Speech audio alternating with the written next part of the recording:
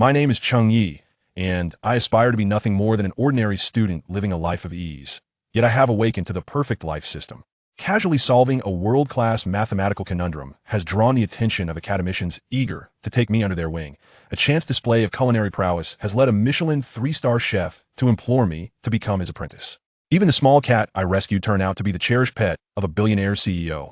The school beauty blocks the entrance. Affluent ladies offer luxurious vehicles, and various magnates vie to bestow resources upon me. I have laid my cards on the table. Please stop pursuing me. I truly do not wish to become a male deity. Chapter 1. The male deity makes you yearn for the unattainable. Me? Have I returned to the summer after the college entrance examination? Qin Lang mused as he sat on the sofa, observing his own body. That gray t-shirt, the Nike shoes worn for 2 years, and the familiar denim jeans. 10 years ago, he hastily rose to glance in the mirror, confronted by the familiar visage devoid of balding concerns. What date is it today? He fished out his phone to check the date. August 31st. This indicates that school is set to commence tomorrow. Ding. A notification chimed, revealing a message from Lin Jiao, the high school classmate he had secretly admired for 3 years. He quickly opened his phone to read the message. Lin Jiao. Qin Lang. Thank you, but I've always regarded you as a good friend. I have no intention of dating. I wish to make the most of my 4 years in university, but we can still remain good friends. Qin Lang gazed at his phone, stirring a tide of memories. He had harbored feelings for Lin Jiao for 3 years, finally mustering the courage to confess after the college entrance examination. He pursued her fervently for 2 months, even enrolling in the same university to be closer to her. Her seemingly encouraging yet comforting reply was nothing but deceitful words. He vividly recalled confessing to her multiple times during his freshman year, only to be met with her perpetual excuse of wanting to focus solely on her studies. After the National Day holiday, she began dating a wealthy and handsome classmate. Such a trite excuse was at one point believed by his younger self. At this moment, Qin Lang had lost interest in her. For years later, he successfully secured a position at a state-owned enterprise. The salary was modest but relatively stable, accompanied by decent benefits. After struggling through a few years in society, he realized that all the vows of eternal love and sweet nothings exchanged during his student days were mere frivolities. One can only appreciate the conclusion of life to understand how naive one was at the beginning. After all, attending the same school, Qin Lang remained polite and replied, With such a simple phrase, he switched off his phone, choosing to no longer dwell on Lin Jiao. Congratulations, host. You have embarked on a new life journey. The male deity system has been bound. This system aims to forge the perfect male deity, making women yearn for the unattainable. Name, Qin Lang. Attractiveness, 8.0. Physique, 7.5. Level, 1. Daily reward, 5,000 yuan. Number of pursuers, 0. A voice echoed in Qin Lang's mind, and after a few seconds, he chuckled, acknowledging the familiar nature of his rebirth. Indeed, having a system was advantageous. 5,000 yuan daily. Qin Lang distinctly remembered that during his university days, his monthly allowance was merely 1,700 yuan. It was just enough to cover expenses. Aside from 3 meals a day, he could occasionally indulge in snacks. On weekends, he could afford a modest gathering with a few friends, but any lavish dining was out of reach. A gathering of 50 yuan per person was feasible. Xiaolang, gather your things. You're heading to school tomorrow. His mother's voice resonated from outside. He hurriedly rose to open the door. His mother, Li Xiuxia, and his father, Qin Zhen, were assisting him with his luggage. Mom. Qin Lang looked at his youthful mother, feeling a surge of emotion. In the past, to secure a good match for him, his family had drained their savings and borrowed hundreds of thousands from his aunt and uncle. They had painstakingly managed to scrape together a down payment for him in the sprawling metropolis, albeit in a remote suburban area. Meanwhile, his parents lived frugally, unwilling to spend a single penny. They had always said that once he graduated from university and found a job, life would become easier. Yet, in the end, that was merely the beginning. Xiaolang, what's wrong? Why are you lost in thought? His father, Qin Zhen, observed his son standing motionless and approached to inquire. Qin Lang snapped back to reality and replied, seemingly bewildered, Dad, it's wonderful to see you so young. Qin Zhen was taken aback for a few seconds before bursting into laughter. Your father has always been quite handsome. Otherwise, how could I have pursued your mother? Huh? Are you insulting someone? I meant your mother. You. Hurry up and finish packing. Early the next morning, the family set off. Old Li, thank you so much. I appreciate your help. Xiaolang, thank your uncle. Qin Zhen expressed gratitude to the driver. Qin Lang chimed in, thank you, Uncle Li. Their family did not own a car, and traveling from their hometown, Jiangcheng, to the metropolis required over 3 hours by bus. Hence, they had to seek assistance from neighbors, though they still needed to compensate them. Uncle Li, with a booming voice, laughed. Ah, Brother Zhen, what are you saying? We've been neighbors for many years. There's no need for formalities. Besides, Xiao Lang did exceptionally well. He's off to the Metropolitan University of Science and Technology. When he returns, he must help my Dao Wei. Uncle, where's Dao Wei studying? Qin Lang inquired. His mother, Li Xiaoxia, kicked his foot and shot him a disapproving glance, making it abundantly clear not to bring up certain topics. Uncle Li sighed. Dao Wei is attending a technical school for now. Qin Lang realized he had misspoken. He meant no harm, but had forgotten what Dao Wei was doing since returning. After all, he had lost contact with many childhood friends over the years. He quickly added, technical schools can be beneficial. One can learn some skills. Uncle Li's sentence remained unfinished. Later, he got expelled from school for fighting. Well, starting work early isn't bad. It gives him a few more years of societal experience. He found a job in a factory, but then got let go. Now he's just living off his parents. Uncle, the weather is splendid today. Indeed, it has been raining for 3 consecutive days. Qin Lang remarked. Xiao Lang, your mother has forgotten to provide you with your living expenses. Here, have 2,000. Spend it wisely. And should you need more, do not hesitate to ask. Li Xiaoxia pulled out her phone, preparing to transfer money to her son. Mom, there's no need. Qin Lang hurriedly interjected. He was so engrossed in reminiscing about his rebirth that he forgot to concoct a reason. Now, his explanation felt somewhat forced. I earned some money from working. I write novels online. Yes, I made a bit for living expenses, enough to sustain me for several months. You needn't send me anything further. As he spoke, he also took out his phone to show his mother his WeChat balance. A full 10,000 yuan, precisely the rewards from the system for yesterday and today. Li Xiaojin gazed at the balance in silence, and after a few seconds of astonishment, she exclaimed, I distinctly remember you spending the entire summer vacation playing video games at home. Is that so? I also earned a bit from gaming. In any case, the money is indeed real. Chapter 2. Charisma and Temperament. Father Qinzhen turned his head from the passenger seat, curiously scrutinizing his son. Writing a novel? You've taken to writing novels now? What kind of novel? I listen to novels every night before I sleep. The ones about cultivating immortality. Your mother prefers the ones about domineering CEOs. A pang of realization struck Qin Lang. He had completely forgotten that his parents were avid readers of online literature. They often held their phones, playing stories aloud. It's a system novel about a university student who acquires a system. He earns 5,000 yuan every day. Qin Lang hastily fabricated. Father Qin nodded. Oh, that one. I know it. Your mother adores those. It usually begins with a breakup or betrayal by a beloved girl, followed by a face-slapping comeback. Hearing his father's words, Qin Lang thought of Lin Jiayao. Was it really following the script? However, Lin Jiayao's situation didn't quite count as betrayal, nor was it a breakup. He had never truly possessed her, so how could he speak of loss? Li Xiaoxia, somewhat skeptical, nevertheless transferred 2,000 yuan. In a poor family, it's wise to carry more money. It never hurts. Don't be frugal out there. Spend as you should. Watching the notification of the transfer pop up on WeChat, Qin Lang felt a lump in his throat. Mom and Dad, thank you. I love you both. But truly, I have enough money now. If I ever need more, I will ask you. For now, I want to take it. His eyes glistened with unshed tears. In his previous life, it was only when he began working that he truly grasped the value of money. He used to complain about his meager allowance in school, and reflecting on it now, he found it amusing. Every penny spent was from his parents. How could he have known how hard it was to earn? Upon hearing her son's heartfelt declaration, Li Xiaoxia was momentarily taken aback. Their family was ordinary, traditional, and conservative, much like the majority of families where love was buried deep. Her eyes also turned slightly red as she gently patted his hand. Silly child, why say this to your parents? She paused, then lowered her voice, infused with a hint of maternal cunning. If you really start making money, save a little for yourself. Don't spend it recklessly. There will be plenty of opportunities to use money in the future. I know. Qin Lang nodded. Meanwhile, Father Qinzhen, upon hearing his son's words, merely gazed ahead. As a father, his love ran deeper, never easily expressed. Uncle Li chimed in. Zhen, you've raised a fine son. Xiao Lang truly understands. Qinzhen's lips curled slightly, of course. The journey of over 3 hours concluded in a delicate yet warm atmosphere. The imposing gates of Magic City Technology University came into view, teeming with new students and their parents dragging suitcases, the air thick with mingled anticipation and farewells. Qin Lang strolled leisurely, guiding his parents and Uncle Li through the campus. They soon found the registration office. This sensation made Qinzhen and Li Xiaoxia feel as if their son had been here before, for he navigated with such familiarity. The procedures went exceptionally smoothly. When Qin Lang received his dormitory key, the system's notification chimed again, issuing the familiar task of creating the first impression of a male god. The task was straightforward. get a haircut, and buy clothes. He enlisted his parents to help organize his dorm and shared a simple meal at the cafeteria.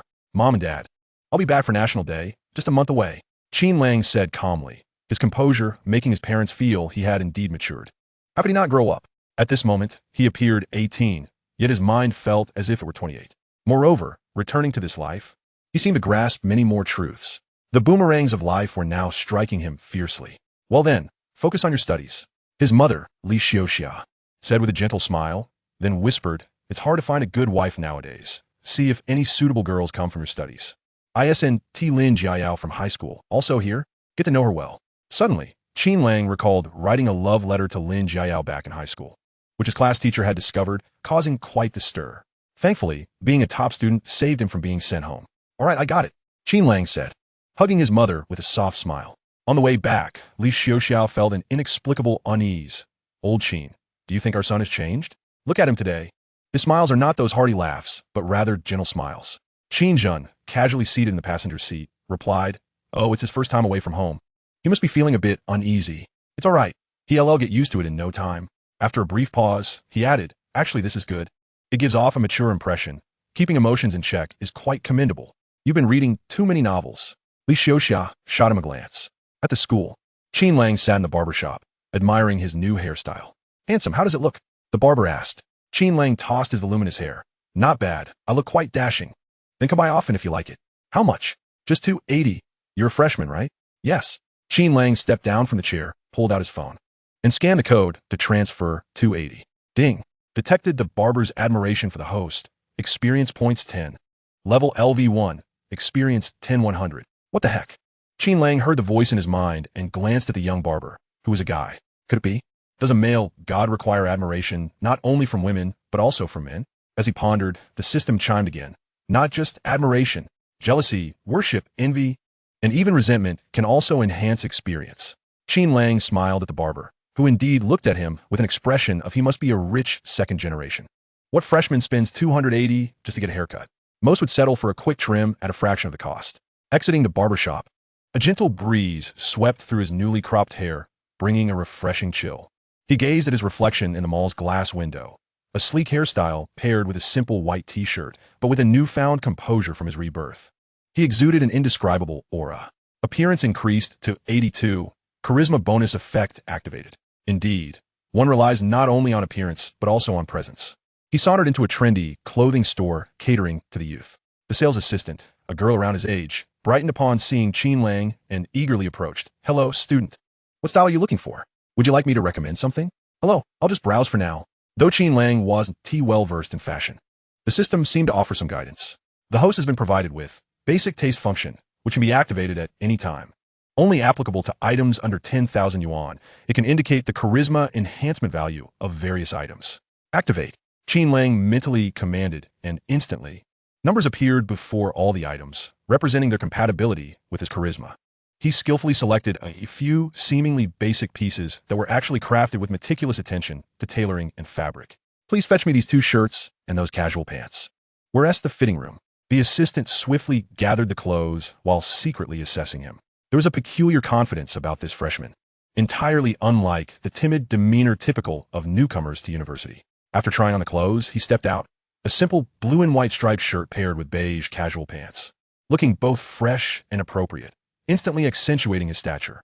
Wow, it really suits you, the assistant exclaimed sincerely, her cheeks slightly flushed as if it were tailored just for him. Detected the assistant's admiration and fondness. Experience points 15. Level LV1. Experience 25-100. Chapter 3. Teacher. Upon hearing the system's voice, Qin Lang realized that the staff member's admiration was genuine and could not be feigned. He glanced at his reflection in the fitting room mirror. The effect was indeed quite commendable. He nodded decisively, declaring, I'll take this set, and please remove the tags. Of course. The total comes to 868 yuan. The clerk stated, carefully gauging his reaction. This price was not particularly affordable for a student. Unfazed, Qin Lang smoothly completed the payment via scan. As the clerk snipped the tags, her curiosity got the better of her. Excuse me, which college are you from? You seem quite mature. Detected the clerk's admiration and fondness. Experience points 15. Level LV1. Experience 40-100. Computer science. Qin Lang replied with a slight smile. refraining from elaborating further as he accepted the bag containing his old clothes. "Oh, I'm actually a junior here. May I add you on WeChat?" The clerk looked at him with hopeful anticipation. Qin Lang was momentarily taken aback, but retrieved his phone. "I didn't realize you were a senior." "It's a pleasure to meet you. I'm Qin Lang." The clerk repeated his name thoughtfully before breaking into a smile. "Are you the one who lost his summer homework in Paris?" Her light-hearted jest amused Qin Lang. "Yes. And it was returned to me just in time for me to finish it and get into our school." In the course of their conversation, they added each other as friends. After expressing his gratitude, Qin Lang donned his new attire and left, carrying 2 additional items. Stepping out of the clothing store, he felt as though he had been rejuvenated. It was not merely the comfort of the crisp fabric of the new clothes. It was a refreshing sensation that emanated from within. The system's prompt chimed in. Newbie task. First impression of a male god completion rate, 100. System reward, 10,000 yuan. To Qin Lang's surprise, the task had yielded a cash reward. On his way back, he passed by an eyewear store.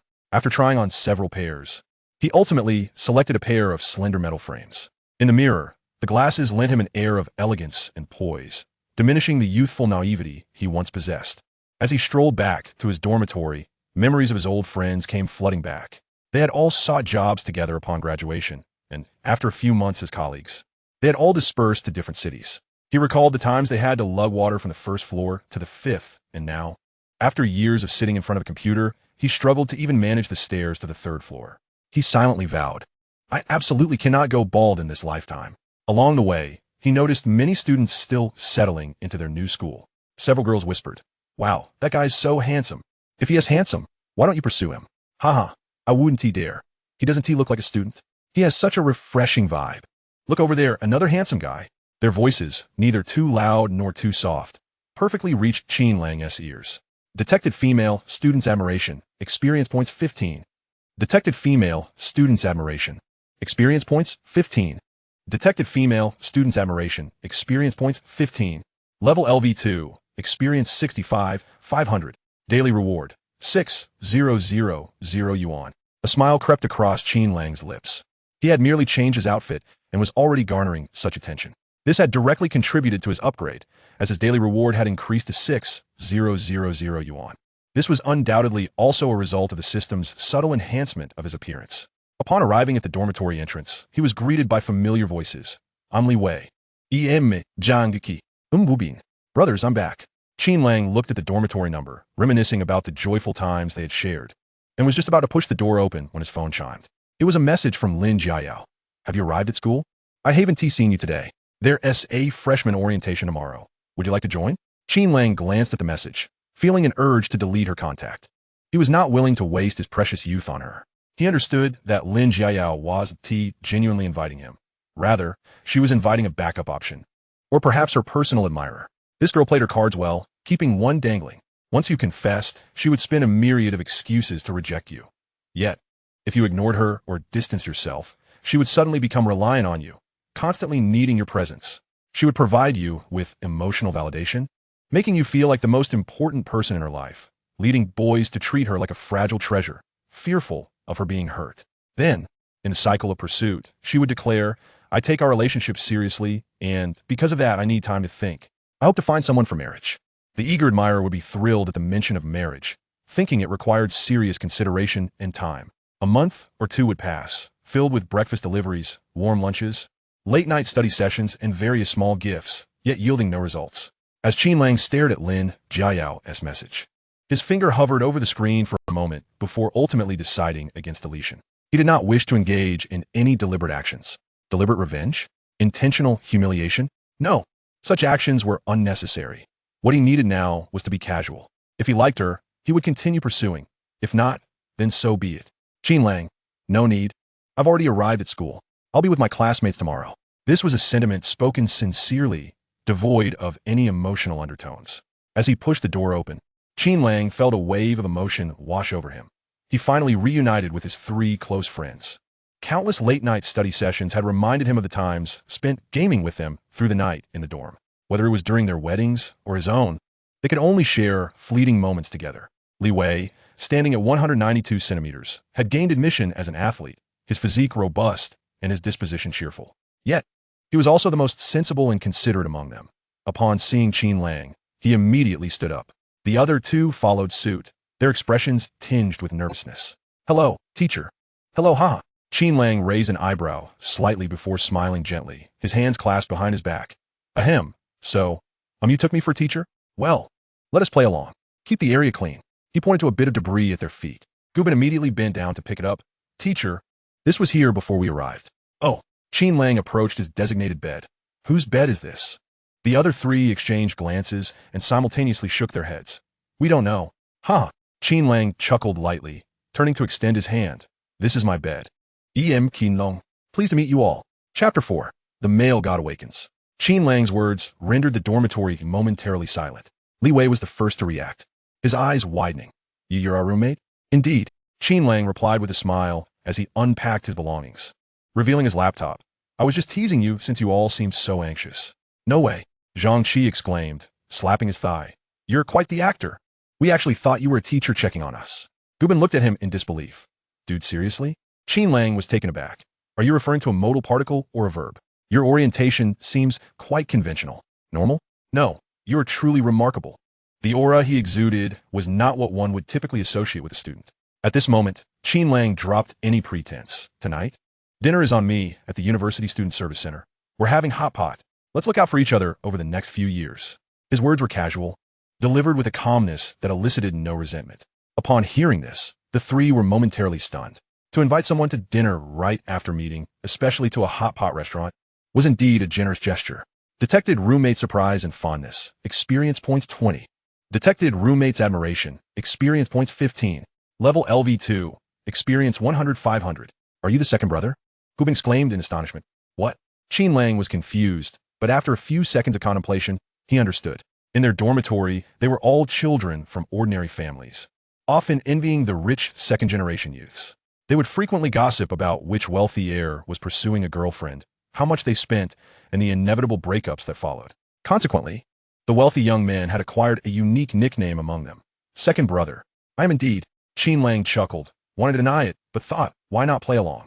He knew his good friends well enough to take this joke in stride. Zhang Qi, feeling slightly embarrassed, remarked, isn't this a bit excessive? It's only the first day, and you're treating us. It's nothing, Qin Lang replied, patting his shoulder. From now on, for the next 4 years, we are brothers. A meal is but a trifling matter. Inside the hot pot restaurant, the bubbling broth soon helped the four become familiar with one another. Li Wei, a straightforward individual, had a few sips of beer and began to open up. Qin Lang, to be honest, when I first saw you, I thought you were quite aloof. But you turn out to be so generous. Aloof? Qin Lang raised an eyebrow. Haha, I was merely putting on a facade. Li Wei and the others were taken aback by how refreshingly self-aware he was. In those days, putting on a facade was not regarded as a compliment. However, Qin Lang understood that if one could master the art of pretense, it could be impressive. Lacking authenticity was simply foolish, especially around his friends. Zhang Qi then asked, what are your plans for university life? Gubin replied, first, I want to find a girlfriend. I have my eyes on a senior today. Li Wei added, I just want to focus on my studies. I'm not planning to look for a girlfriend in college. Qin Lang took a bite of the beef tripe and raised an eyebrow. Li Wei, have you ever considered that you might be the first in our dorm to find a girlfriend, while Gubin, you might not date anyone throughout college? That can't be true. My resolve is strong. Li Wei insisted. Gubin interjected, second brother, could you wish me some good fortune? Qin Lang merely smiled and remained silent. But as it turned out, this was indeed the case. Gubin, who had a persistent desire for a romantic relationship, ended his 4 years of college without ever having one. After searching for a long time, the girl he fancied never acknowledged him, while those who were interested in him were not to his taste. Zhang Qi leaned in and asked, what about me? I also think having a girlfriend would make these 4 years less mundane. Qin Lang inquired, do you enjoy instant noodles? Not really, Zhang Qi replied. Qin Lang nodded, letting out a sigh. Well, remember your words today. You might end up with nothing but the broth. Though Zhang Qi was not the first to date in the dormitory, he had the most relationships and endured the most hardship. His living expenses were nearly depleted by his girlfriend, often leaving him to skip breakfast, have instant noodles for lunch, and make do with whatever for dinner. He would even soak leftover steamed buns in soup. Ironically, this fellow received a monthly allowance of 3,000 yuan, more than Qin Lang, yet lived like a pauper. As they were eating, a familiar figure approached. The sound of laughter from several young men and women caught Qin Lang's attention. That familiar laughter belonged to Lin Jiayao. Qin Lang looked up to see Lin Jiayao walking with another girl, surrounded enthusiastically by 2 young men. Upon noticing Qin Lang, Lin Jiao's expression froze. It was not due to embarrassment at seeing him, but rather because the boys beside her made her hesitant to acknowledge him. It had only been 2 months since their high school graduation, yet the transformation in the boy's appearance and demeanor was striking, leaving her inwardly astonished. Qin, is that you? Qin Lang? Qin Lang's smile broadened, radiating warmth. Yes, Jiao, are you here for dinner as well?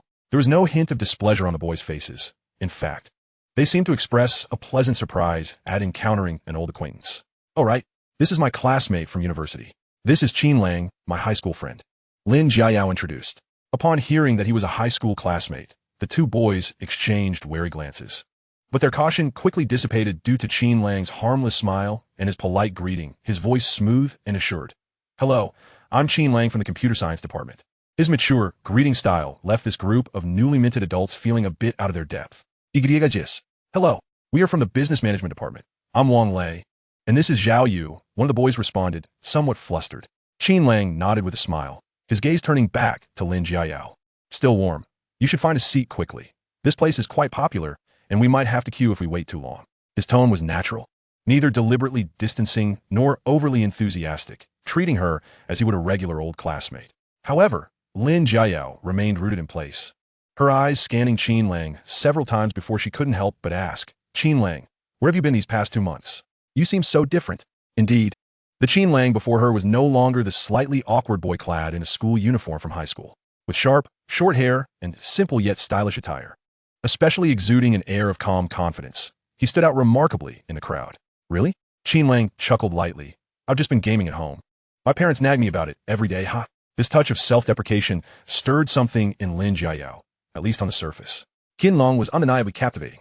His posture and manner of speaking radiated an inexplicable mature charm. Detected Lin Jiao's curiosity and admiration. Experience points 30. Detected the unfamiliar boy's vigilance and subtle inferiority. Experience points 20. Level LV2. Experience 150-500. Noticing Lin Jiao's dazed expression, Qin Lang politely offered, would you like to join us? He was merely being courteous. Lin Jiao shook her head. No need. You all enjoy your meal. She considered suggesting they reserve seats for the opening ceremony the next day. But given the 2 followers beside her, she swallowed her words. The boy named Wang Lei said, we should hurry and reserve a table. It's my treat. He intentionally emphasized the words my treat, as if to flaunt or regain some semblance of dignity. In truth, no one looked down on him. Yet, standing before Qin Lang, he found himself feeling somewhat inferior. Chapter 5. A self-inflicted scheme. Ultimately, Lin Jiao and her companions settled at a table not far away. Throughout the dinner, Lin Jiao occasionally glanced toward Qin Lang, hoping to catch his eye. However, all night, Qin Lang remained engaged in conversation with his roommates about games, anecdotes from their hometown, and aspirations for college life. Lang Gu, your classmate keeps stealing glances at you. Gu Bin, however, noticed everything. Qin Lang did not turn around. Really? Let us eat. After finishing breakfast, it's time to return. For tomorrow, we have the opening ceremony of the new school year. By the way, I will head to the cafeteria shortly to purchase some soy milk. You all can return first after I settle the bill. Drinking soy milk. Didn't you have enough with all those dishes? Zhang Duqi inquired. I simply enjoy it. Qin Lang replied with a peculiar smile. He recalled that it was the soy milk from the cafeteria he had consumed one evening that had, for reasons unknown, resulted in food poisoning. Fortunately, it was only a mild case, and the issue was not severe. The upside was that during military training, he had spent half of the time resting in his dormitory. Later, when the other students had nearly completed their training, he had wished to join, but they had declined his participation, fearing he might hinder the team. Having had their fill, the 4 of them approached the counter. Hello, I'd like to settle the bill. The cashier quickly calculated. That will be a total of 570 yuan. Upon hearing this figure, Li Wei and the others felt a pang of guilt. Qin Lang had ordered an excessive amount of meat. The prices in the bustling metropolis were already steep, and he had ordered 2 portions of items such as beef tripe and shrimp paste. The cheaper dishes were few and far between. Thankfully, it was at school. Had they been dining out, it would have easily cost 700 or 800 yuan. Qin Lang remained unfazed, scanning the payment code, then waved farewell to his friends. All settled. Let us go. Lin Jiao's gaze never strayed from him. Upon witnessing Qin Lang settle the bill, she could only speculate that they were splitting the cost. Jiao, the high school classmate of yours, is quite handsome. They spent over 500 yuan, remarked a nearby female classmate. Her ears perked up upon hearing the cashier's voice. Oh yes. Lin Jiao was about to say something when Wang Lei interjected. It must be a split bill. How could one person cover the cost? His words did more harm than good. causing Lin Jiao's fondness for him to diminish instantly. It wasn't that Wang Lei was overly arrogant. He did have some wealth. The crux of the matter was that Qin Lang was dining with 3 other boys. Had there been girls present, it would have been understandable for a boy to treat a girl. But 4 boys, barely acquainted as freshmen, treating each other? Either they were wealthy or foolish. He preferred to believe the latter, unwilling to accept the notion that they were affluent. As Lin Jiao observed the 2 boys before her, her thoughts drifted back to Qin Lang, and she found herself losing her appetite. She had a penchant for wealthy boys. What kind of family did Qin Lang come from? After 3 years of acquaintance, he still seemed to belong to a modest household. Whether he was wealthy or not was secondary. What mattered now was her burgeoning curiosity about him. Could he possibly be a low-key rich heir? After purchasing a portion of soy milk, Qin Lang returned to the dormitory. After freshening up and exchanging goodnights, he lay on the familiar hard bed, listening to the steady breathing of his roommates. Gazing at the ceiling, he felt a profound sense of tranquility. Having lived a second life, endowed with a system and memories of the future, he experienced an unprecedented sense of security. The following morning, the freshman opening ceremony was held in the grand auditorium. Qin Lang casually ate a piece of bread while sipping the soy milk he had packed the previous night. Damn, just don't let me die, he chuckled to himself. By the time the 4 boys arrived at the auditorium, it was already densely packed. They located their seats in the computer science department and settled in at the back. Qin Lang was dressed in the new attire he had purchased the day before, simple yet refreshing, making him stand out distinctly among the other freshmen who mostly still bore the awkwardness of high school or wore ill-fitting new clothes. The thin-rimmed glasses perched on his nose added an air of elegance and steadiness. Before the ceremony commenced, the auditorium buzzed with noise as student leaders from various departments maintained order. Many gazes, both intentional and otherwise, drifted toward Qin Lang. Hey, look at that boy. He is handsome. Is he from our department? I've never seen him before. He resembles a younger version of a certain celebrity. Such poise. Could he be a senior? Similar whispers floated around. Detected admiration and curiosity from freshmen, experience points 20. Detected goodwill from freshmen, experience points 25. Level LV2, experience points 195, 500. Qin Lang calmly perused the student handbook just distributed, seemingly oblivious to the surrounding chatter. He was anxiously awaiting a reaction, fully expecting an impending bout of stomach distress. A familiar discomfort began to brew within him, the telltale signs of cramps surfacing. Students, please quiet down. The opening ceremony is about to begin. The counselor's voice echoed through the microphone. At that moment, Qin Lang felt a sudden, sharp tug in his abdomen, cold sweat instantly breaking out. His complexion paled slightly as he instinctively clasped his stomach. Lango, what is wrong? You look unwell. Li Wei was the first to notice his distress. Me fine. Just a bit under the weather. Qin Lang forced a smile, inwardly cursing. This soy milk is ever so punctual in its effects. The ceremony proceeded in a systematic fashion. Speeches from the principal and faculty representatives. Yet Qin Lang felt as if he were sitting on pins and needles. Damn, he thought. This is not good, but I must act. He leaned over to Li Wei and whispered, Wei Ge, I think I need to use the restroom. Noticing the pallor of Qin Lang's face and the sheen of sweat on his forehead, Li Wei nodded quickly. Do you want me to accompany you? No need. I can manage on my own, Qin Lang insisted, mustering the strength to rise, slightly hunched over, and hurried towards the auditorium's side door. As he stood, many eyes turned to focus on him, including the ever-watchful Lin Jiao. What is wrong with Qin Lang? She pondered, her concern for him inexplicably heightened as she observed his somewhat disheveled retreat. Qin Lang practically dashed into the restroom, where a tumultuous upheaval ensued, leaving him weakly leaning against the stall partition, his face drained of color. Though he felt miserable, the symptoms mirrored those of his past life perfectly. He remained in the restroom for several minutes until he felt somewhat better, before shakily making his way back to the auditorium, just in time for the student representative's speech. Now, please welcome our distinguished student representative, the chairperson of the Student Council, Su Wanqing from the 3rd year of the Economic Management Department. A tall, striking figure stepped onto the stage, and Su Wanqing's entrance caused a stir among the freshmen. To say she was breathtaking would be an understatement. However, Qin Lang had no inclination to admire her. He was already well acquainted with her.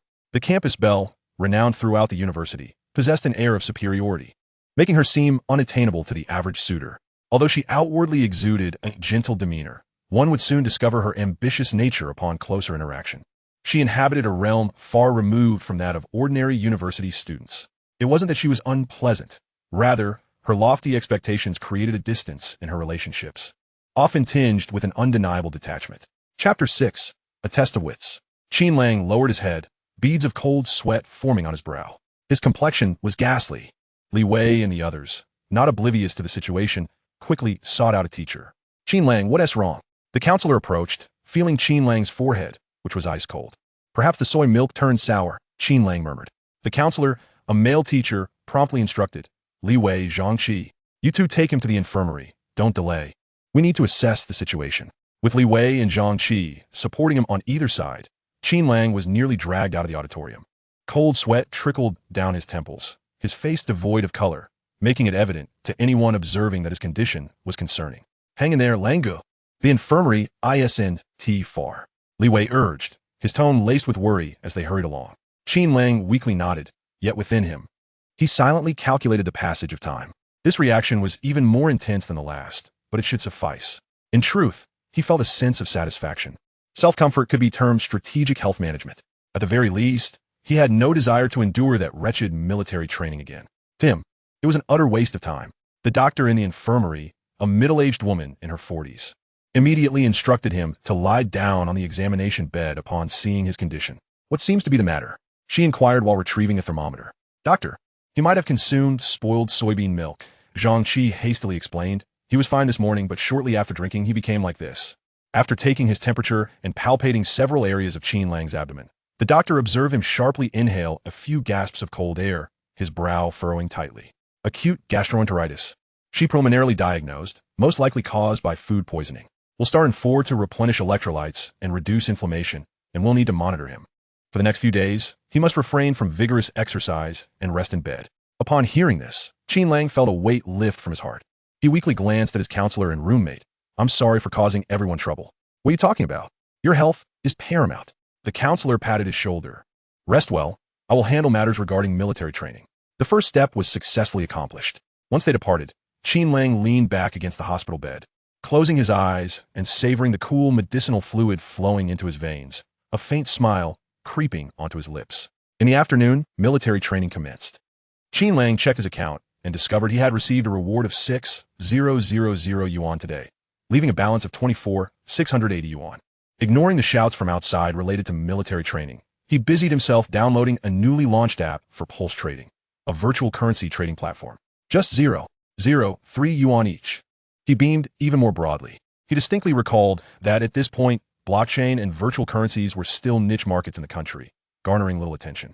However, not long after, virtual currencies began to soar, rising from mere cents to several dollars, then hundreds and thousands. Especially in 10 years, a pulse coin could fetch as much as 800,000 yuan. Thus, purchasing within this decade would undoubtedly yield profits.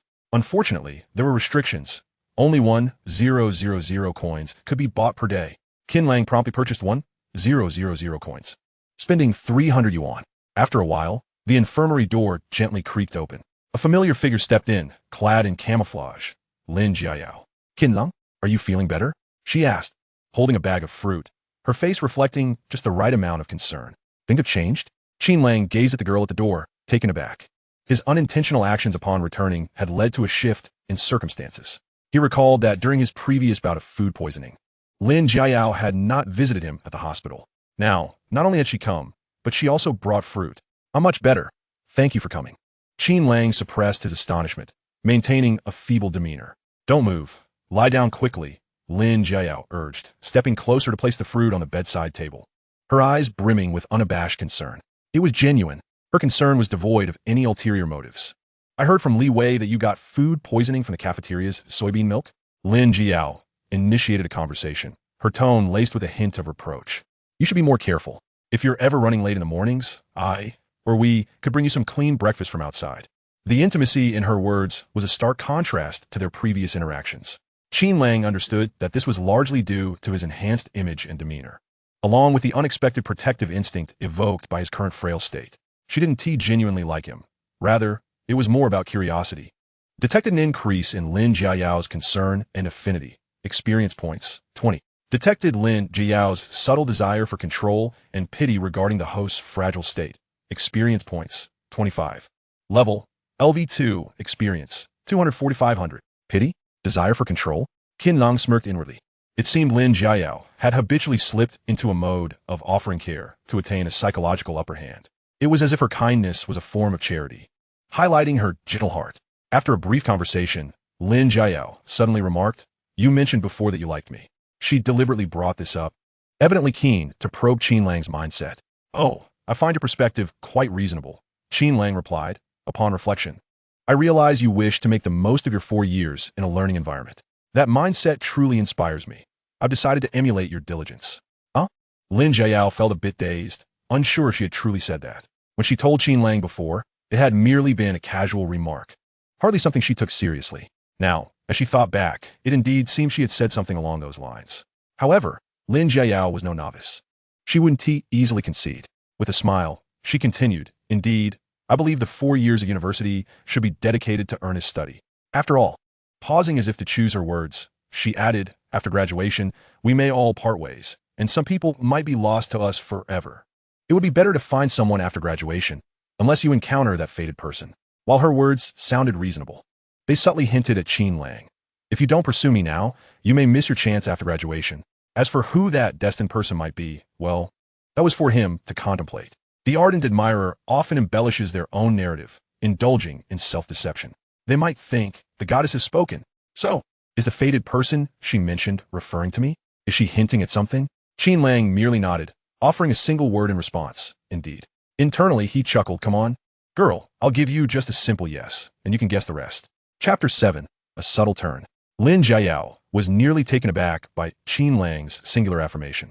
The scenario she had envisioned did not materialize. There were no urgent declarations of love, no astonished expressions of gratitude, not even the slightest ripple of emotion. Qin Lang simply gazed at her with calmness. This feeling of being entirely out of control left Lin Jiayao feeling quite uncomfortable, even irked.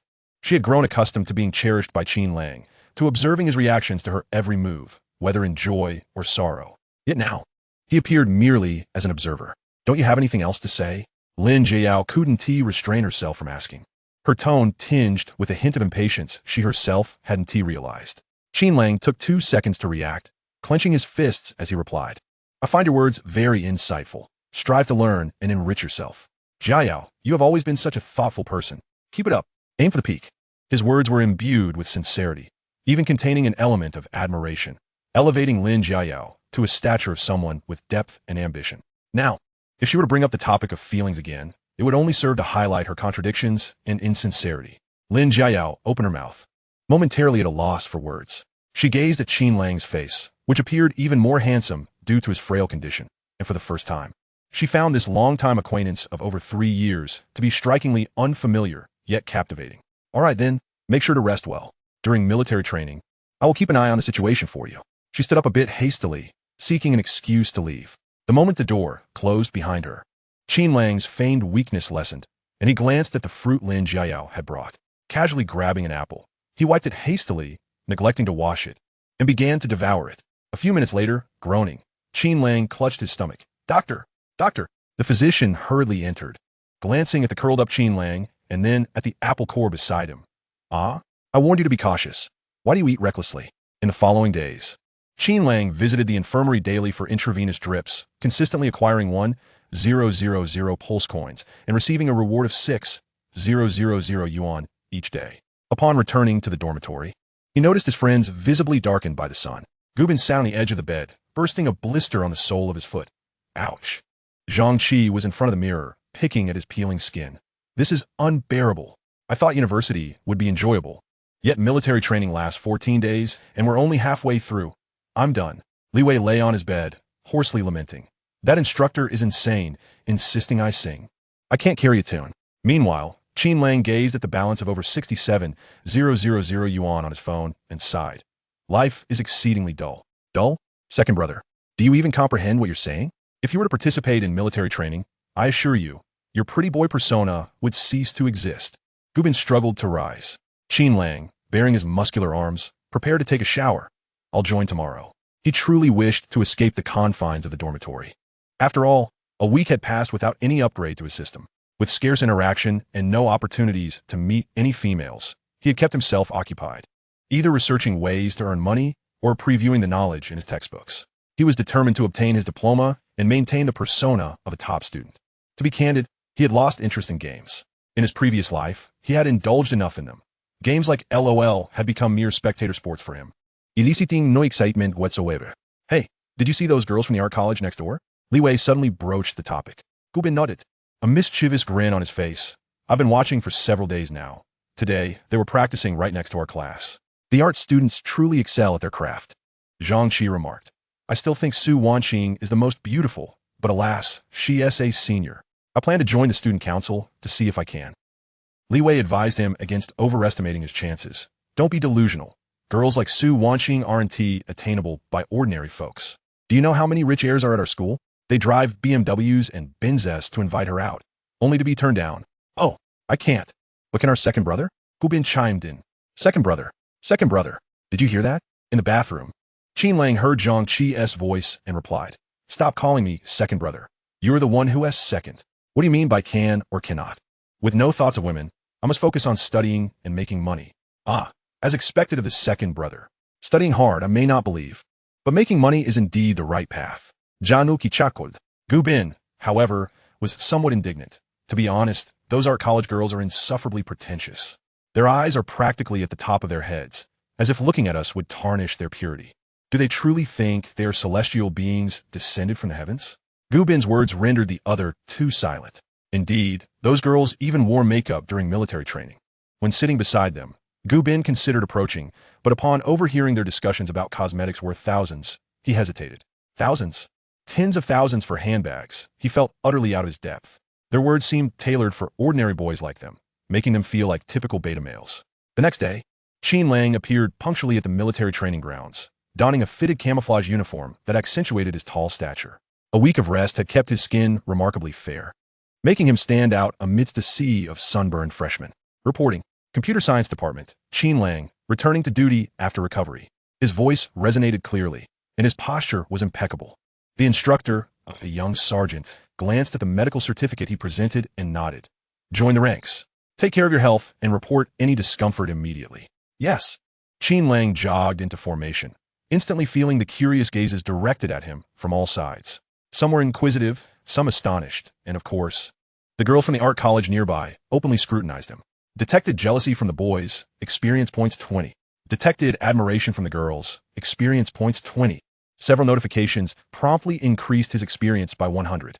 Level LV2, experience 300-4,500. Delight surged within Qin Lang. However, he realized he had yet to learn anything. He was unfamiliar with marching in step, executing commands like march or stand at attention. Although he understood the concepts, he struggled to keep pace. The instructor promptly assigned him to a separate squad, allowing him to merely follow along, lest he fall ill again. This arrangement, surprisingly, alleviated some of Qin Lang's burdens.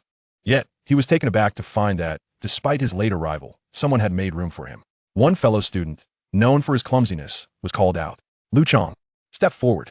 The instructor, growing exasperated, summoned the timid boy. Lu Chong stepped forward, standing rigidly at attention. Listen to my command. March. 1-2, 1-2. Lu Chong took a deep breath, stepping out as he remembered to lead with his left foot, swinging his left arm forward simultaneously. A strange silence enveloped the area. And then, someone couldn't contain themselves and burst into laughter, igniting a wave of mirth throughout the training ground. Ha ha ha. P.S. marching out of sync. How was he managing to step in unison with his hands? Lu Chong, were you doing that on purpose? Brilliant. Lu Chong realized something was amiss. He wanted to laugh himself, but the more he tried, the more anxious he became. And the more anxious he got, the more distorted his movements became. Qin Lang frowned, observing him, struggling to suppress his own laughter. Ultimately, however, the facade of solemnity he had cultivated was shattered by this comical display. Ha ha ha. He couldn't help but join in the laughter. Chapter 8, Adding a Friend. The instructor covered his forehead, torn between amusement and frustration. Stop. Lu Chong. How many times must I repeat myself? The arm swing and leg movement are opposite. How am I supposed to teach you like this? The laughter grew louder, with even the girls in the adjacent formation casting curious glances, whispering and giggling amongst themselves. Lu Chong wished for nothing more than to disappear into the ground, lowering his head in embarrassment. At that moment, the instructor's gaze swept across the formation, landing squarely on Qin Lang, who, due to his recovery, was positioned separately yet stood relaxed and upright. Qin Lang, You come here. The instructor called out. Qin Lang was momentarily taken aback, then swiftly jogged forward, exclaiming, "Present," with a clear and powerful voice. "Do you see that?" The instructor addressed the dejected Lu Chong and all the students. "Here is a fellow freshman, Qin Lang, who was ill for a week, and look at his posture and spirit. Now take a good look at yourself." Qin Lang secretly chuckled to himself. "I was only sick for 2 days. The rest was all for show." The instructor then turned to Qin Lang. "Qin Lang, come. Demonstrate the basic movements for marching to everyone. Follow the commands I just taught Lu Chong." Detected the attention of the entire crowd. Experience points 15. Detected Lu Chong's embarrassment and subtle envy. Experience points 10. Achievement of standing tall accomplished. Appearance increased to 85. Physical fitness enhanced to 85. Level LV2. Experience 365, 500. Qin Lang was momentarily taken aback, feeling a surge of social anxiety. It was not merely in front of his class. Several other classes were also on break nearby. A few classes from the Art Academy had also paused. At least hundreds of eyes were fixated on him. "No way, am I being toyed with?" he thought inwardly, yet dared not voice any complaint. Since escape was not an option, he resolved to give it his all. "March in step, left, right, left." The instructor called out again. Qin Lang sprang into action. His movements were crisp and unhesitating. Striding forward, swinging his arms in perfect coordination, he exuded a sense of power. The previously laughter-filled venue fell silent in an instant, all captivated by Qin Lang's textbook perfect movements. The girls, in particular, were wide-eyed with admiration. "Halt!" The instructor's command echoed. Qin Lang took 2 precise steps, standing firmly, turning to face the instructor and the formation, his complexion unflushed and breath steady. Look, did you see that?" The instructor suddenly pointed at Qin Lang, raising his voice to the crowd. "After a week of training, no one has performed as well as he has on his first day." Qin Lang gritted his teeth, feeling a rush of pride. "Damn, being praised in public feels quite exhilarating." The instructor then declared, "Qin Lang, you will now replace Lu Chong. Lu Chong, step aside and learn properly." "Yes, sir." Both responded in unison. After practicing for a while, the signal for a break sounded, and everyone collapsed onto the ground in relief. However, Qin Lang merely walked to the shade of a tree, picked up his water bottle, and sipped slowly, his breath stable, with hardly any sweat on his forehead. "Dude, impressive. Have you trained before?" Li Wei nudged him with his shoulder. "Just some casual exercises at home," Qin Lang replied with a smile. At that moment, a cascade of melodious laughter floated over from the Art Academy.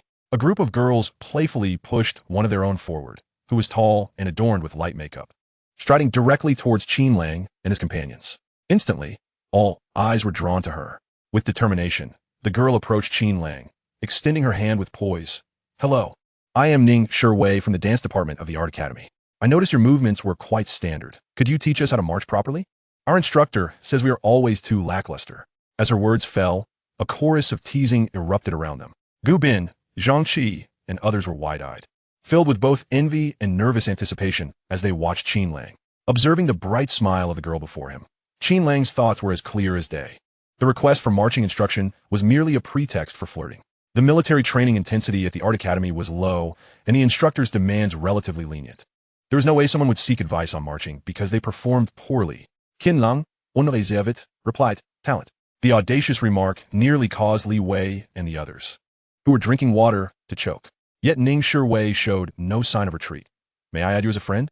"Certainly," Qin Lang answered promptly, finding the girl's appearance deserving of an 85 out of 100. A score of 60 would be considered decent, but an 85 was definitely commendable. However, he had no intention of giving her an easy opportunity. A true idol remains an idol precisely because they are not easily attained. Still, he decided to leave a flicker of hope for her. Detected Ning Shiwei's excitement and yearning for romance. Experience points 20. Detected the envy of surrounding boys. Experience points 20. Detected the jealousy of nearby boys. Experience points 50.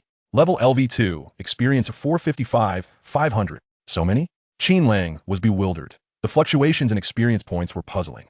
He had been unable to understand why they mostly hovered around 20. Yet at this moment, it seemed he grasped the situation.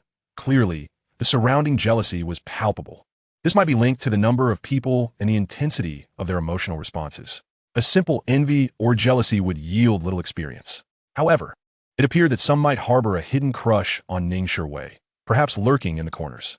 "Congratulations, host. You have been approached by a girl for the first time. Reward of 2,000 yuan. Please prompt the girl to pursue you, unlocking skill points in the process." "Skill points?" Golden finger? Talent monster? A few phrases flickered through his mind, but he dismissed them without much thought. Thank you. Ning Shiwei successfully scanned his code, satisfied, playfully winking at Qin Lang before turning away. Amidst the envious and jealous gazes of the boys, she gracefully returned to her formation in the art academy. Upon her return, several girls quickly surrounded her, playfully teasing. Oh my, you added him? Aren't you happy? That guy is so handsome. I saw him that day. He seems to come from a good family too. You should just laugh it off. Ning Shiwei feigned calmness, a hint of shyness creeping in. Oh, it's not as you imagine. Yet in truth, it was exactly as they imagined. Ning Shiwei's gaze frequently drifted towards the boys, already fantasizing about how their future conversations might unfold. As she departed, Li Wei, Gu Bin, and the others immediately crowded around. I can't believe it. Lang Ye. No. Lang Shen. How did you pull that off? Ning Shiwei, just like that, is yours? Gu Bin babbled excitedly. Qin Lang shrugged. What did I pull off? You all saw. It was my first day, and I did nothing. Do you believe it's purely based on looks? Gu Bin took a deep breath. Bro, if you say that. I genuinely want to strangle you. Zhang Qi. 1. Li Wei. 1. However, the system did not issue a reminder this time. These guys really seemed to want to strangle him. Detected Lin Jiao's complex emotions, resentment, astonishment, a hint of bitterness. Experience points 25. Level LV2, experience 480, 500. Suddenly, the system's voice chimed in again, indicating a message from Lin Jiao. This suggested she had also seen him. Qin Lang scanned the area and indeed spotted Lin Jiao, sitting in a corner of the formation behind him, sipping water, her eyes reflecting a tinge of resentment. Chapter 9. I like you. Break time is over. Assemble. The instructor's whistle interrupted the murmurs of the crowd and Qin Lang's thoughts. Training resumed. Now standing in place of Lu Chong, Qin Lang became even more conspicuous in the formation. During lunch, after a hearty meal, the group returned to their dormitory. As soon as he entered, Qin Lang received a message from Ning Shiwei. A classic greeting. Are you there? Qin Lang's smile faltered slightly. Back in university, he was not unattractive either. Why had no girls ever shown interest in him? Observing his smile, Gu Bin realized he was chatting with a girl. Wow, second brother. You always said Li Wei was the first to date. Why does it feel like it's you instead? Hearing the sour tone, Qin Lang flashed his screen. I didn't say anything. You can see for yourselves. He had no intention of forming a relationship with this girl, so he didn't mind showing his friends. Gu Bin remarked, can you really see it? Absolutely. Qin Lang nodded calmly. Gu Bin then snatched his phone, and the other two leaned in to see. Ning Shiwei, are you there? Qin Lang, yes. Ning Shiwei, may I ask you something? Smiley face, Qin Lang, please go ahead. Ning Shiwei, are you single? Smile, Qin Lang, yes. The chat momentarily halted as Gu Bin and the others observed the notification on the screen indicating the other party is typing. Second brother, you need to take the initiative. This is practically a sure win. Hurry up and respond. Let us have dinner together tonight or go out this weekend. It's a guaranteed success. Gu Bin felt a sense of urgency for him. Zhang Qi chimed in. Exactly, a girl from the dance department of the art academy. So many people wish they could connect with her. However, Qin Lang merely took the phone, adjusted his hair in front of the mirror, and replied in a nonchalant tone. What's the rush? Desperation, ISN, TA good look. Her looks are just average, I suppose. His words immediately drew the ire of the three. Such blatant arrogance. Absolutely shameless. Average? Hand over her WeChat. ID say she is stunning. Meanwhile, Ning Shiwei had already replied. After military training, do you have time to go out? Qin Lang glanced at his phone, a smirk forming on his lips. He typed back. I've been quite busy lately, may not have the time. Let us talk later. He didn't outright refuse, but merely suggested a possibility. After replying, he tossed the phone onto the table and, picking up a basin, said to the astonished trio, I'm off to take a shower, I'm covered in sweat. Women only slowed down my reflexes. Gu Bin, Zhang Qi, and Li Wei exchanged glances, contemplating Qin Lang's nonchalant demeanor and the cruel reply he had sent. Wow. Second brother, your attitude is through the roof. Does he truly not like her, or is he playing hard to get? I always thought he'd be the first to find a girlfriend, but I never expected he'd be pursued. Detected the roommate's astonishment and admiration for the host's calm reaction. Experience points 20. Detected Ning Shiwei's potential disappointment and heightened curiosity after receiving the reply. Experience points 15. Level LV3, experience 515, 2000. Daily reward, 7,000 yuan. Just as Qin Lang entered the bathroom, he emerged again, clasping his fists and addressing his friends. Thanks, guys. Don't be shocked or awed. I'm not impressed by your theatrics. Gu Bin retorted. Days passed, and the military training performance was set for tomorrow, marking the final day of training. During the lunch break, Qin Lang checked his account, having received another 42,000 yuan reward over the past 6 days. He had also completed several minor achievements, earning over 10,000 yuan.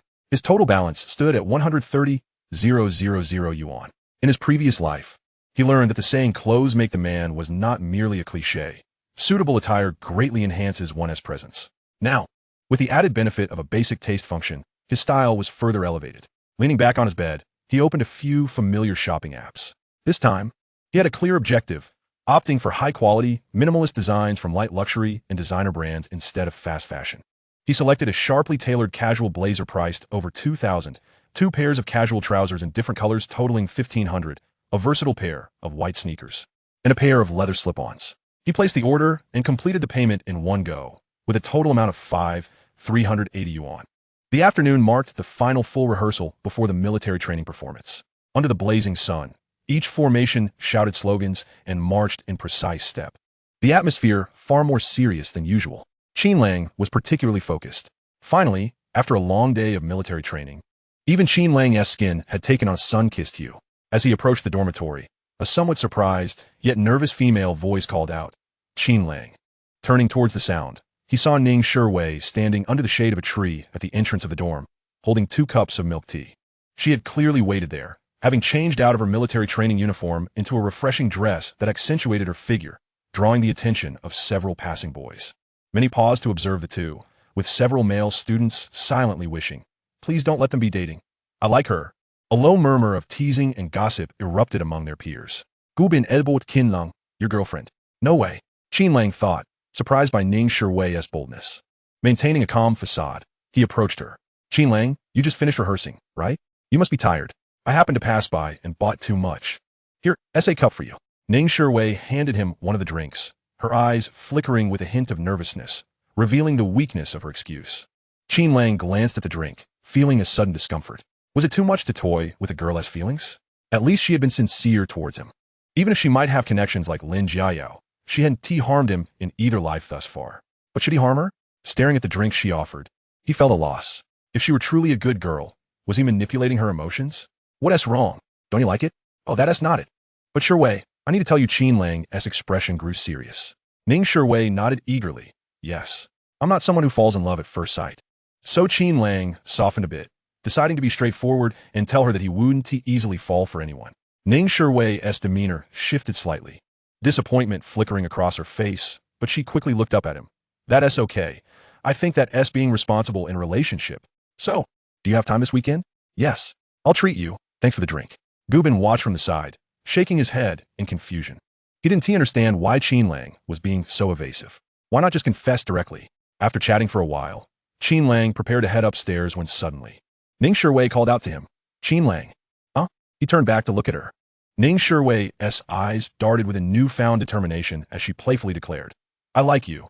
Off I go." Chapter 10, The Strategist. As soon as Ning Shuwei finished her sentence, her cheeks flushed bright red. She couldn't bear to look at Qin Lang's reaction and swiftly turned, dashing away like a startled deer, the hem of her dress trailing behind her in a youthful arc. Qin Lang and Gu Bin stood frozen in place. He still held the cup of lukewarm milk tea, feeling the mixed gazes of envy, jealousy, and curiosity from all around. Detected Ning Shuwei's heartfelt confession, triggering a strong emotional response. Experience points 50. Detected the shock and envy of numerous onlookers. Experience points 40. Congratulations to the host for receiving Ning Shuwei's first pursuit. Cash reward of 50,000 yuan. Pursuit count, 1. Skill system unlocked. 1 skill point available to enhance abilities. Acting, music, athletics, learning aptitude. Level LV3. Experience 605, 2000. Qin Lang heard the system's voice but found himself lost in thoughts of Ning Shuwei, a girl he had never truly encountered in his previous life. Love, it seems, should not be pursued to its extremes. The pursuit of perfect love? Disregarding material wealth, physical appearance, and demeanor, what remains to be considered? Having been granted a second chance at life, he has come to comprehend many truths. Yet he yearns to preserve the essence of such pure beauty in its most exquisite form. At the very least, when he grows old, he shall have a beautiful memory to cherish. Upon returning to his dormitory, Qin Lang found himself lost in thought, staring blankly at the computer screen. Behind him, 3 friends were unabashedly teasing him.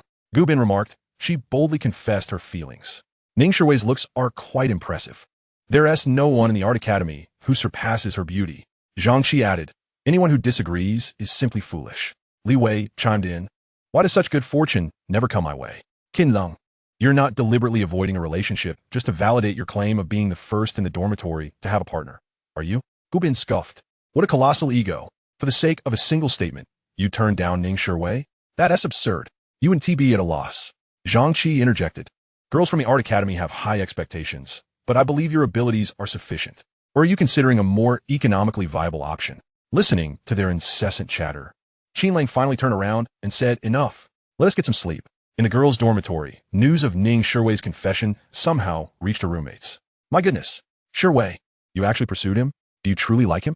Her roommate Wang Jiaqing exclaimed, astonished. What is wrong with that?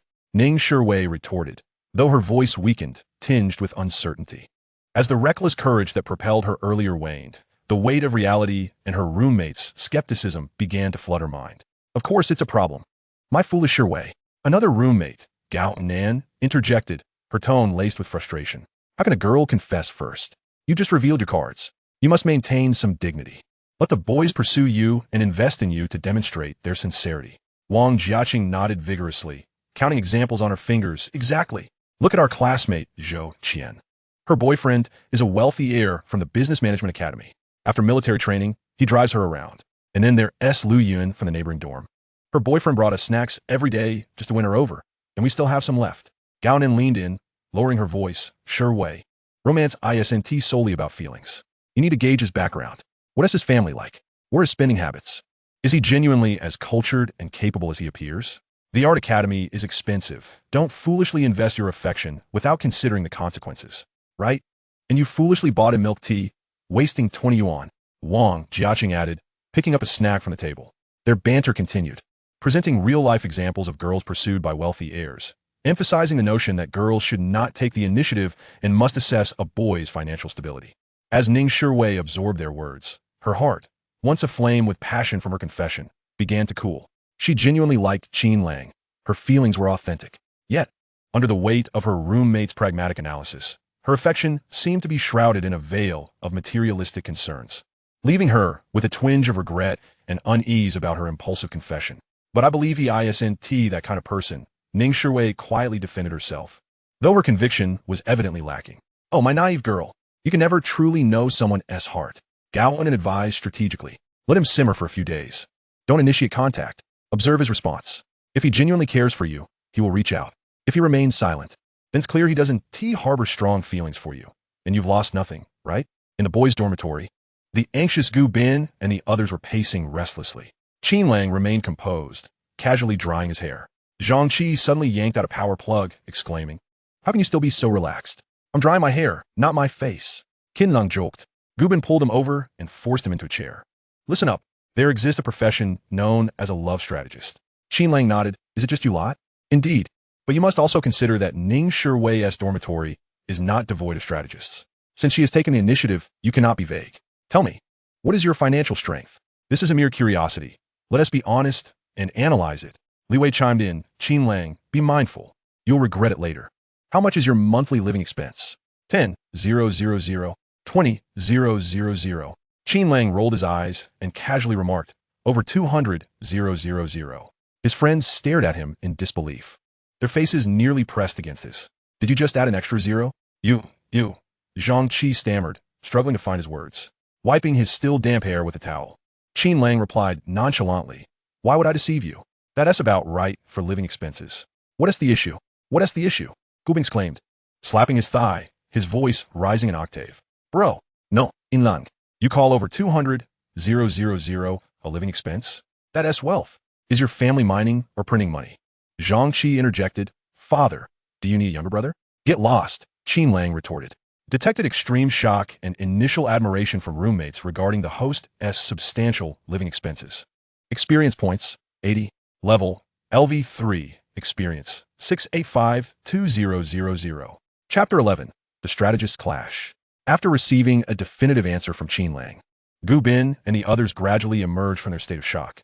Though they were stung by the revelation of his living expenses, a sense of pride surged within them, reveling in their friend's remarkable status.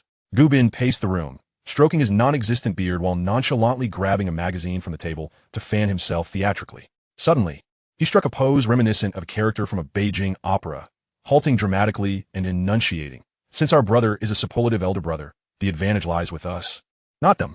He snapped his fan shut, clapped his hands, and gazed at Qin Lang with sparkling eyes. No wonder our brother remains so composed. If I were in his shoes, I would be unfazed too. With 200,000 a month, who wouldn't he want to pursue anyone?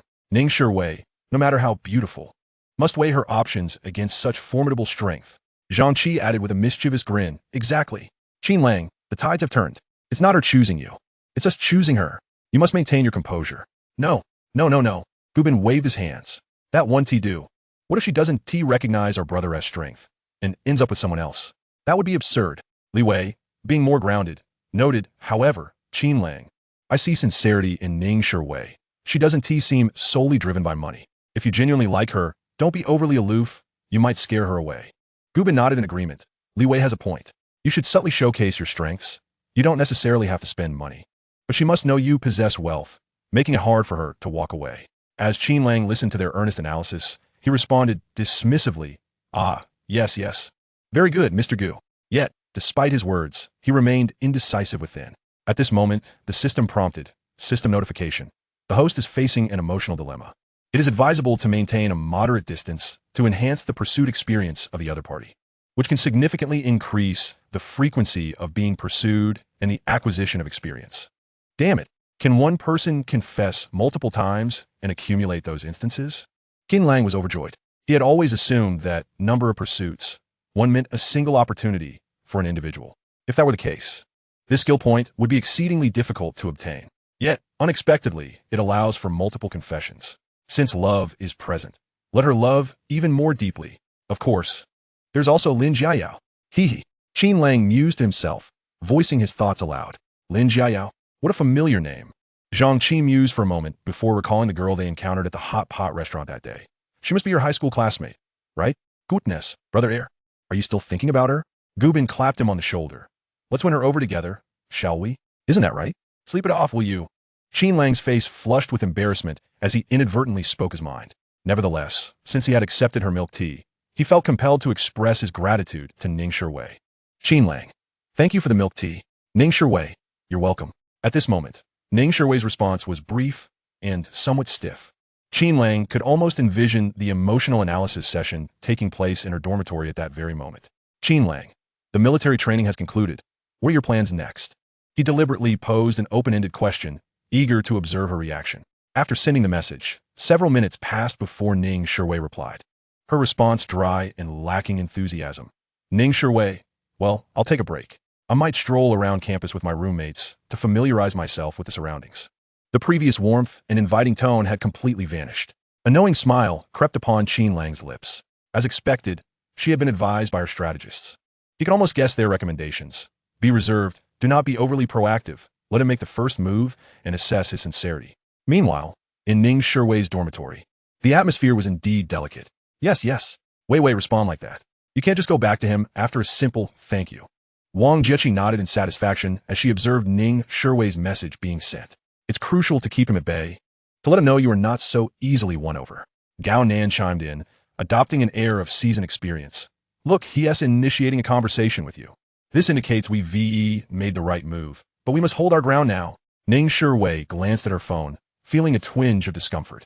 She genuinely wished to inquire if Qin Lang was available tomorrow evening or to discuss the upcoming performance. However, her roommate's words loomed over her like a binding spell, preventing her from expressing her true thoughts freely, forcing her to adhere to their strategy, responding with restraint and aloofness. The sense of being constrained left her feeling quite awkward, yet she felt unable to back down. Qin Lang, that is quite good. Familiarizing oneself with the environment is indeed important. Smiley face. Qin Lang, I plan to go out shortly to buy some things, so I won't disturb you for now. Look, you didn't even insist. Wang Jiechi immediately seized the evidence.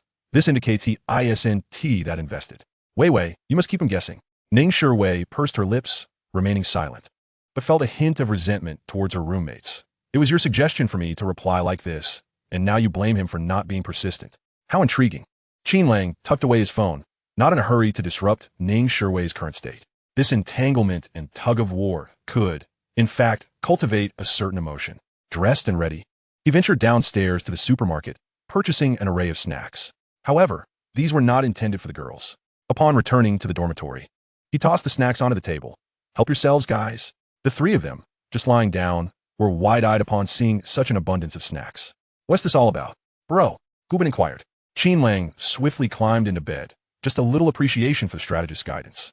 He settled into bed, while the other three descended again, beginning to divide the snacks. Just as he was about to sleep, his phone buzzed again. It wasn't Ning Shuwei, but rather Lin Jiayao. "Lin Jiayao, congratulations, I heard you received a confession. News travels fast, doesn't it?" Qin Lang didn't take it to heart, and simply switched off his phone. He was well aware of Lin Jiayao's intentions, to pry for information. He had nothing to discuss with her. Chapter 12. Enhancement of Abilities. On the other side, within the girls' dormitory, after sending that seemingly casual yet meticulously crafted message, Lin Jiayao anxiously stared at her phone screen. She imagined several potential responses from Qin Lang: a triumphant admission, a humble denial, or perhaps a reciprocal inquiry about her recent happenings. She had rehearsed her replies multiple times. However, 1 minute, 2 minutes, 5 minutes passed, and her phone remained silent. Did he not see it? Or is he preoccupied? Lin Jiayao mused, growing increasingly restless. Unable to contain herself, she sent another message. "Lin Jiayao, I heard she's the belle of the art academy. You're quite the catch." Still, there was no response. This complete silence was more distressing than any reply could have been. "Jiayao, your facial cleanser is quite nice. Can I use just a little bit?" A roommate inquired. Lin Jiayao nodded. "Sure. Is it from that Wang Lei who treated you to dinner?" "Yes," Lin Jiayao replied casually, her eyes glued to her phone. Wang Lei, who had previously taken her out to dinner, clearly harbored feelings for her. Yet, she continued to dangle the prospect of his affection, accepting his gifts while maintaining the facade of testing his sincerity. Qin Lang enjoyed a refreshing nap in his dorm, blissfully unaware of the emotional journeys of the two girls. The following day marked the last day. The performance was scheduled for the morning, while the afternoon was relatively free, culminating in a welcome party that evening. Ning Shuwei had not slept well the night before. Her family circumstances were fairly decent. After all, they could afford to support her in studying art, indicating some financial stability. For her, the prospect of an impractical romance was not to be entertained. Who would desire a little extra pocket money? Especially if a boy could take the initiative to treat her? Yet, compared to other girls, she exhibited considerable restraint. Other girls would openly demand or subtly manipulate their way into obtaining favors, even expecting boys to provide for them as a matter of course. However, she preferred to maintain her dignity. If she liked someone, she would express it openly. Yet if a boy spent 100 on her, she felt compelled to reciprocate with at least 50 worth of gifts. Unfortunately, she had incurred a loss of 20 yuan the previous day. With faint dark circles under her eyes, Ning Shuwei walked toward the playground to gather with her roommates. Her mind was a whirlwind, oscillating between thoughts of whether Qin Lang would reach out to her and her annoyance over the previous day's financial loss from the milk tea. She even began to ponder if her roommate's advice held any merit. "Aren't you eating?" Qin Lang's voice called out from behind, causing Ning Shuwei to turn around. There he was, the boy she had been thinking about all night. Qin Lang was well aware of her sleepless night, as he had been receiving system notifications since dawn. All were experience points provided by Ning Shuwei. Desire unfulfilled, restless tossing, insecure anticipation, which had directly boosted his experience bar significantly. Level LV3, experience 785, 2000. He had gained an additional 120 experience points. "Let us grab something to eat." Qin Lang held a bag of breakfast containing milk, eggs, and a piece of bread. "Who do you think you are, delivering this to me?" The girl pouted, becoming somewhat coy. All she wished to hear from him was the simple phrase, "Would you be my girlfriend?" Qin Lang inquired. "Who do you think I am?" "I didn't quite grasp your meaning from yesterday. I didn't catch what you said." The girl chuckled at his playful demeanor, then feigned disappointment. "Regardless, I said I like you, and how you feel about it is none of my concern." Ding. Congratulations, host. You have received Ning Shuwei's second pursuit. Reward, 20,000 yuan. Number of pursuits, 2. Reward skill points, 1 point. At that moment, Qin Lang hesitated to give an affirmative answer, as if a decision was forming within him. Yet he knew that once he agreed and they became a couple, any further declarations of affection from her would not contribute to the count of pursuits. Damn, this money is easy to earn, Qin Lang mused inwardly. Though this time, it wasn't as substantial as the first. A mere 20,000 yuan. Hearing the system's notification, Qin Lang felt elated. The rewards for being pursued were indeed considerable. However, he maintained a facade of calm. Now is not the time to concede. He gently grasped Ning Shiwei's wrist, applying just enough pressure to halt her steps. Ning Shiwei turned back in surprise, her heart racing. Qin Lang regarded her with a more serious demeanor. Thank you for your affection. When it comes to matters of the heart, I believe we should proceed with caution and take the time to understand one another better. Don't you think? Let us meet at the evening gala. He neither rejected her nor accepted, but provided a response that seemed entirely reasonable and filled with a sense of responsibility. This left Ning Shiwei momentarily speechless, even feeling that his words held great merit, causing her to feel a twinge of embarrassment for her earlier assertiveness. Oh, all right, see you tonight, she replied softly, her cheeks flushing rapidly. It turned out he was rather composed and wished to take responsibility. Her heart fluttered like a startled fawn, and she hastily quickened her pace, glancing back to say to Qin Lang, let us keep our promise for tonight, no matter what. Indeed, Qin Lang nodded earnestly. He subsequently opened the system panel, observing the newly credited 20,000 yuan and the precious skill point, contemplating which ability would most benefit his forthcoming journey to becoming a heartthrob. With dozens of skills available, each branching into numerous categories, he pondered. Acting? Perhaps it would enable him to portray various characters more adeptly. Music or sports? These would undoubtedly draw attention at the gala or on the athletic field. Learning ability? A steady foundation for becoming a scholarly idol. Ultimately, he opted for learning ability, superb comprehension, beginner. As for sports, he selected basketball ability, beginner. Often, mastery comes from practice and exposure, but at this moment, that principle would no longer apply to him. Basketball was merely a personal passion. A beginner's proficiency sufficed for him. He glanced at the introduction for master-level basketball skills. Should he attain this ability, he could play in the NBA, but that seemed entirely unnecessary. A refreshing current surged through his mind, and Qin Lang felt his thoughts sharpen considerably, as countless concepts suddenly fell into a coherent order. Simultaneously, the fundamentals of basketball techniques and tactical positioning flooded his consciousness, and his arm and leg muscles appeared to develop subtle muscle memory for certain movements. Damn, if there were basketball competition, I'd surely captivate all those girls. Qin Lang chuckled with pride. Chapter 13, The Breakfast Dilemma.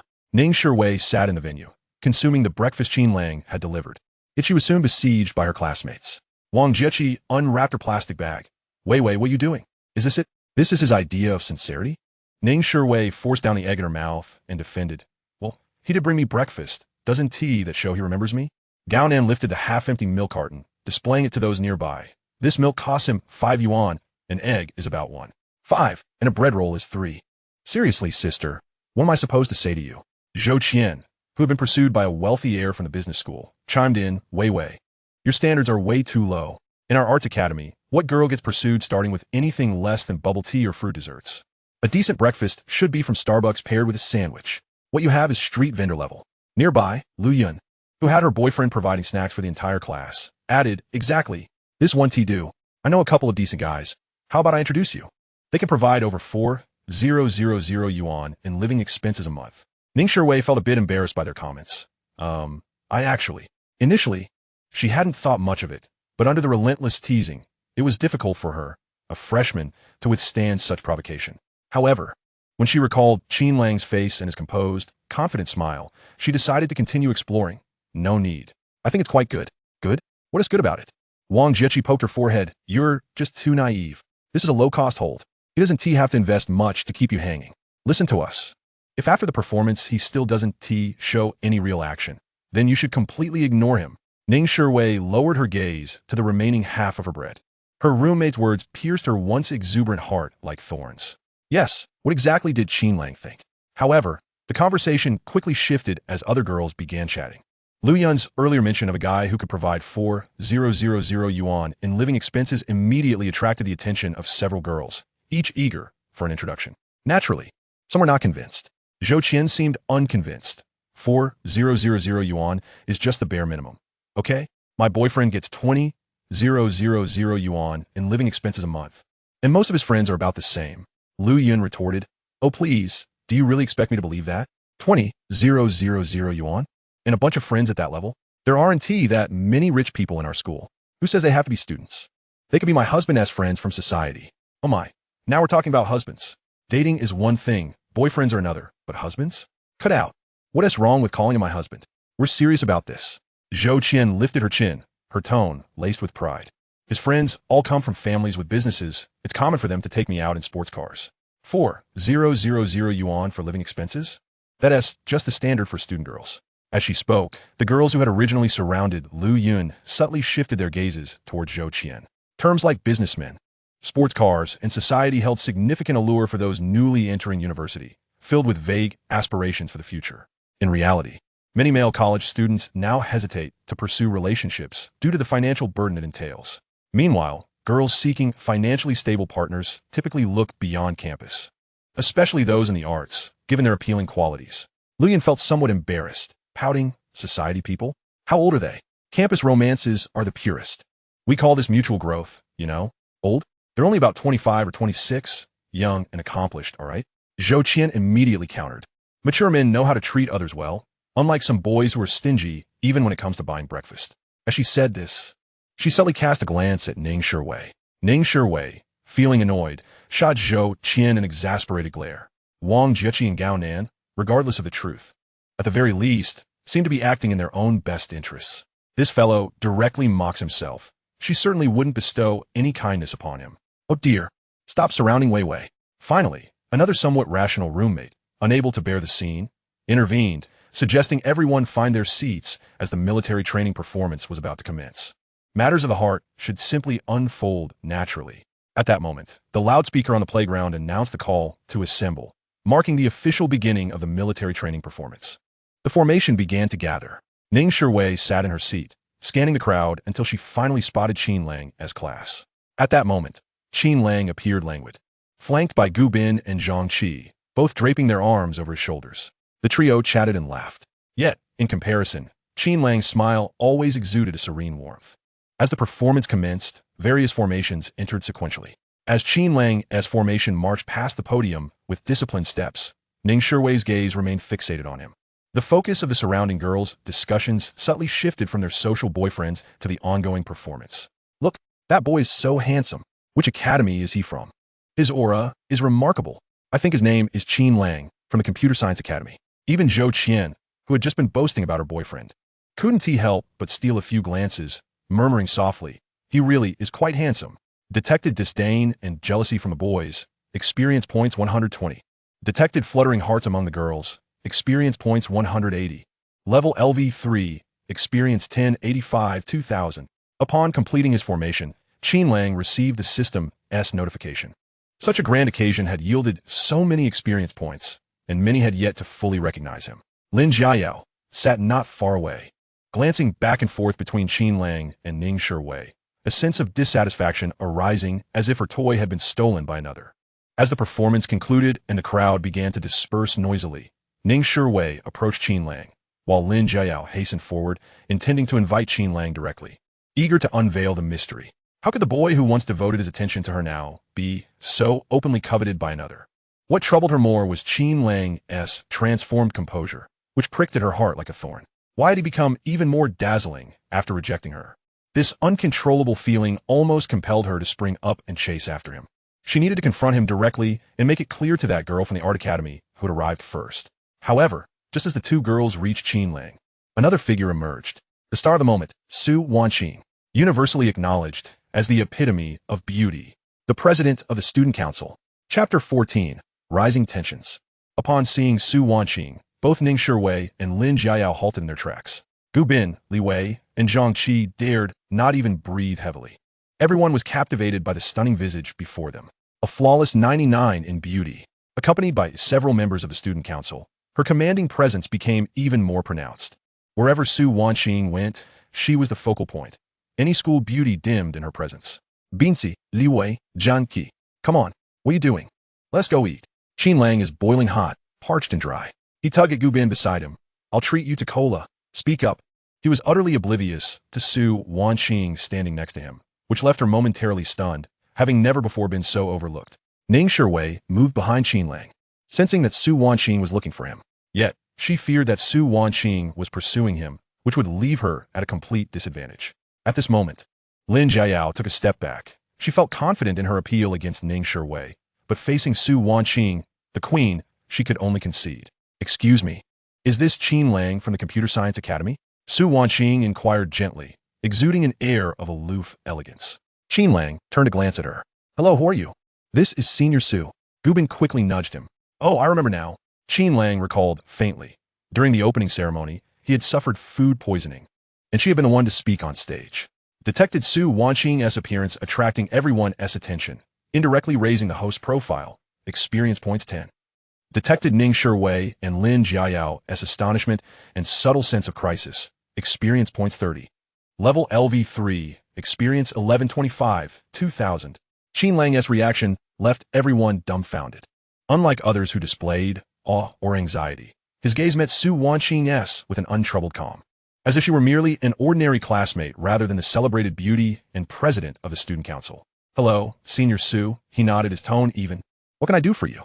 A flicker of surprise crossed Su Wanqing's eyes, swiftly replaced by understanding. She was taken aback by his composure, but soon recalled that she had encountered many boys of this demeanor, typical of those who played hard to get. Whenever she spoke to a boy, he would invariably misinterpret her intentions and launch into various clumsy displays. Qin Lang, I witnessed your performance during the recent exhibition. Your poise and charisma were remarkable. The Student Council's publicity department is currently recruiting new representatives for the upcoming new student season and subsequent campus cultural activities. I believe you would be an excellent fit. I would like to formally invite you to participate in an interview tomorrow. What do you think? The moment those words left her lips, gasps of astonishment rippled through the crowd. The Student Council president personally extending an invitation as an image representative. This was an opportunity that countless new students would vie for. Gubin, anxious from the sidelines, tugged at Qin Lang's sleeve, whispering urgently, agree, bro. Quickly accept. Ning Shiwei and Lin Jiao felt a mix of pride and apprehension. They were proud of Qin Lang, but worried that if he entered the student council, he might drift further away from them. Yet, under the collective gaze of all, Qin Lang merely pondered for a moment. Your pitch was a bit too professional. I didn't quite grasp what a new student image representative entails. What does it represent? With that, laughter erupted from those nearby, observing Qin Lang's puzzled expression. Su Wanqing couldn't help but smile. This boy was rather endearing. She patiently elaborated, her tone unconsciously softening compared to before.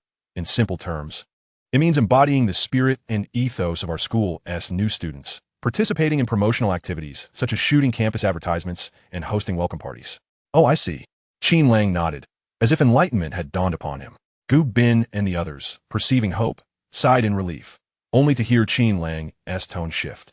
However, I wish to focus on my studies. I'm not particularly adept in this area. Senior, perhaps you should consider someone else. Thank you. Refusal. At that moment, even Su Wanqing was genuinely taken aback. She had anticipated various potential reactions: ecstatic acceptance, feigned modesty, or flustered incoherence.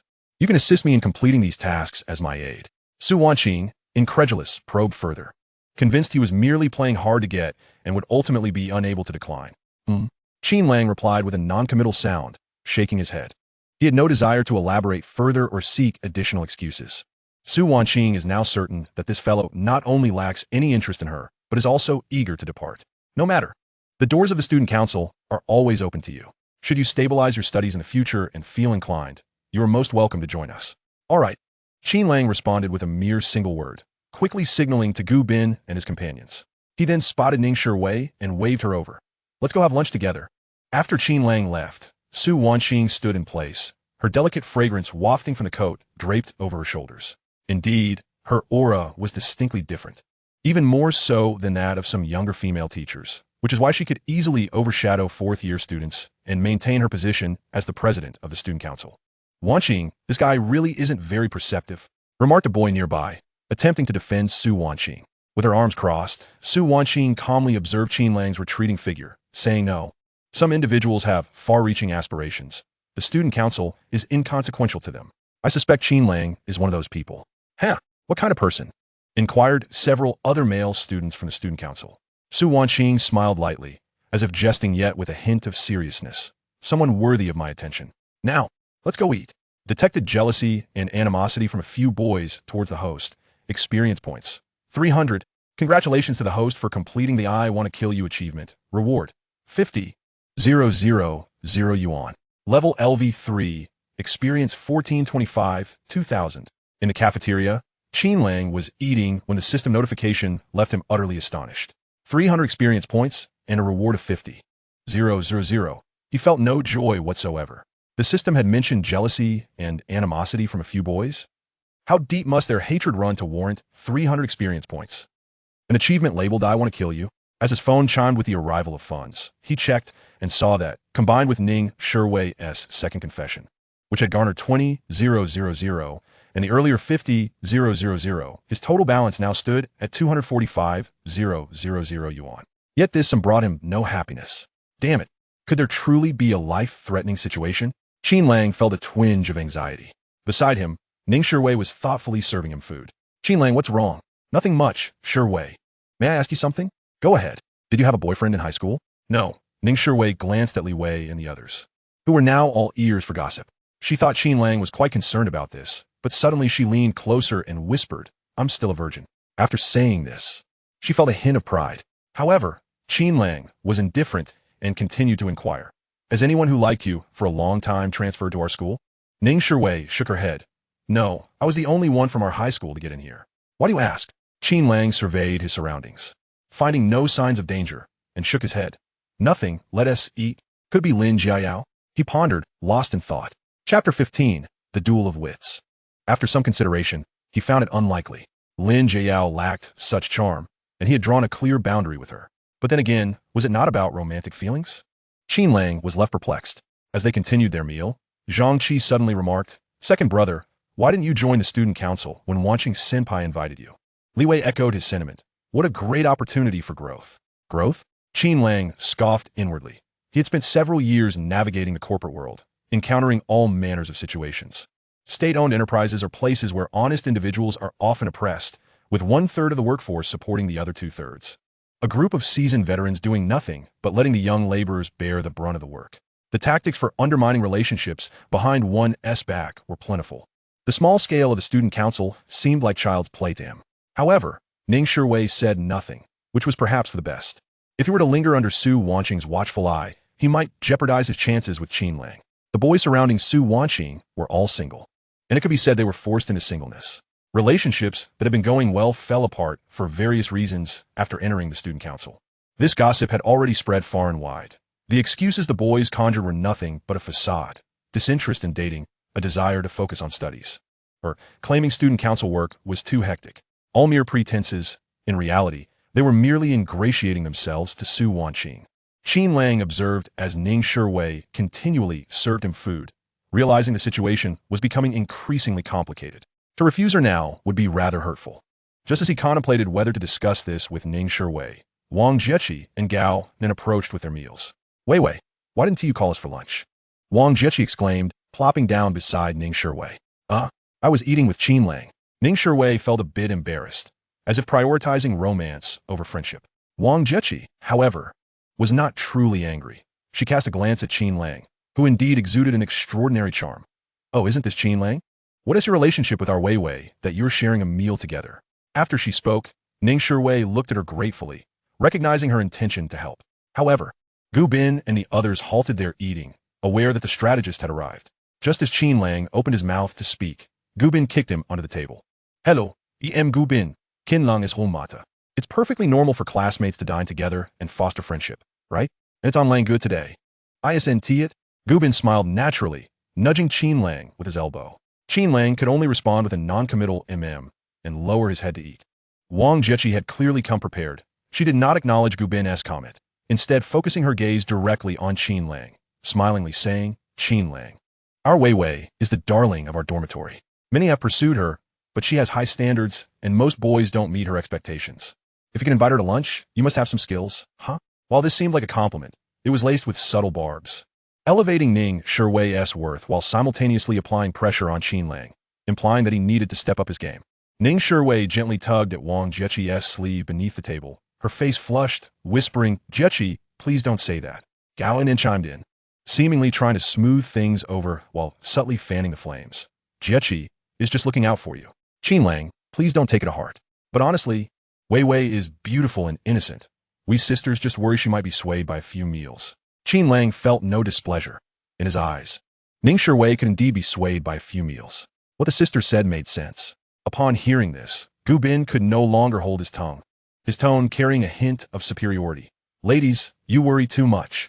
Our Lang is not just any guy. He regards money as trivial. No, he views it as nothing at all. In any case, He is neither short on cash nor sincerity. Right, Chiga? Veye. Zhang Qi and Li Wei nodded enthusiastically. Absolutely. Langu is the most generous.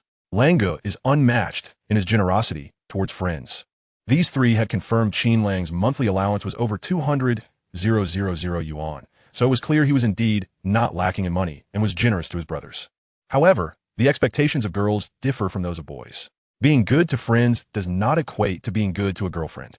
This is not something that can be demonstrated solely through words. Wang Jieqi subtly targeted Qin Lang without mentioning his name, yet every word was aimed at him. Gu Bin found himself momentarily at a loss for words. Indeed, Qin Lang had yet to showcase his capabilities to the girls. However, the brothers were convinced. At least the dormitory's internet fees, snacks, and meals were all funded by Qin Lang. Yet, Qin Lang's phone and computer were not the latest or most advanced models. He merely deemed it unnecessary to upgrade at present, especially since he had no interest in those games from a decade ago. Let's go out this afternoon. It's on me. Qin Lang interrupted the ongoing debate among the strategists. It was ludicrous. He couldn't even interject a word with Ning Shiwei. Wang Jiaqing skeptically inquired, where to? To have ramen at the entrance? Huh. By the way, do you have a boyfriend? Qin Lang suddenly asked. Wang Jiaqing blushed, wondering about his intentions. Was he pursuing her instead of Ning Shiwei? Qin Lang then turned to Gu Bin, saying, my buddy here is also single. Since you two enjoy bantering, why not take it further? Wang Jiaqing felt nervous at his words and glanced at Gu Bin. Gu Bin mit head gaze. But they quickly looked away. Qin Lang relished the effect he had created, watching the two experts extinguish their flames of confidence, and leisurely resumed his earlier thoughts. Since we have no plans this afternoon, let's go to Yunding Hui. I've heard the view there's splendid, and the desserts are quite decent. As he spoke, he winked at Li Wei and Zhang Qi, implying they should seize the opportunity. After all, they were all girls from the School of Arts, and their beauty was undeniable. However, Gu Bin, Li Wei, and the others were reluctant to pursue them, as they knew these girls would be quite a financial burden. Yunding Hui? Gao gasped, his tone shifting dramatically. Isn't that the revolving restaurant on the top floor of the Global Financial Center? Not just the girls, but even Gu Bin and Zhang Qi were taken aback. They were aware of Qin Lang's wealth, but a place like Yunding Hui was legendary for ordinary students like them. Not to mention, even typical office workers couldn't afford it. Is this for real? Wang Jiaqing continued, though her voice was considerably quieter. In her mind, an image of a top-tier wealthy heir materialized. Some rich second-generation individuals flaunted their wealth, while others, though not as ostentatious, were merely average earners. Yet, there existed a type that remained understated. Those elite heirs who exhibited no outward signs of their affluence. They came to study, striving for academic excellence, remaining low-key, and never compromising their dignity for the sake of courting girls, not to mention making extravagant sacrifices. Had she truly encountered one? Wang Jiaqing gazed at Ning Shiwei in astonishment, suddenly feeling envious. Detected that the host has subtly showcased financial prowess through high-end consumption venues, leaving a significant impact on those present. Experience points 80. Detected that Ning Shiwei's astonishment and fondness have surged. Experience points 40. Detected that Wang Jiaqing and others have transitioned from skepticism to envy. Experience points 50. Detected the extreme admiration and pride of the roommates. Experience points 30. Level LV3. Experience 1625 2000. Qin Lang listened to the notifications in his mind, maintaining a calm demeanor. He understood that mere looks were insufficient. Being handsome did not put food on the table. Gu Bin was right. There were times when one must demonstrate their capabilities. Chapter 16. Demonstrating Capability. At 1:50 p.m. at the school's south gate, Qin Lang donned a casual suit jacket that had just arrived from an online shopping order the day before, paired with a simple white t-shirt, fitted casual trousers, and newly purchased sneakers. Gu Bin and his companions had also made an effort to tidy themselves up. Although they couldn't match Qin Lang's aura, they appeared sprightly. I've informed Shiwei and asked her to bring along a few more friends. You guys should seize the opportunity, Qin Lang declared. Zhang Qi remarked, brother, you know your standing, and we know ours. You must be aware that, without you, I might never have any connection with such a diverse gathering. That's Yunding Hui. Oh, it doesn't matter what gathering it is. I can't afford to pursue it. Gu Bin and Li Wei echoed his sentiments. Indeed, let's just experience the world through young Master Qin today, guys. We need to be realistic. We don't deserve this. Qin Lang sighed in resignation, acutely aware of his limited means. While he had money each day, time was of the essence. He couldn't even afford a moderately expensive car. He needed to upgrade quickly. Thus, he encouraged Ning Shiwei to invite more friends, as it would expedite his own advancement. Moreover, he had resolved to persuade Ning Shiwei once more. if she pursued him again, he would acquiesce. After all, there was no loss in that. Suddenly, a flurry of animated female voices erupted at the entrance, with Ning Shiwei at the center, radiating excitement. She was thoroughly pleased with Qin Lang's display today. Although they had not solidified their relationship, his willingness to treat her so generously indicated a serious intention. In such a context, for a boy to spend so extravagantly on a meal clearly highlighted his earnestness. Ning Shiwei arrived with Wang Jiaqing and Gao Nan, accompanied by two other girls. When Qin Lang spotted the boys, she dashed towards him, longing to embrace him. Yet, recalling that they were not officially a couple, she halted, standing before him and gazing up. "Let's get in the car." I called for a few. The vehicle started, and Ning Shiwei's roommates forcibly ushered her towards Qin Lang. Gu Bin, Qin Lang, and Ning Shiwei settled into the back seat. "Lang, scoot over, it's cramped." Gu Bin was savvy, pushing Qin Lang towards Ning Shiwei. "Come on, your backside is so large.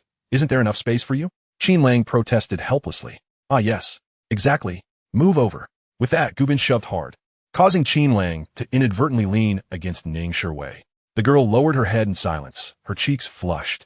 Upon arriving at the Global Financial Center, the swift elevator to the top floor caused a slight discomfort in their ears, yet it heightened the sense of a ceremonial ascent. As the elevator doors opened, the understated opulence of Yunding Hui came into view. Attentive servers guided them to their seats. When a menu was presented, the prices left Gu Bin and the others in awe. Wang Jiaqing and Gao then exchanged glances, completely convinced and astonished. Qin Lang, however, appeared unfazed, expertly ordering several signature desserts, a set of English afternoon tea and beverages, while courteously inquiring about the girl's preferences, his demeanor composed and unperturbed. In his previous life, he had visited this place with clients and had been taken aback by the prices then as well. However, that time, the company had footed the bill, and he had not spent a dime. "Qin Lang, this is far too extravagant," Ning Shiwei whispered, feeling both sweet and somewhat anxious. "It's fine, let's indulge occasionally." Qin Lang smiled, pushing a delicate macaron towards her. "Try this. I've heard it's delightful." The afternoon tea unfolded in a dreamlike atmosphere. Yet, there was still a matter to address. Wang Jiaqing set down her coffee. "Qin, given the steep cost, we barely know each other. You can't just regard us as mere acquaintances, can you? Among us, isn't there someone you consider your girlfriend?" The statement was unmistakably direct. Qin Lang sipped his tea and nodded. "Wang, you have a keen eye. There indeed is a girl I like." Oh. The others couldn't help but exclaim in astonishment. This was the moment to witness the unfolding drama. "Who is it?" Wang Jiaqing feigned ignorance. Qin Lang smiled slightly. "Let her reveal it herself. Who is it? Raise your hand." As he spoke, he turned to Gao Nan and asked, "Is it you?" Gao Nan repeatedly shook her head, exclaiming, "No." "No." Qin Lang proceeded to inquire one by one. "Is it you?" Another girl also shook her head. "This is my first time seeing you. How could it be?" After asking around, his gaze finally landed on Ning Shiwei. "Then Shiwei, who do you think it could be?" Ning Shiwei's face instantly flushed like a ripe apple, her heart pounding like a drum. She instinctively lowered her head, stammering, I don't know." Gu Bin shook his head in disbelief. "Wow, second brother is really something." Li Wei nodded in agreement. "If I were a girl, I would like him too." The other girls, relishing the gossip, quickly chimed in. "Oh, Wei Wei, do you even need to ask?" "Just admit it, Wei Wei." Wang Jiaqi, reveling in the excitement, nudged Ning Shiwei with her elbow. "Exactly, Wei Wei. Qin is being so obvious. Why pretend? Just say it. Is it you?" Ning Shiwei looked at her friends, her face burning with embarrassment. She hadn't anticipated that he would be so teasing. She merely let out a soft hum. Detected that Ning Shiwei has surpassed her emotional threshold in an atmosphere of extreme shyness and sweetness. Pursuit count increased by 1. "Congratulations, host. You have received Ning Shiwei's third pursuit. Reward, 10,000 yuan. Pursuit count, 3. Reward skill points, 1 point." Detected that the host successfully guided the target's emotional outpouring through clever ambience creation. Charm value subtly increased. Experience points, 180. Level LV3, experience, 1805, 2000. Success. Qin Lang rejoiced inwardly, his objective achieved. He decided to stop pressing further, as everyone has their limits. For someone like Ning Shiwei, 3 pursuits were already quite sufficient. Continuing would only seem manipulative, and she might give up. Wang Jiaqi leaned closer to Ning Shiwei, lowering her voice, unable to hide her envy. "Wei Wei, you're doing great. Qin Lang is just incredible, generous, handsome, and so charming." Gao Nan nodded in agreement. "I believe Qin Lang is serious. Otherwise, he wouldn't have gone to such lengths to bring us to a place like this, especially in public." Ning Shiwei smiled sweetly, feeling a sense of fulfillment, and began to think of her roommates. "Hey, What do you think of his roommates? Wang Jieqi glanced over, sighed without speaking, and averted her gaze. Gao Anan remarked, "The one called Li Wei seems decent, but unfortunately, his financial situation doesn't meet my standards." After the afternoon tea, the day was far from over. Qin Lang led everyone to enjoy a dinner of Japanese cuisine, which delighted the girls immensely. Meanwhile, his system also upgraded. Congratulations, host, for completing the first love achievement. Reward, 100,000 yuan. Level LV4 experience, 2,100, 6,000. Daily reward, 10,000 yuan. This time, the leap was considerable, directly boosting the reward by 3,000. The reward for the first love achievement was a substantial 100,000. As Qin Lang calmly settled the bill, Wang Jieqi and Gao Nin calculated the expenses. Wang Jieqi counted on her fingers. The afternoon tea cost 4,700, and the dinner was over 7,300. That totals 12,000. Gao Nin gasped, finally convinced of each other's financial prowess. Chapter 17, Elevated Emotions. Upon returning to school at 7:30 p.m., everyone had eaten early, primarily to prepare for the welcome party. At the school gate, Ning Shuwei hesitantly asked Qin Lang, "What about us in the future?" Before she could finish, Qin Lang interjected, "You are my girlfriend. I like you. Is that okay?" Ning Siwei nodded vigorously. The two walked side by side on a campus, the girl subtly brushing her fingers against his, and the boy understanding. Took her hand. Hand in hand, they strolled towards the venue. At the party, will we sit together?" Ning Shuwei asked softly. "Of course," Qin Lang replied, turning to smile at her. How else can we call it dating? Detected that Ning Shuwei has experienced immense happiness and a sense of belonging from establishing the relationship. Experience points, 100. Detected that passerby students are admiring the couple. Experience points, 50. Level LV4 experience, 2250, 6,000. While some rejoice, others lament. Lin Jiao sat in the venue, surrounded by a throng of students. Finding Qin Lang among so many was a formidable challenge. He and T replied to any of her messages from the afternoon. "Jiao, what are you looking at?" A nearby girl noticed her distraction. "Oh, nothing. Just checking if everyone has arrived," Lin Jiao replied with a forced smile. She replayed the earlier scene in her mind, where Su Wanqing had approached Qin Lang, then took Ning Shuwei to lunch. She had intended to ask him what was going on. In truth, she was unsure why she felt the need to find Qin Lang and what she would even ask. Am I going to agree to his request this time? Lin Jiao felt a flicker of doubt. No. He is still the same Qin Lang. In the afternoon, she called a few of Qin Lang's good friends from high school to casually inquire about his family background. Both of his parents were ordinary people.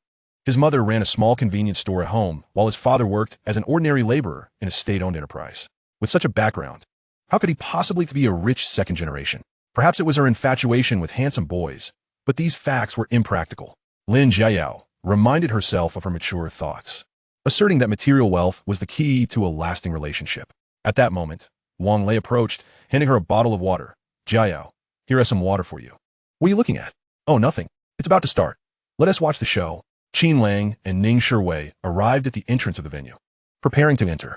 Suddenly, there was a stir at the door, not because of them, but because Su Wanqing had arrived, accompanied by a group of student council members.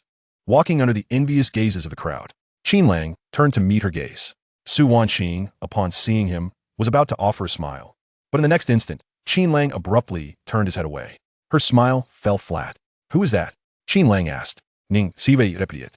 That is the senior from today, Su Wanqing." Now that their relationship was established, she felt unafraid to mention Su Wanqing.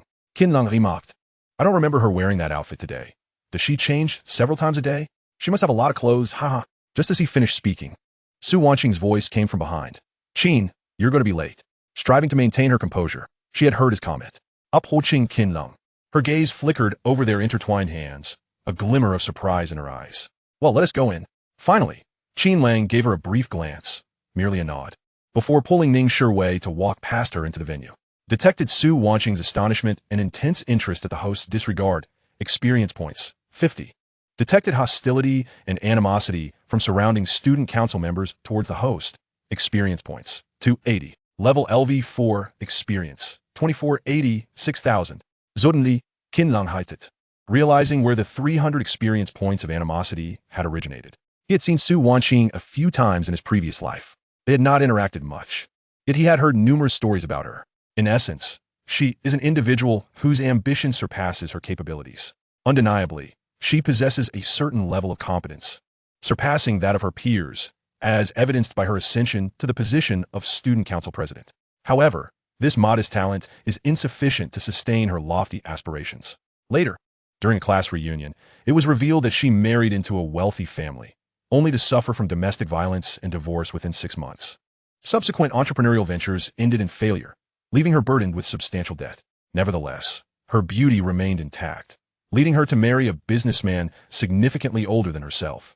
Yet, within mere months, she found herself bullied by his other wives, ultimately being cast out. The details of her life thereafter remain unclear. This woman has never lacked financial support, having wed 2 affluent husbands, yet her marital happiness has remained elusive. Thus, Qin Lang maintains a respectful distance from her, uncertain of the tumultuous events that transpire behind scenes. As the evening gala commenced, Qin Lang deliberately led Ning Shiwei to a discreet corner. "Qin Lang, I can't see anything from here," Ning Shiwei exclaimed, tilting her head towards the stage, unable to discern anything. "Oh, what does it matter? Watching them is hardly as enjoyable as a concert by Jay Cho. He has a performance coming up soon. I'll take you," he replied casually, though his choice of secluded spot was primarily to facilitate a more intimate atmosphere. His warm breath brushed against Ning Shiwei's ear as he spoke. "Really?" she whispered, her heart brimming with delight. She felt fortunate to have chosen such a boyfriend. While she had initially worried that Qin Lang might be superficial, her interactions revealed a depth of character, along with considerable wealth. After all, who does not harbor a desire for vanity? She merely exhibited a more restrained demeanor. Her boyfriend, a considerate scion of privilege, naturally brought her joy. Of course, Qin Lang observed her flushed cheeks with amusement, lowering his voice intentionally. "It's quiet here, perfect for whispers." He casually placed his arm behind Ning Shiwei's chair, creating an almost enveloping embrace. The dimly lit corner afforded the couple ample space for intimacy. His fingers occasionally toyed with a strand of her hair or gently caressed her fingers in the subdued light. Ning Shiwei's heart raced, yet she reveled in the closeness. Subtly leaning closer to him, this was a clear signal, and how could Qin Lang fail to respond?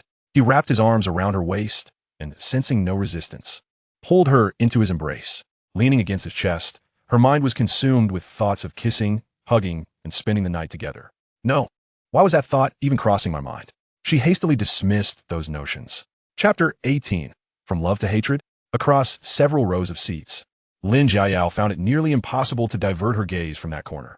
She observed Qin Lang's attentive demeanor towards Ning Shiwei, feeling a mix of frustration and jealousy. Once upon a time, Qin Lang's eyes would only follow her. He looked so genuinely happy. Lin Jiayao clenched the program in her hand, a tumult of emotions, regret, envy, and resentment swirling within her. She had assumed that a mere hint from her would draw him back to her, yet now he didn't even respond to her messages. Detected Lin Jiao's intense jealousy and regret. Experience points 150. Detected Lin Jiao's deepening resentment towards the host's unrequited feelings. Experience points 100. Level LV4. Experience 2736,000. How could there still be resentment? Is this a standard trait among boys? Truly, unrequited love? Qin Lang frowned. Did everything he did draw Lin Jiao's attention? This indicated her constant surveillance of him. However, he remained oblivious to her exact location. A distant gaze, tinged with scrutiny and curiosity, belonged to Su Wanqing, seated in the exclusive student council area. Occasionally, she would seemingly nonchalantly glance over her shoulder, her eyes sweeping across the couple in the corner. Detected Su Wanqing's sustained interest and inquisitiveness. Experience points 50. Level LV4. Experience 2786,000. Triggered a high difficulty task. Su Wanqing's pursuit. Task content. Incite Su Wanqing's affection and prompt her to pursue the host. Task reward. Experience 5,000. Cash 50 million. Skill points 5. Task duration. Given the exceptionally high difficulty, this is a long-term task. Task progress. 03. What? Qin Lang was momentarily taken aback. The rewards were astonishing. His body stiffened as he contemplated Su Wanqing's attention, realizing that today's encounters had garnered her considerable interest. The progress was merely at 03. He closed his eyes, reflecting on the possibilities. This woman was unlike others. She likely harbored feelings she would never verbalize and possessed the will to suppress her desires. Otherwise, the attention he garnered today would have easily amounted to a score of at least 10 with any other girl. Difficult. Indeed, it was exceedingly challenging. As these thoughts raced through his mind, Qin Lang fixed his gaze on the distant figure, intensely focused. Su Wanqing, sensing the weight of his stare, turned to meet his eyes. This time, Qin Lang did not avert his gaze, his expression calm, yet imbued with a hint of predatory greed, as if assessing prey. Su Wanqing had initially worn a smile, but now she felt unnerved under his gaze. This was not the typical admiration or astonishment of an ordinary boy. It felt more like evaluation, an appraisal tinged with an almost arrogant quality, as if he were scrutinizing her essence. Is he examining me? Su Wanqing turned her attention back to the stage, grappling with the realization that she was now subject to someone else's scrutiny. Detected Su Wanqing's strong psychological response to the host's assessing gaze. Her curiosity and desire for conquest ignited. Task progress 02. Current task progress 05. On Qin Lang's end, upon receiving the system notification, he understood the implications. Indeed, dealing with a woman accustomed to being the center of attention with deep-seated thoughts required a different approach. Conventional flattery in pursuit would yield counterproductive results. Rather, an unorthodox approach, one that might even border on audacity, would likely capture her attention. Progress at 05. The road ahead is long. Qin Lang withdrew his gaze, refraining from looking toward Su Wanqing's direction. He recognized the importance of moderation. The seed had been sown, and now he must patiently await its germination. The gala finally concluded amidst resounding applause, and the crowd began to disperse in a lively chatter. He glanced down at Ning Shiwei, who leaned against him. Are you feeling a bit bored? He inquired. Ning Shiwei shook her head. Not at all. Being with you is enough. She was completely immersed in the sweetness of love. Meanwhile, Lin Jiao's heart was a tumult of emotions. But she had resolved not to yield. This stubbornness arose not least from the fact that Qin Lang had entered into a relationship with Ning Shiwei. Although polygamy is permissible in Long Country, being the first was something Lin Jiao could not accept. Just as she was about to leave, Wang Lei seized the opportunity, buoyed by his friend's encouragement, and stood up with newfound courage. He produced a necklace he had prepared, publicly professing his feelings for Lin Jiao before numerous classmates who had yet to leave. Jiao, be my girlfriend. I will treat you well. Cheers and whistles immediately surrounded Lin Jiao, quickly drawing the attention of many. Wang Lei, Qin Lang recalled, was the very individual who had pursued Lin Jiao, eventually becoming her partner. However, it was merely a division every 6 months. Lin Jiao found herself somewhat anxious due to this sudden maneuver. Almost instinctively, she glanced towards Qin Lang, only to witness him holding Ning Shiwei's hand, preparing to exit without casting a backward glance. His silhouette was upright and composed, engaged in whispered conversation with Ning Shiwei. This complete disregard became the final straw that broke Lin Jiao's rationality. All right, I agree to your terms, Lin Jiao exclaimed. Almost out of spite, Wang Lei was overjoyed, and the surroundings erupted in even louder cheers. Lin Jiao allowed Wang Lei to fasten the necklace around her neck, forcing a smile of happiness onto her face, while her gaze remained fixated on the direction of Qin Lang's disappearance. Qin Lang, you will regret this. I will ensure that you regret ignoring me today. She silently screamed in her heart. Detected that Lin Jiao, driven by love, turned to hatred, made an impulsive decision and harbored a strong resentment towards the host, along with a fixation for making you regret it. Experience points 200. Level LV4, experience 2986,000. Qin Lang's heart sank momentarily, but not due to Lin Jiao's association with another boy. Instead, he found the entire situation bothersome. Love turned to hatred? Regret? On what grounds? When he was broke and lacked nice clothes, this woman never approached him for romance. He still felt it best to keep his distance. After all, she was already harboring animosity. What were his next plans? Are we heading straight back to the dorm? Ning Shiwei asked, looking at him with reluctance.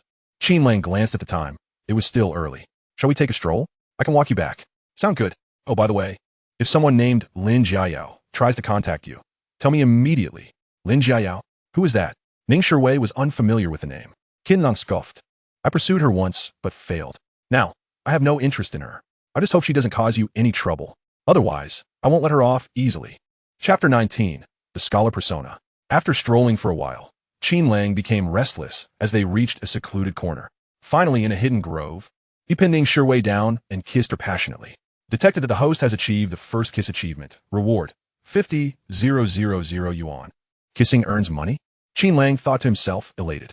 The kiss lingered, making him lose track of time, until both experienced physiological reactions. The girl abruptly pushed him away. What is that down there? It's pressing against me. Qin Lang awkwardly replied. Nothing, let's kiss some more. No, what if someone sees us? Who would see us? Qin Lang said as he leaned in closer. Just then, footsteps emerged from the adjacent grove. The two quickly separated, anxiety coursing through them. A couple, a boy and a girl, stumbled out in haste. The boy, pulling up his pants, complained, "Damn, why is the student council here?"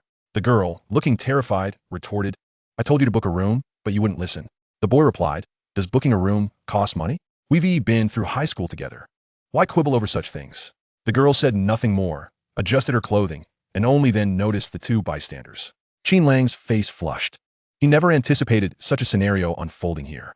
Back in his previous life, he had heard Gubin mention that this grove was strewn with condoms. The couples exchanged glances but said little. "Let us hurry," the boy urged, pulling the girl away.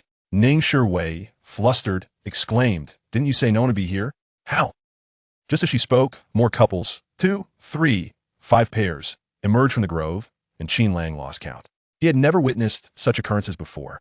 While Ning Shiwei appeared somewhat discontent. "I'm not that kind of girl. You can't bully me in the grove again." Qin Lang nodded. "So, is it acceptable to bully you in a hotel room?"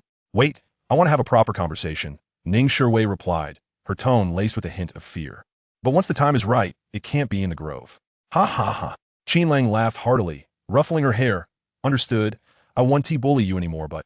His voice dipped, carrying a teasing threat. "When the time is right, I will devour you whole." Upon returning to the dormitory, Wang Jiechi and others were still discussing the events of the day. "Vivi, you're back," Wang Jiechi said, lounging on her bed with a beaming smile. "Qin Lang was so handsome today. By the way, do you know what his family does?" Ning Shiwei shook her head. "No." Gao Nan was more direct. "Did you two kiss?" Ning Siwei Bunikit. "No." Gao Nan and Wang Jiechi exchanged glances, but their eyes conveyed disbelief. The next day marked the beginning of formal classes. Qin Lang maintained his early rising habit, jogging a few laps around the playground. His LV4 physical fitness made running considerably easier, his breathing steady, only slightly perspiring. Physical fitness increased to 86. After his run, he bought breakfast, bringing a portion for Ning Shiwei, which he delivered to her dormitory's entrance. "This is for you." Qin Lang handed her the warm soy milk and buns. Ning Shiwei received it with surprise, a rosy hue gracing her cheeks. "Why did you wake up so early? And you bought me breakfast?" Qin Lang chuckled. "Isn't that what dating is about?" Back in the classroom, Qin Lang settled into his seat for the first lesson. In truth, he had already grasped most of the material. With his super comprehension ability, beginner, he quickly understood the knowledge presented in the textbook. The teacher was lecturing at the front while he rapidly typed on his computer, delving into deeper research. The aura of a scholar was indeed a pivotal aspect of his heartthrob image. "Now, I will call on a student to answer this question." The teacher turned to the focused Qin Lang. He assumed the lad was engrossed in a game, completely oblivious to the lesson. Thus, he thought it put him in an embarrassing position. "Qin Lang." Upon hearing the teacher's voice, Qin Lang lifted his head and stood up. He had been multitasking, but had indeed caught the teacher's question, which was aimed directly at him. It was a classic problem concerning limits. The teacher anticipated watching this distracted student falter, even preparing a few kind words of admonishment to remind him to pay attention. However, Qin Lang answered without any hesitation, clearly and fluently. "Teacher, this problem assesses the use of equivalent infinitesimal substitution and L'Hopital's rule for resolution." He didn't even require verification or exert much effort. Thus, the final answer was simply 2. Upon completing his explanation, he stated the answer. The classroom fell into an abrupt silence. Many students, still buried in calculations, looked up in astonishment. They hadn't even begun to sort through the question, yet Qin Lang had answered in a flash. And it sounded remarkably reasonable. The teacher was also taken aback. He hadn't anticipated that Qin Lang not only comprehended the material, but could articulate the principles with such precision. He adjusted his glasses, somewhat incredulous. Have you seen this problem before?" Qin Lang replied, "Well, I suppose I skimmed through it." His words were half-truths. He had indeed glanced at it. But with the enhancement of super comprehension ability, beginner, his depth of understanding far exceeded that of ordinary individuals. Detected the teacher's astonishment and admiration. Experience points 30. Detected the astonishment and admiration of classmates. Experience points 50. Detected jealousy from some classmates. Why is he so handsome and clever? Experience points 20. Level LV4. Experience 3080, 6000. The expression on the teacher's face shifted from skepticism to appreciation, even tinged with a hint of surprise. "Excellent." Classmate Qin Lang answered flawlessly. Not only was the answer correct, but the thought process was also remarkably clear. Everyone should take a leaf out of Qin Lang's book. Pre-class preparation is of utmost importance. Please take your seats. Qin Lang calmly sat down, turning his gaze back to his computer screen. As the morning class concluded, he packed his notebook. He then nudged his sleeping roommates, Gu Bin and the others, preparing to head out for lunch. Hello, classmate Qin Lang. A girl suddenly approached. Qin Lang nodded slightly. Hello. Is there something you need? I'm Lu Ling from our class. I added you on WeChat. Could you please accept my request? Lu Ling looked at him with anticipation. Qin Lang recalled that there was indeed such a character in his class. Lu Ling seemed to have caught Gu Bin's fancy before, but it had not ended well. Chapter 20. Seizing the Opportunity. Oh sure. Qin Lang didn't elaborate further, taking out his phone to accept Lu Ling's friend request. He had no ulterior motives. He would eventually add all his classmates anyway. There was no need to decline her individually. Thank you. A flicker of joy crossed Lu Ling's face as she quickly lowered her head to confirm. I won't disturb you any longer by. With that, she hurriedly pulled her companions and left the classroom. Wow, Brother Lang, impressive. Zhang Qi nudged Qin Lang with a shoulder, winking. Are the girls in our class starting to take the initiative? Gu Bin, however, touched his nose with a somewhat conflicted expression, saying nothing. Qin Lang tucked away his phone, smiling nonchalantly. It's just adding a friend. Don't read too much into it. Let us go. Time to eat. Detected Lu Ling's proactive approach and fondness. Experience points 15. Detected roommate Gu Bin's complex emotions, envy, slight bitterness. Experience points 10. Level LV4, experience 3105, 6000. Qin Lang glanced back at Gu Bin. Was he already interested in her? They had just finished military training. It made sense, though. There had been so many couples in the Grove yesterday. High school sweethearts or newly dating. After the rigors of military training, they were undoubtedly kindling, unable to hold back. Hey, Gu Bin, what do you think of Lu Ling? Upon hearing Qin Lang's question, Gu Bin paused for a few seconds. Not bad. Qin Lang replied. Should I play matchmaker for you? But Gu Bin shook his head. Forget it. If she has feelings for you, I wouldn't stand a chance. Let us just eat. When Qin Lang arrived at the cafeteria, Ning Shiwei had already secured table. Upon seeing him approach, she immediately waved her hand joyfully. Have you been waiting long? Qin Lang casually sat beside her. No, just got here a little while ago. Ning Shiwei shook her head, her face betraying an undeniable sweetness. She had made a special effort to dress up today, looking even more radiant. As they ate and chatted, Qin Lang quickly noticed that the glances directed at him from those around were more numerous than usual. Several girls huddled together, whispering, occasionally stealing glances in his direction. Qin Lang raised an eyebrow, understanding the situation. It seemed that the events of yesterday at Yunding Hui and the upscale Japanese restaurant had spread like wildfire across campus. This was the nature of university life, particularly when it involved rich second-generation students, high expenditures, and tales of campus romances. The speed of gossip was akin to light. Detected unfamiliar girls' astonishment and curiosity regarding the host's wealth and charm. Experience points 20. Detected unfamiliar boys' disdain and jealousy towards the host's display of wealth. Experience points 25. Detected Ning Shiwei's pride and sweetness from being in the spotlight as the girlfriend. Experience points 35. Level LV4. Experience 3185, 6000. Indeed, one fears notoriety as a pig fears fattening. Qin Lang mused, but this was precisely to his liking. Attention translated to experience points. Meanwhile, in the student council office, a girl brought lunch to Su Wanqing and placed on the desk. Wanqing, have you heard? Yesterday, the Qin Lang you personally invited. What about him? Su Wanqing felt an inexplicable sensation arise upon hearing his name. It was the first time a boy had made such a lasting impression on her. Oh, it's quite something. After the military training performance ended yesterday, he took Ning Shiwei from the art department and her roommates to Yunding Hui for afternoon tea, then went out for Japanese dinner. I heard it cost over 12,000. Now many girls were discussing him, claiming he was a hidden super-rich second-generation student. Su Wanqing swallowed hard. Yinjun astonished. She was no stranger to the world, having heard school rumors of wealthy businessmen supporting college students, purchasing bags worth tens of thousands, or dining extravagantly. While her family was well off, and she had dined in upscale restaurants, she had never encountered someone truly high, rich, and handsome. Detected Su Wanqing's heightened interest in the host's wealth and demeanor. Why is he both handsome and wealthy? Can he match me? Experience points 100, task progress 07. Current task progress 13. Level LV4, experience 3285, 6000. While Qin Lang was enjoying his meal, he felt an urge to curse. Who said he could match her? How presumptuous. However, this woman was indeed a difficult task, and ever since the task was assigned, he sensed a significant increase in experience points from Su Wanqing's side. On the other side, Lin Jiayao was dining with Wang Lei and several classmates. The discussions from the nearby table of girls clearly reached her ears. Is it true? Over 10,000, just for one meal? Absolutely true. My roommate's best friend is in Ning Shiwei's dorm. She saw it with her own eyes. My goodness. What does Qin Lang's family do? And he is so handsome. Ning Shui really hit the jackpot. Sigh, if I had known, I should have asked for his WeChat during military training. But it's not too late. However, he has just started dating. And it might take some time for him to accept the second one. Each word felt like a needle piercing Lin Jiao's heart. 12,000 was an astronomical figure for a student like her. When had Qin Lang become so wealthy? Or had he been pretending all along? If only she had accepted him back, then she glanced at Wang Lei, who was attentive yet somewhat ordinary, and then at her classmates' envious gazes, which paled in comparison to the awe directed at Qin Lang. A surge of intense regret and resentment welled up within her.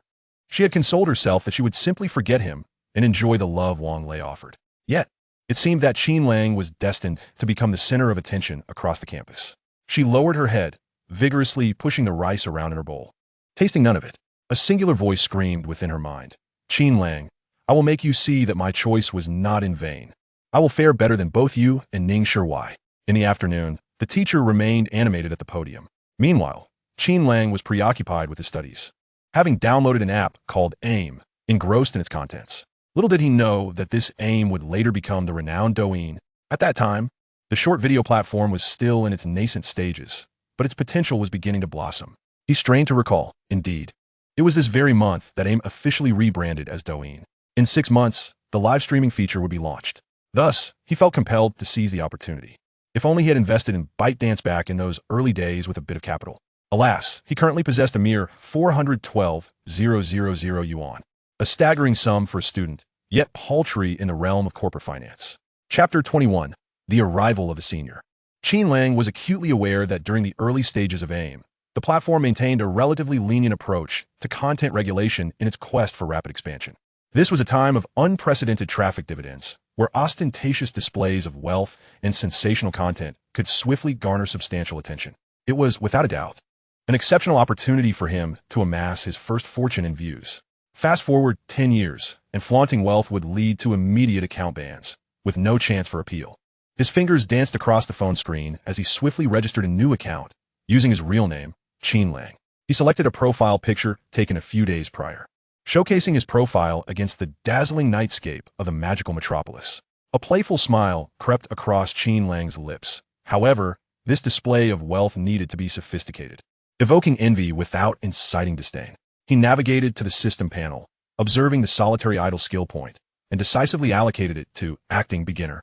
After all, creating short videos necessitated a modicum of performance. Nevertheless, he resolved not to indulge in overly simplistic displays of wealth. There had to be substance. Moreover, his identity as a high-achieving student was genuine, and he indeed possessed wealth. Thankfully, he didn't need to resort to the antics of faux millionaires who rented lavish items to create an illusion. Thus, he needed to procure some valuable possessions. Qin Lang, please address this question. The current teacher once again called his name. All eyes turned toward him. The boys looked on with envy and jealousy, while the girls gazed at him with admiration. His calm demeanor and unhurried manner when answering questions were captivating. Qin Lang glanced at the problem projected on the screen, a C-language advanced question involving pointers and memory management. He stood once more, fluidly elucidating his thoughts. What could be articulated in 2 or 3 sentences took him 3 minutes. He did this deliberately, ensuring the teacher knew he was not merely skimming the surface. Simultaneously, he maintained his reputation as a scholar. Not to mention, his profound understanding of the topic was bolstered by years of rich experience. In his previous life, he was a programmer. Teacher, I am finished. Qin Lang responded. Detected deep appreciation and astonishment from the teacher. Experience points 100. Detected admiration and awe from classmates. Scholar halo in effect. Experience points 100. Level LV4. Experience 3485. 6000. This time, the teacher refrained from compliments, merely gazing at him in astonishment. The mastery of his specialty was undeniable. Many terms he spoke were ones the teacher had only heard in passing, yet he articulated them with such proficiency. Ultimately, the correctness of his answer was beyond question. Of course, Qin Lang's analysis was immensely beneficial for seasoned programmers, but utterly perplexing for his classmates, who could not comprehend it. Yet, he reveled in his performance. Very well articulated. Please take your seat. The teacher nodded. Let's continue. Qin Lang nodded slightly and calmly took his seat. Beside him, Gubin leaned over, lowering his voice. Second brother, how does your mind work? I haven't even grasped the question, yet you've unearthed all the traps. Zhangqi looked on with admiration. Lengu, I bow to you. I'll be relying on you for future assignments. Qin Lang chuckled softly, speaking in a tone only they could hear. Do you have time in a couple of days? I plan to embark on some creative endeavors. Creative endeavors? Libei inquirat intriga. Yes, Qin Lang replied, a glint of mischief in his eyes. I want to film some interesting videos. I can't let my looks and talents go to waste, can I? Li Wei seemed puzzled. Gubin succinctly explained. He means to show off. Exactly, Qin Lang exclaimed, giving Gubin a thumbs up for his comprehension. During dinner, Ning Shuwei sent Qin Lang a message, stating she would not be dining with him, but rather with her classmates, as they were preparing for the class committee elections that evening. Qin Lang, disinterested in the committee elections, finished dinner with his 3 roommates. Li Wei and the others clamored to head to the classroom to play games on their laptops. Second brother, are you running for class committee? Zhang Qi asked. Qin Lang, still contemplating how to create his first video, replied casually. No, not interested. I'm planning to run for sports committee. Li Wei chimed in. Qin Lang praised him. You will surely succeed. As it turned out, just as Qin Lang had predicted, Li Wei did become the sports committee member, taking his responsibilities seriously. After they finished their meal, laughing and chatting, they reached the bottom of the teaching building when Gu Bin suddenly elbowed Qin Lang and whispered, Wow, second brother, look who that is. Standing at the entrance of the building was Su Wanqing, flanked by 2 student council officers. Senor Su, what brings her to our computer science department? Zhang Nukimuzed, perplexed. Qin Lang did not even lift his gaze, focusing on his phone as he walked inside. Perhaps she is here for student council duties. It has nothing to do with us. However, as they entered the classroom, they were astonished to see Su Wanqing following them, taking her place at the podium. The once boisterous classroom fell silent in an instant. Curiosity enveloped the room as everyone stared at the renowned student council president. Puzzled by her presence at the freshman class committee election, Su Wanqing confidently addressed the class, her voice resonant. Hello, everyone. Yam Su Wanqing, the president of the student council. The elections for class committee members require oversight from the student council, so I am here to observe and assist with tonight's proceedings. Students were not naive. They understood that class elections necessitated supervision, whether from a counselor or the student council. Yet, it was unusual for the council president to personally attend. Among numerous classes, why had she chosen to come to Qin Lang's? She paused, glancing at Qin Lang, who was focused on his computer. Additionally, I would like to give everyone a heads up. The student council recruitment will take place in 2 days, and I hope you will prepare actively and participate enthusiastically. Joining the student council not only hones your organizational and coordination skills and expands your network, but also adds significant weight to your overall assessment, which is beneficial for future evaluations, scholarships, and even employment. She passionately promoted the advantages of joining the student council, her words persuasive and compelling. Many students felt inspired, eager to participate. However, others speculated quietly.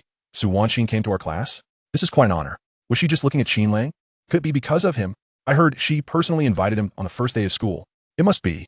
Otherwise, why would the student council president bother for a mere class committee election? Almost everyone concluded that Su Wanqing's visit was indeed motivated by Qin Lang. As Qin Lang raised his head and gazed at Su Wanqing, he was alerted by the voice of the system, detected the entanglement caused by Su Wanqing's disregard for the host, experience points 150. Detected Su Wanqing's failed recruitment intentions. Her desire for conquest slightly stimulated. Task progress 05. Current task progress 18. Detected the astonishment and admiration of the entire class towards the host's ability to make Su chairperson treat him specially, yet remain indifferent. Experience points 100. Level LV4. Experience 3735. 6,000. Damn it. Ignoring her can lead to conquest? It's just a bit time-consuming, and it's only 18? Qin Lang lowered his head again, focusing on the computer screen. Crass displays of wealth. I need a sports car, luxury clothing, and a watch, combined with my student status, and I will surely gain popularity. TSK, it would cost a few million, but unfortunately, I don't have that much money. So, I will have to flaunt my wealth discreetly. My current outfit is decent.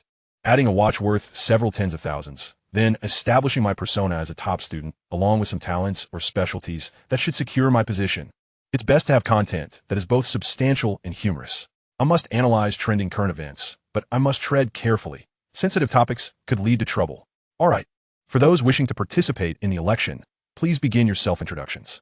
Once finished, we will proceed with voting, Su Wanqing declared, striding with an air of confidence to the back row.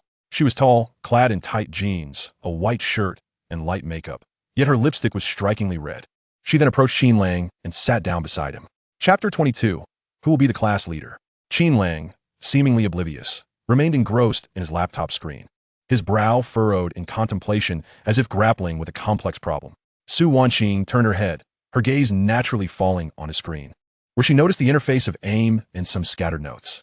What is Qin Lang so engrossed in? It doesn't seem to be our student council's promotional materials, does it? Her teasing question successfully captured the attention of nearby classmates who were eavesdropping. Immersed in his strategizing, Qin Lang responded almost instinctively, carried by the inertia of his thoughts. Oh, I'm researching this AIM. I find its algorithmic recommendation mechanism and content distribution model quite intriguing. It could very well become a phenomenally popular short video platform in the future. A short video platform? Su Wanqing's interest peaked. Typically, she focused more on academics and student council affairs, and her understanding of such emerging apps was limited. Is this really that important? Very important. We are in a period of traffic dividends. User growth is rapid, and content regulation is relatively lenient, making it the optimal window for individual creators to amass a foundational fanbase. I anticipate it will soon be renamed Douyin and introduce live streaming features. This will be the next big wave. He paused, continuing his analysis. Traditional text and image information will be challenged by more intuitive, fragmented videos. Those who seize this opportunity and plan ahead, whether creating content IP or monetizing traffic, could reap rewards far beyond conventional paths. This is far more expansive than, well, merely participating in student activities step by step. His final statement slipped out before he realized it might be inappropriate, but it was too late to retract. He offered a slightly apologetic smile. Apologies, senior. I was just rambling. It seems the class committee election has begun. While he spoke, Su Wanqing initially paid little attention, and several student council members behind him wanted to refute him, dismissing his comments as irrelevant. Yet, he spoke with such expertise. They didn't even know how to counter his points. His familiarity and confidence when discussing algorithms, traffic dividends, trends, and monetization were entirely uncharacteristic of a freshman. However, Su Wanqing did not dwell on his somewhat offensive comparison. Her gaze was fixed intently on Qin Lang's face, captivated. This vision and depth of understanding, surpassing her peers and even her own cognition, struck her with a profound impact. Though she didn't fully grasp it, the more exceptional a girl was, the more she gravitated towards equally remarkable boys. She suddenly realized how narrow and ridiculous her previous standards of excellence, based on student council roles and scholarships, had been when it came to evaluating and courting Qin Lang. Detected Su Wanqing's profound shock and admiration towards the host. Experience points 200. Detected Su Wanqing's reflection on her own perception due to the host dimensionality reduction impact, significantly increasing her favorability. Task progress 10. Current task progress 118. Level LV4. Experience 30 to 9, 35, 6000. Su Wanqing took a deep breath and spoke again. How did you come to think of researching these? Qin Lang, noticing the sparkle in her eyes, internally cursed himself for overshooting. Just an interest. I found it quite fascinating, so I looked into it more. 10. Qin Lang realized that many people were aware of the fact that he had spent over 10,000 treating others. But the senior's reaction was not significant. Moreover, his good looks were evident to all. She seemed indifferent. Su Wanqing was surrounded by handsome, wealthy boys. What she lacked was someone who could truly captivate her. The class committee election continued, but it was evident that Su Wanqing's attention was no longer fully on the podium. One by one, classmates took the stage to introduce themselves. Even Gu Bin wanted to compete for the position of organizational committee member. 80 students had already taken their turns, leaving only a few, among whom was Qin Lang. Aren't you going up? Su Wanqing Nguayuth. Qin Lang shook his head without looking at her, not interested. Su Wanqing was slightly taken aback. In the past, if a boy had said that student work was uninteresting in front of her, she would have likely perceived him as unambitious or as someone who couldn't reach what he desired. Or perhaps he was merely trying to draw her attention. Yet the boy before her, whether genuine or not, had indeed captured her focus. Senior, a student council member approached. No one is running for class leader. What? Su Wanqing found this news hard to believe. The class leader is the coordinator of the entire class, wielding the most power. How can no one want to take it? The student council member glanced at Qin Lang and said, I asked, and they believe it should be Qin Lang who takes the role. Qin Lang immediately interjected. No. I want to do it. You can't force someone into this position. Regardless, I'm not cut out for it. Su Wanqing encountered her most challenging predicament since becoming the student council president. No one wanted to be the class leader. Classmates, is anyone interested in running for class leader? She proclaimed loudly. Silence enveloped the room. It wasn't that they didn't want to. They simply lacked the courage. The boys hesitated to make fools of themselves under the shadow of Qin Lang, whose looks, demeanor, and the depth he had just displayed made them feel inadequate. Stepping forward would only be self-deprecating. The girls, on the other hand, perceived the role of class leader as one meant for boys. They inclined more towards positions such as group secretary or study committee member. The tense atmosphere permeated the classroom. What should we do? Several student council members were equally perplexed. Su Wanqing wanted to encourage them further. Just then, Qin Lang suddenly shut his laptop. Oh, why is this so arduous? If it doesn't work, let us rotate. Each committee member can take turns being the class leader for a week. Or we could simply point to Lu Chong and say, you take it. The Lu Chong he pointed to was the boy who had previously injured his ankle during military training. He appeared delicate and frail, hardly possessing any flesh on his frame. Upon hearing his name, he nervously waved his hands, stammering, I can't do it, I'm socially anxious. Thus, it is imperative for you to engage in exercise. While let the capable take on the tasks. This is a splendid opportunity to interact more with your peers, is it not? Suddenly, Qin Lang exuded an assertive aura, rendering Su Wanqing and others almost superfluous. Gu Bin, standing nearby, egged him on, come on, give it a try. If it doesn't work out, we can always reassess. The brothers are here to support you. Zhang Qi added, exactly, it's a marvelous chance for self-improvement. Qin Lang gazed out towards the corridor. Ning Shiwei had already finished her class and was waiting for him at the door, causing a flutter of anxiety within him. Let those in favor of Lu Chong becoming class monitor raise their hands. Fair, just, and open. The student council is watching. Upon uttering this, the entire class, including himself, swiftly raised their hands. He turned to Su Wanqing and declared, Chairwoman Su, mission accomplished. Time to clock out. Clock out? She responded, I believe you meant class is dismissed. Qin Lang realized the flaw in his wording. A habit formed from previous work experiences. If one is unwilling to take on responsibilities, there are always others eager to step in. If one shuns accountability, it can easily be thrust upon them. Clearly, Lu Chong was destined to be that scapegoat. Attempt to flee? No chance. Chapter 23, Reality and Ideals. Su Wanqing nodded in agreement. Then let us conclude the election. Class is dismissed. Lu Chong was evidently the earnest victim in this scenario, and he could only muster the courage to proceed. Qin Lang, showcasing the shrewdness of his past life, managed to throw someone under the bus while claiming credit. Congratulations, Chong. You ought to thank me. I won TB joining for a meal. Just take care of your brother from now on. Ha ha. Lu Chong thought to himself, you're driving me to my demise. As they exited, Ning Shiwei, disregarding the gazes of others, leapt into Qin Lang's embrace. Qin Lang, I've been appointed as the academic representative. Congratulations, my little one, Qin Lang said affectionately, playfully brushing her nose. Just as he was about to depart, Subankina Merkith, Inistuden. Her voice caused both Qin Lang and Ning Shiwei to halt in their tracks. Ning Shiwei instinctively tightened her grip on Qin Lang's arm, aware that a formidable opponent had arrived. Qin Lang turned, maintaining his composed smile. Chairwoman Su, is there anything else? Su Wanqing approached briskly, her gaze lingering for a fleeting moment on Ning Shiwei's arm linked with Qin Lang's before casually shifting her focus back to him. Qin student, after our extensive conversation earlier, I find you quite intriguing. Perhaps we shall seek your guidance in the student council in the future. May I have your contact details? She produced her phone, revealing her WeChat QR code. Detected Su Wanqing's intent to seek contact under the guise of work, but with ulterior motives. Experience points, 125. Detected Ning Shiwei's slight unease and territorial instincts. Experience points, 20. Current task progress, 136. Level LV4, experience 4086,000.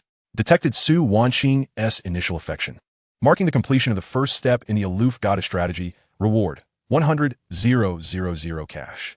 As Qin Lang absorbed the system's notifications, it was evident that Ning Shiwei's contribution was merely worth 20 experience points. Yet Su Wanqing directly awarded him 125 experience points, along with a monetary reward of 100,000. Ning Shiwei, feeling somewhat disgruntled, displayed her discontent openly. The little one's lips were pressed together, clearly displeased, yet she felt unable to voice her thoughts. Qin Lang took out his phone. All right.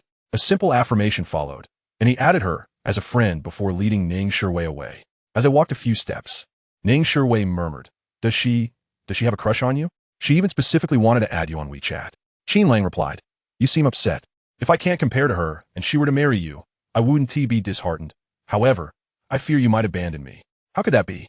Qin Lang halted, gently cupping her face and bestowing a tender kiss. Even if the entire world praises my worth, my eyes are solely for our little darling who has just become the academic representative. Ning Sivates text fluset instantly. Goodness, my ears are about to burst. Gubin emerged, laden with his bag. Zhang Qi followed suit. Cringe alert. The aloof male deity also resorts to cheesy pickup lines. Li Wei exaggeratedly mimicked Qin Lang. Oh dear. Only a little darling. Qin Lang stood there, awkwardly, before declaring, tomorrow night, barbecue on me. Whoever is sweet-tongued can join.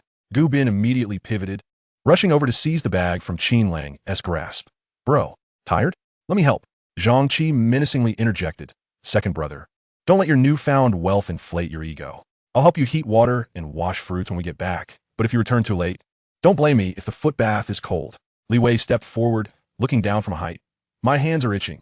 Mind if I practice massage on you? Qin Lang retorted. Have some self-respect, guys. After meandering around the school for a while, Qin Lang finally escorted Ning Shuwei back. Upon her return to the dormitory, she was immediately seized by Wang Jieqi and Gao Nan, who flanked her on either side, placing her in the center of the room. Quick, confess. Wang Jieqi's eyes sparkled with excitement. What is the status of your relationship with Qin Lang? When Su Wanqing added you on WeChat, were you not seething with jealousy? Ning Shuwei was momentarily taken aback. How did you know? This news spread fast. Gao Nan chimed in. Oh, my dear aunt, that is Qin Lang, the current star of the school. And who is the other? Su Wanqing. Just a mere rumor from her presence in Qin Lang's class quickly spread like wildfire. We're developing quite well. Ning Shuwei replied shyly. That's wonderful. I don't believe Qin Lang is that type of person. As for Su Wanqing, Wang Jieqi sighed at the mention of her name. It was inevitable. The other's beauty was simply unparalleled, even among the Arts Academy, where she stood a cut above the rest. However, do you know? He told me. Ning Shuwei was about to share the sweet nothings Qin Lang spoke, when the dormitory door was abruptly flung open. Lu Yun stormed in, her face ashen. What is wrong, Yun Yun? Wang Jieqi sensed a shift in the atmosphere. Lu Yun remained silent, but her eyes glistened with unshed tears. She snatched a box of unopened cookies from the table, a gift from her boyfriend to the entire dormitory. I'm sorry, these were bought by my boyfriend. I need to take them back. I must return them. We've broken up. What? Why? Gao Nan exclaimed in shock. Just yesterday, everything seemed fine. He even mentioned taking you to Disneyland next month. Disneyland? Lu Yun scoffed, her voice thick with emotion. Now he even wants to split the bill for a meal. He says his family business has hit a snag, and his pocket money has been halved. The dormitory fell into a sudden silence. The once envious atmosphere surrounding Lu Yun and her wealthy boyfriend had now turned distinctly awkward. Wang Jieqi and Gao Nan were unconvinced by her story. After several days of observation, it was apparent that Lu Yun's so-called wealthy boyfriend was likely a fabrication. He possessed some money, but he was certainly not a rich second generation, which affluent heir experiences financial issues to the extent of being unable to afford snacks. Splitting the bill for a meal?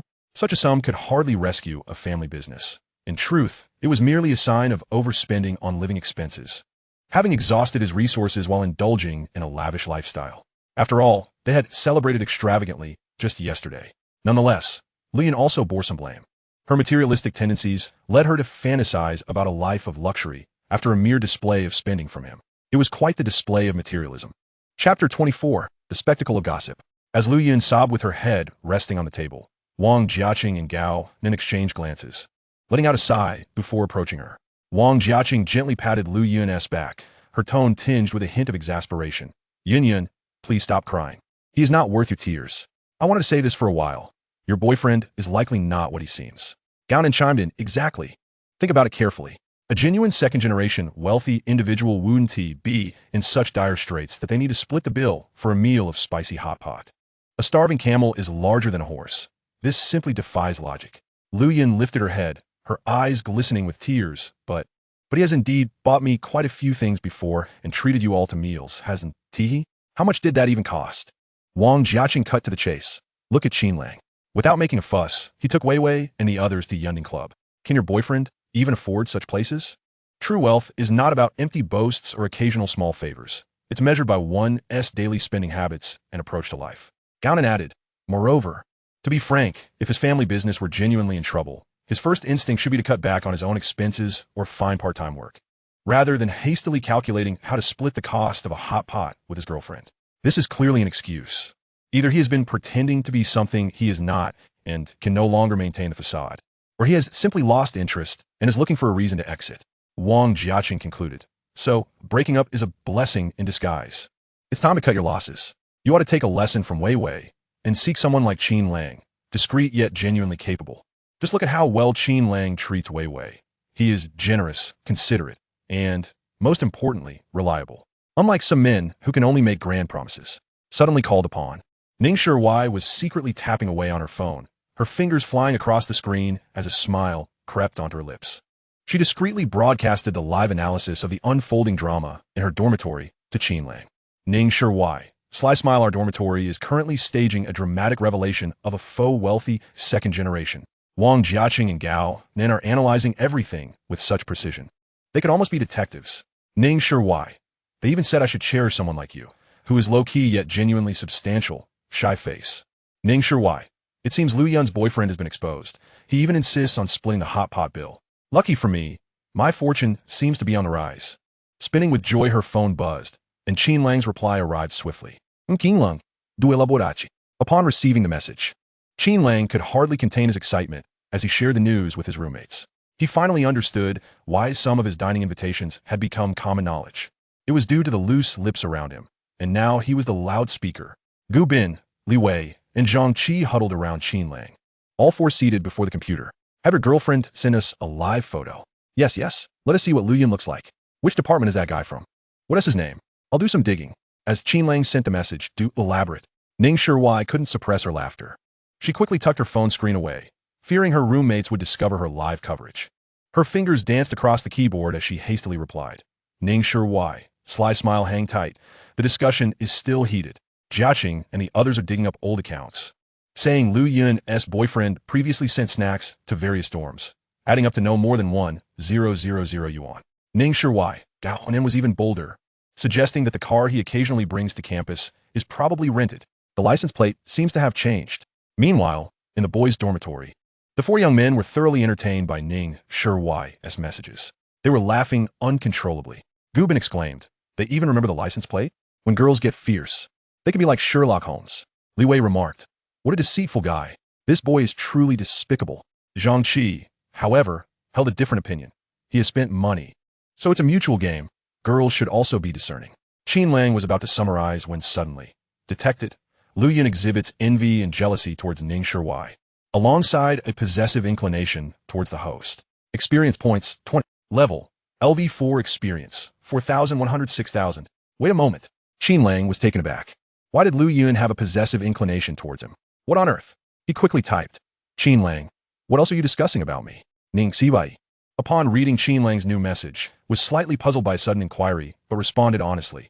Ning Shuai, not much, really. Just that Jiaqing and Gao Nin keep praising you, saying you are both capable and low-key, treating me well, and suggesting that Lu Yun should use you as a standard for future boyfriends.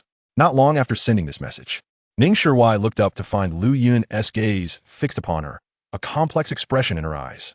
A peculiar intuition stirred discomfort within her. She heard Lu Yun sniffle, her voice thick with emotion, half jokingly yet half seriously asking, Wei, does Qin Lang have any friends like him? Single ones, I mean. At that moment, both Wang Jiaqing and Gao Nin were momentarily stunned, as was Ning Shuai. Wang Jiaqing reacted quickly, teasingly. Oh, Yin, you've just escaped the fire pit, and already you're thinking of diving into the circle of benchmarks? Gao Nin laughed. Someone like Qin Lang is a rare resource. There aren't too many like him around. Lu Yun forced a smile, muttering softly. I was just asking casually. I think Wei has excellent taste. The boys she knows are all of high quality. Lu Yun was not truly heartbroken over the breakup. Rather, it was the revelation that her boyfriend was a fraudulent, wealthy second generation that she found unacceptable. She was, at her core, a materialistic woman, so whether Qin Lang was Ning Shuai's boyfriend was inconsequential. After all, one could marry multiple times. Having one more option wouldn't hurt. It was merely awkward to mention it now, so she swallowed her words. Detected, Lu Yun has developed a strong fondness for the host, based on the contrast effect and benchmark halo. Experience points, 30. Detected, Ning Shuai experiences a slight sense of crisis due to Lu Yun's inquiry. Experience points, 15. Level, LV4 experience, 4145, 6,000. A benchmark halo? Qin Lang noted the system's prompt. The so-called benchmark referred to the standard for potential boyfriends. However, this information belonged to Lu Yun. Meanwhile, Ning Shuai felt a slight sense of crisis, likely becoming aware of the type of person Lu Yun was. Is something wrong, Langge? You look rather serious. Gu Bin observed Qin Lang's expression. Qin Lang turned off his phone screen, mumbling, it's nothing. I just find the dynamics among the girls' dormitory quite complex. He wanted to share a word with Ning Shiwei, but didn't he know how to bring it up? After all, the nature of the system needed to remain confidential. It could probe into people's hearts, but how would Ning Shiwei respond? At that moment, Ning Shiwei sent another message. Ning Shiwei, Qin Lang, could you buy us some snacks for the dormitory? I'll contribute 200, but don't mention that I sponsored it. Buy something nice. I don't want to just spend your money while you have to declare your love for me in front of my roommates. This was Ning Shiwei's strategy. Though not particularly sophisticated, she recognized that girls like Lu Yun were not easy to deal with and had already set their sights on Qin Lang. Therefore, she needed to assert her claim. Chapter 25, Delivering Snacks. Qin Lang read Ning Shiwei's message, a smile playing on his lips. This little girl, sensing a crisis, had begun to display some cleverness. He replied, Qin Lang, keep the 200 yuan for yourself to buy milk tea. Leave the snacks to me and wait for my news. As for love, you need not say it. I shall act accordingly. After sending the message, Qin Lang snapped his fingers at the trio beside him who were still engrossed in their gossip. Come on, brothers, time to get to work. Second brother, what is the instruction? Gubin immediately leaned in. Head to the school supermarket and stock up.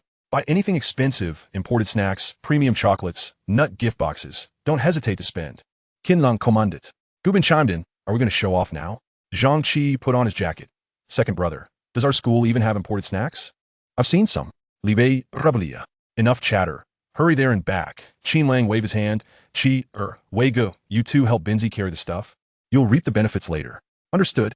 The trio sprang into action and dashed out of the dormitory. Before long, the four returned with several borrowed flatbed carts, piled high with an assortment of snacks, standing at the foot of the girls' dormitory. Qin Lang took out his phone and directly dialed Ning Shiwei. The call connected swiftly, and Ning Shiwei's soft voice came through. Hello, Qin Lang? Vivi, is it convenient now?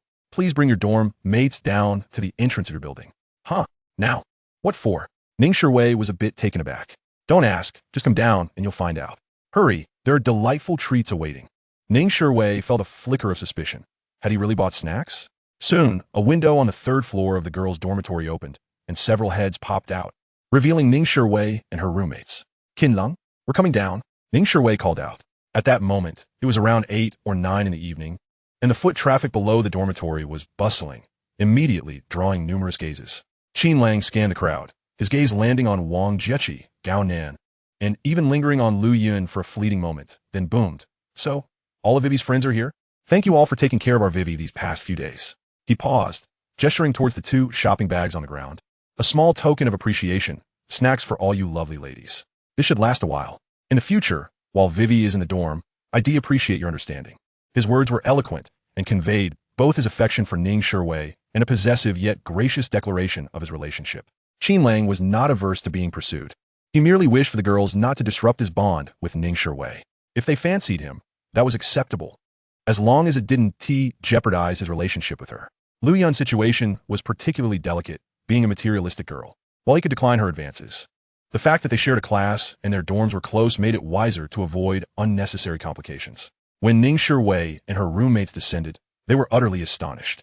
Behind Qin Lang, Gu Bin and the others were pushing 2 borrowed flatbed carts, overflowing with various snack bags, resembling 2 small mountains.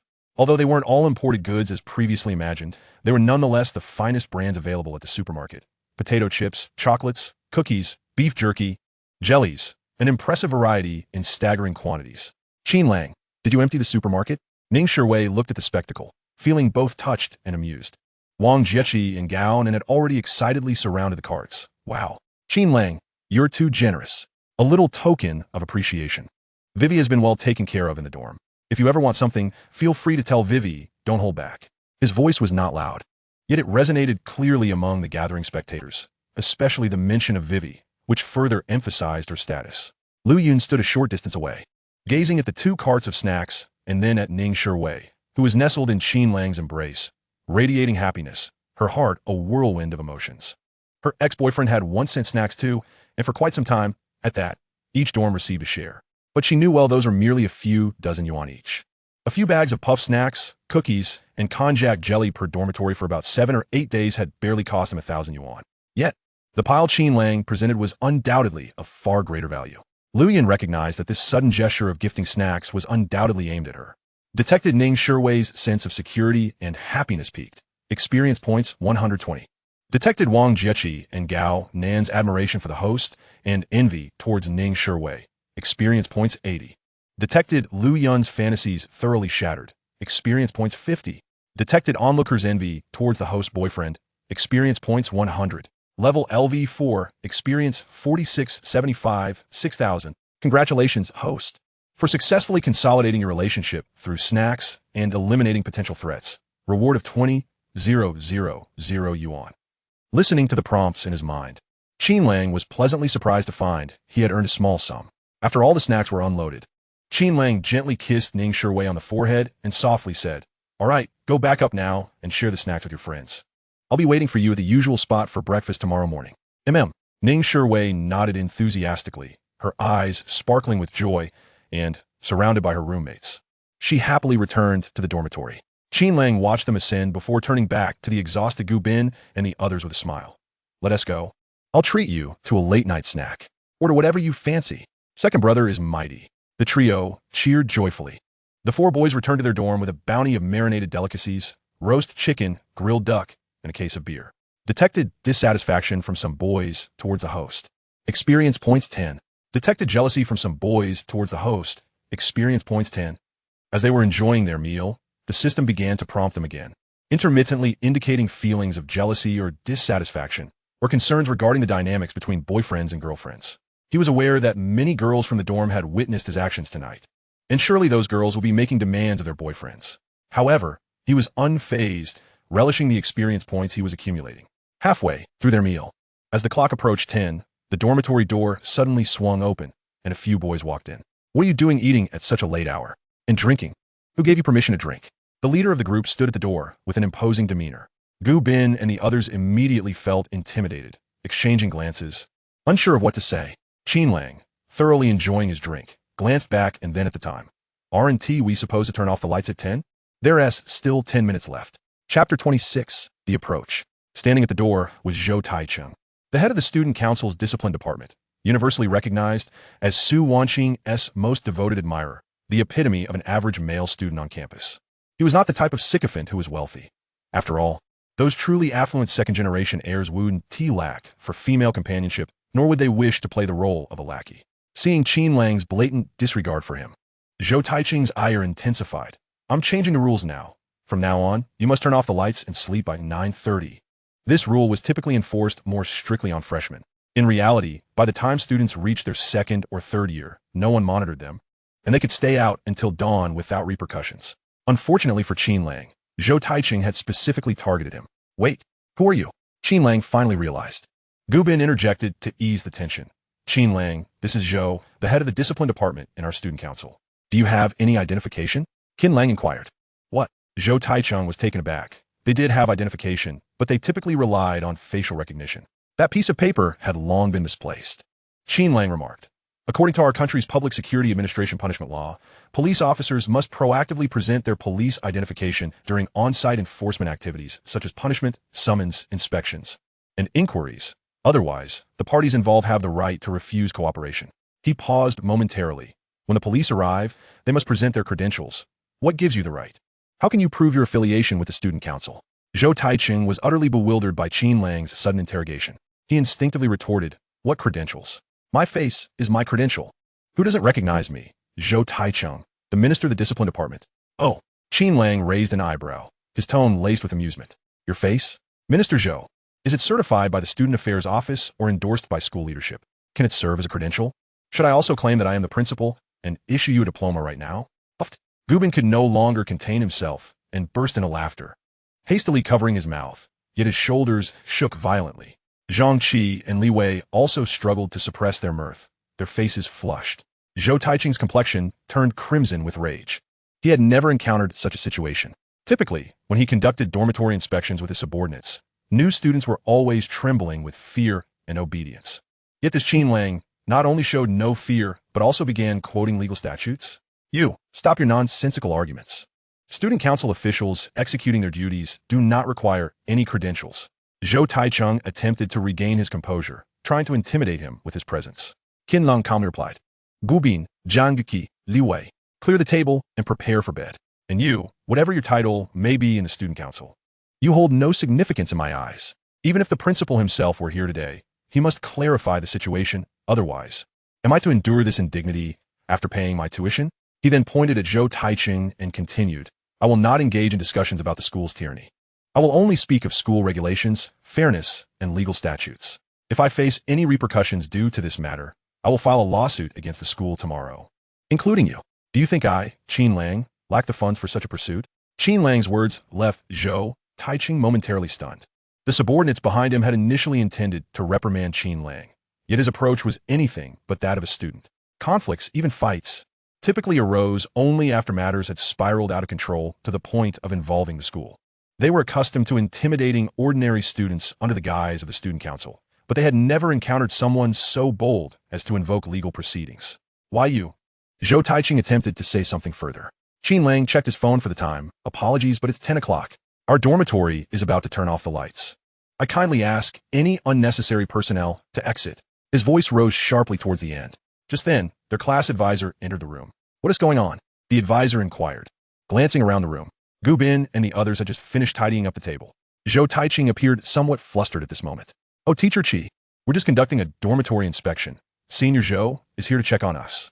Advisor Qi assessed the situation and commented, Qin Lang, you should drink less. You have classes tomorrow. Understood.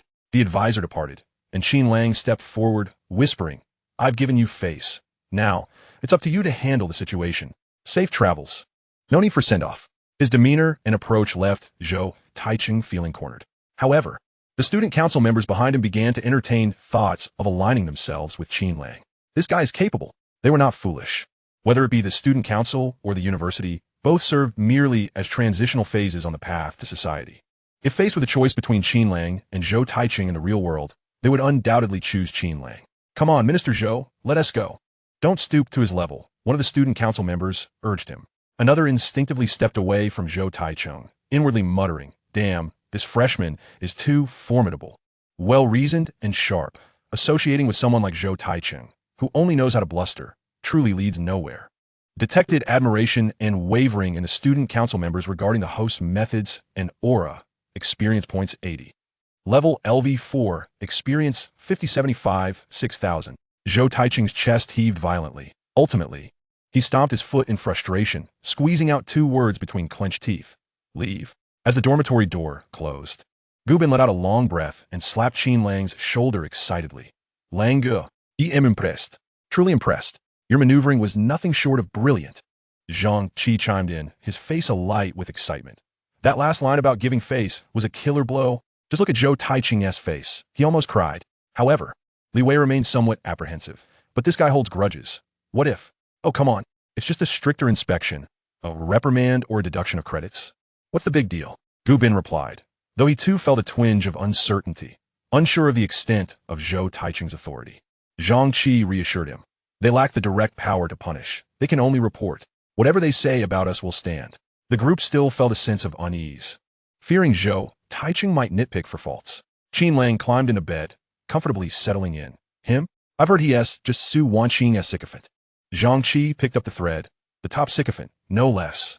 Completely oblivious. However, I've heard he works hard, an excellent student, actively participating in various activities. He believes himself to be the epitome of male excellence. What about his family background? Gu Bin inquired. Never heard of any significant background. He seems like a typical power seeker, intent on climbing the social ladder. After the lights were turned off, they continued their conversation. Li Wei said, I just asked a senior from our hometown. He mentioned that Zhou Taiching scoffed at someone driving a sports car to pursue Su Wanqing, claiming he doesn't have one now, but with his excellence, he could buy several in 2 years. Chapter 27, Dreaming of Them. Qin Lang lay in bed, hand behind his head, scoffing at the remark. Buying several sports cars in 2 years? Does he think they're like shared bicycles, just scan and ride away? Exactly. Gu Bin perked up, sitting upright. I also heard him say that those rich second-generation kids who rely on their families are unworthy of Su Xueji's efforts and talents. Only those who strive for their future can truly appreciate it. Janu ki imitated Tsutekengese pretentious ton, squeezing his voice to mimic him. What Su chairperson admires are inner potential and lofty aspirations. The subtext being, although I'm poor now, I have ambitions. Sooner or later, Su Wanqing will recognize my worth. Ha ha ha. Is that for real? Qin Lang laughed heartily. Zhang Qi replied, I've heard that. Aside from Su Wanqing, he's the most famous in the student council. You know the most outrageous part? Li Wei, still on his phone, continued to gather intel from his hometown senior. What? What is it? Hurry up. Januki urged. Li Wei struggled to suppress his laughter. My senior said Zhou Taiqing confidently believes that Su Wanqing likes him, but is just too shy to admit it. That all the wealthy suitors she rejected were waiting for him, to soar together after graduation and reach the pinnacle of life. Wow. Ha ha ha. This is too amusing. Gubin rolled on his bed, laughing uncontrollably. Listening to his roommate's revelations, Qin Lang laughed so hard his stomach hurt. So, you're saying Su Wanqing is waiting for all her suitors in order to preserve her chastity for him? You've uncovered the truth, brother too. Li Wei could no longer contain his mirth. My senior is on the same level as him. Just listen to what he said. He tapped on the voice message from his senior, and soon the dormitory echoed with the senior's voice. One time we were drinking, and he got drunk, pulling me aside to say that Wanqing has it tough, bearing so much pressure, and she's waiting for me to become strong enough. I was so shocked that I almost crushed my cup. Unable to bear it any longer, just in my life. Ha ha ha, what a talent. In the depths of slumber, Qin Lang dreamt of that girl, the one who called him dad, Qin shouting. The adorable visage of his daughter materialized before him. Since his rebirth, his greatest concern had been his daughter. Of course, he could not forget the woman he deeply cherished, Yi Shuxian. Life is unpredictable. He loved her, and she loved him in return. Their relationship was not one of fiery passion, but rather a tranquil mutual support. The purchase of a home had not only drained his parents' savings, but had also depleted hers. Nonetheless, they remained filled with anticipation and love for life. With a start, Qin Lang awoke in a cold sweat, sitting upright in bed. Gu Bin and the others were brushing their teeth. What is wrong, second brother? Nothing. I just dreamt of my daughter. Huh? The three were taken aback, thinking he was spouting nonsense. Oh, is it about Ning Shiwei's daughter? Are you already daydreaming? Zhan Luqi teased. Li Wei, full of admiration, chimed in. Second brother has foresight. Cut it out. Qin Lang realized he had misspoken and quickly got out of bed. Today, we need to tidy up. I thought about that Zhou Taiqing. He seems like a petty, narrow-minded person. We must leave no room for him to exploit. Let us do a good job, and if he still looks for trouble, I will confront him. Remember to take photos after cleaning. All right.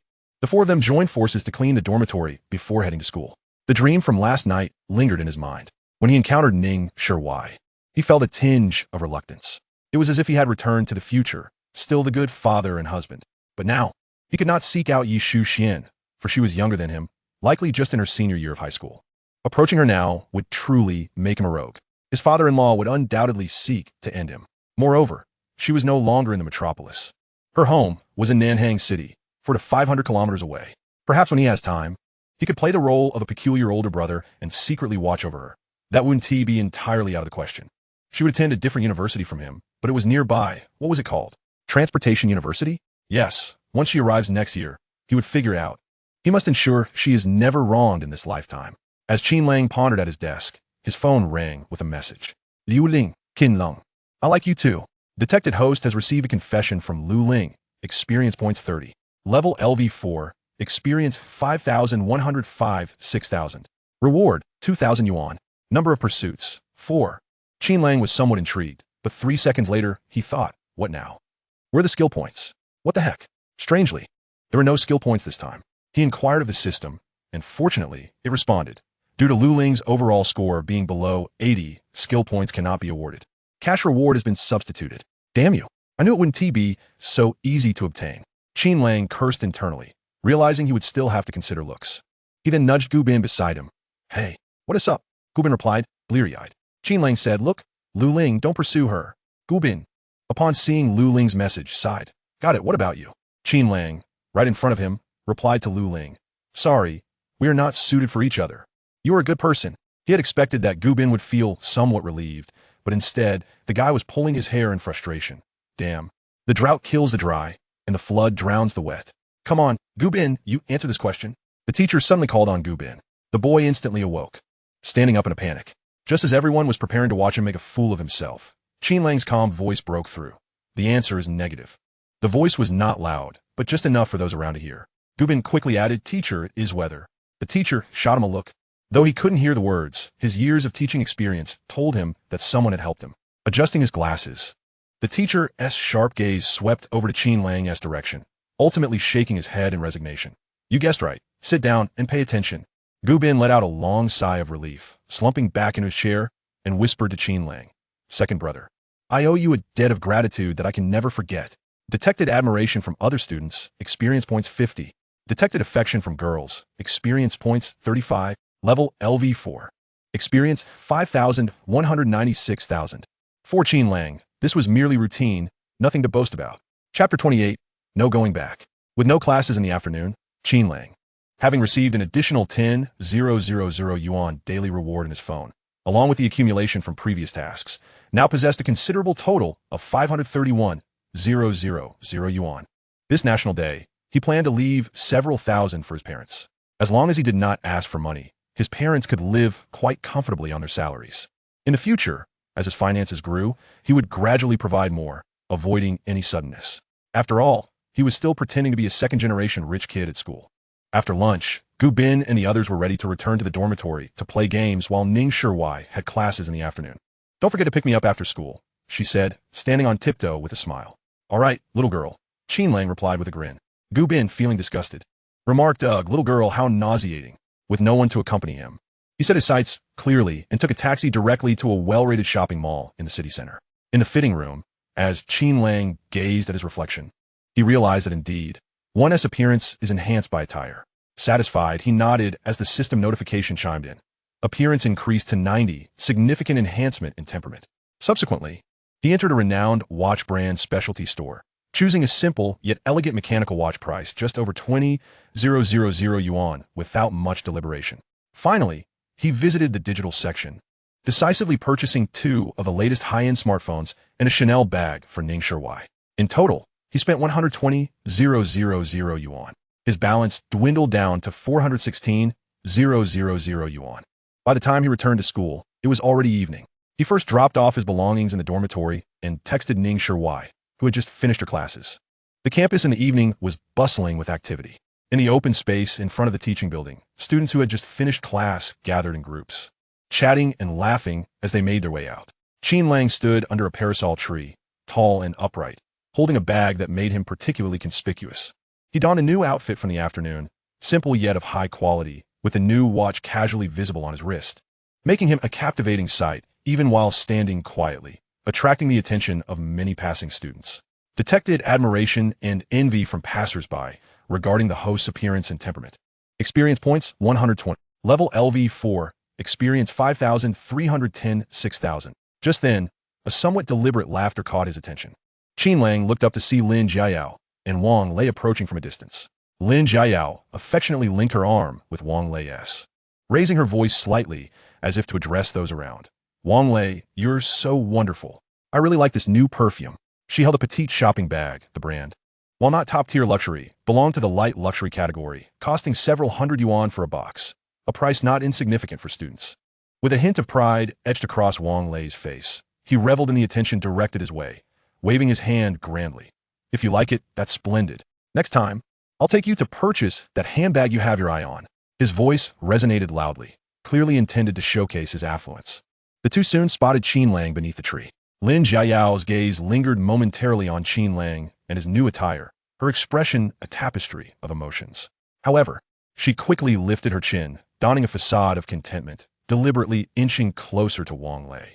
Qin Lang discreetly shifted the gift he held behind his back. Wishing to avoid any ostentation or confrontation, he merely sought to enjoy his quiet life. Yet Lin Jiayao would not feign ignorance. "Qin Lang, what you up to?" "Oh, waiting for my girlfriend." The boy's simple reply momentarily left the others in a daze. Today, Qin Lang seemed transformed, exuding an even more captivating charm. Wang Lei yearned to maintain his pretense, yet words eluded him, as if no matter how much he said, it would bear no significance. He discerned Lin Jiayao's interest in Qin Lang.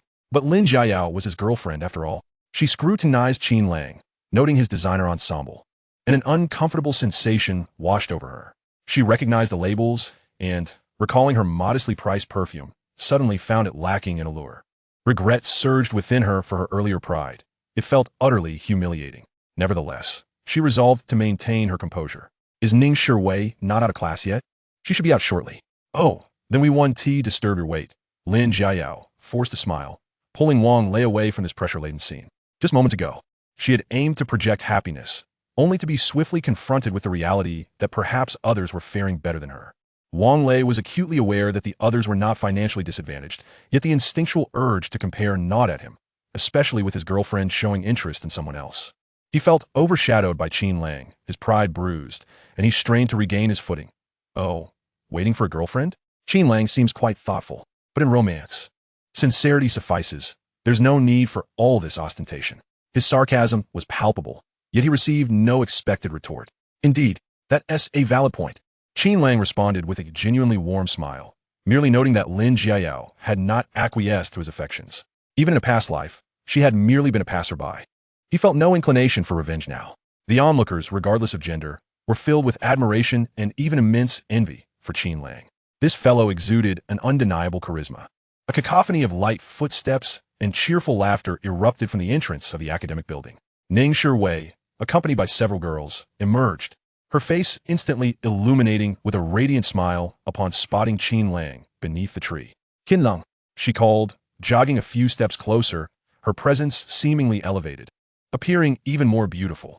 Her attention swiftly returned to Qin Lang, curiosity dancing in her eyes as she noticed the concealed item behind his back.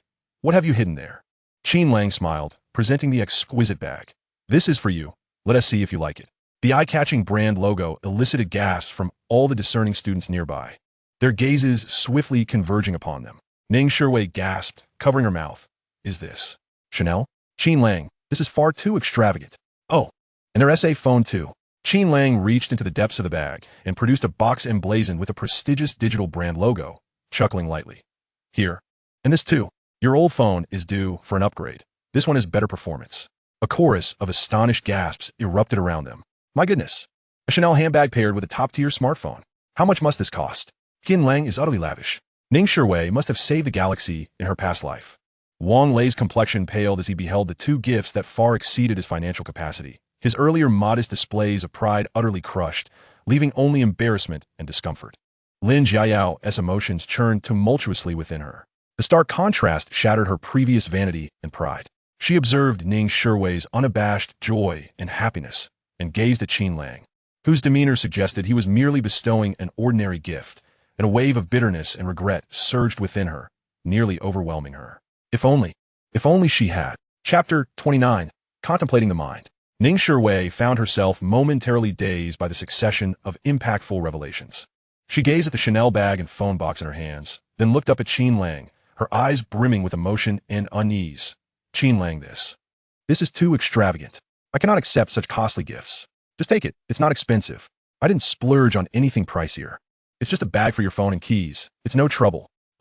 Ning Shiwei lowered her head, mumbling to herself, before breaking into a sly and playful smile. "Then I shall accept it. He. There was no resisting such alluring gifts. Observing Qin Lang's relaxed demeanor, his designer attire, and that new watch, she felt a sense of reassurance. At least she hadn't truly caused him to overspend. "Thank you, Qin Lang. I truly appreciate it." Ning Shiwei replied sincerely and gently, carefully cradling the gift as if it were the most precious treasure in the world. Detected Ning Shiwei's profound surprise and happiness upon receiving an extravagant gift. Experience points, 280. Detected the overwhelming shock and envy of the observing students. Massive scale. Experience points, 400. Detected Lin Jiao's intense regret, jealousy, and self-doubt. Experience points, 250. Detected Wang Lei's complete sense of defeat and profound embarrassment. Experience points, 120. Level LV5, experience 0, 10,000. System level updated, lottery system activated. Daily reward increased to 20,000 yuan.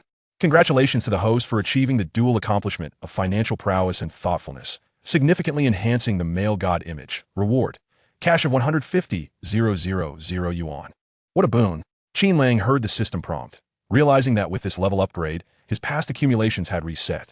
However, his daily rewards had notably increased to 20,000, and a lottery system had been activated?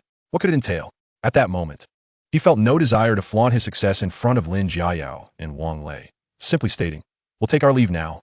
He then naturally wrapped his arm around Ning Shiwei's shoulders and, under the multitude of envious, astonished, and complex gazes, turned to depart. After a few steps, he could still hear Ning Shiwei's playful yet reproachful voice. Next time, you really mustn't do this." "All right, I'll heed your words," Qin Lang replied gently, his voice carried off by the breeze. Wang Lei attempted to salvage his dignity, awkwardly declaring, "Jiayao, relying on family wealth is nothing extraordinary. We rely on ourselves. Enough. Lin Jiayao abruptly shook off his hand, her voice tinged with a barely perceptible tremor. I'm heading back to the dorm. She nearly fled the scene, her mind spiraling with a singular thought. If only she had not been so materialistic, had not used such laughable excuses to reject Qin Lang. Would the one he cherished and pampered so generously now be herself? After their meal, Qin Lang and Ning Shiwei strolled around the campus to aid digestion. Wei, could you help me record a few videos? Qin Lang suddenly halted in his tracks. What videos? The dashing figure of mine has recently been engrossed in researching an app that I believe possesses the potential for tremendous popularity, representing a promising trend of the future. Therefore, I'm inclined to give it a trial run. Ning Shiwei cast a playful glance at him. What are you being so narcissistic about? Of course, it's about being handsome and elegant, Qin Lang replied, raising an eyebrow and adjusting his collar. Ning Shiwei chuckled. Lifting her phone, I stand corrected. You are not merely self-absorbed. You are a full-blown narcissist. Now position yourself beneath that phoenix tree. Yes, right there, the lighting is perfect. Standing at 168 centimeters, with a statuesque figure. She held her phone at just the right angle. All right, maintain this pose. Yes, slightly tilt your face, Ning Shiwei directed seriously, occasionally crouching or tiptoeing to find the optimal angle. Qin Lang complied splendidly. Wow, that pose looked fantastic. Do it again, she exclaimed, her eyes crescent-shaped with delight. The two engaged in a delightful exchange of photographer and model, enjoying themselves immensely. Ning Shiwei would occasionally dash closer to show Qin Lang the recently captured clips, their heads nearly touching as they pointed at the screen, radiating intimacy. Detected Ning Shiwei's affection and sweet feelings towards the host are on the rise. Experience points 80. Detected the host's natural charm and relaxed atmosphere are captivating passers-by. Experience points 150. Level LV5. Experience 230, 10,000. Just as their merriment reached a peak, a distant sound of laughter broke through the air. There, amid a throng of admirers, was Su Wanqing, strolling along the tree-lined path. She remained impeccably dressed, effortlessly standing out in the crowd. Surrounding her were several student council members and admirers, with Zhou Taichung closely trailing her side, wearing a fawning smile. Oh, look who it is, the dog brother? Qin Lang blurted out. What dog brother? Ning Shiwei asked, glancing towards Su Wanqing, puzzled by his comment. He was naturally referring to Zhou Taichung. See that guy? His name is Zhou Taichung. He came to my dorm yesterday, looking for trouble. And only later did I discover that he's the number one sycophant. You know, our girls' dorm is quite well informed. Particularly thanks to Wang Jiaqing and Gao Nan. They seem to know everything. Qin Lang gazed into the distance, envisioning the faces of Wang Jiaqing and Gao Nan. Indeed, these two were privy to all sorts of news, and his dorm mates were equally well informed. It seems your girls' dormitory's intelligence network is quite formidable, he remarked. Ning Shiwei proudly wrinkled her nose, of course. However, she observed the approaching group, her smile fading slightly as she whispered, should we find another place to shoot? I have a feeling their arrival won't bode well. All right, Qin Lang agreed, recognizing the wisdom in her words. He understood that this was Ning Shiwei's way of ensuring they did not get too close to Su Wanqing. She was apprehensive, just as they were about to depart. Su Wanqing suddenly quickened her pace. Qin Lang. Upon hearing that voice, Qin Lang's heart sank. It was likely not a mere coincidence, but rather a summons directed at him. He considered pretending he hadn't heard, yet nearby classmates reminded him, Qin Lang, Senior Su is calling for you. Qin Lang turned to the person, puzzled. Who are you? The individual replied, oh, you might not know me, but I know you. I'm from the medical school. Qin Lang responded, is that so? From the medical school? You might want to check your brain. Chapter 30, a privilege indeed. The male student from the medical school turned pale, awkwardly retreating to the sidelines, while a few onlookers couldn't suppress their laughter. Su Wanqing had now approached them. Detected Su Wanqing's excitement and joy upon seeing the host. Experience points 350. Level LV5. Experience 580, 10,000. Qin, are you out for a stroll? Su Wanqing Nguyen. Qin Lang turned and wrapped an arm around Ning Shiwei's waist. All right. Senior, are you out for a walk too? MHM. All right, carry on. Qin Lang didn't wish to pursue Su Wanqing, but he also had to consider the feelings of the girl in his embrace. More crucially, Su Wanqing was the type who responded poorly to flattery. The more one tried to please her, the more counterproductive it became. It was best to keep her at arm's length. Observing Qin Lang's nonchalant demeanor, as if to say, feel free, we shall take our leave. Su Wanqing found her prepared remarks choked in her throat. You know what, she attempted to say, but the words failed to materialize. Turning to her companions, she announced, everyone, I'd like to take a stroll alone, if you'll excuse me. The others understood. This was not merely a casual walk, but a desire to engage with Qin Lang. Zhou Taiqing's anger flared instantly. Ning Shivai, nestled in Qin Lang's embrace, quietly expressed her disapproval. As Su Wanqing's entourage gradually dispersed, only Zhou Taiqing remained by her side. Taiqing, you should leave too, Su Wanqing urged, observing his predatory glare. Zhou Taiqing, somewhat dim-witted, remained silent, fixated on Qin Lang. Qin Lang found himself increasingly disdainful of this individual. Foolish, arrogant, and overly self-assured. What was most lamentable was that he approached everything with unwarranted enthusiasm. Teachers adored such students. Taiqing. Su Wanqing's tone grew edged with impatience and warning. You should head back too. Zhou Taiqing's chest heaved violently as he forced out. Wanqing, my affairs are none of your concern. Su Wanqing interrupted, her voice growing colder. For the first time, Zhou Taiqing felt a genuine sense of crisis. Su Wanqing had never been this assertive before. Detected Su Wanqing's desire to avoid disturbances while interacting with the host. Experience points 300. Level LV5. Experience 880, 10,000. Yet, Zhou Taiqing, emboldened by her words, retorted. Where I go is none of your business. I wish to stay here.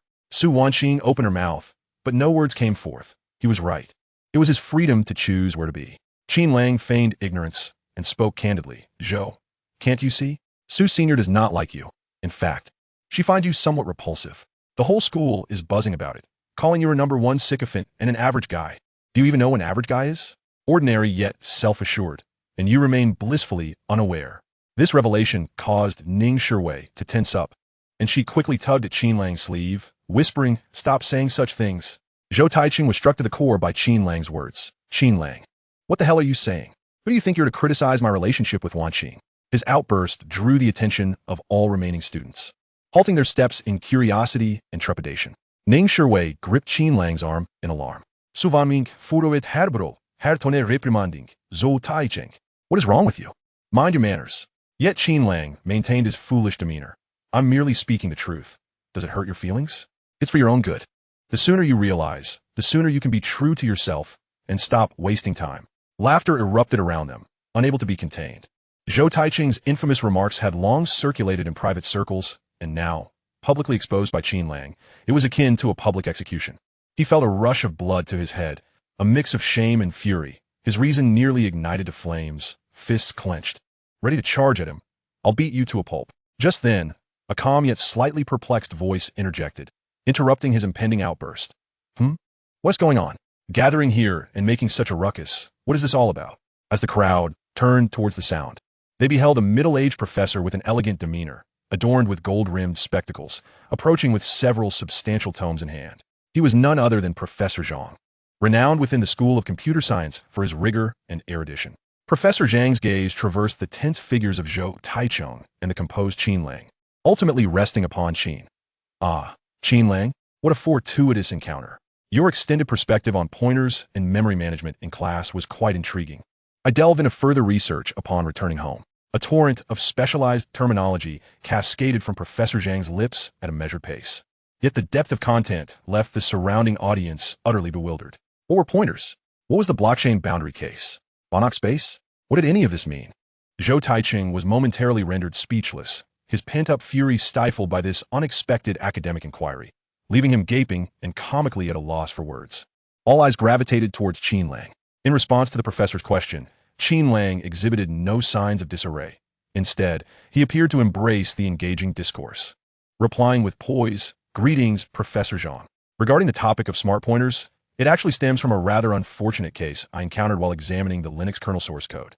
He articulated his thoughts with clarity and precision, not only addressing the professor's inquiry, but also expanding on several related technical challenges and cutting-edge research papers. Even engaging in a brief dialogue with Professor Zhang concerning the simplified applications of a particular mathematical model. Their exchange unfolded in a tranquil rhythm. Yet the profundity of their discussion transported them to a realm beyond the mundane, as if the world around them had vanished. The onlooking students, including Su Wanqing and Ning Shiwei, were left in a state of astonishment. Indeed, this was it. Professor Zhang seemed to adopt the role of a student, absorbing the wisdom imparted by Qin Lang. The others remained oblivious to the nuances of their conversation. However, the air of professionalism, confidence, and composure coupled with Professor Zhang's frequent nods of appreciation and awe, conveyed a singular message. Qin Lang was a prodigious talent, and not just any ordinary one at that. Zhou Taiching was utterly dumbfounded, rooted to the spot as he experienced an unfamiliar sense of impotence. His attempts to curry favor with the professor paled in comparison to Qin Lang's effortless rapport. His once unshakable self-assurance in his superior capabilities, management, organization, and social skills seemed trivial and laughable in the presence of Qin Lang. He glanced at Su Wanqing, who remained unfazed, watching Qin Lang with a smile. Much like Ning Shiwei beside her, patiently awaiting her remarkable boyfriend to conclude the academic discourse. Ah, Qin, I sincerely invite you to join our research group. Would you be interested? Professor Zhang concluded his discussion, recognizing Qin Lang as a rare gem. Qin Lang hesitated momentarily. Is it exhausting? No, not at all. It also offers academic credits. The schedule is flexible. I would be honored. Chapter 31, Progress Diminished. Upon hearing this, Professor Zhang's smile deepened, nodding vigorously. Excellent. Splendid. Then it's settled. I will send you the project details and arrangements via email. Your insights might just prove revolutionary for breaking through the bottlenecks of our aging project. The more he spoke, the more animated he became, giving Qin Lang's shoulder a hearty pat before departing with a spring in his step, clutching his books with satisfaction. The atmosphere fell into an eerie silence once more, with all gazes still fixated on Qin Lang, filled with disbelief and profound reverence. Detected Zhou Taiching experiencing an overwhelming academic dimension crushing, confidence utterly shattered, humiliation index at its peak, experience points 300. Detected the surrounding faculty and students' extreme shock and admiration for the host's academic status being acknowledged by an authoritative professor, experience points 200. Detected Su Wanqing's deepened recognition of the host's talents, curiosity and affection soaring, experience points 200. Detected Ning Shiwei's overflowing admiration and pride, intimacy level significantly elevated. Experience points 100. Current task progress, 189. Level LV5, experience 1680, 10,000. Qin Lang seemed to awaken from the academic discussion, slightly adjusting his shoulders and loosening his jacket. Are you looking for a fight? I can accompany you. What are you talking about? Su Wanqing interjected immediately, a hint of amusement in her voice. Just a moment ago, he appeared earnest and diligent, like a studious scholar, and now he was suggesting a brawl? Such a transformation was rather amusing. Before Su Wanqing's smile could fade, Ning Shiwei positioned herself between her and Qin Lang, sensing a surge of protectiveness. Is there something you need, Sister Su? If not, shall we be on our way? Ning Shiwei's sense of urgency heightened. She was perceptive enough to notice Su Wanqing's interest. The first campus beauty, the first goddess, the student council president. Was she smitten? That was unacceptable. Well, I'll help you take a picture. Su Wanqing appeared utterly unconcerned, dismissing Ning Shiwei's stance. In her view, as long as she wished, she could easily win Qin Lang over. Ning Shiwei had no power to thwart that. Before Qin Lang and Ning Shiwei could respond to Su Wanqing's remark, several girls who had been observing, their eyes sparkling with excitement, lost their restraint. They jostled one another, and one short-haired girl, blushing furiously, stepped forward, clutching a pink envelope tightly, summoning her courage to approach Qin Lang. Qin Lang. The girl's voice trembled as she completely disregarded Ning Shiwei, whose expression had darkened, and directly handed over the love letter. Please accept this. I admire you. With the first brave soul leading the charge, 2 or 3 other girls gathered the courage to approach as well, chattering excitedly. Qin Lang. May I add you on WeChat? I like you. You were so handsome speaking with Professor Zhang just now. I'm from the School of Economics and Management. Shall we study together sometime? Their eager voices focused intently on Qin Lang, as if Ning Shiwei were invisible. Ning Shiwei's face flushed with anger, her grip on Qin Lang's arm tightening further. She glared fiercely at the oblivious girls, wishing she could jump up and assert her claim, if not for Qin Lang's presence. Detected Ning Shiwei experiencing intense jealousy and a sense of crisis due to the host being openly pursued. Experience points 250. Level LV5, experience 1930, 10,000. Number of pursuits. Reward skill points, 2. Among the girls, some were merely flattering, while others were directly confessing. Only 2 possessed a beauty rating above 80. Ladies, I currently only wish to focus on dating Wei Wei. Nothing else, Qin Lang declared, smiling calmly as he turned to Su Wanqing. I have no interest in anything else. Su Wanqing, upon receiving his gaze, understood it was directed at her. Detected Su Wanqing's feelings of disappointment and humiliation. Task progress, 15. Current task progress, 39. Wow, I've gone too far with the pretense. Qin Lang was taken aback, not anticipating that the task could yield negative values. Su Wanqing, however, was remarkably decisive. With just a slight provocation, she was ready to withdraw immediately. The surrounding girls, upon hearing Qin Lang's words, were not offended. They eagerly expressed their willingness to wait. Ning Shiwei's mood improved slightly. Qin Lang remained rooted in place. Contemplating, I have been reborn. Daily rewards. A system to support me. Although Su Wanqing had received numerous accolades, Qin Lang felt unperturbed by his lack of pursuit. He was thriving regardless. Thus, let things unfold as they may.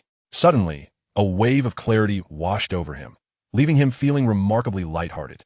He glanced down at Ning Shiwei, who was still clinging to him, and affectionately ruffled her hair. After the crowd dispersed, Su Wanqing approached Qin Lang. Classmate Qin, you are quite remarkable. To be frank, you have piqued my interest greatly over the past few days. Thank you, Qin Lang replied, skeptical of her intentions, particularly as the progress of his task lingered at a disheartening 39. Su Wanqing frowned slightly. His lackluster response felt akin to her striking a pillow with her fist. Pausing momentarily, she sharpened her tone, imbued with a hint of admonition. However, your arrogance is unappealing. True excellence should manifest through continuous improvement and a humble disposition, rather than fleeting brilliance or reliance on superficial attributes.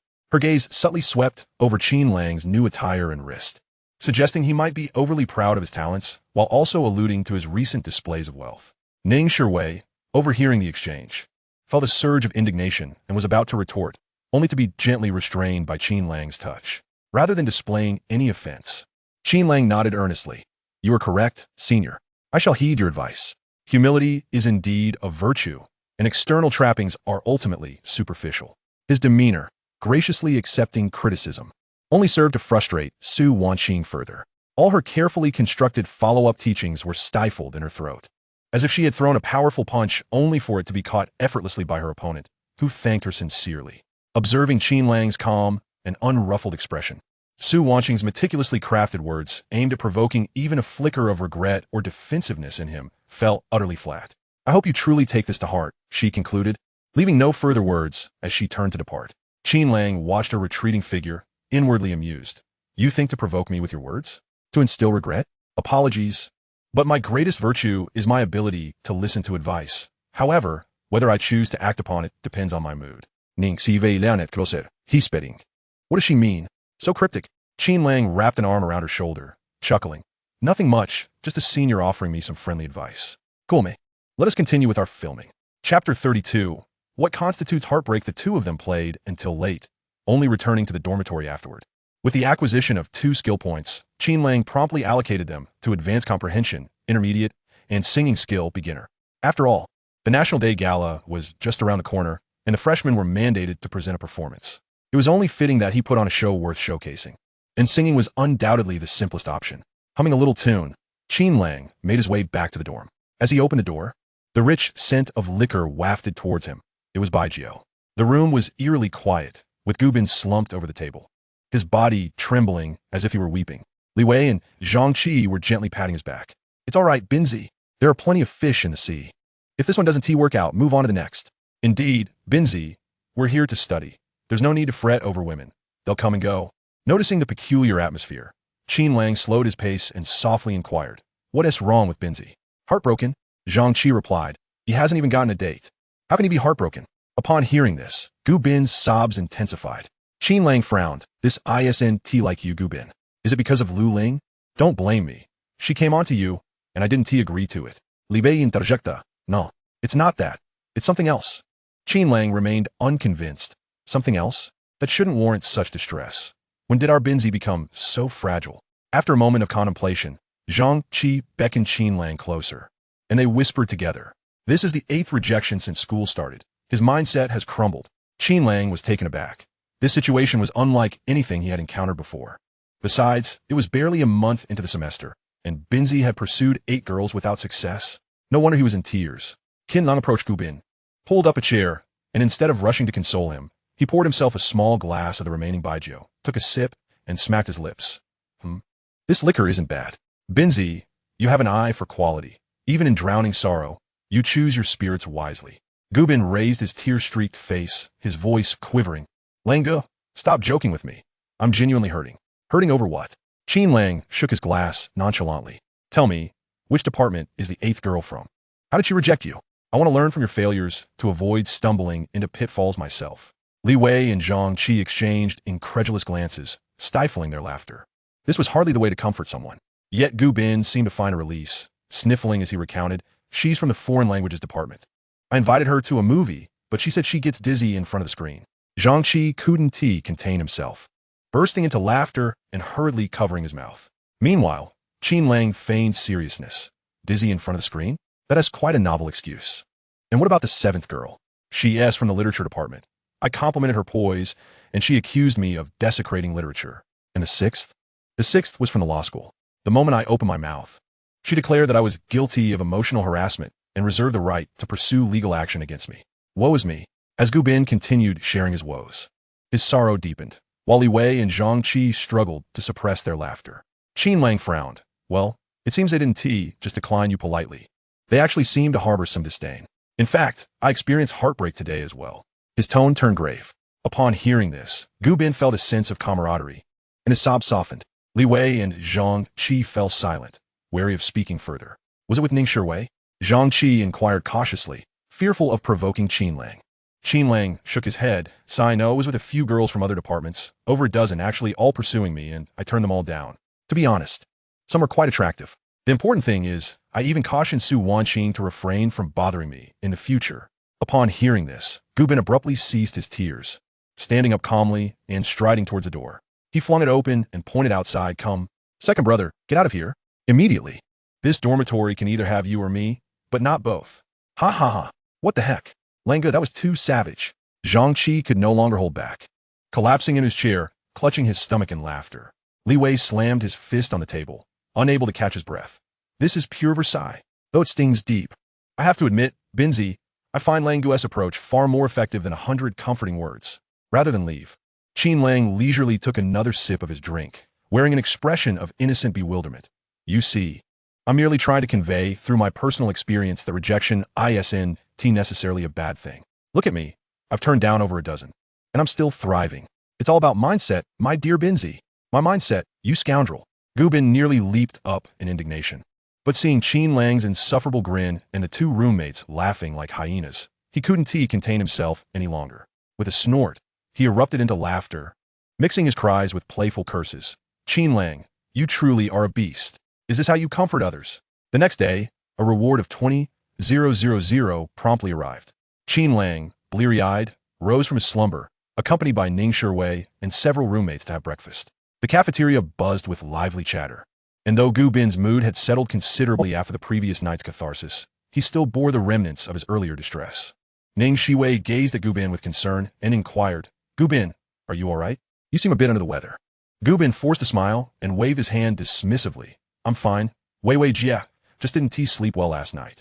Qin Lang, who was peeling an egg, chimed in.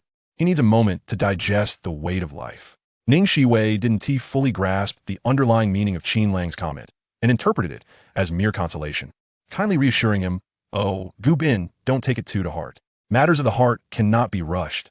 Take your time. We in the girls' dormitory are well aware of your, vivacity. Vivacity? Gu Bin was taken aback, a wave of ominous premonition washing over him.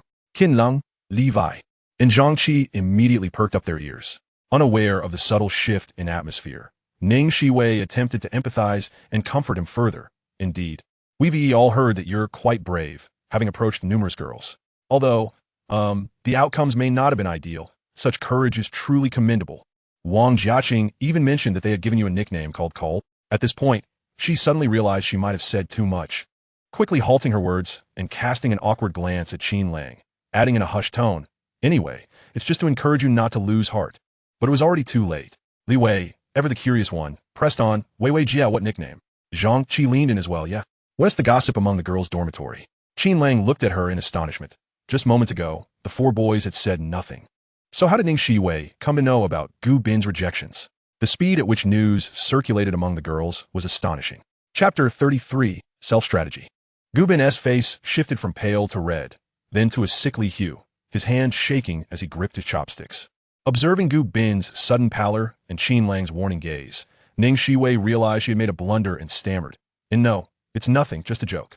Qin Lang quickly interjected to ease the tension. All right, let us eat. The kanji has gone cold. What did they say about me? Gubin insisted on clarification. Having just faced his 8th rejection yesterday, he was dismayed that Ning Shiwei already knew. He turned to his 3 friends for support. Qin Lang, Levi, and Zhang Qi shook their heads vigorously. It wasn't us. Especially Qin Lang, since the source of this information was none other than Ning Shiwei, his girlfriend. Gubin. I haven't said a word. I don't know how Wei Wei found out. Gubin turned back to Ning Shiwei, who appeared somewhat embarrassed. Yesterday, it spread throughout our dormitory. They privately refer to you as Gu 8 rejections, meaning that in less than a month since the semester began, you've bravely faced 8 trials, each resulting in rejection. Now let us eat. Gu 8 rejections. Gubin was utterly petrified, the chopsticks in his hand clattering onto the plate. His lips trembled as he looked at Ning Shiwei, then at his friends who were laughing uncontrollably, and finally in despair. At Qin Lang, his eyes conveying the realization that the entire world was now aware of his predicament. Qin Lang facepalmet, casting an exasperated glance at the innocent and apologetic Ning Shiwei. Ning Shiwei, now fully aware that she had unwittingly let the cat out of the bag, hurriedly gestured, No, Gubin, don't misunderstand.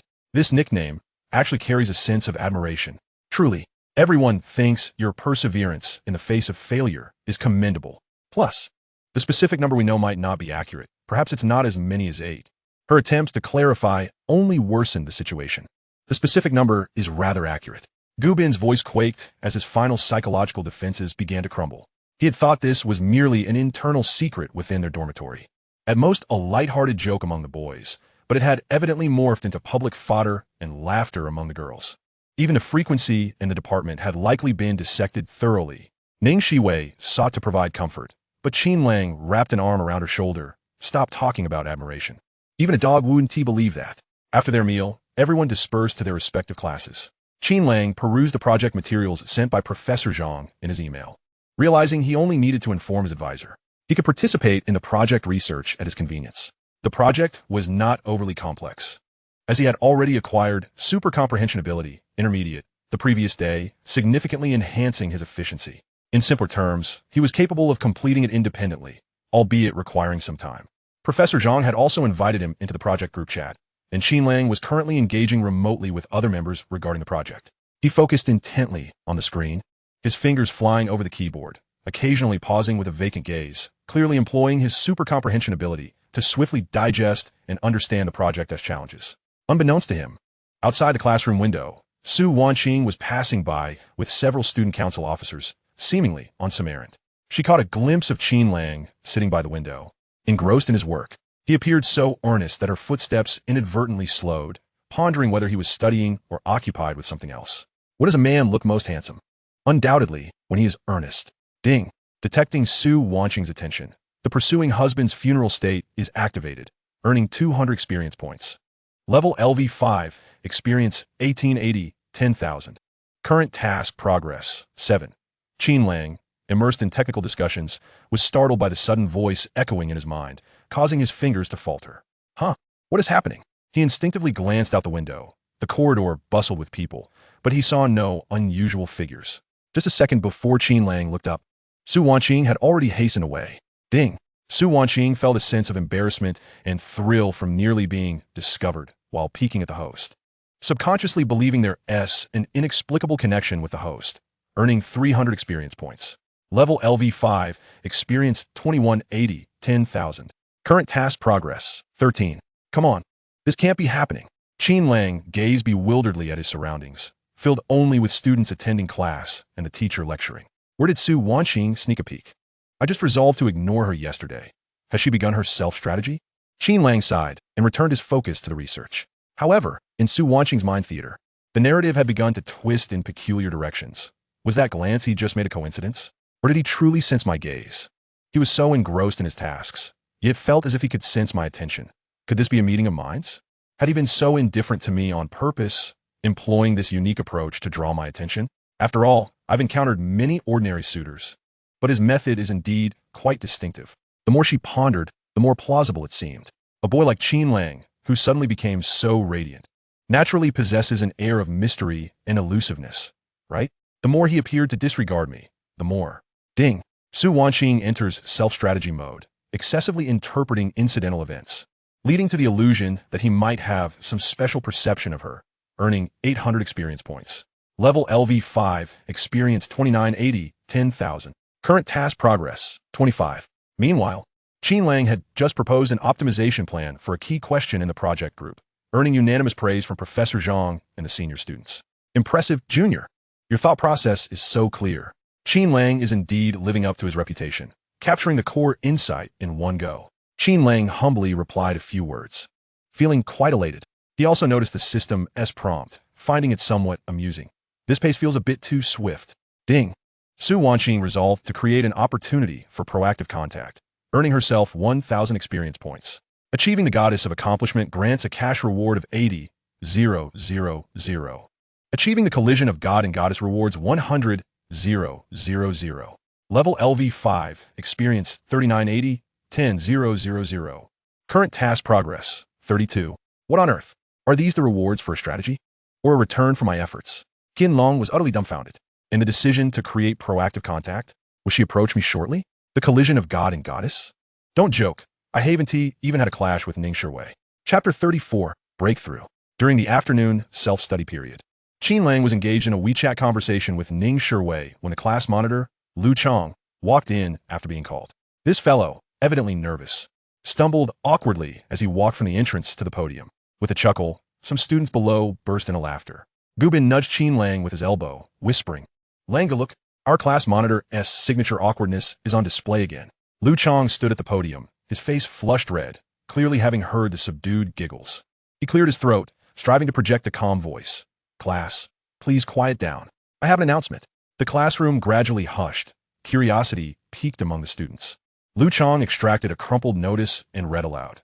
The school has announced that a welcoming party for new students will be held before the National Day holiday, requiring each freshman class to present at least one performance. Each department should organize auditions, and outstanding acts will be recommended for the school-level event. He paused, glancing at the audience, his gaze seemingly lingering on Qin Lang for a moment before hastily shifting away to continue. Additionally, the student council recruitment elections will be held tonight at 7 p.m. in room 302. I hope everyone will enthusiastically sign up. After delivering the announcement, Lu Chang appeared relieved and prepared to return to his seat, his signature awkward gait on display once more. The student council? Gubin speculated Lu Chang was going to run for the council. A performance. Singing Wild Wolf Disco. Qin Lang's mind wandered, and he absent-mindedly blurted out a future hit song. What is that? Gubin looked bewildered. It suddenly dawned on Qin Lang that it was 10 years prior, and that song was yet to exist. He chuckled and shook his head, contemplating a more current popular song when his peripheral vision caught a familiar tall figure standing quietly at the back door of the classroom. It was Su Wanqing. She seemed to have just arrived, or perhaps she had been standing there for a moment, gazing toward the podium. Today, she dressed more casually than usual, lacking some of the formality of the student council president, yet her remarkable presence still made her stand out in the crowd. At that moment, Su Wanqing took a step forward, entering through the front door and heading directly toward Qin Lang's row. The previously noisy classroom fell into a hushed silence. Many eyes fixated on the illustrious senior. When Su Wanqing reached Qin Lang's desk, she paused, her expression calm, her gaze softer than during their previous encounters. "Qin Lang, would it be convenient for you to step outside for a moment? I have something to discuss with you." Her voice was low, yet clear enough for those nearby to hear, the tone formal, yet curiously devoid of condescension. Gu Bin and Li Wei exchanged knowing glances, holding their breath in anticipation. Qin Lang was taken aback. He had expected Su Wanqing's approach to be more indirect, yet here she was being so straightforward, under the curious gaze of their classmates. The two exited the classroom, making their way to a quiet spot at the end of the corridor.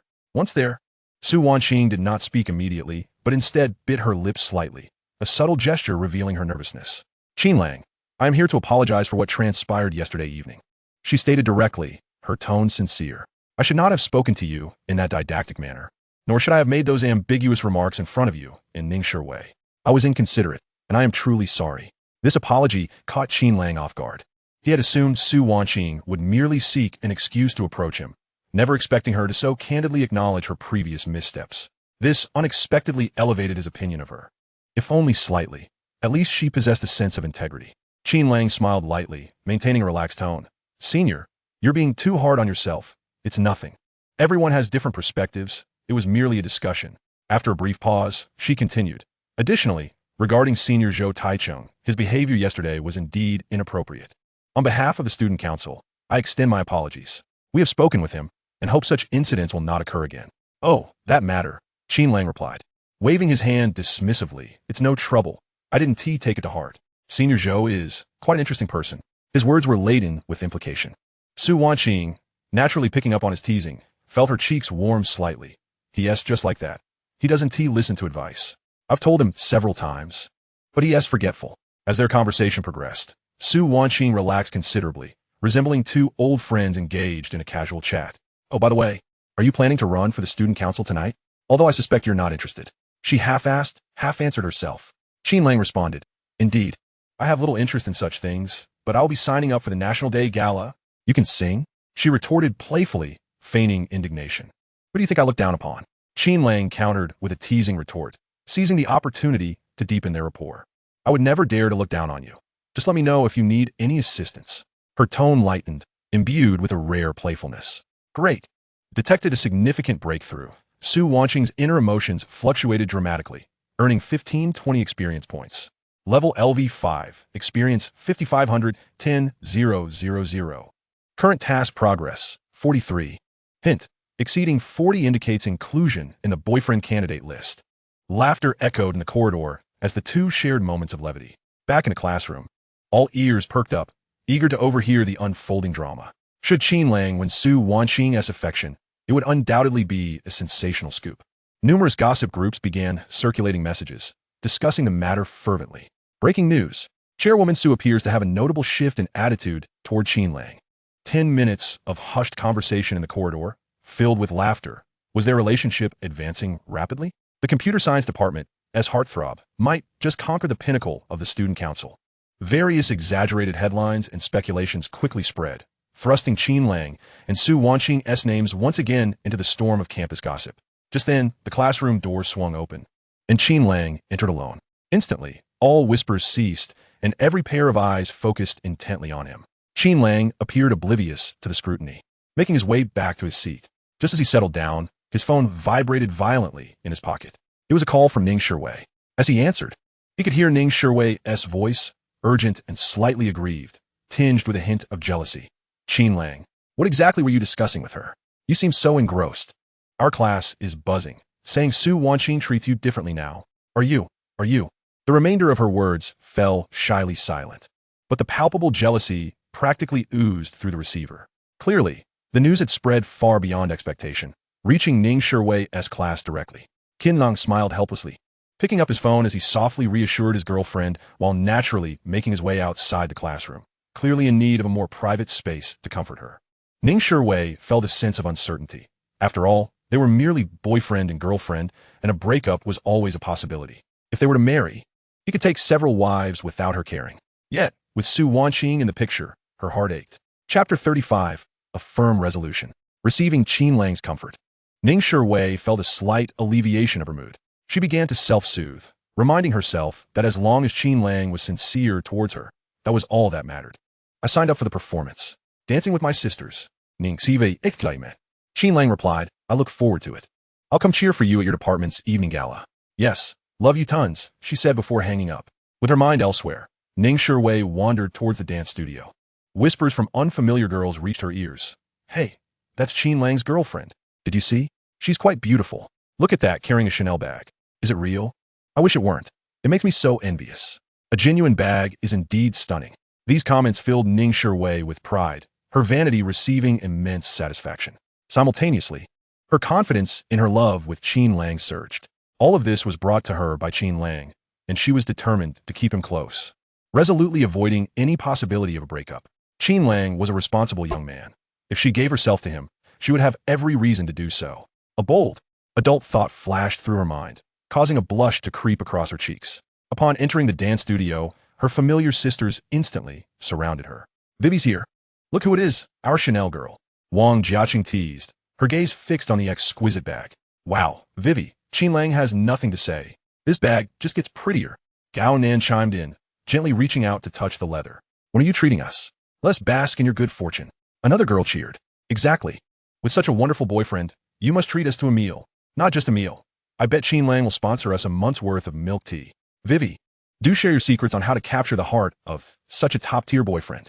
Ning Wei, enveloped by her sister's admiration and playful banter, felt as if she were drinking honey. She playfully stomped her foot. Oh, stop it. He's just better, that's all. Oh, just better? Look at your smug expression. Wang Jiaqing poked her waist. But seriously, how far have you two progressed? Any plans for the weekend? Ning Wei's cheeks flushed deeper as she quietly replied. I was just about to tell you, this weekend, we're planning to go out, and we might not come back. Her voice trailed off, but the implication was clear. The sisters erupted into louder cheers, mixed with encouragement like seize the opportunity, causing Ning Wei to feel both shy and excited. She secretly resolved to make this weekend unforgettable. Just then, the door to the dance studio was gently pushed open. The raucous chatter fell silent. All eyes turned to the entrance, where Su Wanqing stood. She seemed to be merely passing by, dressed in a simple yet elegant athletic outfit that highlighted her graceful figure. Her gaze swept through the room before finally resting on the encircled Ning Wei, a perfectly timed smile gracing her lips. Ning Wei, what a coincidence. Su Wanqing's voice was warm and pleasant. I just spoke with your counselor about the National Day Gala, and I heard you signed up for a group dance. Best of luck. I might be able to recommend you for the school gala. Her demeanor was composed and friendly, showing no signs of awkwardness, as if she were simply a student council president offering routine encouragement to a fellow student. Ning Wei felt a tightening in her chest. The disparity between the school gala and the department's evening was immense. Performing before all the students and faculty was undoubtedly a grander stage and honor, an irresistible allure for the dance majors in the Art Academy. Su Wanqing's words sent ripples through Ning Wei and her sisters. Everyone's expressions shifted, their gazes subtly shifting between Ning Wei and Su Wanqing. They were uncertain of Su Wanqing's true intentions. If she were to show favor, they would be spared from fierce competition and could directly perform on the grand stage. Unlike other departments like computer science, aviation, finance, or medicine, which had their own specialties, their major was performance. Su Wanqing's statement seemed both uplifting and encouraging. However, considering her status and the ambiguous relationship with Qin Lang, it felt more like a condescending bestowal or a subtle test. Or perhaps it was a reminder that Ning Wei was far from Su Wanqing's caliber. But Ning Wei was overthinking. Su Wanqing genuinely sought to smooth relations with her. Su Wanqing was perceptive. She recognized that when she interacted with other boys, if they had girlfriends, the latter would often feel neglected while the boys tried to please her. Yet, Qin Lang consistently defended Ning Wei. It was evident that she was important to him. Su Wanqing explained, I spoke with Qin Lang today, and I realized I was a bit harsh the other day. I truly apologize. Good luck, Junior. Her sincerity was palpable, causing Ning Wei to lower her guard and nod earnestly, instantly warming up to Su Wanqing. Amused, Su Wanqing thought to herself that she wouldn't typically act this way, yet now it felt as though some magical force compelled her to do so.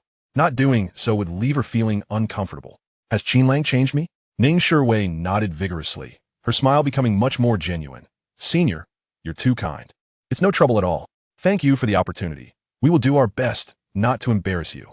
Great, I'm looking forward to your performance. Su Wanqing smiled and nodded again, her gaze surveying the practice room as if performing a final routine inspection. She then turned and gracefully exited, appearing less distant than when she arrived. The door closed once more. The dance studio fell silent for a moment before erupting into even more fervent discussions. Wow, Su Senior personally came to apologize? And she gave us a chance at the school gala? Vivi, your clout is incredible. Wang Jiaqing's eyes widened in disbelief. Is it because of Qin Lang? Gao Nan responded swiftly, her eyes brimming with envy and amazement. Did Qin Lang say something to her? My goodness for you. Qin Lang can even persuade Su Senior? What a divine boyfriend. He buys you bags, paves the way for you, and mends your relationships? Another girl clasped her hands over her heart, her expression filled with longing. Surrounded by her sisters, Ning Wei listened to their new wave of even more passionate admiration and flattery. She secretly resolved that she must let the other person take her virtue. Chapter 36. It must not disappoint. At this moment, Qin Lang ignored the whispers of his classmates, concentrating earnestly on his studies. The pursuit of knowledge is indeed a fascinating endeavor. Many individuals shy away from learning due to its perceived burdensome and monotonous nature, compounded by the frustration of not grasping the material. However, if the process were to be simplified, made efficient, and rendered so effortless that one could easily outshine their peers, the joy of learning would undoubtedly emerge. Suddenly, a notification chimed on his phone. Qin Lang glanced at it. It was a weekend outing itinerary sent by Ning Wei. The young lady had evidently invested considerable thought into the plan, filling the schedule to the brim. A visit to the newly opened trendy art exhibition in the morning. Lunch at a riverside restaurant in the city center. An afternoon spent exploring a large thematic market, and an evening reserved for a highly acclaimed immersive play. Quite extravagant. Qin Lang mused to himself, his fingers gliding across the screen, yet his gaze abruptly halted on the timing of the events. The art exhibition was located in the old town of Puxi, while the theater was situated in Pudong, near the airport. Most crucially, the play commenced at 8 in the evening, with the performance likely concluding around 11. Considering the time required to traverse the entirety of the city back to school, it was evident that returning that night would be impossible. Ning Shiwei sent another message. Ning Shiwei, baby, I'm sorry, I'll make some changes. The expenses are a bit high. Qin Lang, it's fine, not too high, but the timing is rather tight. The schedule for the play seems a bit rushed. Detected Ning Shiwei's meticulous planning and underlying anticipation regarding the weekend itinerary. Experience points 150. Detected the subtle pleasure derived from his girlfriend's thoughtful intentions. Experience points 150. Level LV5. Experience 5,810,000. Qin Lang opened the map to assess the feasibility of the plan. The system's prompt enlightened him. Was this girl being deliberate? Ning Shiwei, but that play is truly magnificent, and I adore it. Will you accompany me? To decline would be foolish. Qin Lang, all right, and what about after midnight? Ning Shiwei, what about after midnight? Qin Lang, by the time the play ends, it will be past 11, and returning will likely be around midnight. The dormitory will certainly be locked. So what then? Ning Shiwei did not respond, leaving him waiting for several minutes. He sent a screenshot. Ning Shiwei had just distractedly finished a dance, her friends noticing her lack of focus. Yet, they showered her with compliments, as she was the one holding the tickets to their school's evening gala. Ding, the phone buzzed, and Ning Shiwei quickly opened it to find a screenshot of a hotel reservation for Saturday night. Qin Lang, how about this hotel? I think it's splendid and booked it. It's 5,800 for a night. Ning Shiwei. Her breath hitched as she stared at the screenshot of the hotel reservation. The price of 5,800 per night striking her heart like a small hammer. Wei, what's wrong? Your face is so flushed. Wang Jiaqing was the first to notice her unusual demeanor, leaning in curiously. Ning Shiwei snapped back to reality, instinctively hiding her phone screen against her chest, stammering, and no, it's nothing. It's just that Qin Lang has finalized the weekend arrangements. Finalized? So quickly? Gao Nin chimed in, intrigued. What's the plan? Is it still according to yours? Sort of almost. Ning Shiwei felt her cheeks burning, her voice dwindling to a whisper. The play in the evening, he said after it ends, will stay there. Wang Jiaqing shot her a knowing look, pulling her in with a conspiratorial hug, whispering, I get it. Don't worry about the dorm. I'll keep an eye on it. Generally, no one checks. If someone does, I'll say you went to another dorm and will return shortly. Gao Nin leaned in as well. You can rest assured. We won't say a word. Ning Shiwei was somewhat skeptical of her two loquacious roommates, but felt compelled to confide in them. After all, she certainly wouldn't be returning that night. And they weren't blind. It was better to keep them in the loop for some assistance. Yes. Please don't say anything, Ning Shiwei urged. Wang Jiaqing patted her chest confidently. Don't worry. But I must tell you, make sure to advise Qin Lang not to book any shabby hotels. And be cautious of hidden cameras. Gao Nin interjected, Oh, Jiaqing, you're overthinking it. What caliber is Qin Lang to stay in a budget hotel? Wei, can we see the hotel you booked? Ning Shiwei found herself sandwiched between her two roommates, looking into their eager, gossip-fueled eyes. After a moment's hesitation, she opened the details of the hotel reservation Qin Lang had sent. The moment the page loaded, even the boisterous Wang Jiaqing gasped. The screen clearly displayed the name of the hotel, the Waldorf Astoria on the Bund.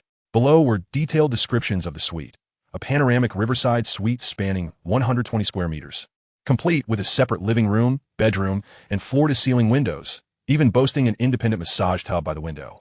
Gao Nin leaned in closer, pointing at the images on the screen, her tone shifting. My goodness, the Waldorf. In a riverside suite. Wei, this isn't just a date. It's a honeymoon. Wang Jiaqing snapped back to reality, shaking Ning Shiwei's arm excitedly, her voice rising an octave. I told you. I knew Qin Lang wouldn't let you stay in a shabby inn. This caliber. This standard. Wei, you must take some photos for us. No, a video. I want to see that tub. See the river view. Her exuberant exclamation drew the attention of other girls in the dance studio, although they couldn't discern the specifics. The exaggerated reactions of Wang Jiaqing and Gao Nin, coupled with Ning Shiwei's crimson cheeks, led them to surmise the essence of the situation. Casting curious and envious glances their way, Ning Shiwei hastily turned off her phone screen, casting a furtive glance around, and pleaded in a hushed tone, "Keep your voices down. Don't shout." "How can we not shout?" Wang Jiaqing exclaimed, barely containing her excitement. "A shabby inn? Hidden cameras?" Puffed. "I was the one thinking too small." Qin Lang went straight for the top tier. "Wei Wei, you've truly struck gold this time." Gao Nan, being relatively more composed, yet unable to hide her envy, wrapped an arm around Ning Shiwei's shoulders, softly admonishing, "The hotel is undoubtedly top-notch and secure. But Wei Wei, are you truly prepared? For what I see, Qin Lang is quite serious." The gravity of the word serious made Ning Shiwei's heart race anew. She nodded gently, her voice barely a whisper. "Yes, I understand." She recognized that Qin Lang's seriousness extended beyond mere financial expenditure. It was also reflected in his meticulous arrangements and unwavering sense of responsibility, which brought her comfort and reinforced her conviction in her choice. Detected Ning Shiwei's profound sense of belonging and happiness regarding the host's superior arrangements. Experience points 500. Detected the indirect admiration and envy from surrounding girls through her roommate's reactions towards the host's financial capacity and taste. Experience points 300. Level LV5. Experience 610,000. Upon hearing the system's notification, Qin Lang sent another message. The girls' phones buzzed again. "Qin Lang, did you tell your roommates?" "Ning Shiwei, yes. I told Jiaqing and Gao Nan. After all, they're my roommates, and it's impossible to keep a secret." Qin Lang, "Oh, that is all right. Those two have loose lips." Ning Shiwei, "I told them not to blabber." Qin Lang, "I suspect it will be common knowledge, but that is fine." Ning Shiwei, "But they promised me they wouldn't say anything." Qin Lang, "They will undoubtedly share it with others, while simultaneously advising them not to spread rumors. Thus, the information will circulate, and before we know it, the entire school will be aware, leaving us blissfully ignorant. Ha ha ha. How amusing."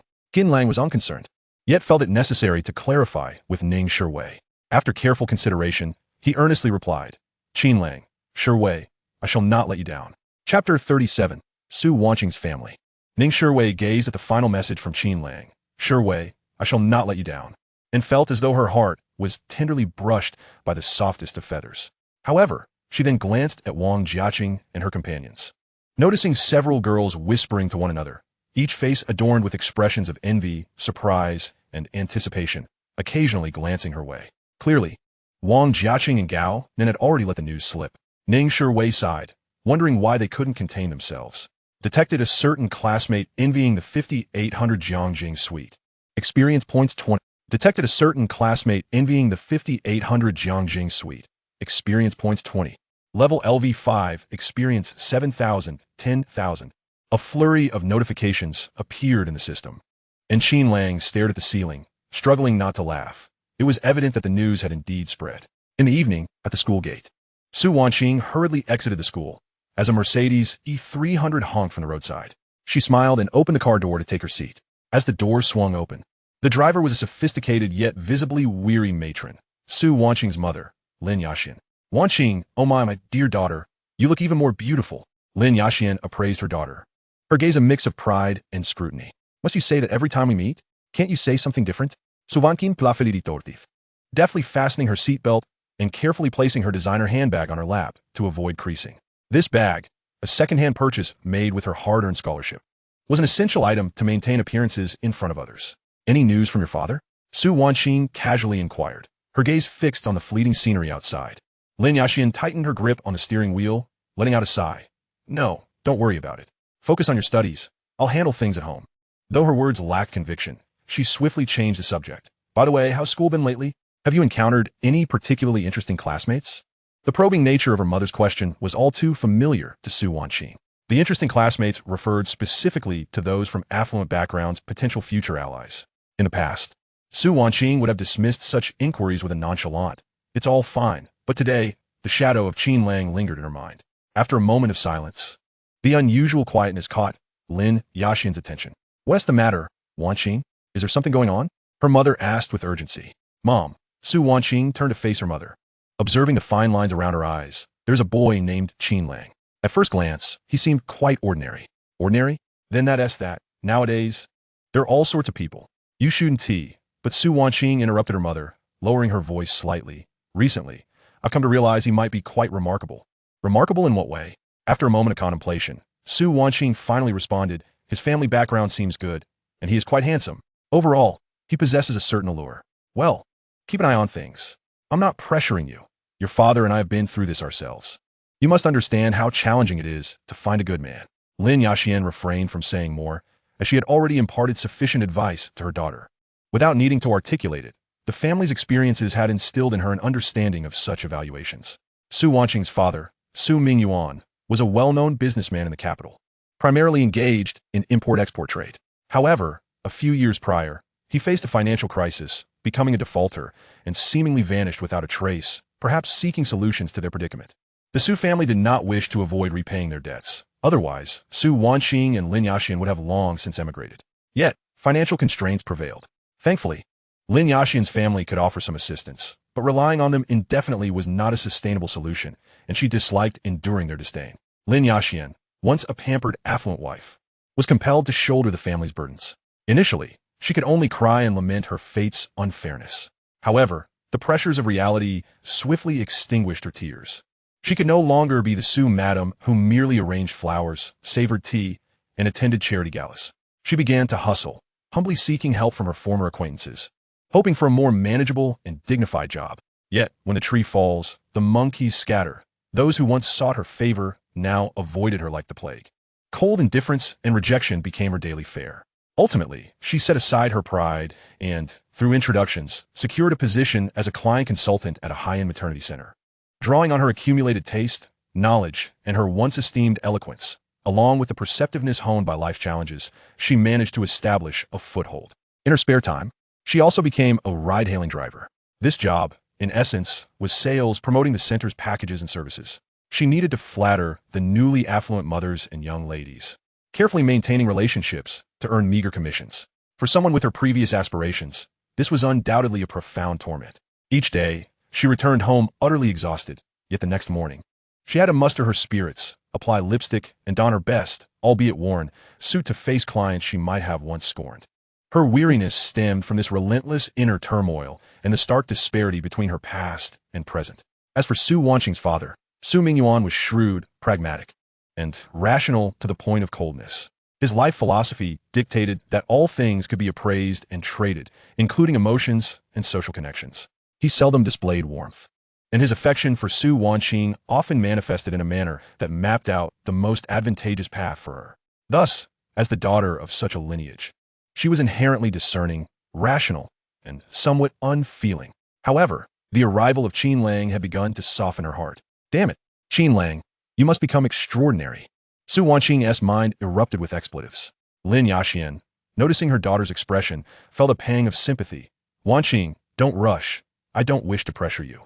Perhaps your father will return one day. All right, let us celebrate tonight. What shall we eat? Let us go out for something delicious. Hot pot. At a hot pot restaurant near the school, a place Lin Yaxian would have never visited in the past, but now it represented an upgrade in their dining choices. I absolutely do not want to ask your uncle for money. It feels like asking for his life. Lin Yaxian complained. Su Wanqing duplaive. Uncle is in a tough spot too.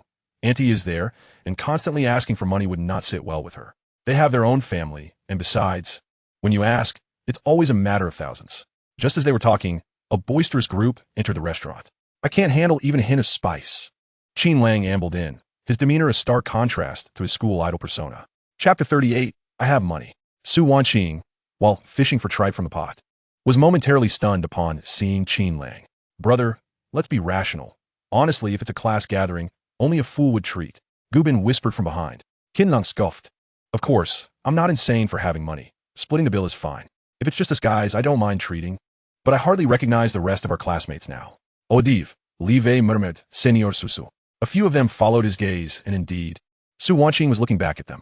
Lin Yaxian, recognizing her daughter's demeanor as a mother who has been through this, instantly discerned that her daughter was experiencing the stirrings of first love. The boy named Qin Lang had arrived, and she turned her head, instantly identifying him among the crowd. For he stood out like a celestial being. A flicker of understanding crossed her mind. This lad was indeed remarkable. Senior Su, what a coincidence. Qin Lang initiated the greeting. Su Wanqing, adjusting her bangs, felt her cheeks warm under the steam rising from the hot pot. Hello. At that moment, she exhibited none of the commanding presence of the student council president. Instead, she resembled a charming neighbor girl. Hello, Annie. Qin Lang greeted Lin Yaxian as well. Young man, you must be Qin Lang. I am Wanqing's mother. You know who I am? Qin Lang was taken aback that Su Wanqing's mother was aware of his name. Of course, I do, Lin Yaxian replied with a smile that lit up her face. Wanqing often speaks of her outstanding classmates, and your name has certainly resonated with me, regardless of the other party's background. She began to bolster her daughter's position subtly, sensing the uncertainty of the situation. Where's Shiwei? Su Wanqing interjected, eager to redirect the conversation. Oh, after the student council elections, each class organized a gathering, and she went to her class's party, Qin Lang explained. Lin Yaxian observed her daughter's subtle reactions, maintaining her composure while seamlessly continuing the conversation. A class gathering, how delightful. Do you young people still take turns treating each other, or do you prefer splitting the bill? Casual, really. If someone wants to treat, they can, and if not, that's fine too, Qin Lang replied. That doesn't seem right. A young man of your caliber should certainly treat more often, Lin Yaxian jested, eliciting a hearty laugh from Qin Lang. Auntie, some social niceties are unnecessary. We young folks tend to have our pride, and I, for one, am not overly concerned. As long as we enjoy ourselves, he said with an air of nonchalance, devoid of ostentation or false humility, a demeanor grounded in self-assurance and clear boundaries. A glimmer of admiration flickered in Lin Yaxian's eyes. She had encountered numerous young individuals, some who pretended to be more than they were, others overly calculating. Those like Qin Lang, who possessed both confidence and principles, were indeed rare. This was not merely a matter of wealth, but rather a precious clarity and perspective. Well said. Young Qin, your outlook is quite mature. Young people should be discerning, not blindly ambitious. Annie appreciates your character. Detected high praise from Lin Yaxian for the host's pragmatic nature, indirectly enhancing social recognition. Experience points, 300. Detected subtle pride and delight in Su Wanqing due to her mother's public admiration for the host. Experience points, 300. Current task progress, 50. Level, LV5. Experience, 7,210,000. Ah, it seems your family has amassed quite an impressive amount of experience. Qin Lang mused as more classmates entered. Well then, Auntie, Senior, please enjoy your meal. We shan't intrude any longer. Qin Lang bid farewell. All right, off you go. Don't keep your classmates waiting. Lin Yaxian waved with a beaming smile. As Qin Lang and his companions made their way to their designated seats, Lin Yaxian withdrew her gaze, casting a meaningful glance at her daughter and lowering her voice. Wanqing, my judgment of character is seldom mistaken. This young Qin is indeed extraordinary, capable, yet unassuming, principled, yet personable. He surpasses those who merely rely on their family's connections. Really? Su Wanqing perked up at her mother's praise. Let me tell you, he joined Professor Zhang's project group shortly after enrolling. I've spoken to several juniors and seniors involved in the project, and they all regard him as a genius. The floodgates of Su Wanqing's enthusiasm opened, and she continued to share about Qin Lang, her words pouring forth like a torrent. Lin Yaxian's smile deepened as she patiently listened, nodding in encouragement, occasionally interjecting with, "Is that so? How impressive." This only spurred Su Wanqing's eagerness to share more. So, Mom, he truly isn't the type who relies on family wealth. He has real ideas and capabilities. Su Wanqing concluded, her eyes sparkling with an unintentional pride. At school, she was the student council president, but in front of her mother, she was still that little girl.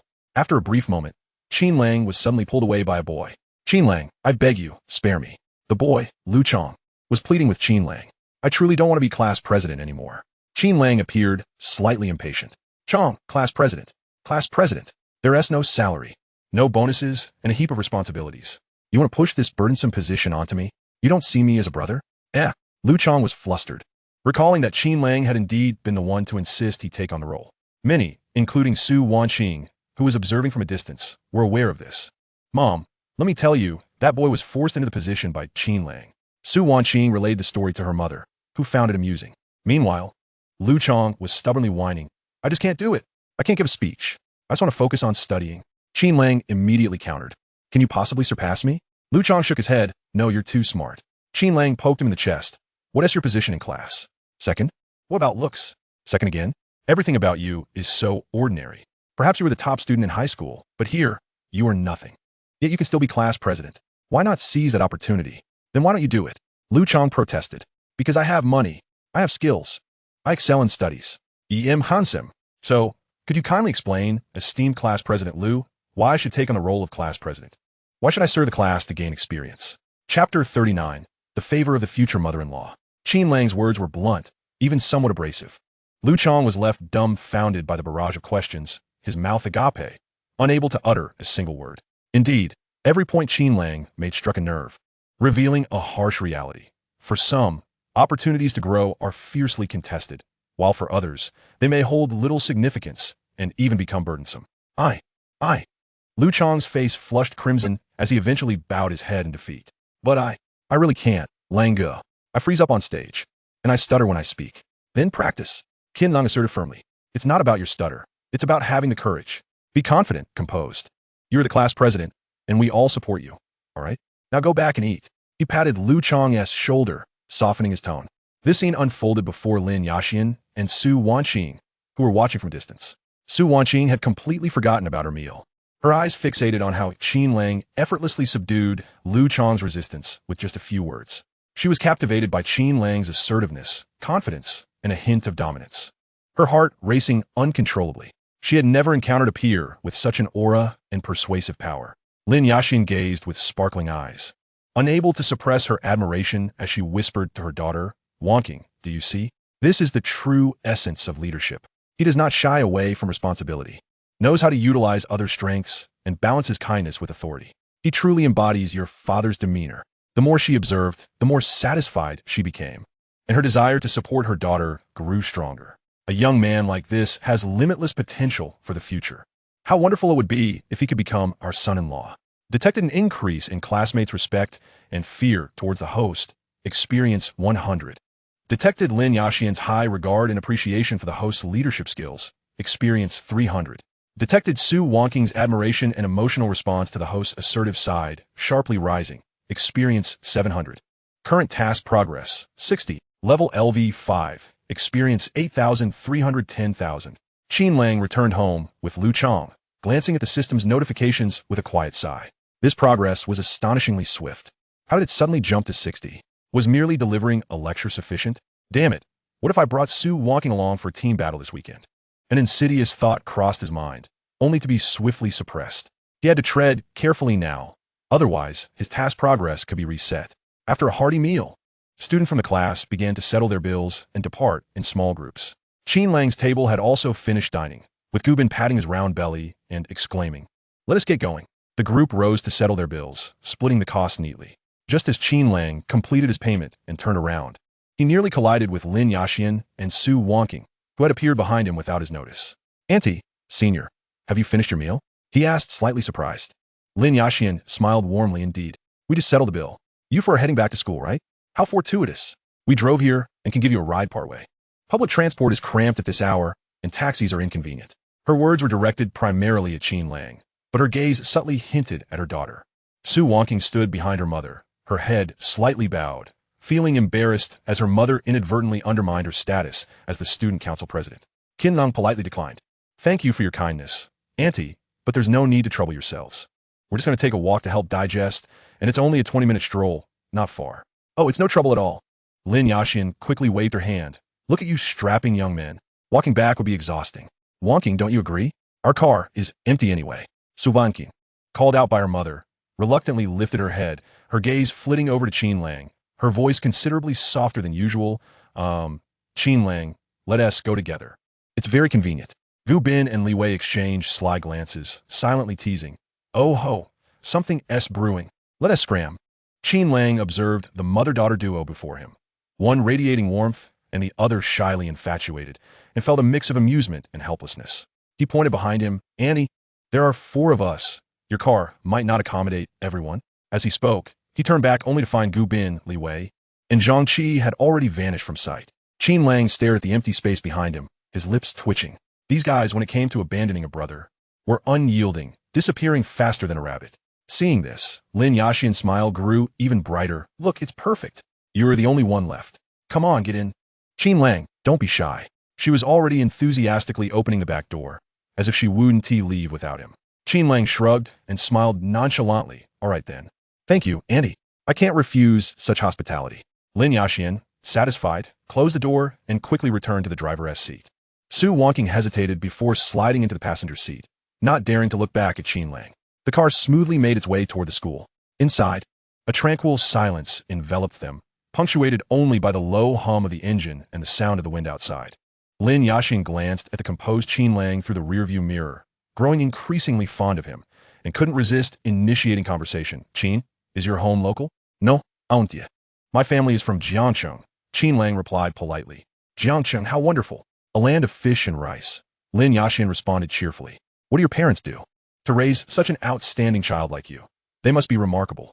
This inquiry carried a hint of prying, causing Su Wonking to tense up and quietly interject, Mom.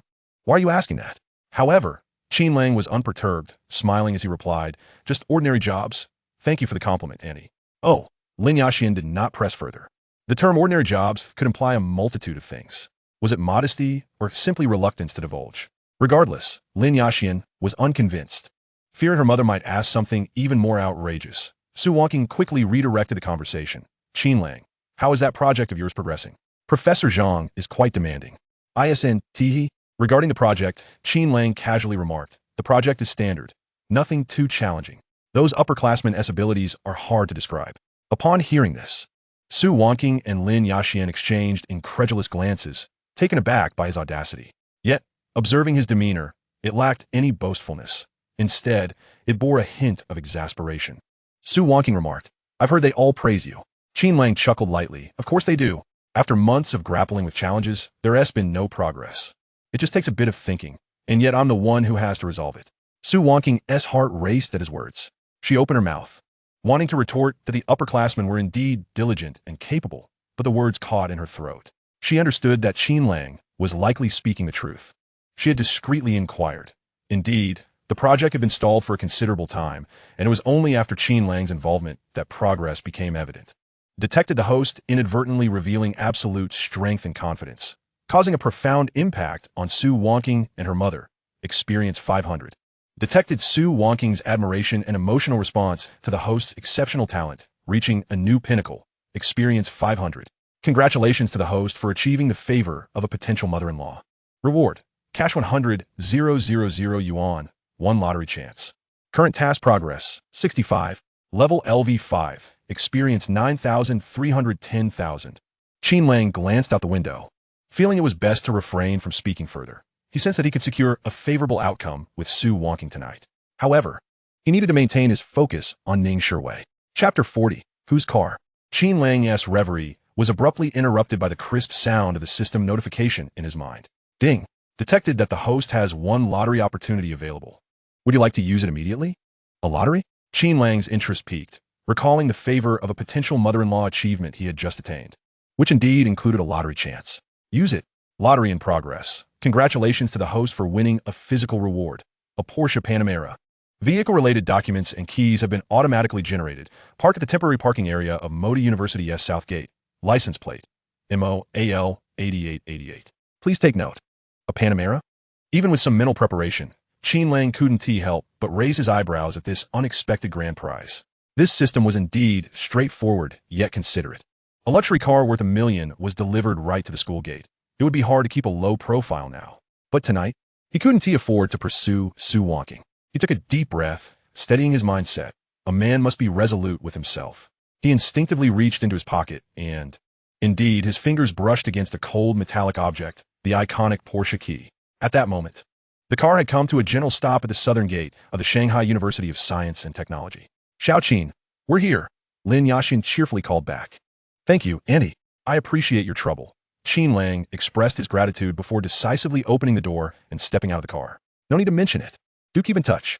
Lin Yaxian waved with a smile, though her gaze was involuntarily drawn to a brand new purple Porsche Panamera parked not far from the school gate. The mother and daughter admired the luxurious vehicle. Su Wonqing, seemingly searching for conversation, remarked, Look, it has 4 8s on the plate. Is Qin Lang going back with us? Well. Qin Lang stammered, feeling suddenly awkward as he touched the key in his pocket. Just then, a few security guards approached. The lead guard mumbled, Hey, someone carelessly parked here without a word. Another guard, holding a wheel lock, added, Just lock it up. Look where it's parked. Call the traffic police. You can't just park anywhere even if you have money. Su Wonqing, aware of Qin Lang's cultured demeanor, attempted to spark a conversation. Indeed, many people lack awareness and manners, completely absorbed in their own world. That's not right. Lin Yaxian chimed in. This can't possibly belong to a student from your school, can it? It might, but it's rare for students to drive luxury cars. I wonder whose it is. If it is a studentess, they'll likely be reported for criticism. Not only should the car be locked, but the police should also be notified. Qin Lang felt a wave of panic wash over him. As the guard moved to lock the vehicle, a hand suddenly pressed against his. The guard looked up to see a young and handsome man. Is it possible that the owner didn't team me to park here? There is no need for that. The guard chuckled, pulling Qin Lang closer. Come on, little brother. Look at this spot. It's blocking the entrance. If it were late at night, it would be one thing, but during rush hour, would you call that having manners? Is this your car? Qin Lang replied.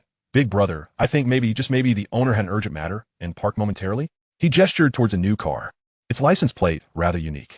Perhaps it's just been picked up and they're not yet familiar with the rules. The guard countered, unfamiliar with the rules? That doesn't excuse parking recklessly. This area charges $4 an hour. Can someone who drive a luxury car not afford parking fees? Another guard raised his phone. Whoever it belongs to, let us take a picture for evidence. If we can't reach the owner or they refuse to move it, we'll lock it up or tow it. Qin Lang's heart raced as he contemplated whether to confess, thinking that a few words might be better than having the car locked. Just as he was about to speak, the guard said, Hey, don't act. Here's your chance. Drive it away quickly. Qin Lang was taken aback. Huh, you figured it out? The guard pointed to his own head. I have a brain. Qin Lang was momentarily stunned before a smile broke out. Lin Yaxian and Su Wanqing looked at him in astonishment. Qin Lang pulled out the key and pressed a button. A crisp locking sound echoed as the Panameras lights blinked, as if acknowledging its new owner. Xiaoqin, this car is yours? Lin Yaxian stepped forward, her surprise evident. She had seen luxury cars before, but what astonished her even more was the license plate, 4/8. Truly, it seems one has too much money to spend. If it were 5/8, that would be something extraordinary. Indeed, I anticipated it would be parked right here, he remarked, glancing at the car's proximity to the entrance, which was less than 2 meters away. They really are strict about parking. Detected Lin Yaxian's acknowledgement of the host's capabilities.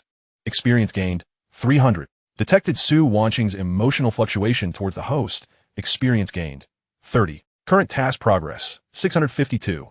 Level LV5, experience, 9,630, 10,000. Qin Lang found it curious. Lin Yaxian's experience gain seemed normal, while Su Wanqing's was only 30. The allure of wealth seemed limited for Su Wanqing. After all, she had been pursued by those in luxury cars. Hurry and get inside, one of the guards urged. All right. Qin Lang quickly replied, I apologize for the trouble. As the car started, Lin Yaxian remained in the driver's seat, worried about Qin Lang, who had had a fair amount to drink, fearing he might cause an accident if left unattended. Once the car came to a halt, Lin Yaxian handed over the key, saying, Xiaoqin, please look out for Wanqing at school. I'm asking you as a favor from Annie, Wanqing's father isn't home, and I hope she doesn't feel too much pressure. Mom, why are you saying this? Oh, I'm just being chatty. Lin Yaxian laughed awkwardly. Qin Lang ri. It's fine, Aunt. It's the least I can do. It's getting late. You should head back. All right. Lin Yaxian agreed, though she longed to steal a few more glances at her daughter and this potential future son-in-law. Do come over sometime on weekends or holidays. Annie will cook for you. Wanqing, if you have any questions, don't hesitate to ask Qin Lang. As the weather turns cold, make sure to dress warmly. I'm here, so don't hesitate to spend on yourself. After Lin Yaxian departed, Su Wanqing finally spoke up. I'm sorry, I must have embarrassed you. Qin Lang watched the spot where Lin Yaxian had vanished, his voice gentle. Your mother truly cares for you. He could sense that initially, there had been an element of testing, but her earlier words were imbued with genuine concern for her daughter, her mother's love and pressure. The changes and expectations within the family, these burdens had weighed heavily upon her. She hadn't expected Qin Lang to so openly and accurately touch on this point. Qin Lang, too, felt a tinge of curiosity. In his previous life, Su Wanqing had married into wealth. Surely, Lin Yaxian's discernment wouldn't subject her daughter to any form of domestic abuse. Perhaps the choice had been her own? Detected Su Wanqing's emotional resonance due to the host's understanding and empathy. Experience gained, 200. Current task progress, 672. Level LV5, experience, 9,830, 10,000. Indeed, sincerity and understanding proved to be the keys that unlocked her heart, far more potent than a Porsche. Qin Lang Musit. Thank you for saying that. Su An engaged on his sofa considerably. It's getting late. I should head back to my dorm. You should rest early too. Allericht, gut nicht, Qin Lang nodded, choosing not to linger further. Chapter 41, Rumors. After parting ways, Qin Lang did not return to his dormitory. Instead, he took a few photos to send to Ning Shui, eager to share the good news. Ning Xiwei, Vo. How beautiful. What kind of car is this? Qin Lang, a Porsche Panamera.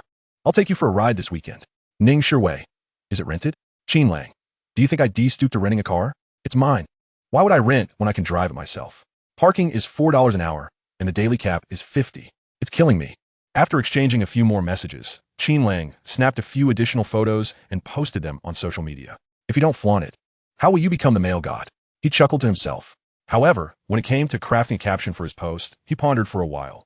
Even looking at several examples online. Versailles literature style surface complaints concealing bragging. I ultimately succumbed to the temptation and changed my car. The salesperson claimed this vehicle handles superbly, but my skills truly do it a disservice. Low-key inquiry style. Feigning questions while actually showcasing, just picked up the car. A novice seeks advice. How do I deactivate the automatic parking feature? Artistic affected style, draping bragging and sentiment at 30, I grant myself a gift of slowing down. In the past, I relentlessly pursued speed. Now I understand that certain vistas require an appropriate chariot to appreciate fully. Reverse Versailles, highlighting flaws to emphasize strengths, a mild complaint. The car's chassis is excessively low. I dread traversing speed bumps. Qin Lang feels nauseated at the thought. After a moment's reflection, he ultimately captions, having a car truly feels exhilarating. He clicks send. In an instant, the little red notifications on his social media commence a frenzied dance. Gubin, what the hell? Second brother, is this what you call a car? This is a Panamera. I'm bowing down, bowing down. Zhangqi. Lango, am I still in time to go downstairs and bow to you? Please take me for a ride. Li Wei, I'm still striving to save for an electric vehicle. The gap between people is simply widening. Classmate A. Qin Lang. Does your family own a mind? Classmate B. Big shot. Need someone to carry your bag? My expertise is solid. Lu Ling. Envy such a handsome car. It suits you perfectly. Ning Sherwei almost instantly liked the post, commenting, my exclusive driver has officially logged on. How adorable, how adorable. However, amidst the numerous comments of envy and banter, one stood out for its quietude, yet could not be ignored. Su Wanqing had given a simple like. No comment. Merely a solitary like. In the girls' dormitory, Su Wanqing couldn't suppress her smile as she gazed at Qin Lang's post. Oh dear, this Qin Lang. What is up? Her roommates inquired, well aware of Qin Lang's reputation. Su Wanqing handed her phone to them. Look, he bought a car and is too shy to admit it. Posting such a refreshingly unique status. Her roommates, filled with envy, exclaimed, I truly envy you and Ning Sherwei. This statement left Su Wanqing perplexed. Me and Ning Sherwei? What do you mean? Having a good boyfriend, of course. No, not that. I mean Qin Lang. Oh, stop explaining. You were just pretending. Another roommate chimed in, playfully throwing an arm around her shoulder. In this dormitory, you are our lovely Wanqing, not that aloof Su chairperson.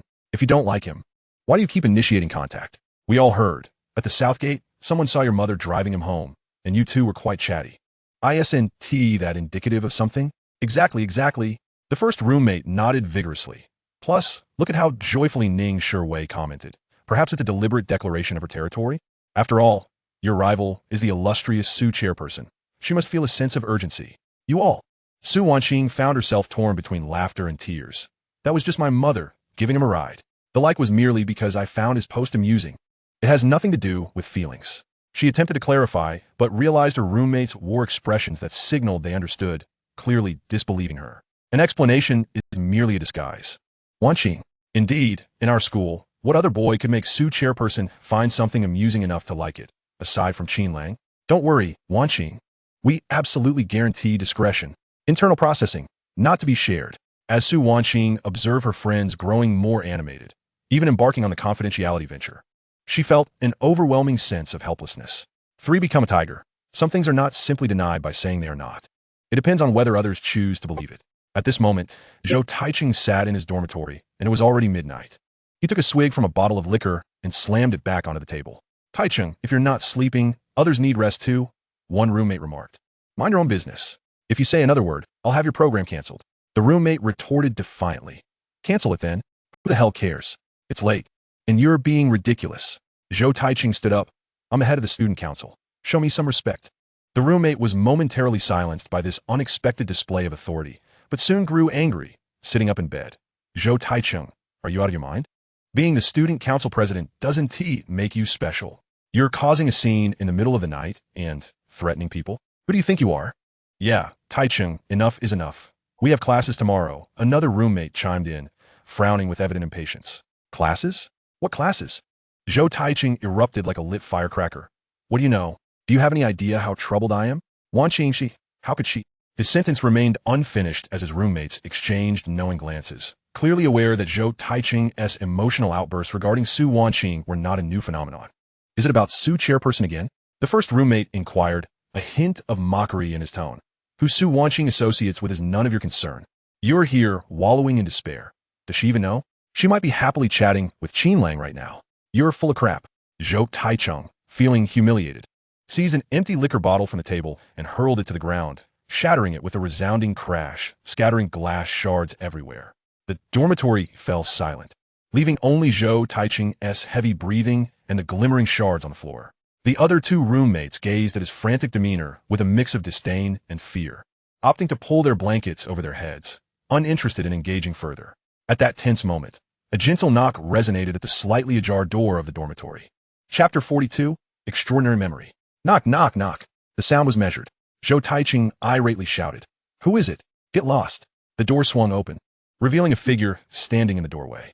The newcomer wore a casual suit, his hair impeccably styled, with a prominent nose and deep-set eyes, showcasing evident mixed heritage. "Zhou Taiching?" the young man inquired.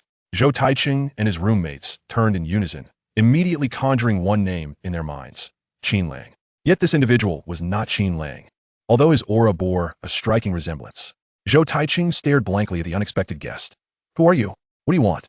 The visitor did not respond directly, but leisurely stepped into the dormitory, shutting the door behind him. "Allow me to introduce myself. Yang Rue, Swiss citizen, recently transferred." He smiled slightly. "I've heard you are the head of the Student Council's disciplinary department, and I wish to discuss some matters with you." "Matters?" Zhou Taiching furrowed his brow, eyeing him warily. What could we possibly have to discuss? Yang Rue pulled a finely crafted business card from his suit pocket, gently placing it on Zhou Taiching's cluttered desk. "My sister and I wish to join the student council and swiftly gain some influence. In return, I can assist you in resolving certain troubles, such as that vexing Qin Lang."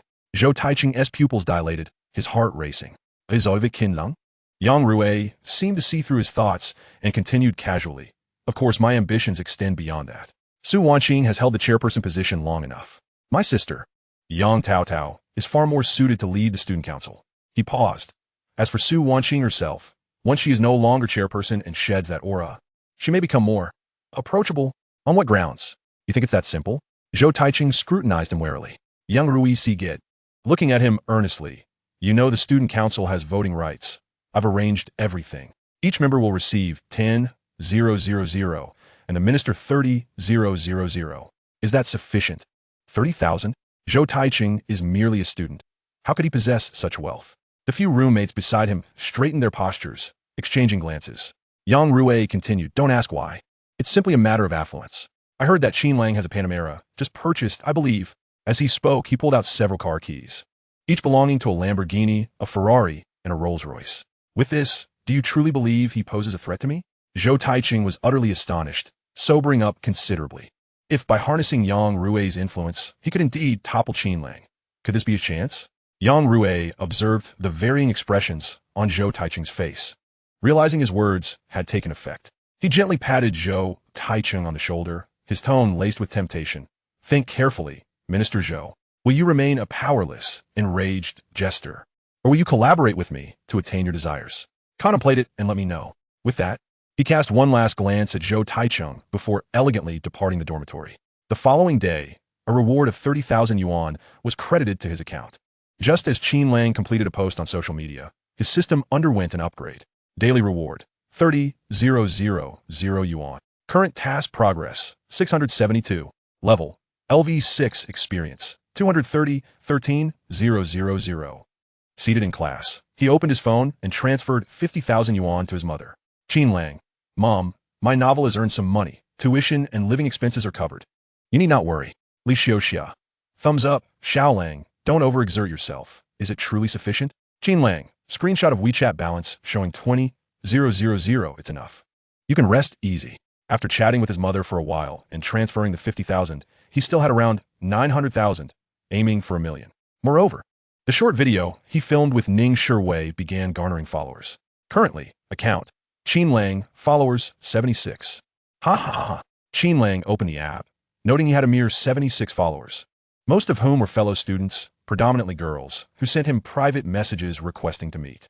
Pursuit count, 16. Cash reward, 12,000. Skill points reward, whoa. Is this what counts as being pursued? Qin Lang mused as he scanned the private messages, some revealing their true identities and professing their affection for him. However, he only received a single skill point. Acquiring superb memory, beginner. Qin Lang immediately activated the skill. He had recently discovered that although he possessed exceptional comprehension and rapid learning abilities, he still struggled with rote memorization, such as English vocabulary and certain articles. He could understand and apply the content, yet found it challenging to recite it in full. Replaying it in his mind proved particularly difficult. Qin Lang, the teacher, observed. Noticing his distraction, Qin Lang quickly stood up. The teacher swiftly erased a few words from the blackboard. Come, write those words down again and read them aloud. Stentorian, prowess, anticipate. Qin Lang promptly approached the board, writing each word down almost instinctively, simultaneously articulating their pronunciations and meanings in Chinese. After tossing the chalk back onto the podium, he nonchalantly returned to his seat. Detected teacher surprise and admiration. Experience points, 50. Detected classmate shock and respect. When did this guy become so proficient in English? Experience points, 150.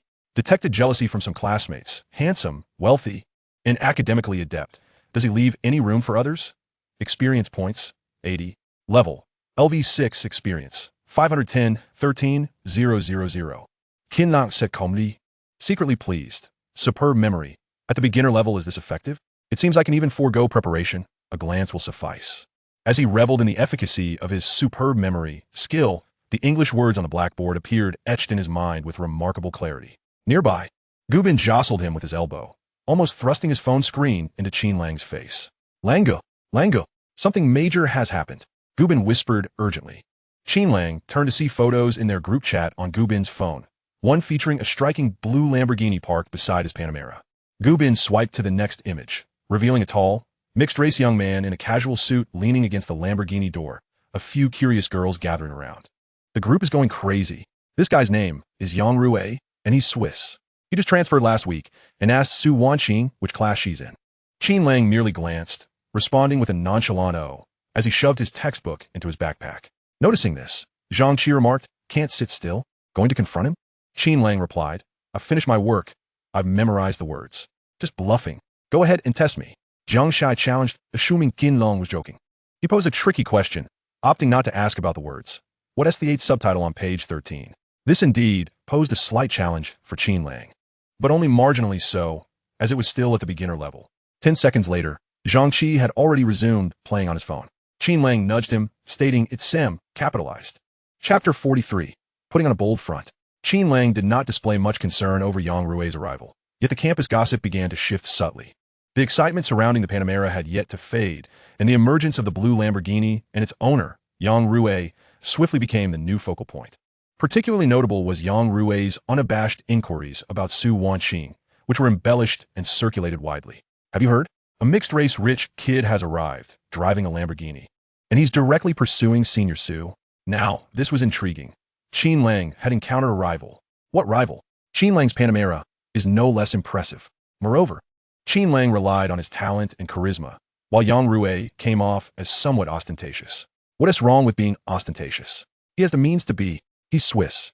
He might even have a castle back home. Many harbored curiosity towards foreigners, sometimes even adopting a somewhat sycophantic attitude. They often perceived such individuals as superior. Thus, within a mere half-day, Yang Rui's reputation eclipsed Qin Lang's. Yet Qin Lang remained unfazed. His mindset had matured beyond that of an ordinary youth. Temporary popularity held no substantial value. He bore no resentment towards Yang Rui's interest in Su Wanqing, as he had not pursued her himself. If competition was to arise, it would be through their respective merits. However, the act of parking his car beside Qin Lang's was something Qin Lang deemed rather contemptible, a juvenile tactic. What child's game? He thought, surveying his 18-year-old form. There was still ample time ahead. Meanwhile, Yang Rui had no immediate intentions of pursuing Su Wanqing. He needed to leverage her to manipulate Zhou Taichung and secure his invaluable vote. His inquiries about Su Wanqing were merely intended to apply pressure on Qin Lang. At noon, in the student council office, Zhou Taichung entered holding an LV bag. "Wanqing, this is for you." Zhou Taichung placed the bag before the girl. "I noticed your bag looked a bit worn, so I took leave this morning to buy you a new one." Su Wanqing, currently savoring some snail noodles, gazed at the bag in disbelief. "Where did you get the money?" This entry-level LV handbag, priced around 30,000, is something she knows Zhou Taichung could never afford after knowing him for quite some time. If, for his own sake, he were to resort to online loans, deceive his family, or even swindle others, that would indeed be unfortunate. Zhou Tai-chung felt somewhat uneasy under her scrutiny, forcing himself to maintain composure as he puffed out his chest. Just because Qin Lang is wealthy, does that mean I cannot be? I have saved up. Su Wanqing was utterly unconvinced. Saved up 30,000 just to buy me a bag? Oh, what can I say to you? Please return it. Do it while you still can, all right? Zhou Tai-chung continued to hold his ground. How could I return it? This is something I specifically bought for you. Wanqing, just accept it. It's merely a bag. It means nothing to me. His escalating fervor seemed to be an attempt to prove something. Really? Recently, my family business has improved. Yes, my dad has taken on a significant project. 30,000 is nothing. Su Wanqing observed his desperate need for validation. His arguments riddled with inconsistencies and felt a wave of annoyance wash over her. Having been classmates for years and part of the student council, she was well aware of the circumstances of some of her peers. Zhou Tai-chung came from an ordinary family, not impoverished, but by no means affluent. Doicheng, I appreciate your kindness, but we truly are not suited for one another, and this has nothing to do with Qin Lang. Su Wanqing refrained from revealing his family background, knowing it would hurt him. She wished to put an end to his delusions, though she understood it would likely be futile, as she had expressed this sentiment no less than 10 times already. Zhou Tai-chung, however, believed that his persistent declarations of affection would eventually sway her. How could that possibly be? Su Wanqing, weary of the entanglement, seized the LV bag and thrust it back into his arms with some force. Take it back and return it. I neither require this bag, nor wish to owe you any unreasonable favors. Yet, Zhou Tai-chung, clearly becoming increasingly obstinate, insisted that this was somehow connected to Qin Lang. Is it just because Qin Lang is wealthy? He bought his girlfriend a nice bag. Why can't I do the same? He can afford luxury cars, which I cannot at the moment, but time is on my side. With my capabilities, I could afford to buy a house outright in Shanghai within 5 years. His words, though brimming with confidence, only incited a laugh from Su Wanqing. Zhou Tai-chung had seamlessly integrated into student council life, progressing to a leadership position within a year. Yet, he treated the council like a corporate entity, naively assuming that the same principles applied to the real world. He had researched and believed that middle management in large companies earned millions annually, with core positions potentially reaching tens of millions in salary.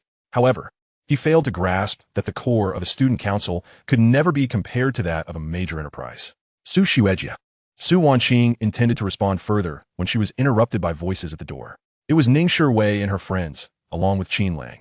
These girls certainly had hearty appetites. Qin Lang mused as he joined them for lunch, orchestrated by Ning Wei, primarily for a project discussion.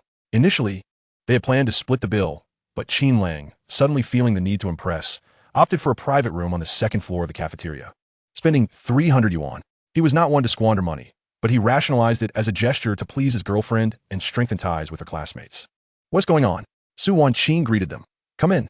The girls entered with enthusiasm, and Ning Wei said, it's about our program.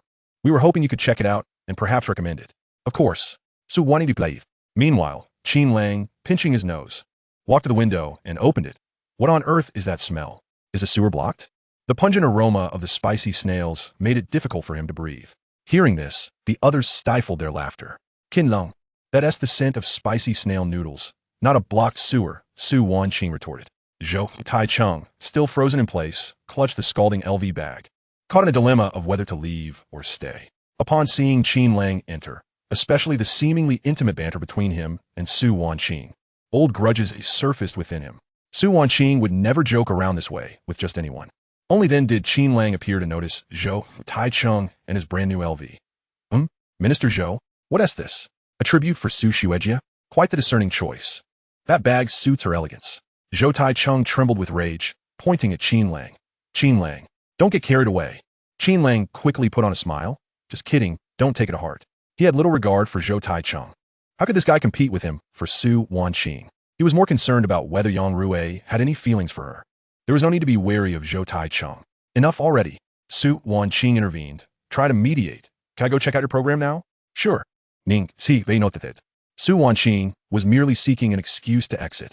In truth, the teacher from a student organization had mentioned that the arts college's program was commendable. However, Su Wanqing thought this was due to the teacher's keen eye for talent, unaware that it was the teacher who had choreographed the program. Thus, even without Qin Lang's influence, she would have been granted a spot in the school-wide evening event. Detected Zhou Tai-cheng's animosity towards the host, experience points 800. Detected Su Wanqing's subtle admiration for the host's sense of restraint, experience points 300. Level LV6, experience 1610, 13,000. Zhou Tai Chung, seething with resentment, departed, leaving with a parting shot. Qin Lang, don't get too cocky. Someone will take care of you. Qin Lang nodded. Thanks for the heads up. Your warning is duly noted. His mind raced. Who could possibly be coming after him? Surely it was the car enthusiast Yang Rui. Zhou Tai Chung, taken aback, realized he had just unwittingly offered a warning to his rival. After Zhou Tai Chung left, Su Wanqing felt a twinge of concern. Honestly, Zhou Tai Chung can be quite stubborn. I wonder where he got the money. I worry he might go down the wrong path. From Yang Rui, Qin Lang speculated. As everything seemed too coincidental, he had enough sense to piece it together. Surely not, Su Wanqing replied, aware of Yang Rui's situation. Just then, a few student council members entered, carrying an assortment of snacks. Qin Lang's gaze lingered on the bags of treats, imported chips, premium chocolates, and exquisitely packaged baked goods. All quite pricey. Some students were even sporting new shoes and clothes from high-end brands. He recognized these individuals. They were all average students. Shoes costing over 2,000 and clothes exceeding 1,000. Such a coordinated wardrobe change today? Qin Lang inquired. What is the occasion? Is the student council giving out benefits? This is quite lavish. Perhaps due to the effects of superb memory, beginner. He could discern every detail with remarkable clarity. The smiles of a few committee members momentarily faltered, and they exchanged subtle glances laden with unspoken tension. One of the more vivacious members from the sports department chuckled awkwardly, mumbling, it's nothing really, just, everyone chipping in to improve things a bit. Studying is quite exhausting, haha. Yes, chipping in, several others quickly echoed, yet their eyes flickered nervously, unable to meet the gazes of Su Wanqing and Qin Lang. Noticing the odd atmosphere, Qin Lang stepped forward, feigning poverty. Dear seniors, may I partake in a little? I've never tasted such fine delicacies, haha. Of course. Help yourself. Detected student council members, shocked by the host's perceptiveness, experience points 1,000. Level LV6, experience 2610, 13,000. Something significant is afoot, Qin Lang thought to himself as he discreetly selected a small packet of snacks, arriving at a conclusion. It must indeed be a major event. Otherwise, such a high experience gain would be inexplicable. Just how astonishing could it be? What could they be concealing from Su Wanqing? At that moment, Su Wanqing suddenly exclaimed, Hey Xiaoya, the student council elections are over. I'm heading to the arts college to check on their performances. When I return, we'll finalize the student council as transition. Let's gather everyone's opinions. The girl named Xiaoya nodded vigorously. Oh, got it. Qin Lang felt a wave of clarity wash over him. As Su Wanqing and Ning Shuwei prepared to leave, Qin Lang suddenly called out, Sister Su. Huh? Su Wanqing turned back. What is it? You work too hard. I have an unreasonable request. Upon uttering this, a wave of discomfort rippled through the crowd, though none could articulate why. What a cheeky little brother. Su Wanqing felt a shiver run down her spine and replied, Speak. How about we skip the elections? You're so busy. There's no time for studying. Or for love, right? Su Wanqing remained silent, while Ning Shuwei pondered the implications of his words. Their focus was less on the elections and more on that phrase, falling in love. Ning Shuwei stepped closer, crushing Qin Lang's hand, searching for some hidden meaning in his expression. Surprisingly, she felt less resistant to the notion, sensing it might come to fruition. At least her relationship with Su Wanqing had improved significantly. She understood that many women would inevitably surround Qin Lang. Yesterday's encounter with Paramira only confirmed this. Meanwhile, her dormitory strategic advisor had urged her to seize the opportunity and nurture their relationship, lest they find themselves in constant conflict even after marriage. At that moment, Su Wanqing perceived that Qin Lang was pursuing her, suggesting she abandon her student council duties in favor of a romantic pursuit. After all, her commitments were indeed overwhelming. Well, I could resign any time, simply by submitting a request, and the vice president would take over. Su Wanqing was aware that their relationship had yet to be defined, and with the elections looming, if they did not come together, she would end up losing both her love and her position. However, if they truly bonded, she would consider stepping back for Qin Lang. Detected that Su Wanqing mistakenly believes the host is subtly confessing. Experience points 600. Significant breakthrough. Su Wanqing's affection begins to blossom. Reward 100,000 cash. Current task progress 73. Reminder to the host. Current progress above 70 indicates the emergence of affection. If actions are inappropriate, negative emotions may foster resentment. The deeper the love, the greater the potential for hate. Level LV6, experience 3210, 13,000. Listening to the system's notifications, Qin Lang understood the implications. If the progress were minimal, even a drop to zero would merely result in a friendship or a passing acquaintance. However, with such high progress, any misstep could lead to profound hurt and resentment. Lacking evidence, he couldn't directly accuse Yang Rui of mischief, so he opted for a different approach. Taking a deep breath, he declared, "Su Wanqing, no matter what happens, I'm here for you." Ah. Su Wanqing's eyes widened in surprise. Qin Lang then flashed a mysterious smile and added softly, "But I prefer a more passive role. I like to be pursued." He was determined to encourage Su Wanqing to take the initiative in their potential romance. Detected that those around the host are stirred by his authoritative demeanor. Experience points 200. Detected that Ning Shuwei also eagerly wishes to receive such sweet nothings. Come on. Flatter me too. Experience 200. Detected Su Wanqing's inner fervor, her affection on the verge of bursting forth. Is he flirting with me publicly? I can hardly contain myself. Experience points 2,000.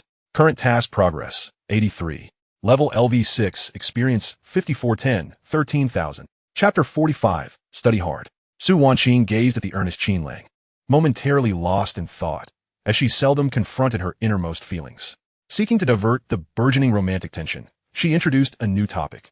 By the way, thank you for buying a car. You can go to the Academic Affairs office to apply for a parking card. It's only 800 a month. Quite economical. 83. And still so composed? What is preventing them from developing something deeper? Reminder to the host. Task progress merely represents the other person's level of affection. Even a perfect score of 100 does not guarantee mutual pursuit. Damn it, Qin Lang exclaimed. The others responded, "Huh? I'm not scolding you. I understand. Thank you, senior." Qin Lang quickly retorted. He had merely been venting his frustration at the system. This meant that even if Su Wanqing truly fell for him, a perfect score of affection did not necessarily imply a desire to be together. Reflecting on it, how many people end up marrying those they do not genuinely love, merely to survive? And no worries. Su Wanqing averted hergaze. Come on, Shuwei. Let's go check out your performance.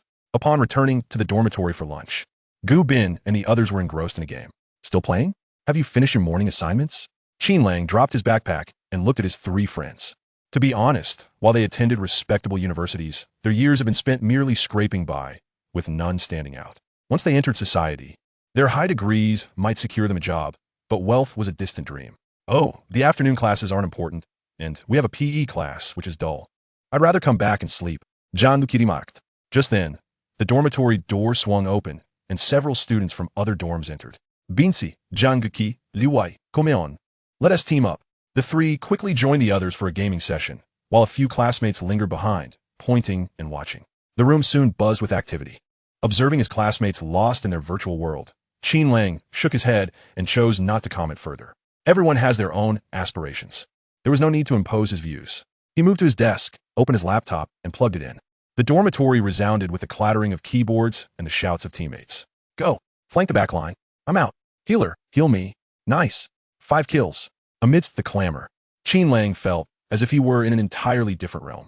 Donning his headphones, he accessed a specialized literature database and patent search website. 5G. This was the vast goldmine he had been focused on since his return.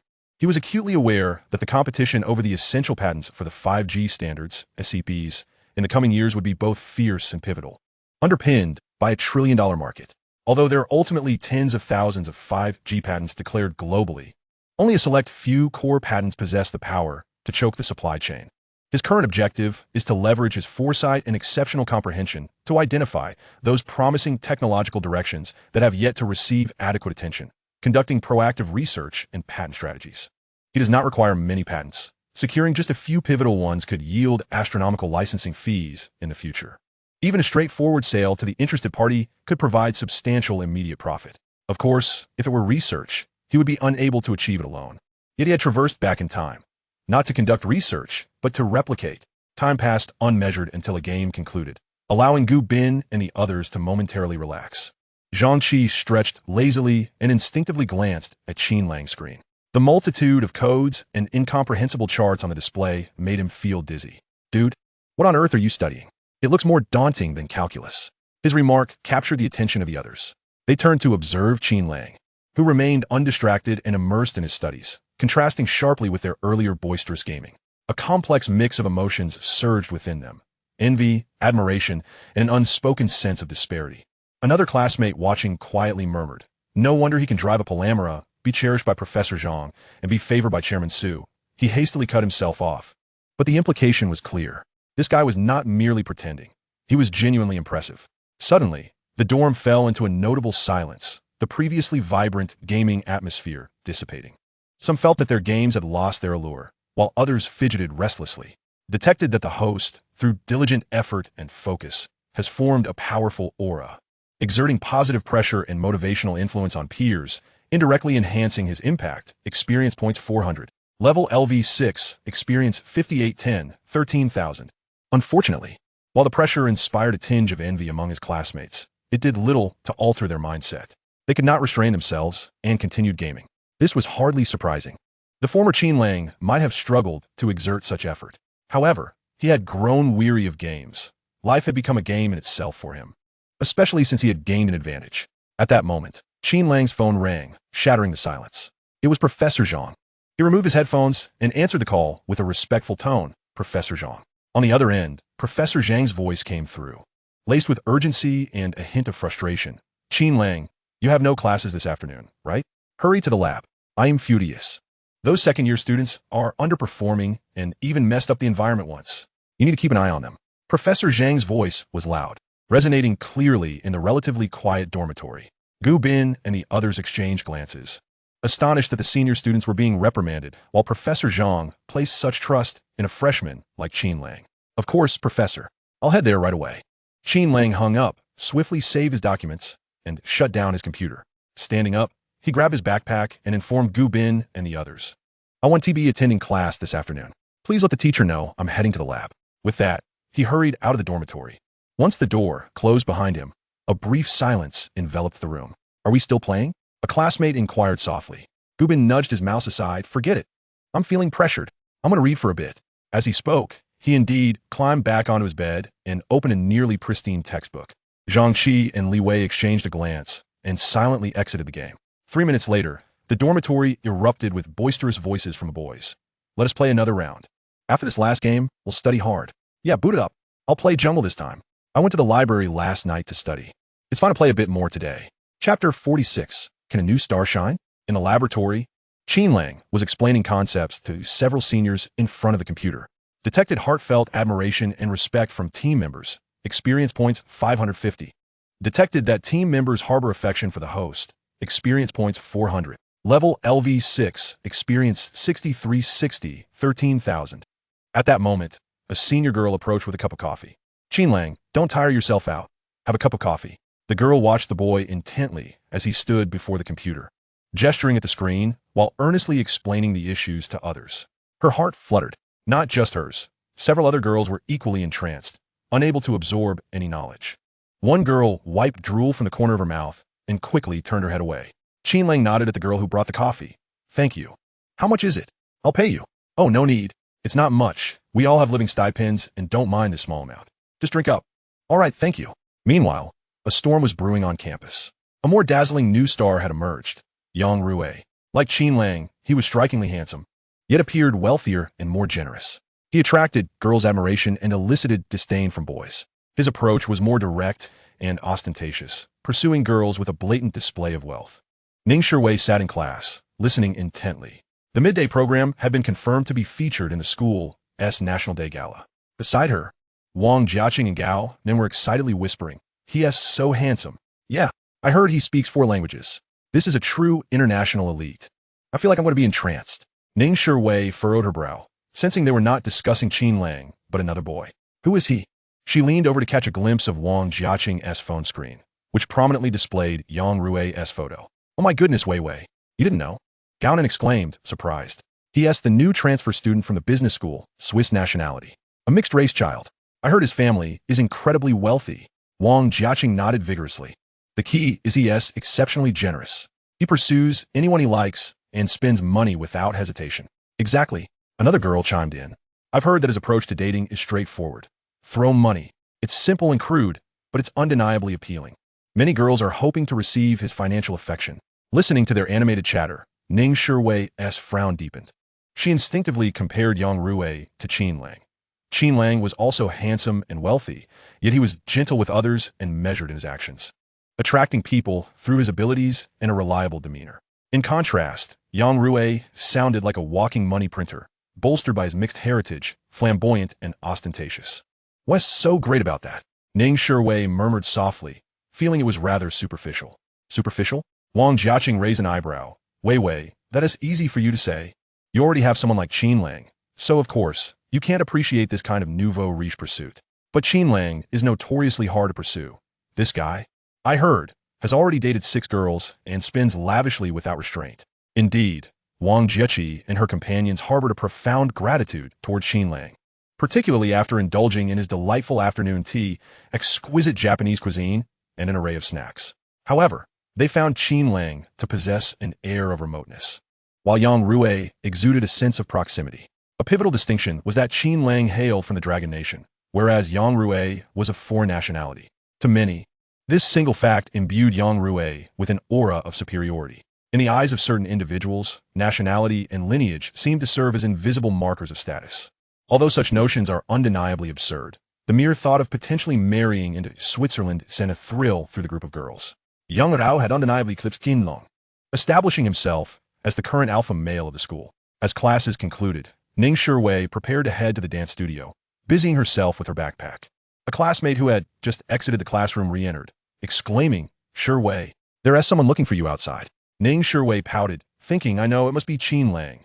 Yet, upon stepping into the hallway, she found no sign of him amidst the bustling crowd. Instead, many were congregated at the entrance, gazing at a tall and striking young man in the distance, none other than Yang Rui. Spotting Ning Shiwei, he approached with a serene smile, saying, "Miss Ning, greetings, Miss Ning." It was the first time Ning Shiwei had been addressed in such a manner, leaving her feeling somewhat awkward. Hello, I am Yang Rui," he introduced himself, his smile radiating an air of insincerity. Or perhaps he believed this smile to be charming and sufficiently handsome. Yet, to others, it appeared rather greasy. The atmosphere around them fell into an immediate hush, with all eyes fixated on the pair, the air thick with the excitement of gossip. Everyone knew Ning Shiwei's boyfriend was Qin Lang, and it had become common knowledge that Yang Rui had deliberately parked his luxury car beside Qin Lang's Porsche Panamera earlier that morning. Anticipation hung in the air, expecting some form of confrontation, yet Qin Lang seemed utterly unfazed. He continued with his day, seemingly unperturbed by Yang Rui's actions. And now, Yang Rui was brazenly flirting with his girlfriend? This was something Qin Lang could not abide. Feeling somewhat uncomfortable under Yang Rui's gaze, Ning Shiwei asked, "Is there something you need, Yang Rui?" Yang Rui chuckled lightly, seemingly pleased with the attention he was garnering. He did not respond immediately, but rather took his time to produce a deep blue velvet box, the logo of Van Cleef Arpels prominently displayed. Wow! Gasps of astonishment erupted from the crowd, particularly from the girls, whose eyes widened in disbelief as they recognized the item's worth. Yang Rui elegantly opened the box to reveal an exquisitely crafted 4-leaf clover Alhambra bracelet. He presented it to Ning Shiwei with a nonchalant demeanor, saying, "A small gift for our first meeting. I believe it complements your grace perfectly. I hope you like it." "My goodness, Van Cleef Arpels," one girl squealed, covering her mouth in shock. "This must be worth tens of thousands, right? Or even over 100,000. Another, well-versed in luxury goods, trembled as she spoke. "Insane. P.S. Just giving away a bracelet worth over 100,000. Yang Rui is so extravagant." The admiration and envy from the surrounding girls were palpable. Even Wang Jieqi and Gao Nan stood frozen, not daring to breathe, recognizing that this display surpassed anything Qin Lang had offered. However, they bore no ill will towards Qin Lang, nor did they rally behind him. Rather, they eagerly anticipated the ensuing drama between the two male leads. This spectacle was simply riveting. As the crowd began to look around for Qin Lang, some acquaintances from the computer science department even reached out to inform him. Most of the girls wore expressions of envy, while many harbored blatant jealousy towards Ning Shiwei. The boys, however, mostly displayed disdain and scorn. So what if he is wealthy? What else can this guy do besides throw money around? It's nauseating. I really hope Qin Lang shows up soon to put this pretentious fool in his place. It's infuriating just to watch. Yet, the boys weren't genuinely supporting Qin Lang. They simply found Yang Rui to be repugnant and irritating, yet wealthier than themselves. Unable to confront him directly, they sought a representative. After all, the enemy of my enemy is my friend. This representative was Qin Lang, whom they respected and believed capable of standing up to Yang Rui. Ning Shiwei gazed at the luxurious bracelet, then looked back at Yang Rui, whose expression conveyed an air of entitlement, as if money could indeed buy him everything. Her aversion peaked. "I don't need it," she declared, preparing to walk away. "Miss Ning, don't be too greedy. Do you fancy Chanel?" Yang Rui remarked, noticing the Chanel bag in her possession, a gift from Qin Lang. "Oh, just a basic model. Worth only 2,000 or 3,000. Don't go." Ning Shiwei was determined to ignore him. She had no intention of engaging further and attempted to leave before he could finish his sentence. This man was truly revolting. "What do you want?" Yang Rui bresset, growing anxious as he realized his usual tactics had failed to yield results. Ning Shiwei had shown no signs of being swayed. "Of course I want you." Just as she took a few steps away, a young man stepped in front of her, pulling her into his embrace. It was Qin Lang. The crowd instantly shifted into spectator mode. Wow. The male lead has arrived. Oh, compared to him, Qin Lang is indeed more attractive, but too bad he is Chinese. I think Qin Lang is wealthy, but he is still a notch below Yang Rui. Don't make rash judgments. The fight hasn't even begun yet. Who knows who will win? Chapter 47, Little Foreigner. Detected Ning Shiwei's resolute rejection of Yang Rui's monetary advances and her steadfast defense of the host, greatly fulfilling the core objective of being pursued. Experience points 1,500. Detected Yang Rui's jealousy towards the host, an intense desire to trample her underfoot. I've never liked him. Does he think he is so impressive? Experience points 2,000. Level LV6, experience 9860, 13,000. Such a high amount? Qin Lang understood that experience points were somewhat correlated with level. However, this unusually high quantity of experience often indicated that the opponent was formidable. If Yang Rui had been replaced with Zhou Taichung, the experience would have been merely 200. Yet this fellow yielded a whopping 2,000 experience points, either out of a desire to eliminate him or because he truly posed a significant challenge. In simpler terms, he was a low-level character facing a high-level adversary. How could the experience not be abundant? Yang Rui remained unfazed, stepping forward to extend his hand. "Hello, I'm Yang Rui, a Swiss national, a mixed blood." The crowd eagerly awaited Qin Lang's response, curious to see how he would handle the situation. Qin Lang also extended his hand, and the two shook hands. "I'm Qin Lang, a citizen of the Dragon Nation." Just when everyone thought Qin Lang had concluded his introduction, he added with great pride and seriousness, "A pure descendant of the Huaxiao lineage, a child of Yin Huang, a descendant of the dragon." Gasps of astonishment rippled through the crowd. They had assumed Qin Lang would feel inferior in front of the foreigner. But this young man's declaration awakened a sense of patriotism among them. His words were delivered with such conviction, even a hint of pride. Those simple phrases seemed to carry the weight of 1,000 pounds, instantly shattering the false aura of superiority Yang Rui had attempted to construct. "Wow, impressive." A boy couldn't help but shout, his fists clenched in excitement. "Well said." Other boys echoed, their spirits ignited. "Wow, Qin Lang is so fierce. I love it." One girl whispered, covering her mouth in hopes that Ning Shiwei wouldn't hear. Qin Lang felt a smile creeping onto his face. Competing in nobility? Which of his identities wasn't he more impressive than Yang Rui's? A mere pretentious foreigner trying to act superior? Moreover, as a citizen of the Dragon Nation, every family has its share of wealth and nobility in their ancestry. Who doesn't have a wealthy ancestor, still pretending to be a noble? The smile on Yang Rui's face had completely frozen. He should have anticipated this. How could someone like Qin Lang possibly show hesitation regarding his identity? He chuckled dryly twice, forcing himself to maintain an air of composure as he released his grip. Indeed, classmate Qin Lang is quite patriotic. Very well, very well. Oh, since you introduce yourself as of mixed heritage, I too must present myself for the sake of politeness, regardless of matters of patriotism. Detected that the host's strong sense of national pride has overwhelmingly suppressed Yang Rui's foreign superiority complex, eliciting profound resonance and admiration from the audience. Experience points, 2,500. Level, LV6. Experience, 12360, 13,000. Patriotism is truly wonderful. Upon hearing the system's notification, Qin Lang was elated. Yang Rui took a deep breath, forcibly suppressing the anger boiling within him. Attempting to shift the topic and regain his footing. "You are indeed eloquent. You people from the Dragon Kingdom." He intended to say "you people from the Dragon Kingdom," but it seemed inappropriate at this moment, as the crowd had already ignited Qin Lang's enthusiasm. Qin Lang, no longer interested in engaging with him, retorted, "Brother, do you have something to say? If you're just here to pick a fight, I don't have the time to entertain you." Yang Rui declared, "I too have feelings for Miss Ning. I hope for fair competition." Qin Lang released Ning Shiwei and pushed her to the center. "Come on, pursue her. Let's see if you can win her over.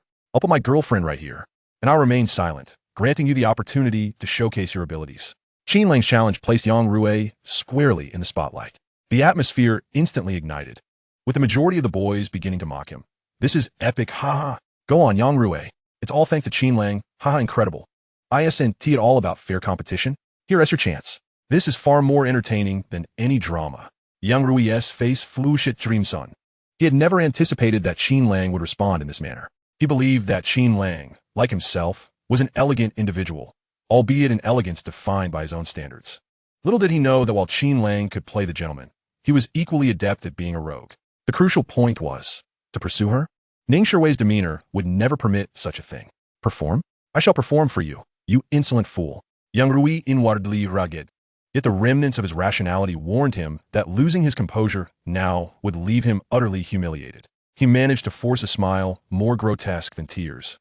Retracting his hand that had offered a gift, Miss Ning, it appears today is not the right moment. My invitation and sincerity remain valid indefinitely. I hope you will reconsider. A woman as exceptional as you deserves a broader world and a more suitable partner. The last sentence was nearly bitten out between clenched teeth. Casting a pointed glance at Qin Lang. Upon hearing this, Qin Lang found it rather intriguing. Indeed, he was no ordinary adversary. Detected that Yang Rui's penchant for manipulating others has received a significant blow. Experience points, 2,000. Level, LV7, experience, 1360, 16,000. Daily reward, 50,000 yuan. If you truly need Ning Shiwei, I shall grant you an opportunity. Qin Lang suddenly became solemn. This made Ning Shiwei a bit anxious. Yang Rui, unsure of Qin Lang's intentions, was baffled. What could Qin Lang possibly want? Experience, of course. With a few days until the National Day holiday, he planned to have his parents visit the Magic City, perhaps meet Shiwei. If you can arrange for your parents to come and set up a marriage contract, just one would suffice, and I shall withdraw. Qin Lang had firmly grasped the opponent's vulnerabilities. Would he dare to meet the parents? Ning Shiwei was excited by this, realizing that Qin Lang was not merely playing around. However, Qin Lang recognized the necessity for some tangible action, knowing that his own funds were limited, amounting to only 1.08 million. Really?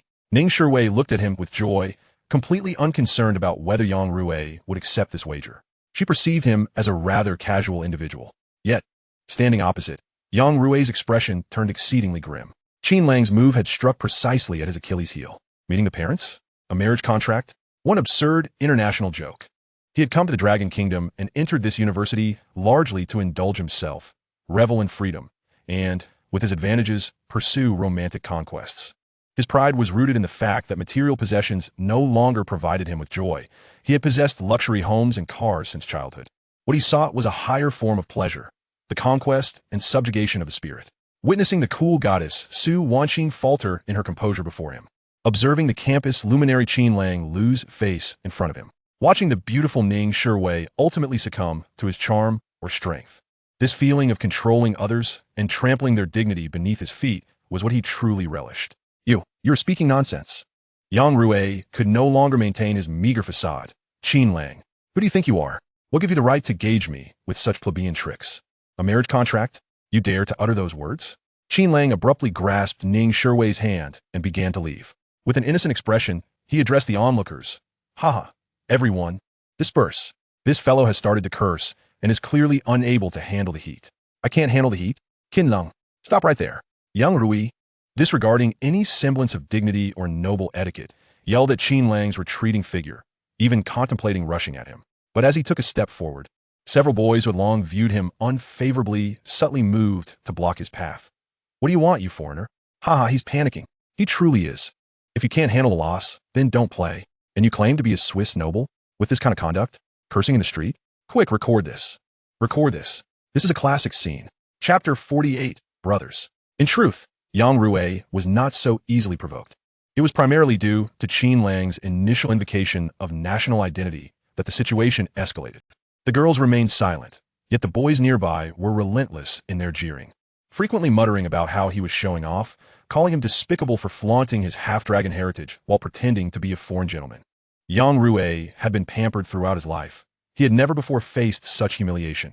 Even now, those in the student council treated him with utmost courtesy. Yet, Qin Lang had, in mere moments, ignited a wave of animosity. Although Qin Lang had not uttered a single insult, the boys watching had spared no effort in their mockery. In the dance studio, Ning Shiwei had changed her clothes and stole a few glances at Qin Lang. What's wrong? Get practicing. I'll take you out for a meal later. You're taking me to meet your parents so soon? Qin Lang produced a piece of chocolate. I can clearly see what kind of person you are, just as I could discern Yang Rui's character at a glance. Just then, the door to the dance studio was gently pushed open, and Su Wanqing entered. She had changed into a set of comfortable sportswear, her long hair tied back in a ponytail, exuding less of the formality of a student council president and more of a refreshing vigor. Senior. Ning Shiwei and her friends greeted her in unison. Su Wanqing smiled and nodded in response, her gaze sweeping across the studio, naturally landing on Qin Lang in the corner. She paused for a moment before walking towards him. Qin Lang, you're here too, Su Wanqing said, taking a seat beside him. Yes. I came to watch them rehearse, and, in part to find some peace, Qin Lang replied, putting away his phone. Upon hearing this, Su Wanqing's lips curled into a subtle smile, clearly having heard about the commotion downstairs. Are you all right with Yang Rui? She inquired. What could possibly happen to me?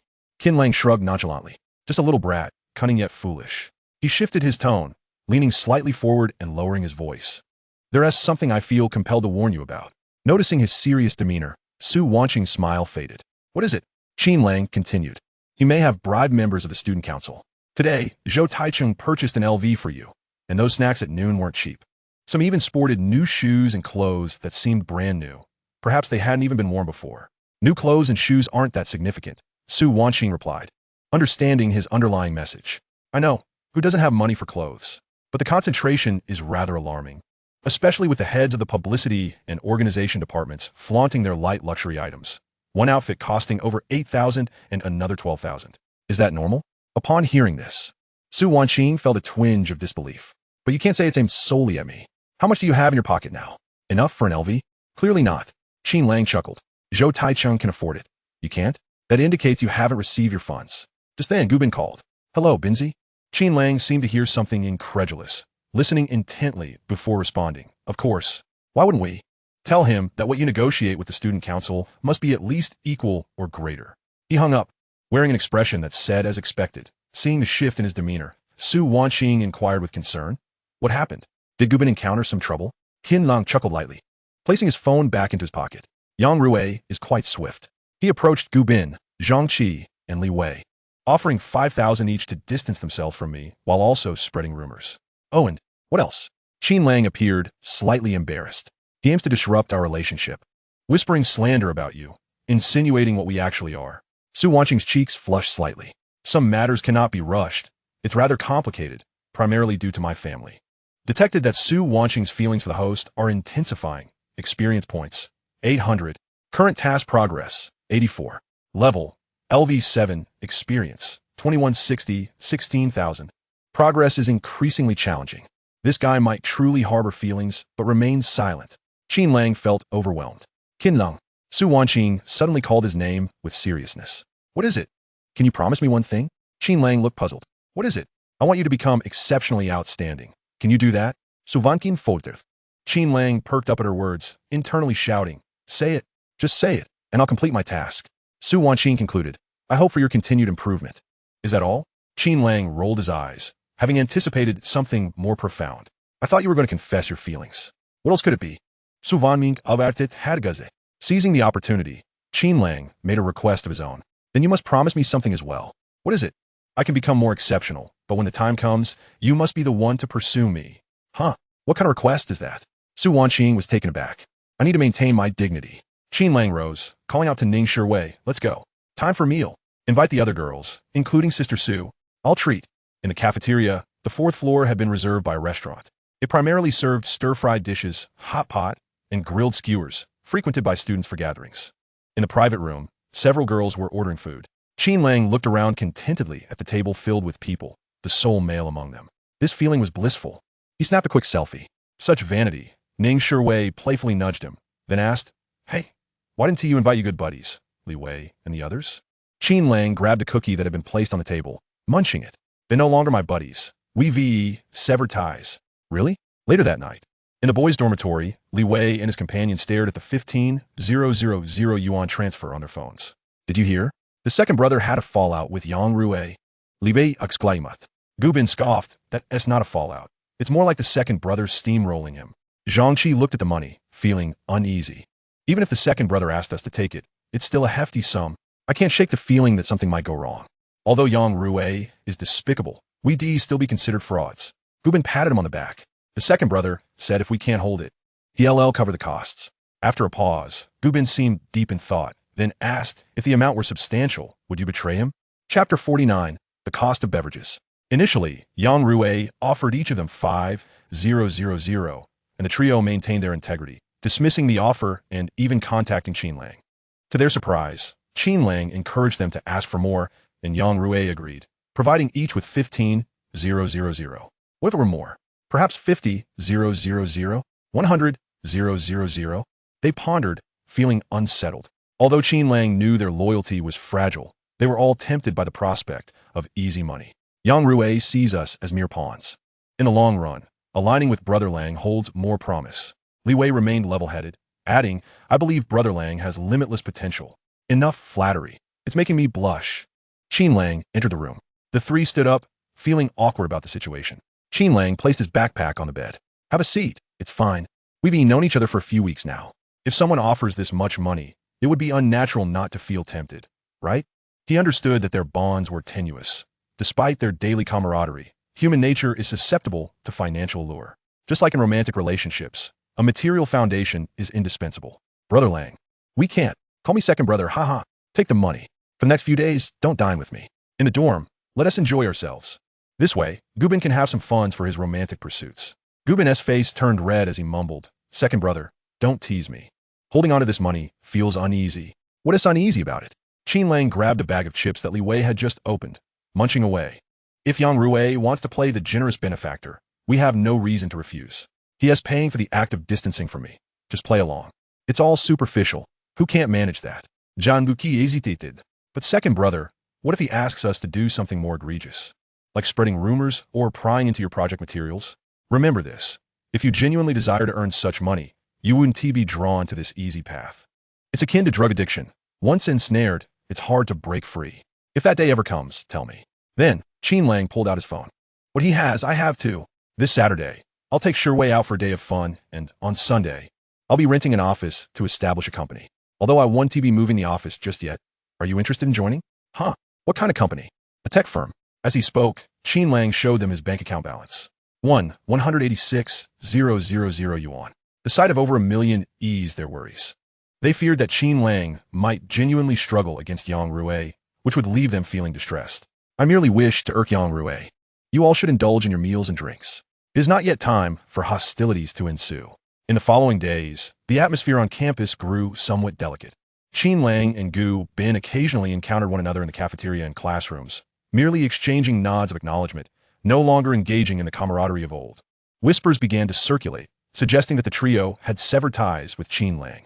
Evidently, Yang Rui had received positive feedback regarding his endeavors, and he appeared quite pleased with himself. When he chanced upon Qin Lang, his gaze bore a condescending challenge, as if to proclaim, behold, your so-called brotherhood crumbles under the weight of monetary allure. Qin Lang, however, remained unfazed, steadfast in his own path. He attended classes, frequented the laboratory, accompanied Ning Shuwei, and occasionally engaged in measured conversation with Su Wanxing. He even found time to procure a campus parking permit from the administrative office. On Saturday morning, after completing his jog, Qin Lang purchased a 5 yuan beverage and took a leisurely drive around the campus.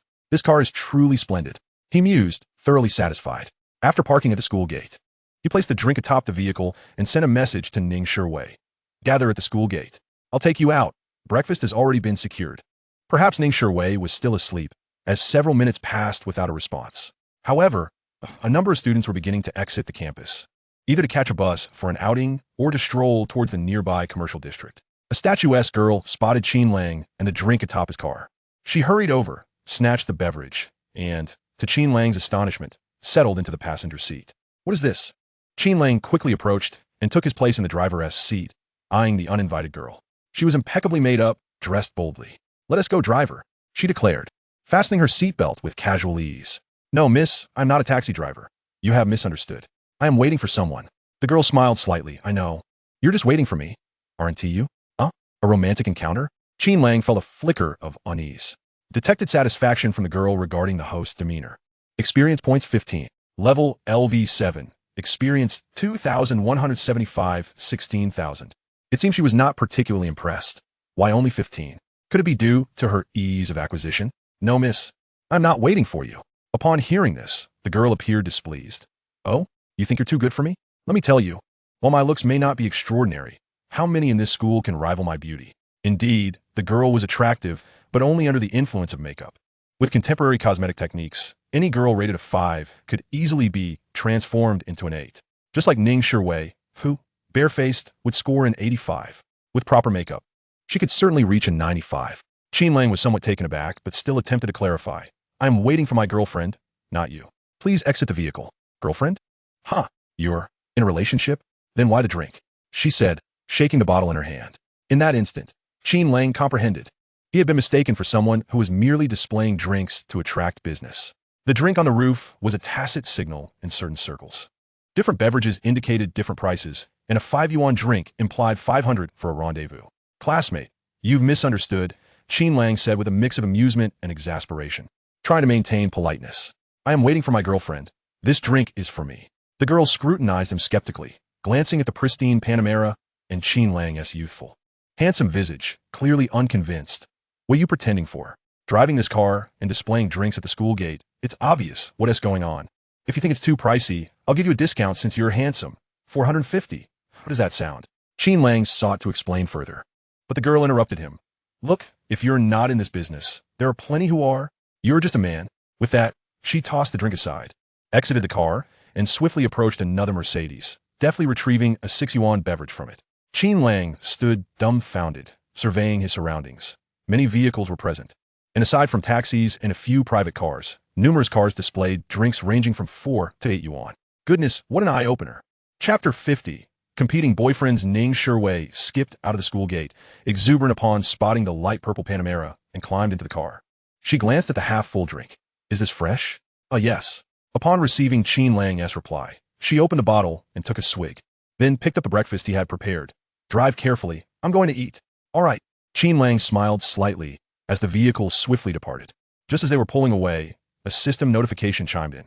Detected Su Wanqing's envy towards Ning Shiwei, fantasizing about being in the passenger seat herself. Experience points 500. Current task progress 845. Level LV7. Experience 2,675, 16,000. Su Wanqing? Qin Lang was taken aback, having spotted the girl peering from a corner near the school gate. The car merged smoothly into the flow of traffic.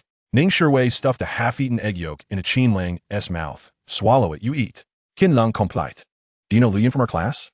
Ning Shiwei suddenly asked. Yes. Isn't she the one who was dating a fake rich kid? Didn't they just break up?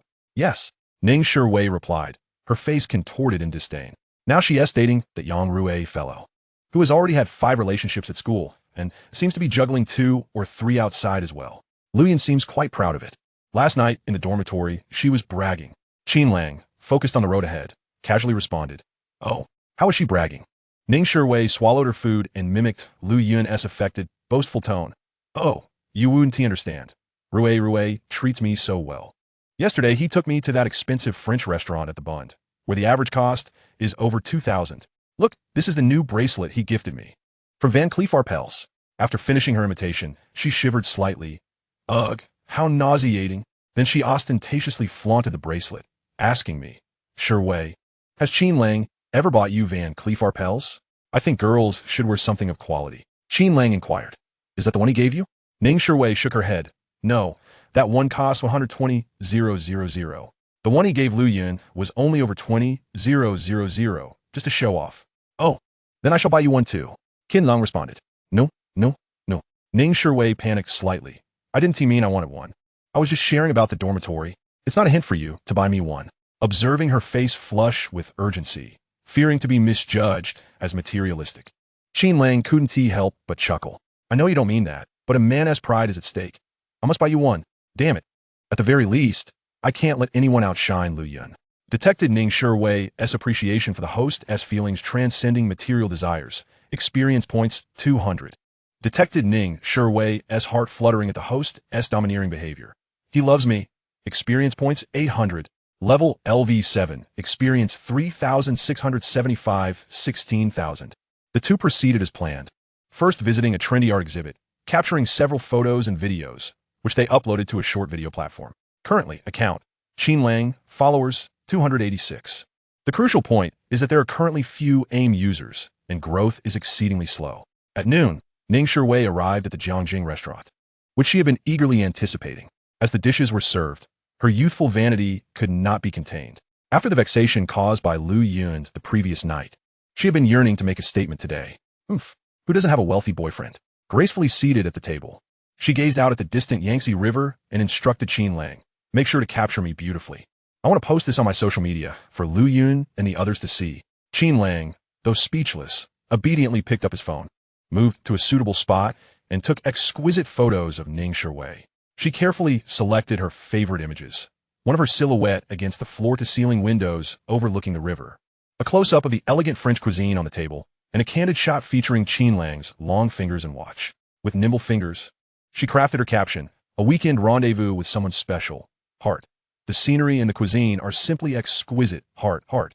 Before hitting send, she intentionally set the visibility to a group, ensuring only her dormitory sisters, a few close classmates, and Lu Yun could see it. Almost instantly, notifications flooded in. Wang Jiaqing commented, "Wow, which restaurant is this? That view is incredible. Wei Wei, you look stunning today." Gao Nen added, "Tears, another day of shedding tears over someone else's love. Qin Lang has such great taste in venues." Classmate A chimed in, "A restaurant with an average cost of 4 figures per person. Kneeling, so envious." Classmate B remarked, "Sure Wei, that dress is absolutely gorgeous. It matches the restaurant's ambience perfectly." At just 18, it was impossible for her to be excessively mature. The innate sense of competition among young girls was ever present. "I'm more attractive than her. My boyfriend is better than hers.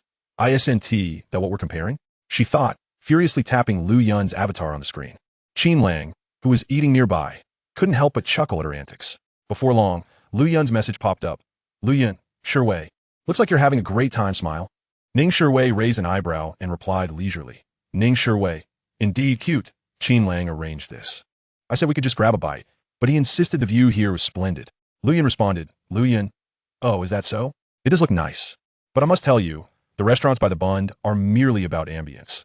The truly delicious food is at hidden gems known only to seasoned gourmets. The place Yang Rui took me to was excellent."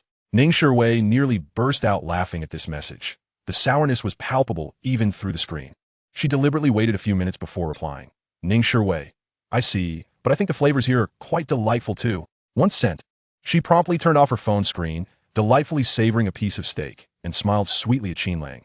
"This is so delicious." Qin Lang, observing her triumphant little fox expression, poured her a bit of juice, "As long as you enjoy it." Meanwhile, in the girls' dormitory, Lu Yun stared at Ning Shiwei's seemingly innocent yet boastful reply, nearly crushing her phone in frustration. A fierce sense of resentment and jealousy gnawed at her heart like a venomous snake. Unable to contain herself, she posted on her own social media, "Some individuals are destined to only see the surface glamour. True taste and sincerity require time and experience to appreciate." Coffee, the accompanying image, was a close-up of a dish from her meal yesterday, along with a partial shot of her Van Cleef Arpels bracelet. This subtly loaded post quickly garnered comments. Some bewildered boys commented, "Yin Yun, you're absolutely right," while perceptive girls remarked, "Eating melon. Yin Yun seems quite reflective today." However, Ning Shiwei's friends, like Wang Jiaqing and Gao Nan, collectively chose to remain silent, with no one liking or commenting on her post. In contrast, the comments under Ning Shiwei's post became increasingly lively. Detected Lu Yun's intense jealousy and feelings of inadequacy stemming from Ning Shiwei's post. Experience points 300.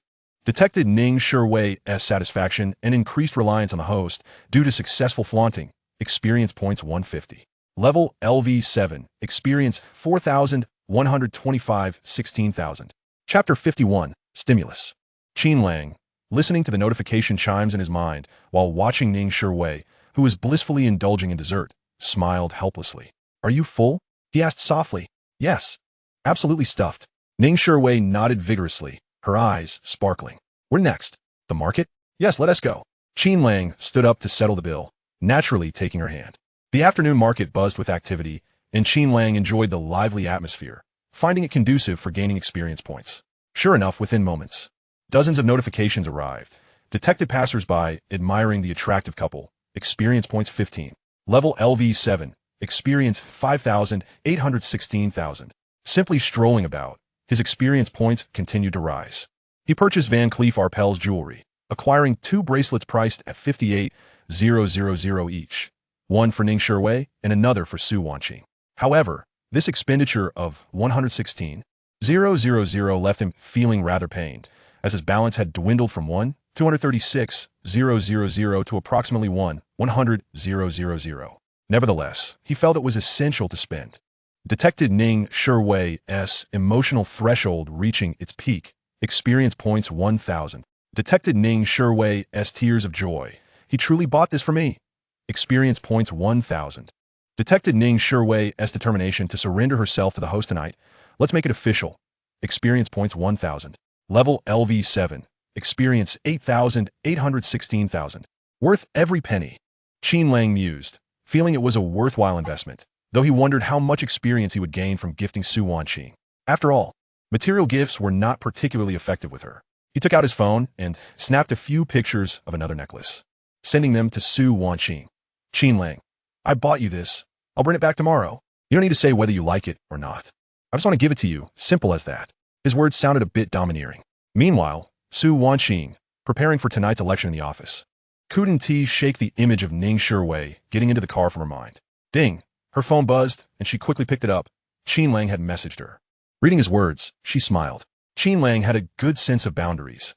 Outright declarations of affection were certainly not his style. But this slightly cheeky yet pressure-free approach was precisely to her liking. Su Wanqing. Qin, does this count as bribing the student council president? Smile. Qin Lang. You're welcome. I'm happy to do it. After chatting for a while, Su Wanqing suddenly looked up at her colleagues and said, Everyone, I have something to announce, a last-minute decision. All the student council members turned their attention to her.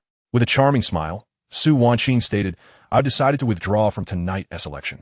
I apologize for the late notice. Detected Su Wanqing's surprise and excitement at the host's domineering gifting behavior. Experience points 800.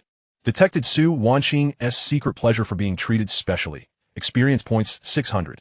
Current task progress, 85. Level LV7. Experience 10,216,000. Indeed, the task progress has diminished. Quite notably, Qin Lang realized that both he and Su Wanqing had encountered a bottleneck in their progress. Yet he remained uncertain about how to swiftly surmount it. After exiting the luxury boutique with Ning Shiwei, the two casually purchased a few small gifts at the theme market. Coming from a well-off family, Ning Shiwei received a monthly allowance of 5,000 yuan. Since being with Qin Lang, she had seldom spent any money. With over 3,800 yuan still in her possession, she generously bought Qin Lang a gift worth over 100 yuan as a token of gratitude. Subsequently, the pair ventured into a Starbucks, where Ning Shiwei began to boast once more. She was determined to make Lu Yun envious today. Let her be arrogant with me. Ning Shiwei crafted her message, her lips moving incessantly. I wonder if she'll ask Yang Rui for more after seeing this. I bet all his girlfriends will be clamoring for gifts now. Qin Lang was momentarily taken aback. Her words held merit. By buying Ning Shiwei something, he was inevitably inciting Lu Yun and even Yang Rui's other girlfriends. These women, being materialistic by nature, would certainly demand gifts from Yang Rui. He, too, was curious about how much wealth Yang Rui truly possessed. Ning Shiwei meticulously selected 9 photographs, a close-up of a Van Cleef Arpels bracelet, the dining table at a riverside restaurant, and the final image was a snapshot of her clinking cups with Qin Lang at Starbucks. The accompanying caption was playful and imbued with a hint of pride. Dazed by someone's gift, thank you to my exclusive Santa, even though it's not Christmas yet. Today has been another day of indulgence. Bracelet, heart, heart. After clicking send, she gleefully shook her phone and winked at Qin Lang. Prepare for spectacle. Sure enough, mere minutes later, the red notifications on her social media began to surge. While sipping her coffee, Ning Shiwei reveled in the psychological storm she had undoubtedly stirred within Lu Yun's circle. Initially, it was a barrage of messages from Wang Jieqi and Gao Nan. Wang Jieqi. Van Cleef Arpels. Wei, you've killed me. Qin Lang is simply too indulgent. Tears, tears. Gao Nan. That bracelet is breathtaking. Is such a boyfriend allocated by the state? Or must one find him oneself? Envy, jealousy. Classmate A, wow, how much did this cost? Classmate B, I'm envious. Today is yet another day of shedding tears for others' love. Soon, even classmates with whom she was not particularly close began to comment and like, their words brimming with astonishment and envy. detected the astonishment of Ning Sherwei's friends. Continuously receiving stimulating feedback, experience points 500. Level LV7, experience 10, 716, 000. Achievement unlocked, status of male god. Currently over 100 individuals recognize the host as a true male god. Reward, 200,000 yuan. Qin Lang took a sip of his coffee, feeling a sense of gratification, not a loss at all. Ning Sherwei, gazing at the incessantly refreshing messages, maintained a smile that never waned. However, the reaction she anticipated most was from Lu Yun. At first, there was no response from Lu Yun, as if she were deliberately ignoring the post. Yet, Ning Sherwei was certain she had seen it. Given Lu Yun's character, such a display of ostentation could hardly fail to provoke her. Indeed, after approximately 10 minutes, Lu Yun updated her own social media. There were no images, only a line of text exuding a sour undertone. Some people are just lucky. Finding a boyfriend is like winning the lottery. Yet, no matter how expensive the gift, it's merely an object. Sincerity is what is truly rare, right? Smile. Upon reading this, Ning Sherwei nearly burst into laughter. She poked Qin Lang's arm and handed him her phone. Look, she is flustered. She is starting to console herself. Sincerity? She is hardly in a position to speak, having slept with 2 boys since arriving at school. At this point, Ning Sherwei's smile abruptly faded. Her cheeks flushed as she anxiously stared at the screen. Sleep? Hadn't she made plans with Qin Lang for that very night? Ning Sherwei intended to provoke Lu Yun further, yet Qin Lang intervened. Enough is enough. The message has been conveyed. She is the one feeling vulnerable. Saying more would only diminish her stature. Ning Sherwei nodded. Shall we have dinner? Afterward, let us catch a show. All right. Chapter 52, The Exit. The two sweetly went out for dinner, with Ning Sherwei treating at a modest restaurant where the average cost was 80 yuan per person. Nonetheless, they relished their meal. Meanwhile, at the school, the student council election commenced. As the outgoing president, Su Wanqing was obligated to attend. Upon entering a classroom, her outstanding poise drew the gazes of many. In a corner, Zhou Taichang sat, his demeanor calm, yet unable to conceal his recent despondency. Unbeknownst to him, he had not given up. In fact, he had prepared an even better gift for his counterpart. Hello, Senor Su. A petite yet charming girl stepped forward to greet her. In this oppressive atmosphere, the girl appeared unaffected. Su Wanqing paused for a few seconds before responding. Hello, and you are? I'm Yang Taodao from the School of International and Public Affairs. Just transferred here, and I've joined the student council. The girl replied, standing on tiptoe, her eyes crescent-shaped when she smiled. Oh, Su Wanqing was taken aback, her instincts kicking in. This girl, who appeared almost juvenile, was actually Yang Rui's sister. Yang Rui approached, politely stating, Senior, this is my biological sister. We share the same mother. We are even fraternal twins. He merely offered a perfunctory greeting. However, Yang Taodao shot him a frosty glare, causing the boy to immediately fall silent, seemingly intimidated by his sister. This contrast compelled Su Wanqing to regard the girl before her with newfound respect. Now that everyone is here, let us commence. Su Wanqing demandun de terred, exudin serenity. Meanwhile, Yang Rui was prepared for the unfolding drama. Ding! His phone suddenly buzzed with messages from several girlfriends, including Lu Yun. Initially intending to ignore them, the incessant notifications compelled him to glance at the screen. Upon doing so, his expression tightened. Lu Yun, honey, that Qin Lang is at it again, flaunting and provoking me. I can't take it anymore. I want that bracelet too. Girlfriend, darling, have you any surprises for me lately? I see other boyfriends are so generous. A girlfriend bay, Yang Rui. I feel I need a decent piece of jewelry too. It's so embarrassing in front of the girls. Girlfriend C. Rui, that Van Cleef Arpels bracelet is stunning.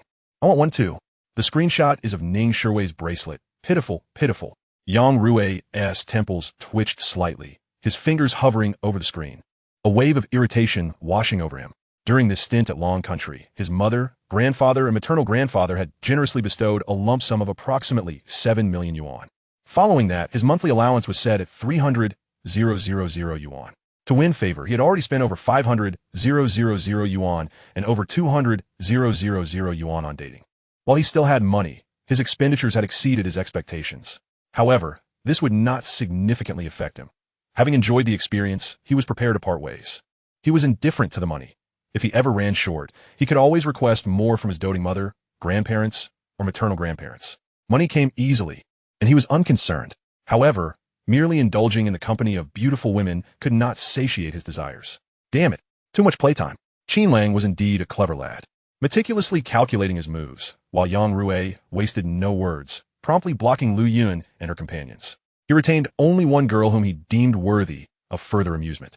"Let us begin," President Su, one of the ministers, declared. At that moment, the student council secretary stepped forward, his expression somewhat off-kilter. He glanced at Yang Taotao and Yang Rui before averting his gaze. "Everyone, President Su has just briefly communicated with me. She has withdrawn from this student council election, thus reducing the number of candidates from 5 to 4. Withdrawal? Yang Rui was taken aback. Yang Taotao was also momentarily stunned, but she quickly regained her smile. Yet, deep down, she felt quite unsettled. She had aimed to assert dominance over Su Wanqing, but now her opponent was opting out?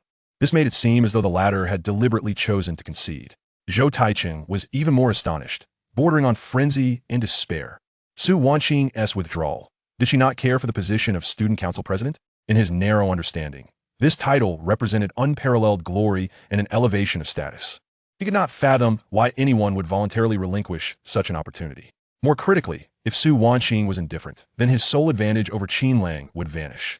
President Su, could you elaborate on your reason for withdrawing? A minister supporting Yang Tao suddenly queried, with a tone tinged with evident provocation. All eyes turned to Su Wanqing. "I believe the student council requires fresh blood." She cast a meaningful glance at Yang Tao. "Some individuals seem to take the election far too seriously. I have many more pressing matters to attend to. I object." Zhou Taicheng sprang to his feet, his emotions aflame. "The candidate list has already been announced. How can one simply withdraw? This is an affront to the student council." Su Wanqing regarded him calmly. "Minister Zhou, if you value the presidency so dearly, why not take on the role yourself? I just think this method is too arbitrary. This position is of significant importance." Before Zhou Taicheng could finish, Su Wanqing interjected. "For me, there are far more important matters. I have sacrificed too much personal time for this role. I wish to engage more with other students, participate in various learning activities as an ordinary student, and I also wish to experience romance." The declaration of her desire for romance struck like a thunderbolt, directly hitting Zhou Taicheng's nerve. The implication was unmistakable. For Qin Lang. "What is so good about Qin Lang?" Zhou Taicheng shouted, disregarding the gazes of those around him. "Yes, I like him. So what?" Su Wanqing replied with calm composure. The vice president rapped the table. "Zhou Taicheng, if you stir up more trouble, you can leave." Yang Taotao rose to mediate. "Vice president, please calm down. Minister Zhou may just be momentarily emotional." She turned to Su Wanqing, her smile impeccable. "Senior Su is right. The student council indeed needs fresh blood. Since Senior has made a more significant choice, we certainly wish her well." Inside the theater, the performance had commenced. Qin Lang held Ning Shiwei close as they absorbed the show together. This was his first time attending a play. His family could hardly afford such tastes. However, Ning Shiwei seemed unfazed by the novelty. Whispering to Qin Lang, "I've seen this several times. It's absolutely wonderful." They exchanged whispers and laughter throughout the day. Ding! Major breakthrough. Achievement unlocked. The queen relinquishes her kingdom, solely devoted to the host, rewarding 1 lottery draw and 500,000 cash. Detected Su Wanqing's remote confession due to the difficulty of the task, rewarding 1 skill point. Detected Su Wanqing's admiration for the host's wisdom and observational skills, awarding 500 experience points. Detected Su Wanqing's gratitude towards the host for suggesting her withdrawal from a student council, awarding 1,500 experience points. Level LV7, experience 12700, 16,000. Upon hearing the system's notification, Qin Lang was taken aback. Such substantial rewards? And Su Wanqing truly withdrew. Chapter 53, Tenderness. By the time the play concluded, it was nearly midnight, and the evening breeze carried the crispness of early autumn, brushing against their cheeks. Ning Shiwei instinctively nestled closer to Qin Lang. "Is it cold?" Qin Lang removed his jacket and draped it over her shoulders as they walked side by side toward the parking lot. The headlights of the Porsche illuminated the night. Just as he settled into the driver's seat, a system notification echoed in his mind. Detected that the host possesses 1 lottery chance. "Would you like to use it now?" "Use it now," Qin Lang silently urged, not expecting to draw anything particularly special. After all, having previously won the Porsche was already outrageous. He believed the system's surprises could not be consistently monumental. Lottery in progress. "Congratulations, host. You have won a patent reward. Intelligent Spectrum Optimization Scheduling Method based on 5G Communication. Patent No. ZL202XXXXXXXXX. The relevant patent certificate and technical documentation have been synchronized to the host's cloud storage. and the patent ownership has been registered under the host name. He instantly straightened in his seat, his heart racing uncontrollably. In his previous life, while working in technical support for a state-owned enterprise, he was painfully aware of the value of such a thing. During the initial phase of 5G commercialization, the most pressing issue for operators was the scarcity of spectrum resources. This patent, precisely situated at a critical node in the industrial chain, could aid operators in enhancing signal coverage quality at a lower cost while being compatible with future 6G technology iterations. What's wrong? Ning Shiwei noticed his sudden stupor and gently touched his arm. Are you too tired? Not tired. Qin Lang inhaled deeply, forcing himself to regain composure. The real exhaustion lies ahead. Ning Shiwei abruptly tensed. She understood that his last remark hinted at something significant. The hotel room had already been prepared. Upon entering, Ning Shiwei felt a wave of warmth envelop her, with the boy right behind her. She sensed him drawing closer, his warm breath softly grazing her nape, causing her to involuntarily shiver. She could feel him approach, his warmth brushing against her hair's tips. It's a bit warm, she murmured, almost as if attempting to ease her inner tension. It is indeed warm, he softly echoed, his fingertips gently tucking a strand of hair behind her ear. I think so too. How about we take a shower first to relax? His suggestion sounded natural, yet it made Ning Shiwei's heart race even faster. The bathroom lights were dimmed to a gentle warmth, the steam gradually rising, obscuring their outlines. As they shed their garments, Ning Shiwei stood somewhat shyly by the water curtain, unable to glance at the boy beside her. Qin Lang meticulously adjusted the water temperature for her, patiently massaging her long hair as she faced away from him, eyes closed, letting the water cascade over her body. Qin Lang's hands, soft and slow, gradually moved downward. After a while, he paused his motion of scrubbing her back and placed one hand on her lower back, gently pressing down. Wei, bend over. Ning Shiwei obediently bent forward. Continue. She bent again. Keep bending further down, until she had bent to a 60-degree angle and was then pressed down to 90 degrees. She finally comprehended his intent. Do we really have to use this position? The girl whispered. Ning Shiwei felt the warm water cascading down from above, mingling with the body heat radiating from her companion. Qin Lang's hand gently caressed her back, his voice resonating softly amidst the sound of the flowing water. Relax, surrender to me. Breathe. This position made her somewhat bashful, yet she submitted to him with trust. Afterward, Qin Lang enveloped her carefully in a large towel and tenderly carried her out of the bathroom. He leaned down and placed a kiss on her forehead, asking, Are you afraid? Ning Shiwei shook her head lightly, wrapping her arms around his neck and taking the initiative to kiss his lips. After a long moment, she shyly remarked, It's just a bit embarrassing and somewhat tiring. But Qin Lang raised an eyebrow, prompting her, But what? Ning Shiwei buried her head in his neck, her voice barely a whisper, but it's quite enjoyable. As the night deepened, their intertwined breaths continued. The following day, Su Wanqing awoke late, stretching languidly as she sat up in bed. Her roommate had placed a cup of coffee and a serving of jianbing guozi on her desk. Wanqing, I brought this for you since you're still asleep. Su Wanqing smiled. Thanks. It's been ages since I slept this long. Are you all right? Another roommate inquired. The whole school has already issued a statement this morning. The new student council president is Young Tao, who transferred in from the third year. Su Wanqing no longer holds any position. What do you mean by any position? I still have to collect gifts today. Su Wanqing feigned aukdidimina. How could she not be saddened? After all, she and T genuinely stepped down. But there was no alternative. It was certainly preferable to a failed election. Gifts? Who is it? Qin Lang? Her roommate asked. Su Wanqing biman saident, casting a smug glance that invited her to guess. At that moment, the door swung open. Several girls from the student council entered, armed with notebooks and pens. Sorry to intrude, Senior Su, they said politely, as this was Su Wanqing's dormitory, and a modicum of respect was due. One of the girls continued. Vice President Zhou has mandated a surprise dormitory hygiene inspection this weekend. We are currently recording each dormitory's occupants' whereabouts for the weekend. Oh, Vice President. Yes. Zhou Taiqing has been promoted, haha. Su Wanqing remarked with a hint of resentment, recalling last night's election where Zhou Taichung had indeed become the vice president. Was this his way of asserting authority or deliberately targeting her? Weekend inspection. One roommate couldn't help but complain it used to be on Wednesdays. And many people have plans for the weekend. This is a new regulation to encourage everyone to maintain a good environment. The girl said expressionlessly as she took notes. Please cooperate. Name, will you be staying on campus this weekend? What year are you in? There has never been such a rule. This is nonsense. Su Wanqing's roommate defiantly refused to cooperate. Who would dare approach her with issues when Su Wanqing was the student council president? Another roommate chimed in. Are you deliberately making things difficult for Wanqing now that she has stepped down? Can't we have some freedom on the weekend? The student council girls appeared somewhat at a loss, as they were hesitant to confront them directly, secretly cursing Zhou Taichung for being an idiot. How could such a trivial task be assigned to them? The leading girl from the student council attempted to explain, sorry, but what do you mean but? Just leave. One roommate shouted. All right, Yutong, Jinning. Su Wanqing interrupted. Let us just cooperate. The student council girls finally sighed in relief. Senior Su, what about you? Where will you be this weekend? All eyes in the dormitory turned to her. In an instant, Su Wanqing grasped the underlying implication. Zhou Taichung wanted to confirm whether she would be spending the weekend with Qin Lang. I want TB at school. I want TB in the dormitory tonight. Su Wanqing's home was in the bustling metropolis, and she intended to return home for the night. However, she wouldn't disclose this to them. Let Zhou Taichung guess. If he wanted to play the devoted admirer, then let him indulge in that role. Chapter 54. You are truly pathetic.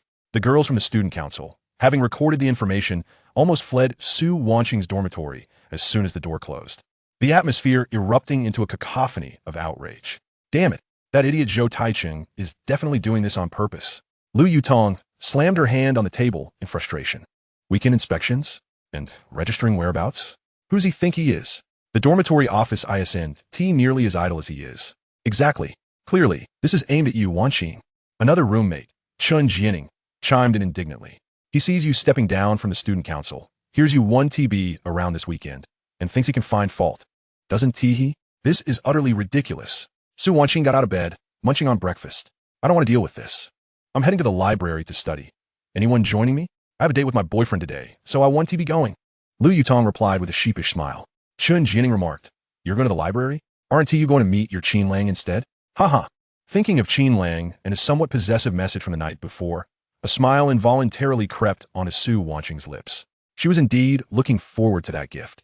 Not for its material worth, but for the feeling of being cherished and remembered. As the weather turned to a gentle drizzle again, the Porsche Panamera returned to campus, delivering Ning, sure we right, to the dormitory entrance. The couple lingered in the car for a moment, Qin Lang wiping his lips. Your lips are so soft, little girl. You're the little one. I'm the one who went up. Ning sure we teased with a smirk before hopping out and heading straight for the dormitory. Qin Lang sat in the car for a moment, closing his eyes to rest. Utilizing his skill points, supernatural physiological attraction, beginner, he made a choice. He had earned another skill point yesterday and, after much contemplation, decided to invest it in this charming skill. Supernatural physiological attraction enables the subject to elicit an involuntary physiological affection in females, prompting them to actively focus on the host's appearance, behavior, scent, and aura, and to desire physical contact and deeper understanding. This was truly extraordinary. Qin Lang chuckled heartily. With this newfound resonance, females would naturally exhibit immense interest in him. A veritable charm for wooing. As he prepared to park the car in the designated spot, he also intended to invite Su Wanqing out for a meeting. Passing by the library, a figure caught his attention, none other than Su Wanqing, who was hastily moving forward, with Zhou Taichung trailing closely behind, clutching a gift box. Su Wanqing's brow furrowed, her pace quickening as she sought to escape the entanglement behind her. The fine drizzle dampened the tips of her hair, adding to her agitation. Wanqing, just let me say a few words. Zhou Taichung pursued relentlessly. I know you're angry with me for taking my work too seriously. Look, this is a special apology gift I bought for you. Besides the bag from last time, there is also a pair of earrings from Dior. Su Wanqing abruptly halted and turned around. Zhou Taichung, I've told you many times, we have no relationship. Please stop following me. I don't want your gifts. Wanqing, please don't be like this. Zhou Taichung tried to step closer, his face contorted in a stubborn, nearly twisted plea. I know you're testing me. This almost fanatical, pathological clinging made Su Wanqing exceedingly uncomfortable, even instilling a tinge of fear within her. She felt as if this man might go to extreme lengths for her. Qin Lang shared the same sentiment, muttering to himself, I should have learned some combat skills. Damn it, this guy is a freak. Zhou Taichung circled directly to Su Wanqing's front, kneeling on both knees. Wanqing, I truly like you. Please be my girlfriend. What the hell? Qin Lang was taken aback. He had witnessed one knee down before, but never both. Was this a funeral? Students passing by couldn't help but gather around to watch. Zhou Taichung had even arranged for a few junior students and members of the student council to help create an atmosphere. Sister, you should agree. Indeed, Senior Zhou is such a wonderful person. Senior Zhou is sincere. 7 or 8 supporters chimed in, though their voices were subdued, almost awkward. Just as Su Wanqing was about to disregard her image and unleash her wrath, a purple Porsche drove up. Qin Lang stepped out with an air of nonchalance. Upon seeing him, Su Wanqing felt as though she had found her savior. The onlookers quickly fell silent, seemingly more intimidated by Qin Lang than by Zhou Taicheng. The girl took a few steps forward, still wanting to say something. Qin Lang pulled out a gift box from his pocket, opened it, and revealed a bracelet. He instinctively grasped her right hand, and before anyone could react, he slipped it onto her wrist. The action flowed seamlessly. Gazing at the bracelet, Su Wanqing felt a moment of daze. She instinctively wanted to express her gratitude. Yet, she suddenly felt his arms encircling her waist. Looking up, she found his face drawing near. A gasp rippled through the crowd. Without uttering a word, Qin Lang forcefully kissed her. Su Wanqing's mind went blank. Her thoughts drowned out by the surrounding sounds. The rain, the gasps, Zhou Taicheng's heavy breathing, all faded away. Qin Lang's kiss was assertive. One hand firmly held her waist, while the other cradled her face, his thumb lightly caressing the area behind her ear. The overwhelming physical allure reached its peak at that moment. Su Wanqing should have felt anger or embarrassment, or at the very least, pushed him away. Yet, an unfamiliar and intense flutter surged up her spine, rendering her weak and compliant, even with a hint of enjoyment, as if she were reciprocating his advances. The kiss, though brief, felt as if it lasted an eternity under the watchful eyes of the crowd. Finally releasing her, Qin Lang looked down at the girl in his embrace, her cheeks flushed, eyes dazed and breathless. He then raised his gaze, lazily surveying the astonished crowd. His eyes landed on Zhou Taicheng, still kneeling on the ground, his face shifting from red to green, then pale, until it settled into an ashen hue. Qin Lang said nothing. Instead, he declared his claim with a disdainful glance and an action imbued with possessiveness. The look in his eyes seemed to say, "Do you see this? She is my woman. What do you amount to?" Zhou Taicheng knelt in the cold rain, angrily discarding the bag and earrings he held. "You will regret this. You will definitely regret this. Su Wanqing, are you blind? This loser is utterly incompetent, short-sighted. Does he deserve you?" Qin Lang looked at him with pity. "Vice President Zhou, you truly are a pitiful soul." With that, Qin Lang turned away, having no desire to engage further. There was nothing left to discuss with someone so deluded, and he felt no obligation to enlighten him about the world. Chapter 55, Concerns. Detected that Su Wanqing experienced intense psychological fluctuations due to the host's assertive declaration and intimate contact, love and sense of belonging soaring, earning 1,500 experience points. Current task progress, 90. Level LV7, experience 14200, 16,000. Su Wanqing could not go to the library anymore. Qin Lang directly led her out of the school gates, which, in Zhou Taicheng's eyes, undoubtedly meant they were heading to a hotel. He furiously stomped on the luxury items he had thrown to the ground, venting his anger. Clearly, the bag and earrings were non-refundable, revealing the psychology of such people. Despite needing support from others and relying on loans to acquire these things, he nonsensically believed it was no big deal, convinced he would effortlessly earn more in the future. However, Su Wanqing and Qin Lang were not going to a hotel. Instead, they headed to an office building. Upon arriving downstairs, Gu Bin and others had already taken a cab over. "Hello, sister." Gu Bin and the others glanced at Su Wanqing as she stepped out of the car, each pondering the situation. "Hello." Su Wanqing nodded in acknowledgement, then asked, "Why did you bring me here?" Qin Lang glanced up at the building and casually replied, "It's nothing, just wanted to show you around. I'm planning to open a company here." The elevator ascended smoothly, and Su Wanqing, unable to contain her curiosity, softly inquired, "Are you really going to start a company? When did you decide this?" Just a couple of days ago, Qin Lang turned his head, smiling at her. As the elevator doors opened, they entered a spacious office with a splendid view, over 200 square meters. Gu Bin remarked, "Second brother, I talked to the property management.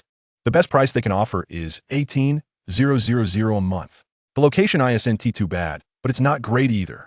Qin Lang surveyed the environment. His only requirement was that it not be too far from the school. It didn't need to be extravagant, but the decor style had to be simple and modern, not outdated or overly ostentatious. "All right, let's rent it for a year." Qin Lang strolled to the window, hands in pockets, gazing at the bustling scene below. This will be the headquarters for 2 companies. 2. Su Wanqing stepped forward to stand beside him. "Yes." Qin Lang turned to face the group. "One will be a technology company focusing on AI algorithms and next-generation communication technology applications. The other will be an MCN organization, responsible for content creation, influencer incubation, and managing my short video account." Gu Bin and the others were left dumbfounded, while they were fretting over their final exams. Qin Lang was already planning a business empire.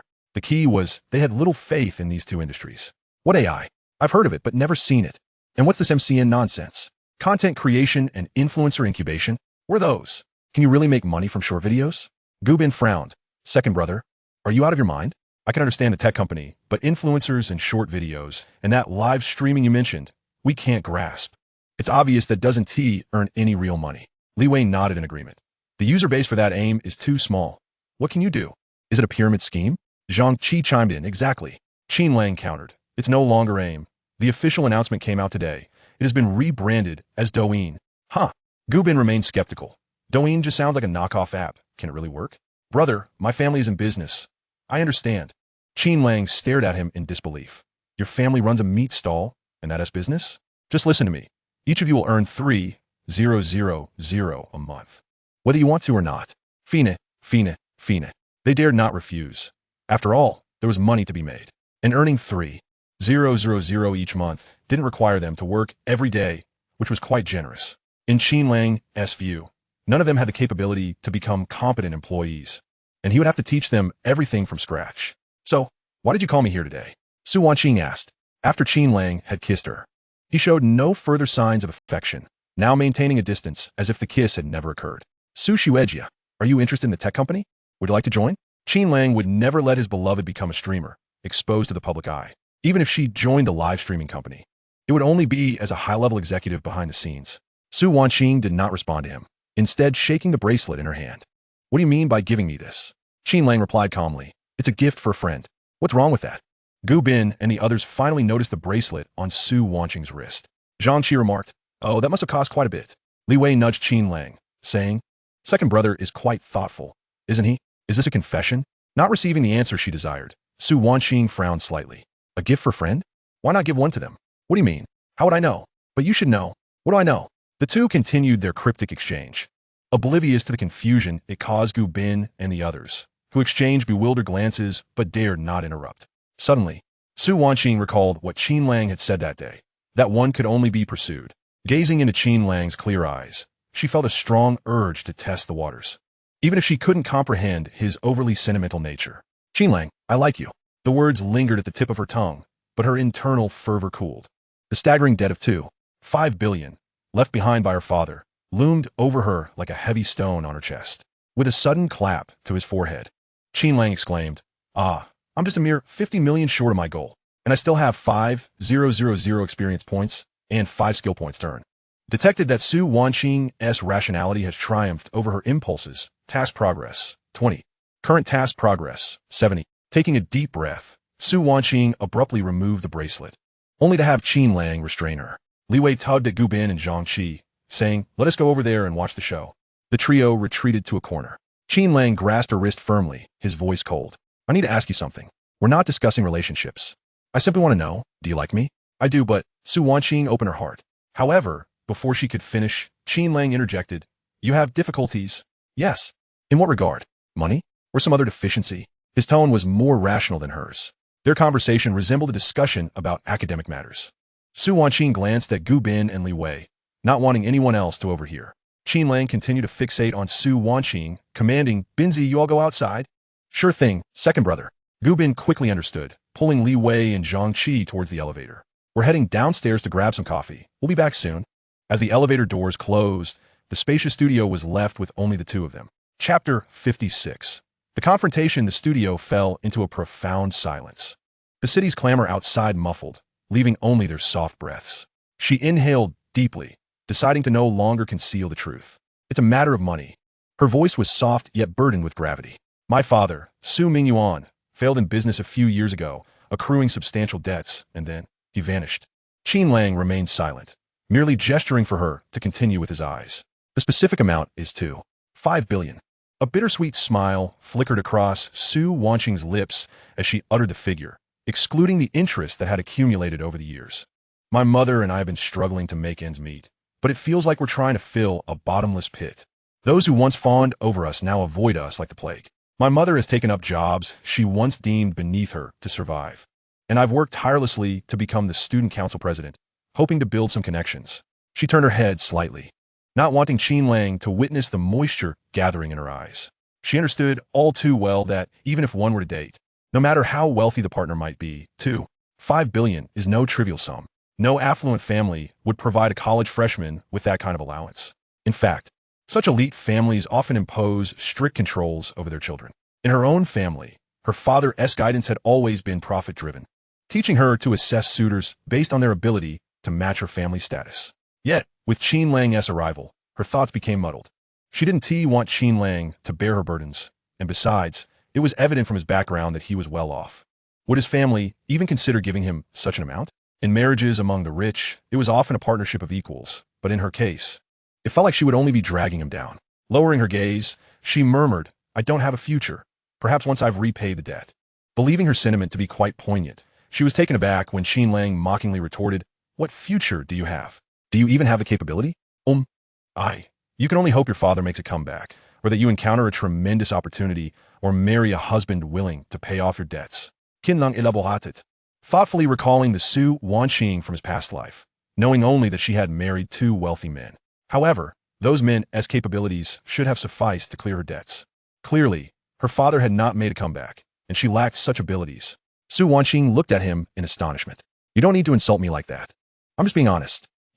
After sharing her burdens, Su Wanqing felt a sense of relief. She believed Qin Lang was a rational person like herself, and then added, "Thank you for the bracelet, but I've made myself clear, so from now on." She forced a smile, offering the bracelet back to Qin Lang. "Let us just remain friends. You keep the bracelet."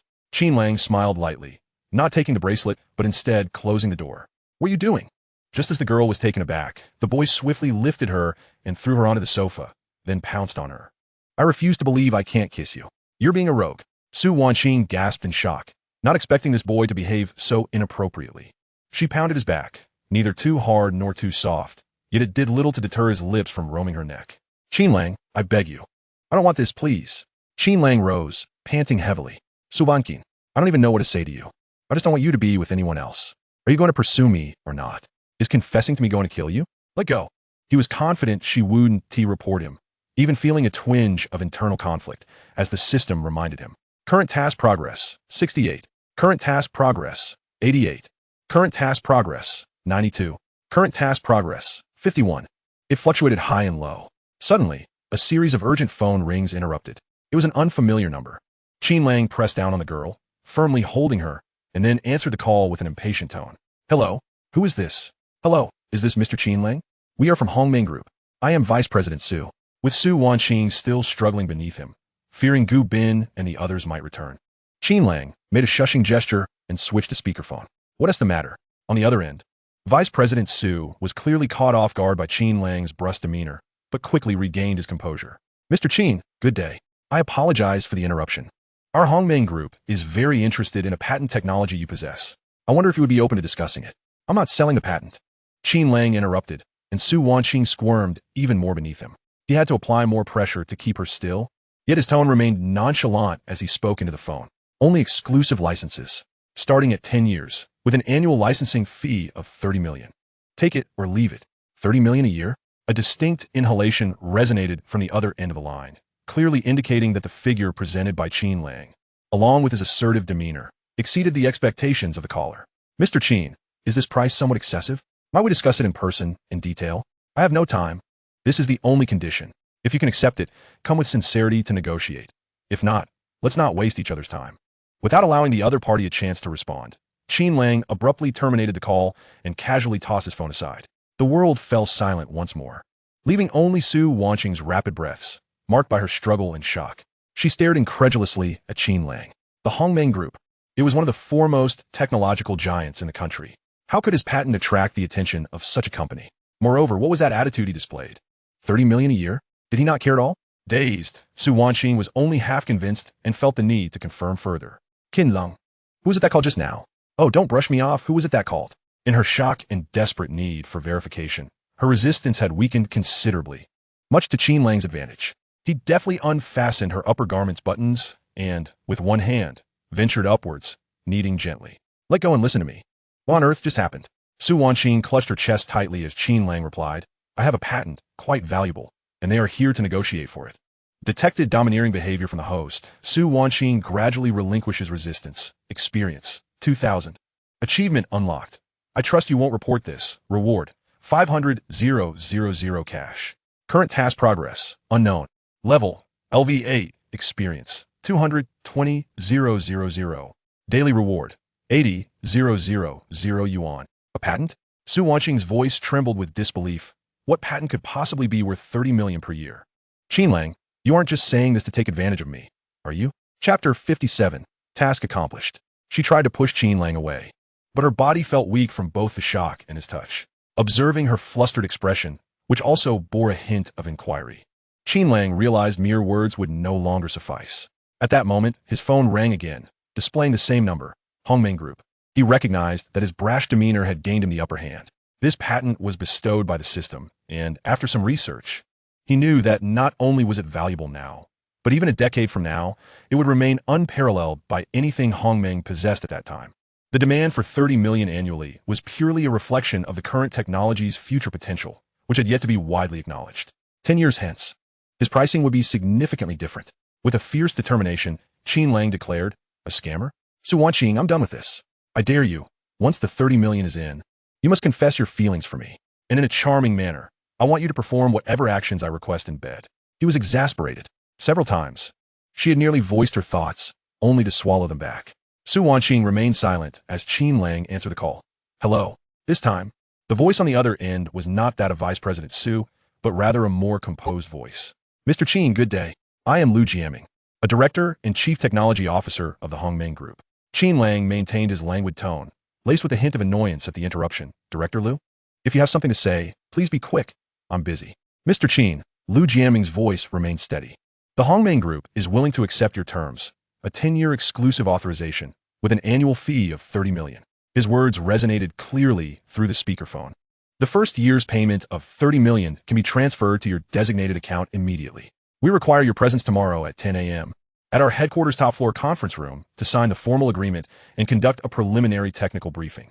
Once the money is in, I will go," Qin Lang replied succinctly, with an air of nonchalance.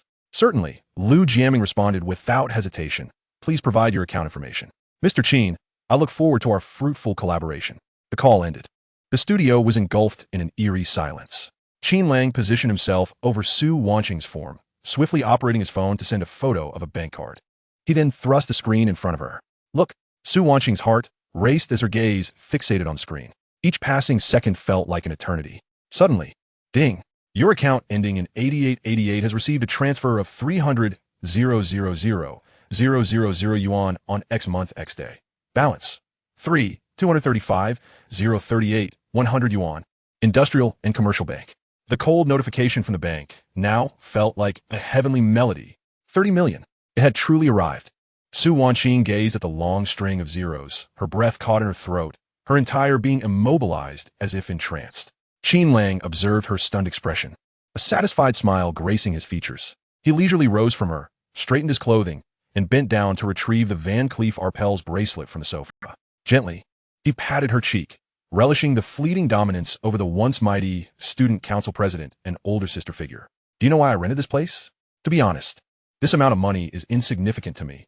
Qin Lang spoke, though internally he mused, "Damn, what a windfall. How could it be insignificant?" "Su Wanqing, the money has arrived. The bet. I've won. Now keep your promise, senior." He leaned closer, his gaze intense. "Now, immediately, confess your feelings for me. Then obediently fulfill all the commitments you've lost." Su Wanqing met his gaze, though confused as to why Qin Lang demanded this, even thinking he might have peculiar tastes.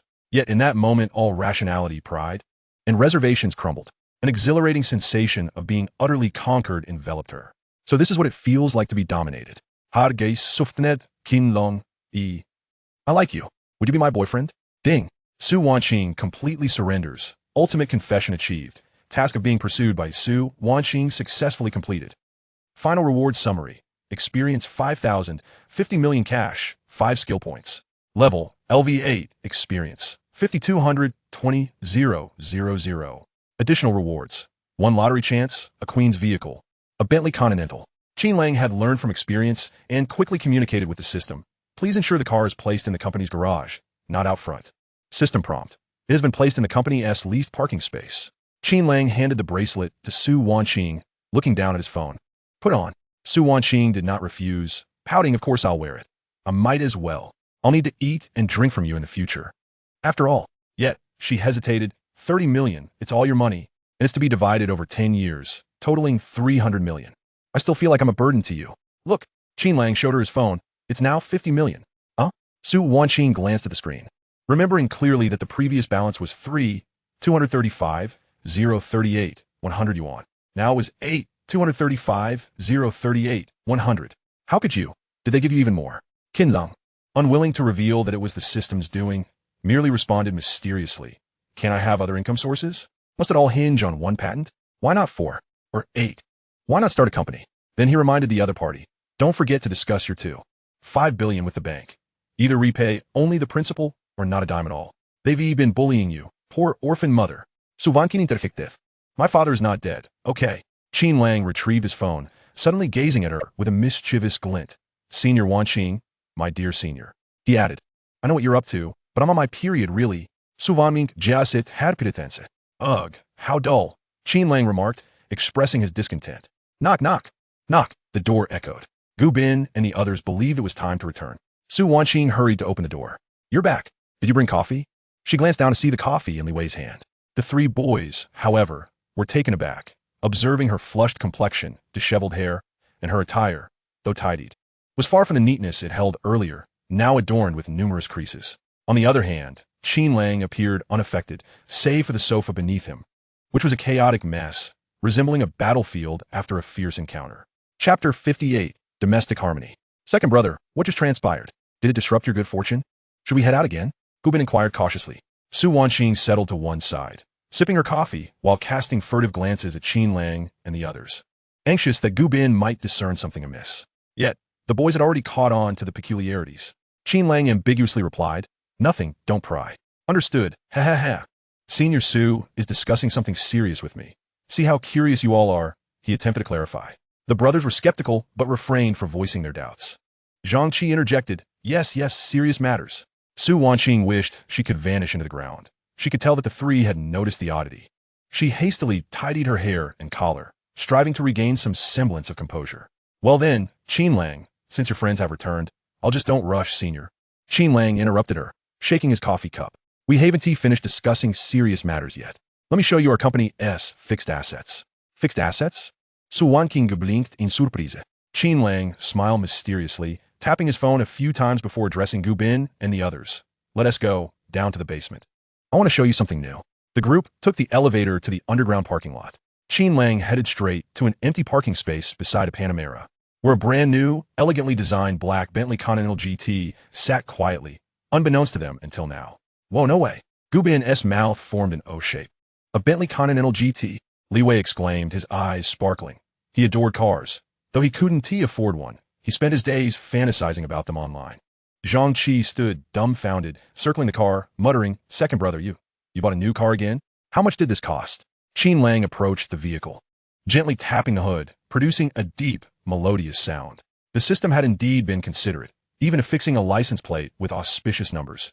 MAL 6666. Just arrived. Qin Lang casually replied. Who among you could drive? Li Wei and the others shook their heads. Zhang Qi said, I'm still learning. At this rate, it'll take me another 6 months.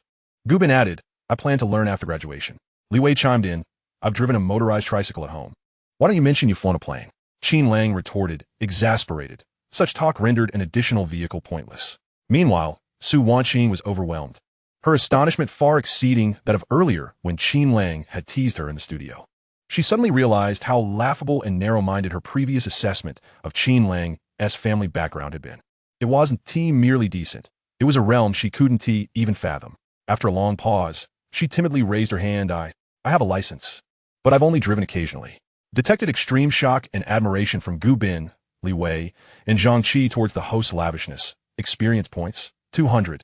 Detected Su Wanqing's reevaluation and profound admiration for the host's true capabilities. Experience points, 200. Level, LV8, experience, 5,600, 20,000. Qin Lang opened the car door. Then, let's Senior Su drive. Me drive? Su Wanqing stared at him incredulously. Of course, I can't just leave it here. Zhang Qi and the others can't drive. So what is the harm in having you run an errand for me? All right then. Su Vanming supiresit had looked at. Though she didn't grin outwardly, her eyes sparkled with delight. The group returned to school, and as they reached the entrance, Qin Lang dropped off his 3 brothers. At least act a bit pretentious after taking Yang Rui's money. Let us drink in the dorm tonight. Sure. Take care, second brother. Zhang Qi and the others waved. Turning to Su Wanqing with the Bentley, Gu Bin exclaimed, "Drive safely, sister-in-law." That address caused Su Wanqing to momentarily tremble her grip on the steering wheel. She wanted to tell him to stop joking, but inwardly, she felt that since they were dating, she might as well embrace it. After years of repression, she could finally let go. All right, goodbye. Su Wanqing pressed the accelerator, driving straight into the school. To ensure she wouldn't run out of gas, Qin Lang had generously given her 50,000 yuan. Of course, in the spirit of fairness, Ning Shiwei also received the same amount. This was the first time he had transferred money to a girl. Qin Lang drove back to the dormitory while Su Wanqing had her own matters to attend to. She needed to discuss her relationship with Qin Lang with Ning Shiwei. As she gripped the steering wheel, glancing at the countless astonished and envious gazes outside, she felt a whirlwind of emotions, an unprecedented sense of security and liberation. The drastic changes in her family over the past few years weighed heavily on her, forcing her to mature early. She had armored herself with the demeanor of a capable and aloof student council president, meticulously calculating every penny while navigating the fickle nature of human relationships. She had nearly forgotten that she, too, could feel like an ordinary girl, elated by a boyfriend's acknowledgement or a thoughtful gift. Waiting downstairs at Ning Shiwei's dormitory, she had arrived early. Upon seeing the Bentley approach, she waved with a smile. She had received the 50,000 yuan from Qin Lang. Ning Shiwei's attitude towards Su Wanqing had always been one of not fearing sharing, but rather fearing being outshone. As long as Qin Lang did not abandon her, everything will be manageable. Senior Wanqing, this car is so powerful. It suits you perfectly. Ning Shiwei assessed the vehicle. Su Wanqing had now reverted to her high-cold, goddess-like demeanor, which indeed matched the car. The car belongs to Qin Lang. I'm just borrowing it. It's also because his friends can't drive. Su Wanqing fastidi kledefuth, fearing that Ning Shiwei might misunderstand it as a gift to her, thus creating an imbalance. Ning Shiwei nodded, I understand. She then linked her arm with Su Wanqing's. Let us both use Qin Lang's money from now on. Ha ha ha. Su Wanqing chuckled at this remark, nodding in agreement. The two girls exchanged smiles. A subtle understanding forming in the air. Detected Ning Shiwei's proactive maintenance of harmony in the host harem and her open-minded attitude. Experience points, 500. Detected Su Wanqing's acceptance of established facts and her initial emergence into a matriarchal mindset. Experience points, 300. Level, LV8. Experience, 6,420,000. Just as they were speaking, voices from Wang Jiechi, Gao Nan, and several classmates approached. Yin Yin, where are you going? Don't run away. Come back. Oh, don't be reckless. It's just a man. A group of girls, sobbing and wailing, rushed down the corridor, with Lu Yun leading the charge. At that moment, she covered her mouth, evidently having just cried, as she frantically bolted out of the dormitory building. Su Wanqing and Ning Shiwei quickly moved aside, fearful of being knocked over. What happened? Su Wanqing instinctively inquired. Ning Shiwei shook her head, then nodded. Oh, I understand now. She broke up. That Yang Rui was dumped. As Lu Yun burst out of the dormitory, she cast a glance at the conspicuous Bentley. For a brief moment, she wondered if Yang Rui had arrived. But upon seeing Ning Shiwei and Su Wanqing holding hands beside the car, she seemed to grasp the truth. She had been utterly defeated. Those classmates who had chased after her also rallied around, offering their clumsy words of comfort. Yun, don't cry. That scoundrel isn't worth your tears. Exactly. What is Yang Rui? Anyway, just because he has a bit of money, he toys with emotions. Find someone better and make him regret. Chapter 59. I'll add a couple of dishes for my son-in-law. Neither of them attempted to pursue Lu Yun. Su Wanqing extended an invitation. Wei Wei, I'm heading home later. Would you like to join me for dinner? Let us invite Qin Lang. Sure. Ning Shiwei eagerly agreed. Not far away, onlookers were observing Lu Yun's despair. Lin Jiayao stood among the crowd, also watching. Upon seeing the black Bentley, her gaze was drawn to it. The two girls beside the car had intricate connections with Qin Lang. I hope that car doesn't belong to them, Lin Jiayao silently wished. However, when she saw Su Wanqing elegantly sliding into the driver's seat and Ning Shiwei taking the passenger seat, Lin Jiayao's heart sank once more. The sleek black Bentley smoothly rolled into the driveway, disappearing around the corner. Su Wanqing and Ning Shiwei. How could they so effortlessly possess everything she yearned for? Standing so naturally beside Qin Lang, a tumult of jealousy, resentment, and intense humiliation surged within her. Qin Lang's family situation isn't like that. He's not a rich second generation. He comes from an ordinary background. Lin Jiayao pulled out her phone, searching for a long time before dialing a number. Hello? Dawei, it's Jiayao. Do you know someone named Qin Lang? Oh, I'm his high school classmate. We're from the same town. I thought you might know. What does his family do? On the other end, Li Dawei's voice was laced with a hint of sleepiness. Qin Lang? Oh, I know him. He's my little brother. This semester. My dad took him to school. Our families get along well. His dad works at that old agricultural machinery factory in our city, and his mom runs a small convenience store selling cigarettes, alcohol, and snacks. Lin Jiao's heart sank further. Li Dawei's words confirmed her suspicions. Qin Lang's ordinary family background could never support the lavish lifestyle he currently led. No, nothing, just asking. Thanks, Dawei. Lin Jiao hurriedly hung up, standing there feeling a chill wash over her. Portia, Van Cleef Arpels, casually gifted Chanel items, and that Bentley that just drove away. Where on earth is his money coming from? Illegal dealings? Lottery winnings? Or perhaps he is being supported by a wealthy mistress? The last thought made her feel nauseated, yet somehow plausible. There was no way Qin Lang could possess such wealth. Thus, he had either been sponsored by an affluent benefactor or struck it rich in a lottery. Only these explanations made sense. Illegal activities were beyond her imagination. Yet she couldn't believe Qin Lang had the wits for that. After all, just 3 months prior, they had been burning the midnight oil in high school. How could Qin Lang have had the opportunity to earn money? With that in mind, she found some solace. She believed that either Qin Lang had won the lottery but lacked the ability to sustain it, so the money would eventually dwindle, or he had been supported.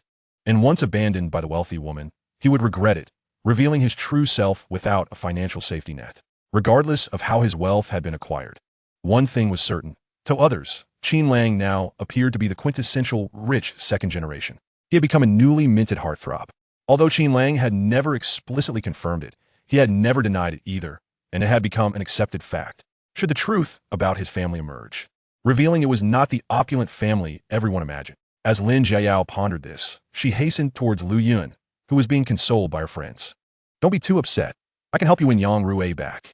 Lin Jiao gently patted her on the back. Everyone turned to look at her, and Lu Yun, puzzled, asked, "Who are you?" "I'm here to help you. I heard you were Yang Rui's girlfriend. Can we talk privately?" Inside the Bentley, Su Wanqing skillfully maneuvered the steering wheel. Ning Shuwei curiously admired the luxurious interior, unable to suppress her admiration. "Sister Wanqing, this car is so comfortable to sit in." "Indeed, Qin Lang has an excellent taste." Su Wanqing replied with a subtle smile, her tone casual. She took out her phone, dialed Qin Lang's number, and switched to speaker mode. "Hello, Wanqing?" Qin Lang's voice quickly came through, background noise slightly chaotic. "I'm planning to take Wei Wei home for dinner. My mom happens to be off today. Would you like to join us?" Su Wanqing said. "Sure, I'll finish this game with them." Qin Lang responded, knowing he wouldn't be working tirelessly all the time.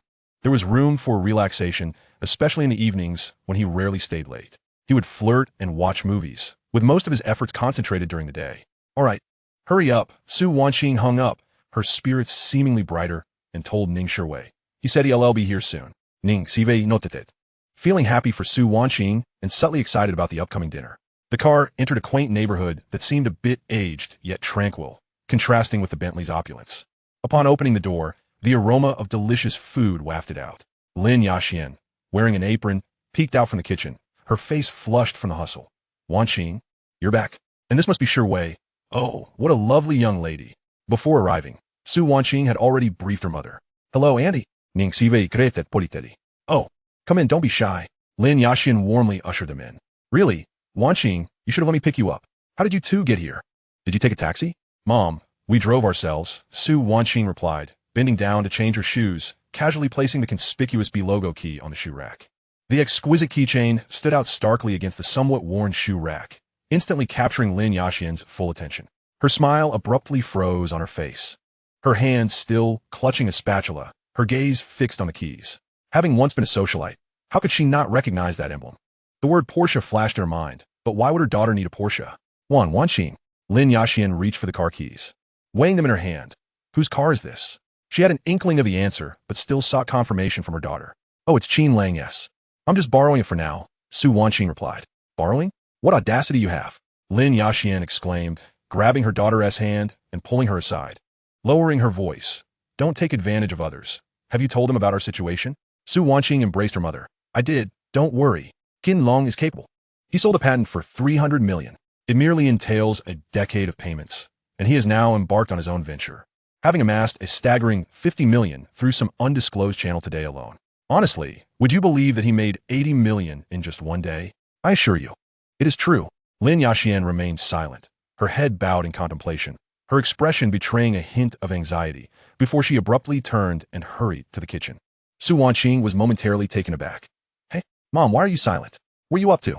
"I'm just adding a couple of dishes for my son-in-law," she replied. Chapter 60, Family Background. In the dormitory, Qin Lang surveyed his statistics. 1, 10, 6. Zhang Qi hastily interjected, "Second brother, you could just wander around. There's no need to escort me.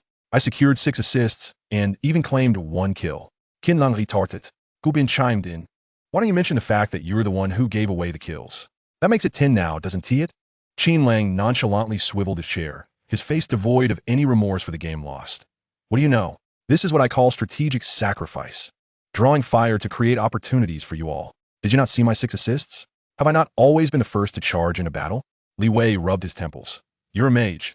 Why are you at the front? I'm the tank, and I've already fallen once." Detected that roommates have redefined the male idol. Must be terrible at gaming. Experience points, 50. Detected that the prospective mother-in-law has gained a new appreciation for the host. This lad is quite remarkable. My daughter has struck gold. Experience points, 500. Oh, has Wanqing's mother spotted the new car? Qin Lang felt a sense of certainty, but continued to the next line. Detected that Lin Jiayao, Yang Rui, and Zhou Taiching have increased their jealousy towards the host and developed a sense of collaboration. Experience points, 1,000.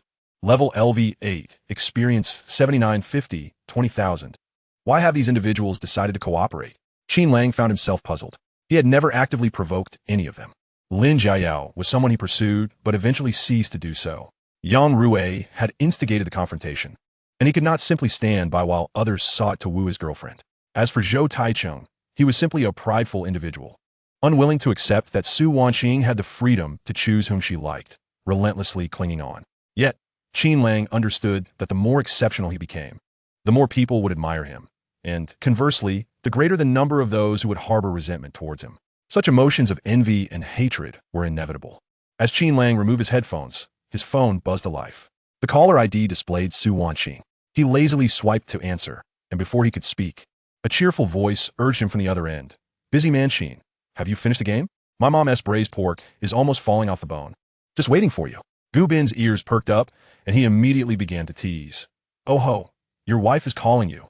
Zhang Qi also raised his eyebrows. "Wow, you're a mess in the game, yet so impressive in real life." Li Wei added with a smirk. "Remember not to mess this up. Today's meal seems like a banquet at Hongmen, and your mother-in-law is personally evaluating you. Stay composed." Qin Lang laughed, playfully kicking Li Wei's chair, "As if I need your advice." He then turned to Su Wanqing. "Got it, I'll be there shortly. It's only a 15-minute drive." After hanging up, he stood, gathering his jacket and car keys, amidst the mocking backdrop of his 3 roommates. In another classroom, Yang Rui was comforting Lu Yun. "Yun Yun, please don't be upset. It was just an accidental deletion. Let us not argue. I know I was wrong." He was doing his utmost to placate her, motivated by the important information she had provided him. Qin Lang's family background. A worker for a father and a mother who runs a small convenience store. Zhou Taichung sat nearby, his mind racing with comparisons to Qin Lang, finding himself superior, even believing that Qin Lang's family was less affluent than his own. This thought brought a faint smile to his lips. Yang Rui, while not particularly impressed by Zhou Taichung, found him to be a useful pawn, eager to please and desperate to impress as long as he could claim a title within the student council. "I'm going to tell Wanqing right now." Zhou Taichung could hardly contain himself. "Foolish," Yang Rui scolded. "Use your brain. Do you think anyone will believe you? Qin Lang's Porsche and Bentley are the real deal, and the gifts he gives are genuine. Why would they trust your words? What should we do then? Wait for an opportunity, a chance to confirm his true identity. For example, I heard he's bringing his parents over for the National Day holiday. That would be the perfect opportunity." At Su Wanqing's home, Lin Yaxian and the 2 girls stood downstairs. She gazed at the Bentley with growing admiration, not for the vehicle itself, but for the joy that Su Wanqing's choice of a capable boyfriend brought her, although she harbored concerns. What if Qin Lang was merely playing around and ultimately discarded her daughter? That would indeed be a loss, especially considering the family's debts amounting to over 100 million. Who could say if this young man was truthful? The Porsche slowly approached, parking beside the Bentley. Qin Lang stepped out of the car. "Good day, Aunt. My apologies for the intrusion." The young man's smile was warm and inviting, causing Lin Yaxian to relax somewhat. At least by her years of experience, he seemed to harbor no ill intentions. "Not a bother at all, young Qin.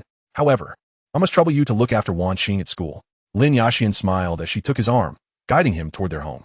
At the dining table, The atmosphere was warm, yet slightly formal. Lin Yaxian had thoughtfully prepared several of her signature dishes. The braised pork glistened enticingly, its aroma wafting through the air. She persistently served Qin Lang, her smile more radiant than usual. Young Qin, please eat more. Do try your aunt's cooking. You both work so hard at your studies. You need to replenish your energy. Thank you, Aunt. It's truly delicious, Qin Lang replied, maintaining an air of decorum as he dined. Though he often appeared carefree in private, he endeavored to present himself as the ideal young gentleman in unfamiliar company. Ning Shiwei and Su Wanqing sat nearby, occasionally whispering to one another. After sharing some humorous anecdotes from school and discussing the flavors of the meal, Lin Yaxian seemingly nonchalantly shifted the topic, her tone imbued with a motherly concern. Young Qin, if I may be so bold, how are your parents? What do they do for a living? It must be quite remarkable to raise a child as exceptional as you. Her inquiry was natural, yet momentarily thickened the air at the table. Ning Shiwei and Su Wanqing were both taken aback. Their curiosity piqued regarding Qin Lang's family background.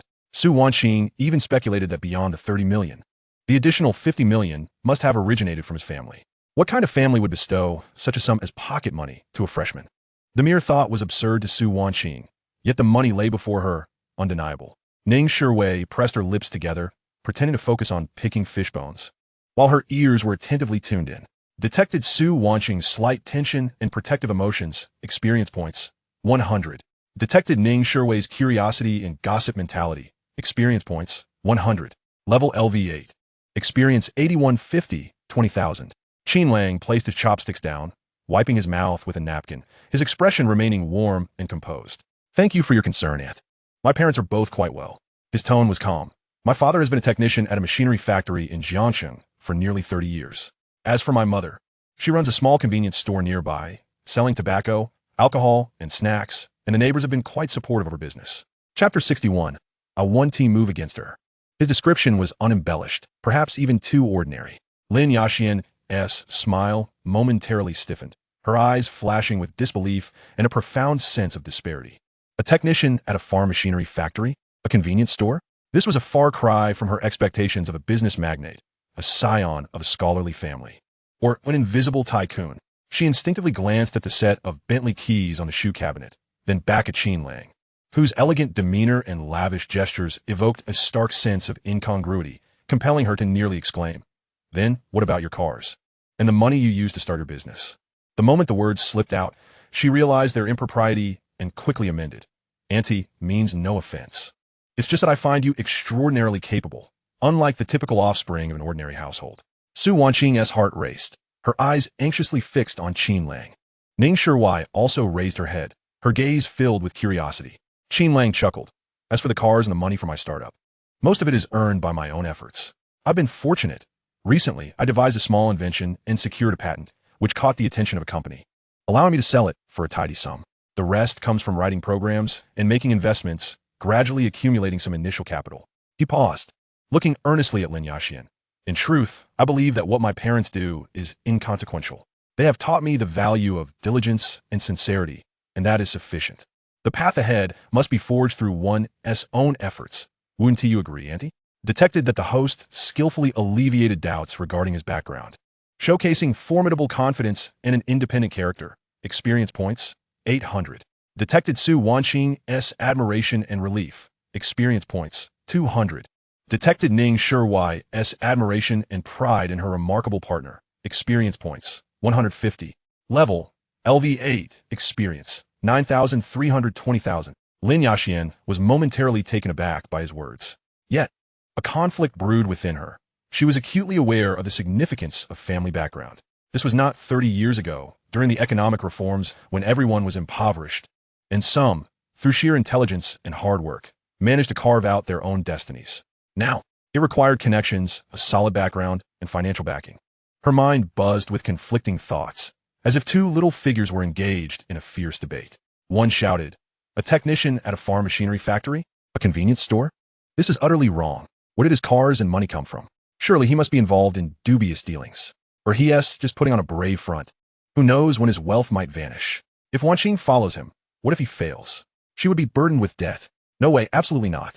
The other little figure meekly countered, "But he has a point. Look at his poise and eloquence. He doesn't resemble a typical pampered child." selling patents, and investing shows he possesses genuine skills. Moreover, he is entirely unpretentious, respects our situation, and treats Qin with honor.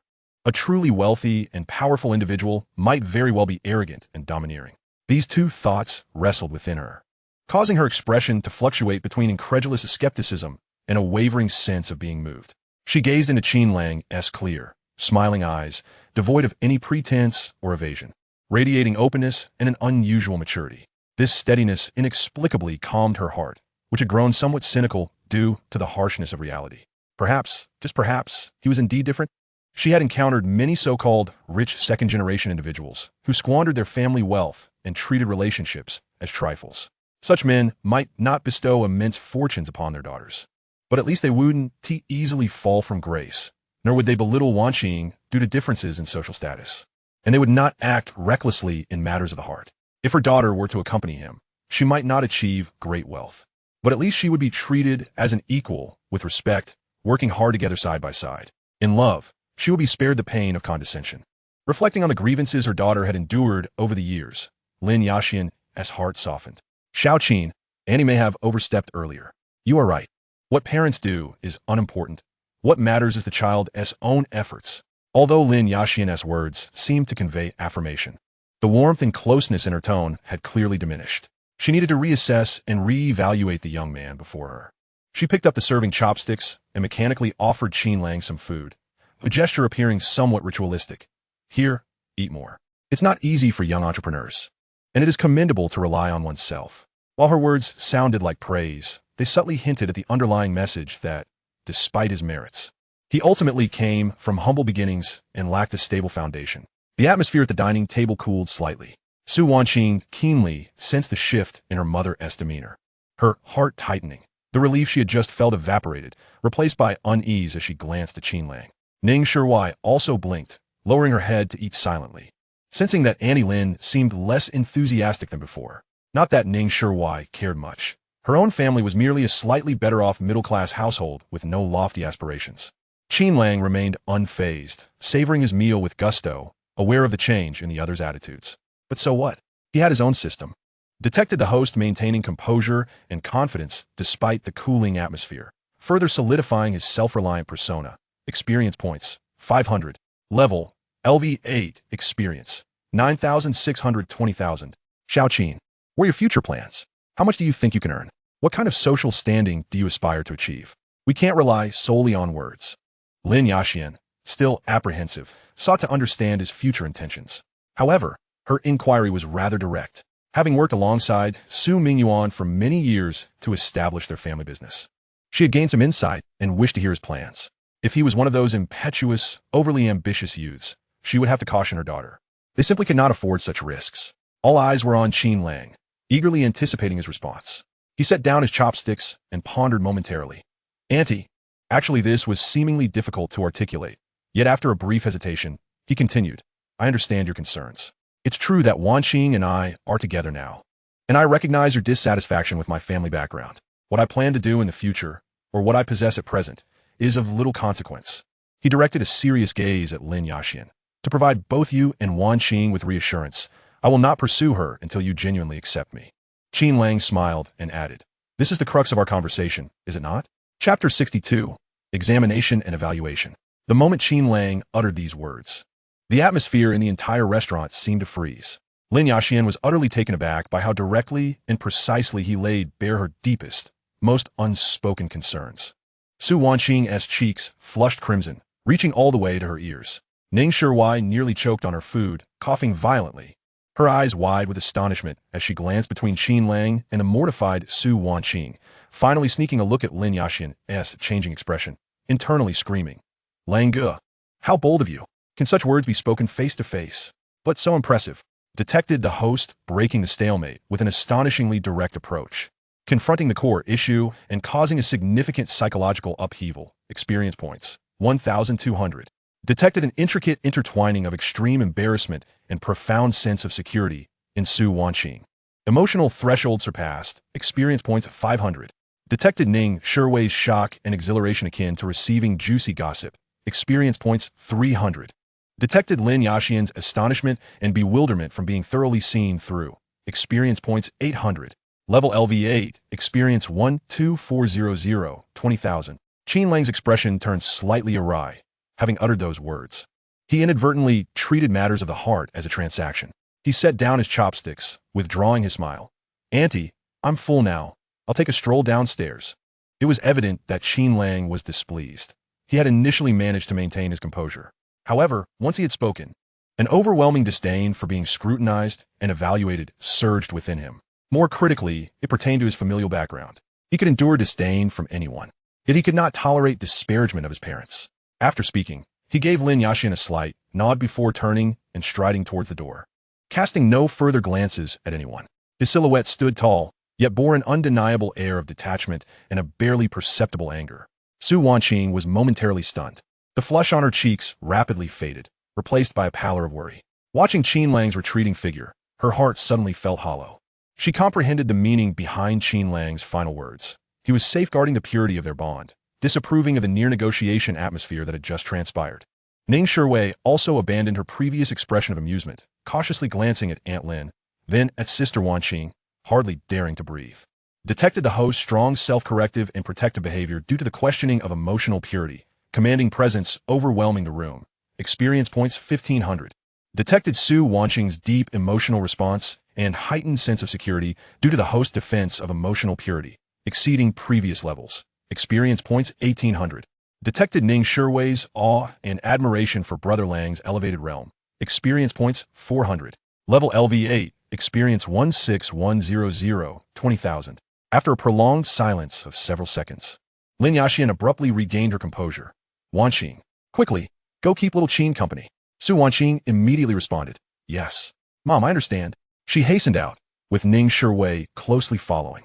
Once the two had exited, Lin Yaxian returned to her seat, gazing at the untouched dishes, letting out a long, complex sigh.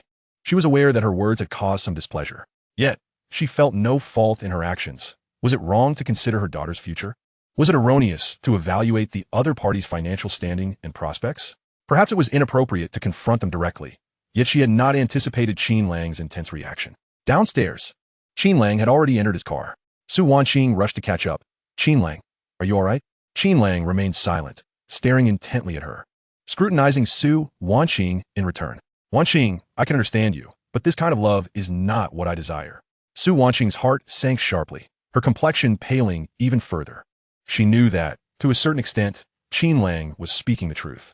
Her mother's attitude was undeniably one of scrutiny and appraisal. Earlier, aside from her shyness and a hint of unease, she had not firmly stood by his side to counter her mother's assertions. I truly cannot act recklessly. Su Wanqing fainted voiced. Qin Lang looked at her. I need some time to think. You should reflect as well. Love requires mutual effort. Let us remain friends for now. As for today, as incident at the company, I was thoughtless. I apologize.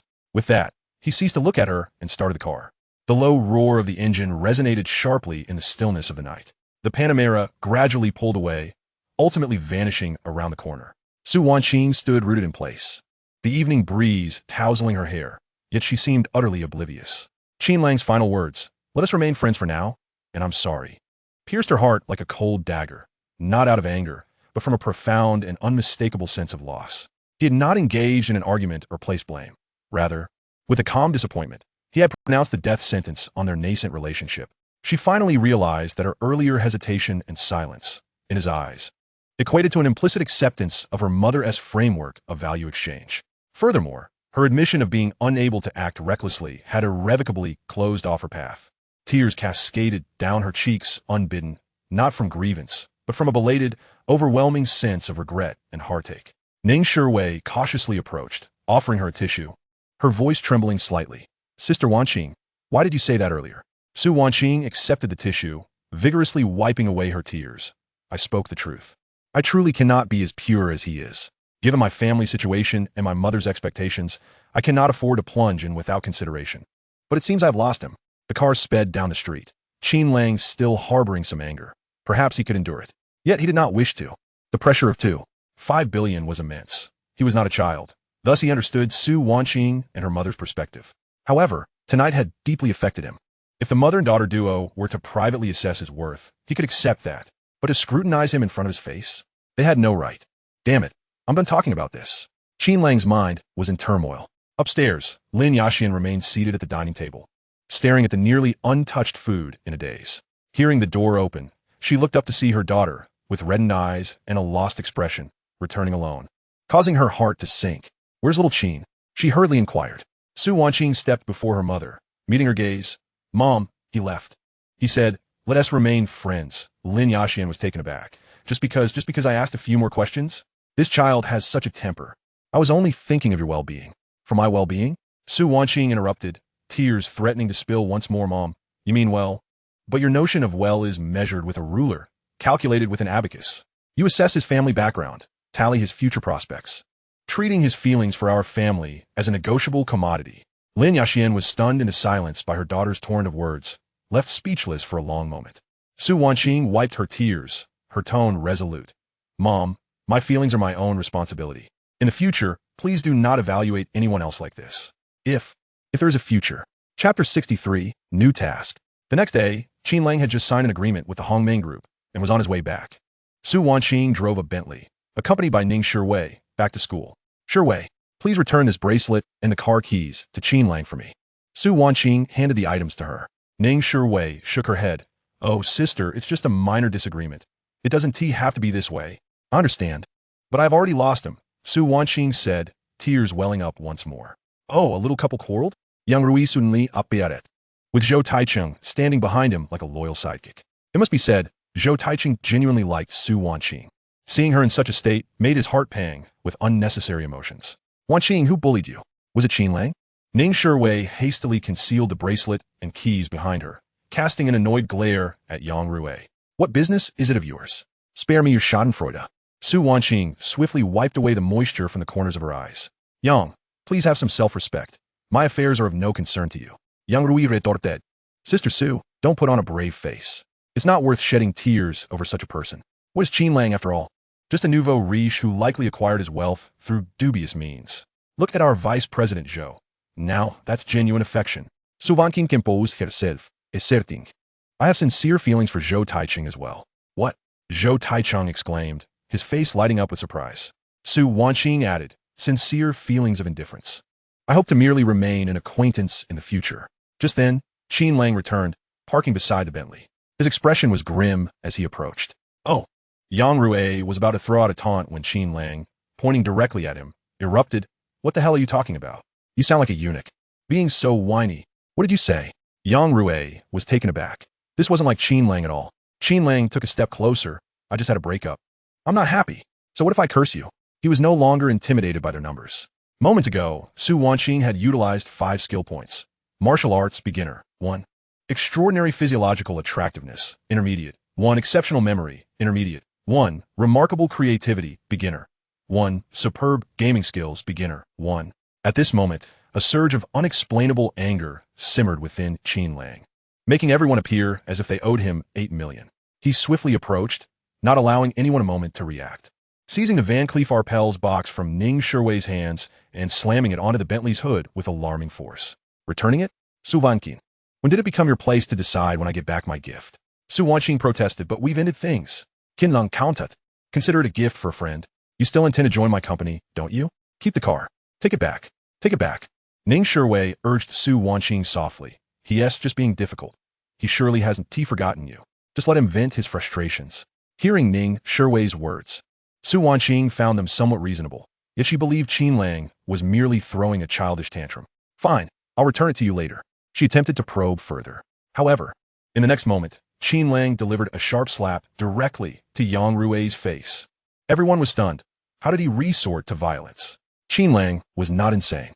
He merely relished the prospect of a week off. Yang Rui, clutching his face, stared at Qin Lang in disbelief. "Qin Lang, how dare you hit me?" Zhou Taichung took a step back in shock, pointing at Qin Lang. You've lost your mind. How can you strike someone?" Ning Sive Guspet, instinctively stepping forward to restrain Qin Lang. "Qin Lang, what are you doing?" Su Wanqing was startled, but felt a twinge of glee. Could it be because of her? Was his inner turmoil stemming from heartbreak? He still had feelings for her. Detected Su Wanqing's guilt and elation due to the host's uncontrollable behavior. Experience points 800. Level LV8. Experience 16900, 20,000. "You'll pay for this. I'll report you to the Academic Affairs Office. You'll be expelled." Yang Rui trembled with rage. Pulling out his phone to make the call, Zhou Taichung quickly chimed in, yes. This must be dealt with seriously. Public violence is absolutely unacceptable. Reveling in the prospect of a week off, Qin Lang felt a mix of satisfaction and discomfort due to the breakup. Yet he understood that Su Wanqing still harbored feelings for him. It merely required some adjustment.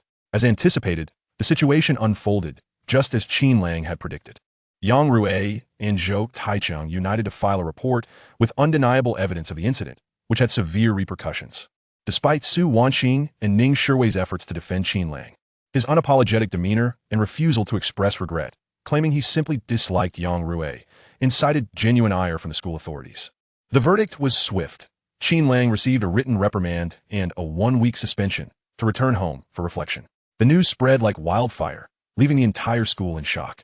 No one had anticipated that the rising star Qin Lang would depart the campus in such a manner. Meanwhile, Su Wanqing attributed all blame for the incident to herself. In her dormitory, Qin Lang gathered his belongings while answering his mother's call. Qin Lang, you've really grown bold. You got into a fight? Li Xiuxia chastised him angrily. Qin Lang, distracted, replied, Oh, I was wrong, Mom. You don't need to worry about me. I have money. I can stay at a hotel for a few days. You can come to Modu during the National Day. Get lost. Is this about money? What about the child you hit? What do you think will happen after slapping him? Just a slap. And he'll be fine? You need to learn to control your temper. Listening to his mother's scolding, Zhang Qi and the others joined to help Qin Lang pack. Brother, don't be upset. Li Wei patted his shoulder, just after finishing the call with his mother. Qin Lang turned to him. Don't forget to visit the company when you have time. I'll be there every day, preparing study materials for you. Don't slack off. Gubin remarked, Brother, you're quite the optimist. Understood. By noon, Qin Lang had finished packing and was ready to leave. Ding! Detected Su Wanqing's proactive pursuit, triggering a hidden, extremely difficult task, the Queen's counterattack. Task requirements. Ensure Su Wanqing willingly pays a significant price, including but not limited to dignity, principles, and crucial resources, during her pursuit of the host, ultimately achieving an unbreakable bond.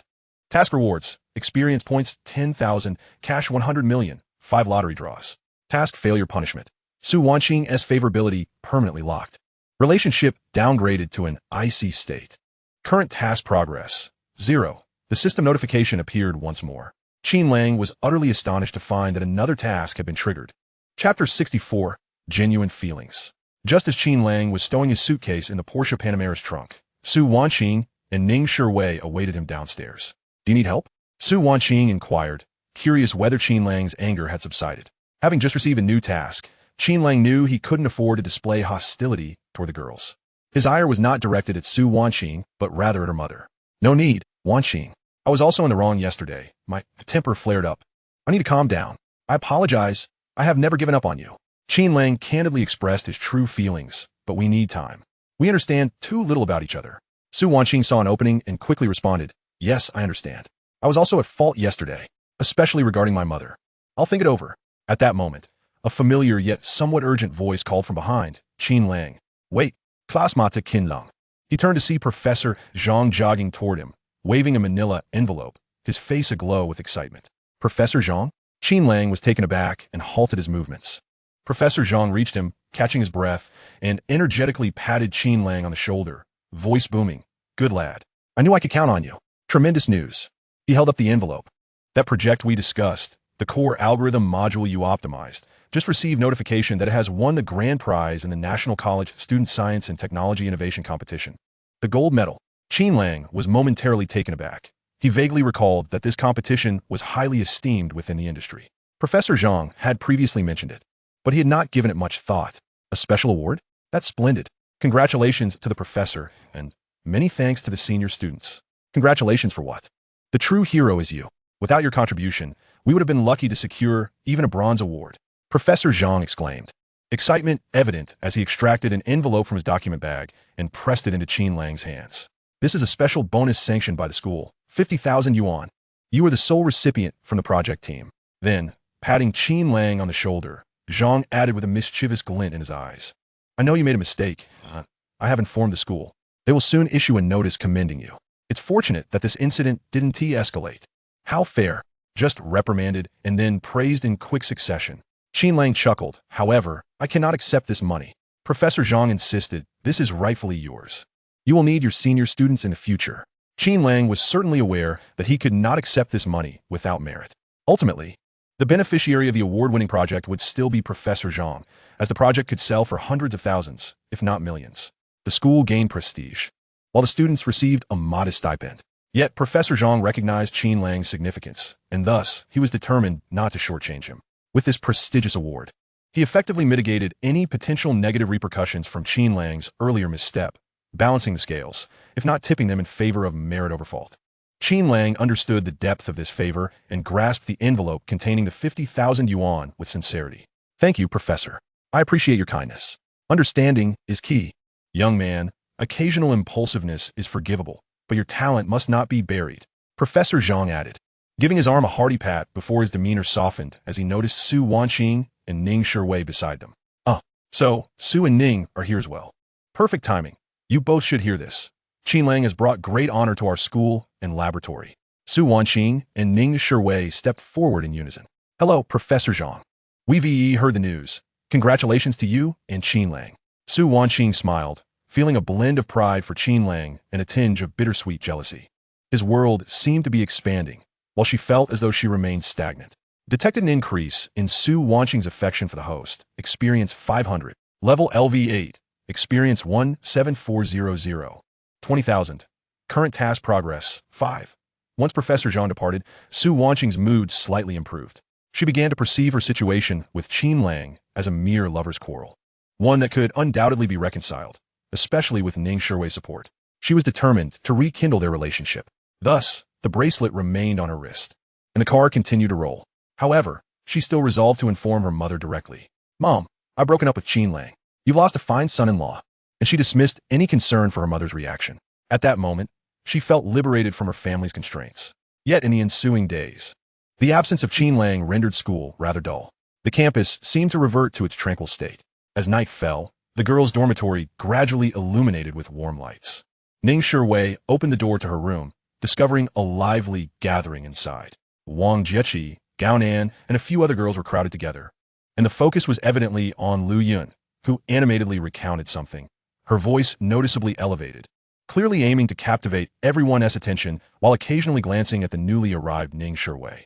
"Oh, Jieqi, look," Yang Ruifei said, "this key necklace has a beautiful meaning, signifying that I'm the only one who can unlock his heart." "How cheesy," Lu Yun exclaimed, displaying the sparkling Tiffany necklace around her neck to Wang Jieqi, her peripheral vision scanning for Ning Shiwei. Wang Jieqi responded with feigned astonishment.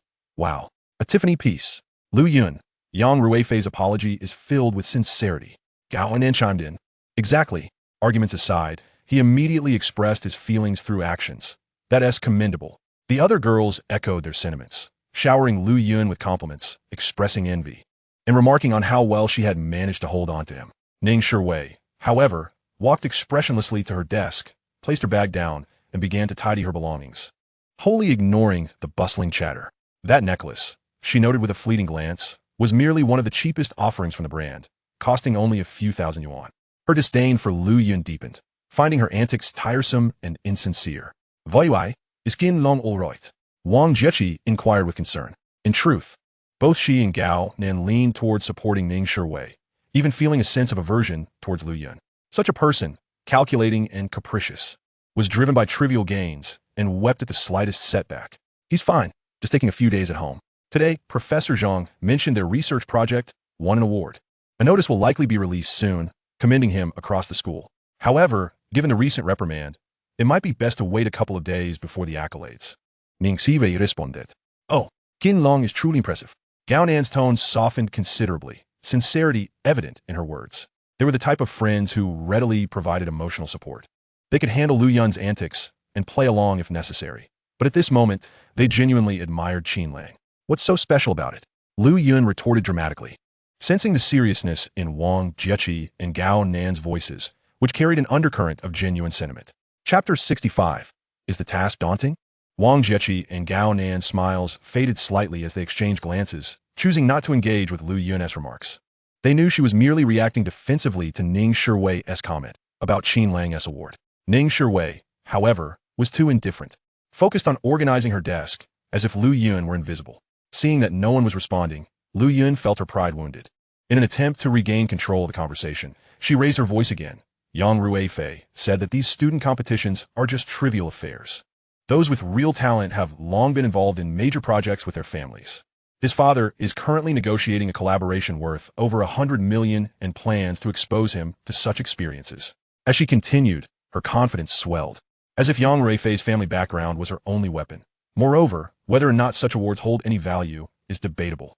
Wang Jiechi furrowed her brow and couldn't help but interject. Lu Yun, you shouldn't say that. Qin Lang possesses real talent, as acknowledged by Professor Zhang.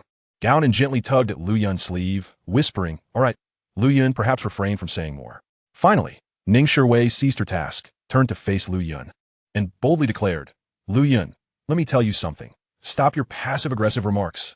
I don't know if Qin Lang's award holds merit, but I do know that he will marry me. Will Yang Ruifei marry you? Ning Shiwei's words struck Lu Yun directly in her vulnerable spot. And just as she prepared to retort, a clear notification chime rang from the phone resting on Lu Yun's desk, shattering the awkward tension in the air. Seizing the opportunity, Lu Yun eagerly grabbed her phone. It must be Yang Ruifei. Honestly, a moment apart, and he sends me a message. Such a clingy guy. As she spoke, she unlocked the screen, ready to share the sweet contents with the group. However, upon reading the message, her pupils dilated in shock. Lu Yun? What's wrong? Wang Jiechi, being closest to her, was the first to notice her peculiar state. The expression on her face was far from that of someone who had just received sweet nothings. Lu Yun seemed to have instantaneously lost all her strength. Her phone slipped from her trembling hands and fell to the ground with a resounding thud.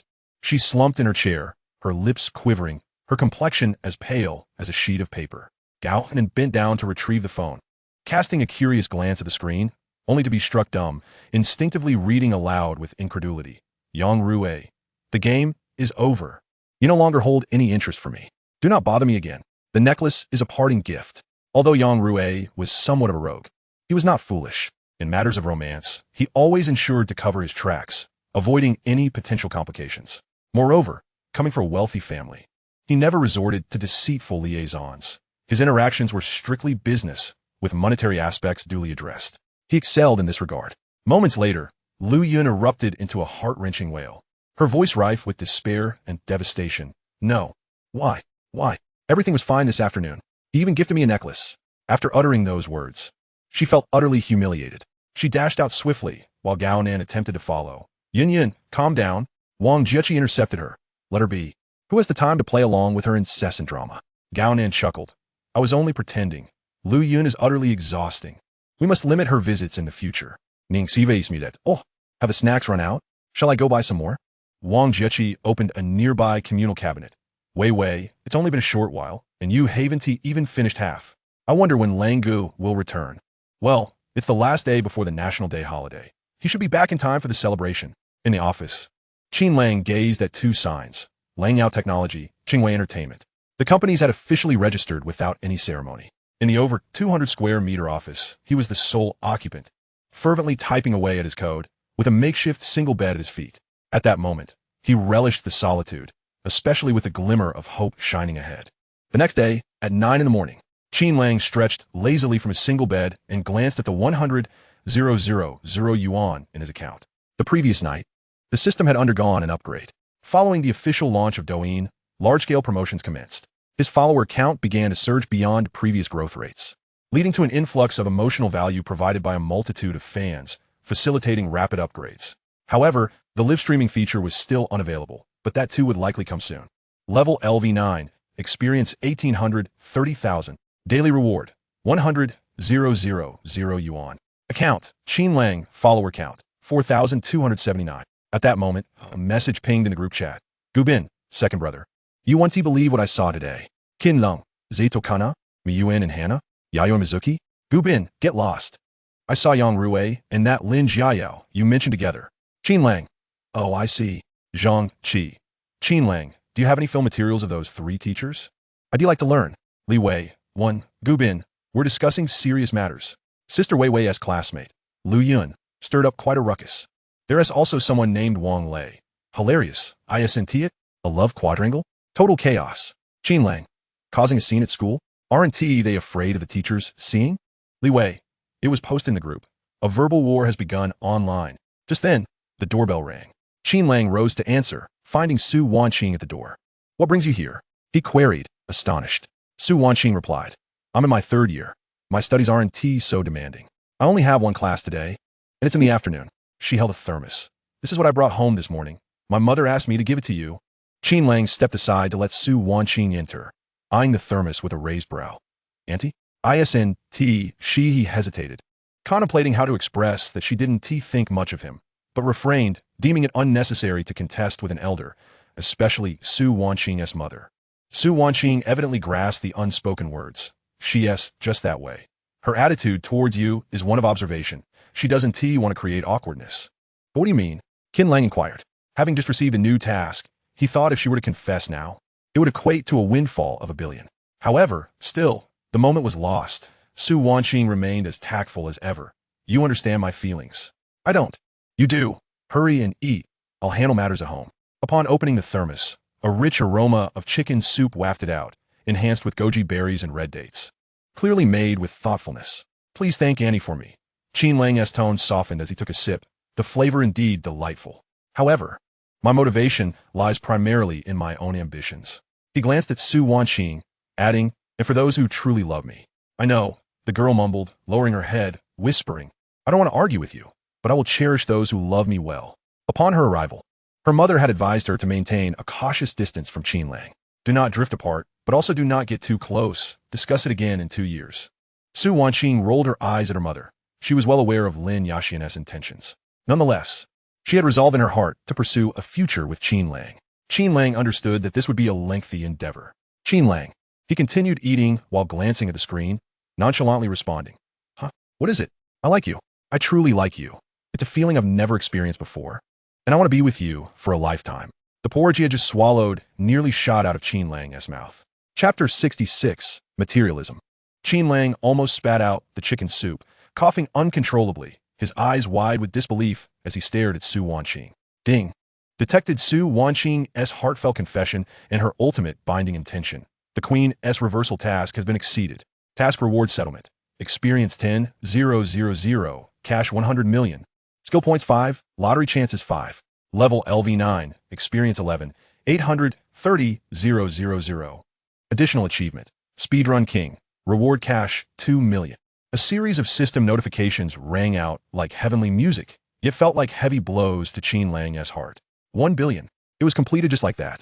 He had anticipated a protracted battle, requiring meticulous planning to coax Su Wanqing to continually breach her boundaries, incurring significant costs before achieving success. Just moments ago, he had even conceived several ruthless strategies. And yet, just as he was savoring the soup made by her mother, still calming his emotions, Su Wanqing had so directly, without warning, laid her heart bare before him.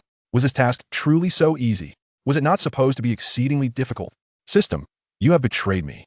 After the initial exhilaration, a wicked, tantalizing thought surfaced uncontrollably. The task was completed, the reward secured. What if he were to break up once more now? Would it trigger a similar task? Another billion? This notion was akin to the whisper of a devil, imbued with irresistible temptation. Qin Lang's heart raced wildly. His gaze instinctively drifted, unable to meet Su Wanqing's clear, sincere eyes. Damn it, this thought was utterly despicable. It was inhumane. System notification. The host has fully completed the quest with Su Wanqing, and thereafter, no further tasks will arise from this female character, resulting in a diminished experience point acquisition rate. Indeed, Qin Lang comprehended that he had ascended to a higher level. The experience provided by Su Wanqing would undoubtedly be reduced. However, what took him by surprise was the stark contrast within Su Wanqing's heart. Once unleashed, it was entirely different from his expectations. This girl had long buried her true feelings, and when they erupted, Qin Lang watched in astonishment as she leapt upon him, pinning him down. You want me, don't you? I'll cooperate. There is no need to wait until you achieve greatness. I love you. You must love me too. I hardly slept last night. As she spoke, Su Wanqing began to unfasten his clothing. Was this exhilarating? Qin Lang was left bewildered. How could she seem like a completely different person? The Su Wanqing he remembered was always composed, restrained, and carried an air of detachment, even in moments of deep emotion. But now, she resembled a flame suddenly ignited.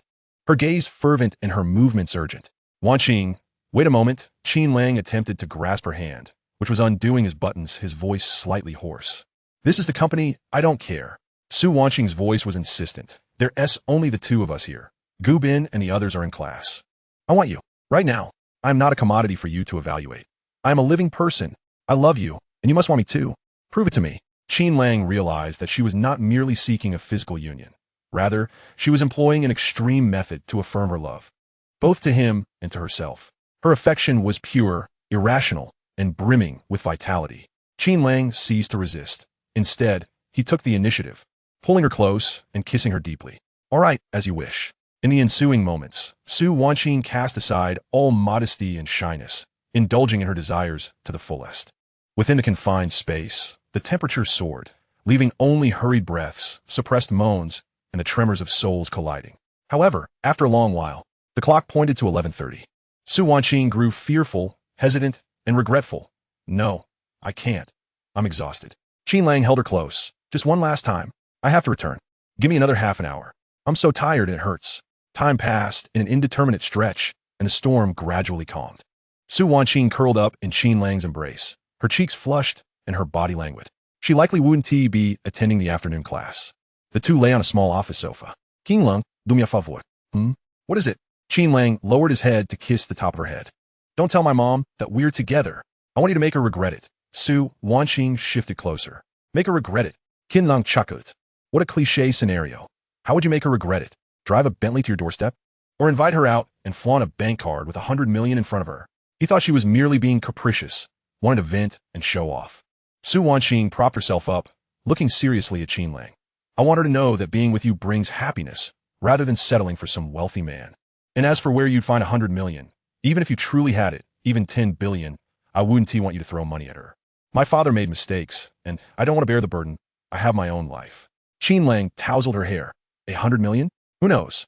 I might really have it. Su Wanqing began to dress. I know you will eventually. You already have 80 million. It's only a matter of time. Eventually? Don't I have it now? Qin Lang picked up his phone, unlocked it, and deftly opened his banking app. He presented the screen to Su Wanqing. Here, see for yourself. As she fastened her buttons, her gaze casually swept the screen. The next second, her movements froze entirely. Her eyes widened, pupils constricting violently, as if her breath had momentarily ceased. The screen clearly displayed a long string of numbers. Balance: 18, 453, 066, 600. Units: 100, 1,000, 10,000, 100,000, million. 10 million, billion. Su Wanqing's mind momentarily crashed, blanking out. She counted several times in disbelief, confirming she had misread the decimal. Over 180 million. Just yesterday, it was only 80 million. This. She opened her mouth, but couldn't produce any coherent sound. Suddenly, she lifted her gaze to Qin Lang, her eyes filled with profound shock and bewilderment. She had once come from a privileged background and understood all too well what this figure signified. This was not a sum easily possessed by an ordinary family or even a typical second-generation rich kid. Qin Lang embraced her. I earned it through hard work. Clean and honest. Wow. Su Wanqing could no longer contain herself. Ever since her father disappeared, she and T had more than 10,000 in her pocket. After all, the family wealth was dwindling, selling cars and houses, still leaving some remnants. But this was over 100 million. Su Wanqing's expression shifted suddenly. Give me the 50,000 you won yesterday. I'll split it with Shui at school. Consider it my living expenses for next month. Oh, you materialistic little girl. Yes, I'm materialistic. Qin Lang watched her go from shock to daze, then to eagerly staring at him for a share of the money, unable to suppress a laugh. This contrast was simply delightful. All right, here you go. Qin Lang laughed uncontrollably, operating his phone a few times. Look at you, just over 100 million, and you're already thinking about my meager earnings? WeChat transfer, 5000000. Chapter 67, Accept Reality. As Su Wanqing left, she glanced at the sign at the company entrance. Langyao Technology, Qingwei Entertainment. Is Qingwei derived from a character of both Mai and Ning Shui's names? Su Wanqing felt a surge of sweetness in her heart. With the 500,000 in hand, she returned to school. During lunch, she called Ning Shui out. Wei here. Qin Lang gave us living expenses. He said we should buy something delicious. Su Wanqing blinked, her face unable to hide her smile as she handed over 25,000. Just a few days ago, Qin Lang had given her 50,000. Ning Shui, unable to spend it all, exclaimed in surprise, so much? Lango, oh my, spoiling is too much. She linked her arm with Su Wanqing's. By the way, that company name is really nice, Qingwei Entertainment. Lango is so thoughtful. As they spoke, they heard a commotion and muffled cries not far away. Following the sound, they saw a small crowd gathered at the cafeteria entrance. Was that Lu Yin? Ning Shiwei tiptoed to take a look. At the cafeteria entrance, chaos reigned. Lu Yun's hair was a bit disheveled, her eyes swollen like peaches. As she clung desperately to Yang Rui's arm, her voice hoarse as she cried, "Yang Rui, you bastard! Just yesterday, you gave me a necklace and said I was your only one. Why are you with her today? Tell me why." Yang Rui wore an impatient expression. He had thought this girl would be understanding. However, he didn't expect her to be so unreasonable. He had already given her a breakup fee after dating for a few days, totaling 2,000 to 3,000, yet she was still not satisfied. Standing beside Yang Rui was Lin Jiayao, who had dressed up specially today, wearing a new dress. "Yang Rui, don't get tangled up with her. Let us go." This stance further provoked another boy behind Lu Yun, Wang Lei. Just yesterday, Lin Jiayao ascended to a lofty branch and directly proclaimed the end of her relationship. One could say that Yang Rui and Lin Jiayao were well-matched, truly of kind. Their breakup resembled a mere child's play. She initiated the split with startling ease. "Lin Jiayao," Wang Lei suddenly charged forward. "What the hell do you mean? Just yesterday, you told me you needed some time to think, and today you're already entangled with this pretentious foreigner? Are you toying with me?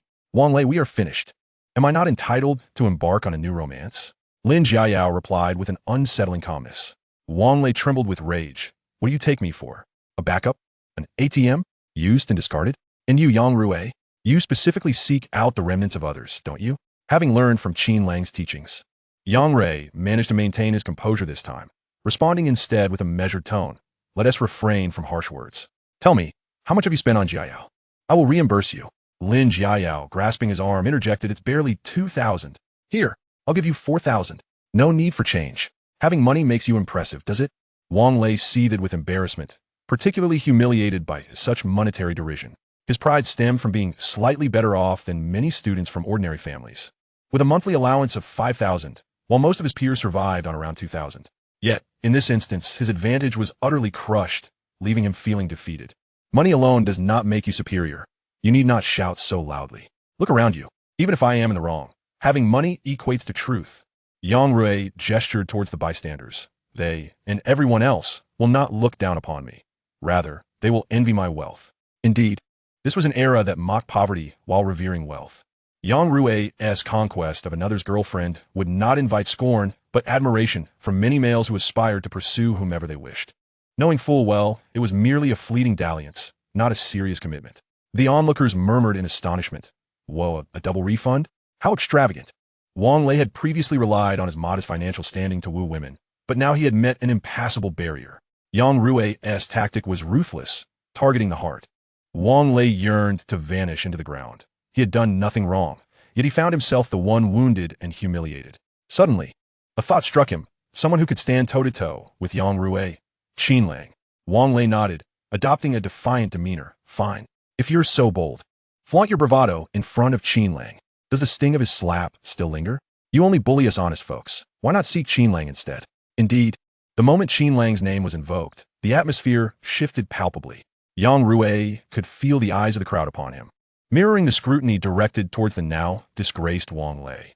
Not only had he received a slap, but Qin Lang had also won an award. Just that morning, campus networks had widely reported on how freshman Qin Lang assisted Professor Zhang's team in overcoming a technical hurdle, earning a reward of 50,000 yuan. Nevertheless, Yang Rui felt a twinge of discontent, as did Su Wanqing and Ning Shiwei. "What does it concern us? You and Yang Rui can quarrel all you want. This has nothing to do with our Qin Lang," Ning Shiwei murmured, her voice not loud, but audible to those nearby. Yet, all eyes were filled with envy. Everyone aspired to be Qin Lang's girlfriend. Lin Jiayao sensed the shift in momentum and attempted to salvage the situation. "Yang Rui, don't listen to his nonsense.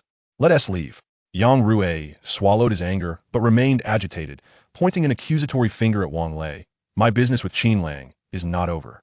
But that is between us. You, lacking in capability, should step aside." He desperately sought to redirect the conversation. The weight of Qin Lang's name bore heavily upon him. In the offices of Langyao Technology, Qin Lang had just finished interviewing several technical candidates and HR personnel. His enterprise was still small, unable to attract high-end talent. Thus, he was compelled to settle for fresh graduates or those of average academic standing. However, this was not a concern, as he possessed the capability to nurture even the most naive into skilled professionals. "All right, you can start work tomorrow," Qin Lang said to a young man who appeared eager. Thank you, Mr. Qin." the young man exclaimed, filled with excitement as he sought an opportunity to transition into programming. Unfortunately, his qualifications were modest, and many companies demanded prior experience. Few were willing to hire novices like him. After bidding farewell to the young man, Qin Lang contemplated his plans. This period was not ideal for hiring, especially with the upcoming National Day, yet he was not sure of funds. More importantly, he received a call from Hongmeng. Chapter 68. The Return of the External Aid. The Hongmeng Group had convened a seminar regarding Qin Lang's patent. Subsequently, Lu Jianming, the chief technology officer of Hongmeng, called again, inviting Qin Lang to join the company, with lucrative salary and benefits on the table. However, Qin Lang was well aware of the demanding work hours at Hongmeng and had no intention of joining, thus he declined. Nonetheless, they agreed to collaborate in another capacity, with Langyao Technology serving as a technical outsourcing partner for Hongmeng, undertaking some exploratory and non-core yet promising research and development projects. In essence, they were subcontractors, and both parties reached a consensus. The first collaborative project was quickly established. It was not a major endeavor, merely a small project with a maximum valuation of 120,000 yuan, manageable by a small team within a month or two. Qin Lang planned to take on the project himself, as his company lacked sufficient personnel. Much of the time in projects was spent on design planning and meetings, which he could bypass, as his mind was filled with optimal solutions.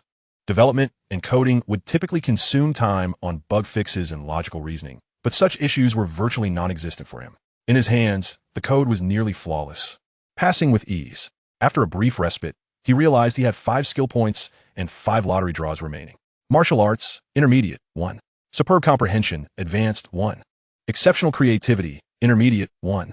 Enhanced mental fortitude, intermediate, 2. He allocated his skill points accordingly, believing creativity would yield abundant inspiration. As for mental fortitude, it was not about cultivation, but rather maintaining prolonged focus. In simpler terms, he required minimal rest. At an intermediate level, he could thrive on just 3 hours of sleep daily, achieving perfect rest without fatigue. Of course, if he wished to sleep longer, that was acceptable, as indulging in slumber was also a pleasure. System notification, skill point allocation successful. 5 lottery draws available. Would you like to use them now? Yes. Use all of them, Qin Lang silently affirmed. Congratulations to the host for obtaining a Lamborghini Gallardo, a 280 square meter property in Shanghai, a Patek Philippe Nautilus, basic system AI usage rights, and 5 million in cash. A car, a house, a watch, and cash, he understood. But what exactly was the system AI usage rights? Qin Lang was somewhat puzzled.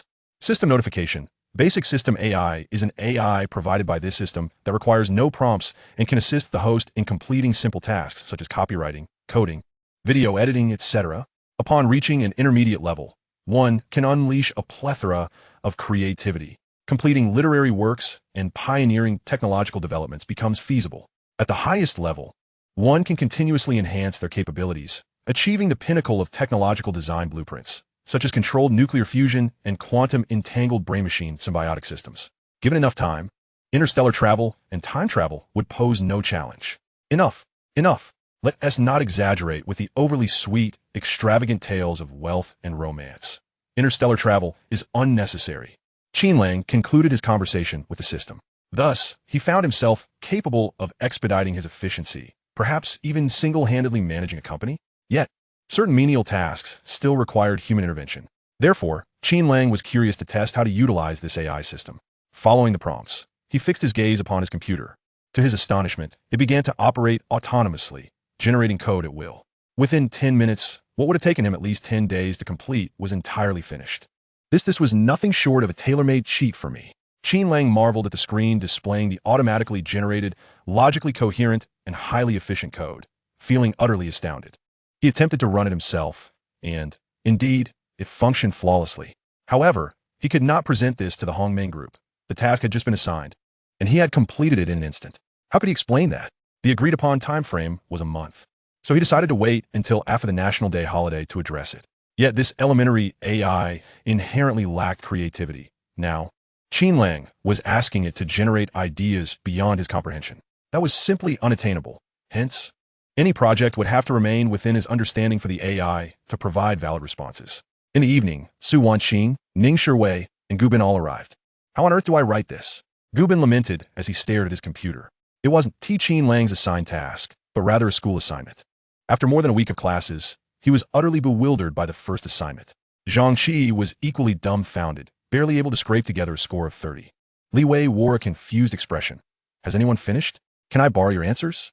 It seemed everyone regarded the company as a childhood playground, fun and entertaining, yet currently struggling. Sister Wei Wei, don't you have any assignments? Gu Bin inquired. Ning Shiwei and Su Wanqing were seated on the sofa in the hall, engrossed in a television drama.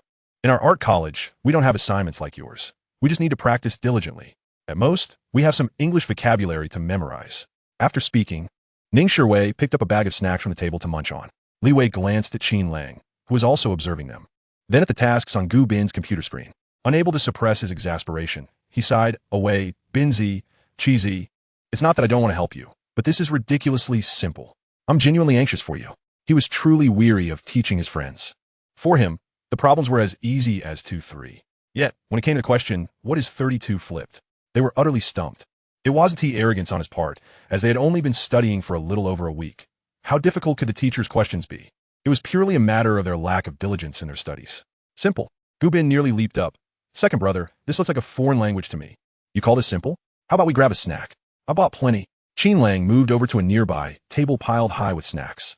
There was also a fresh delivery of steaming barbecue and fragrant crayfish. If you can't eat, just help me out. Gu Bin Zeit. Qin Lang retorted. Get out your textbooks. I'll explain it step by step. I don't want to deal with such trivial problems like what 11 equals. Zhang Qi hurriedly retrieved his textbook. Brother, teach us. I'll take you to rank matches tonight. I promise I won't interrupt.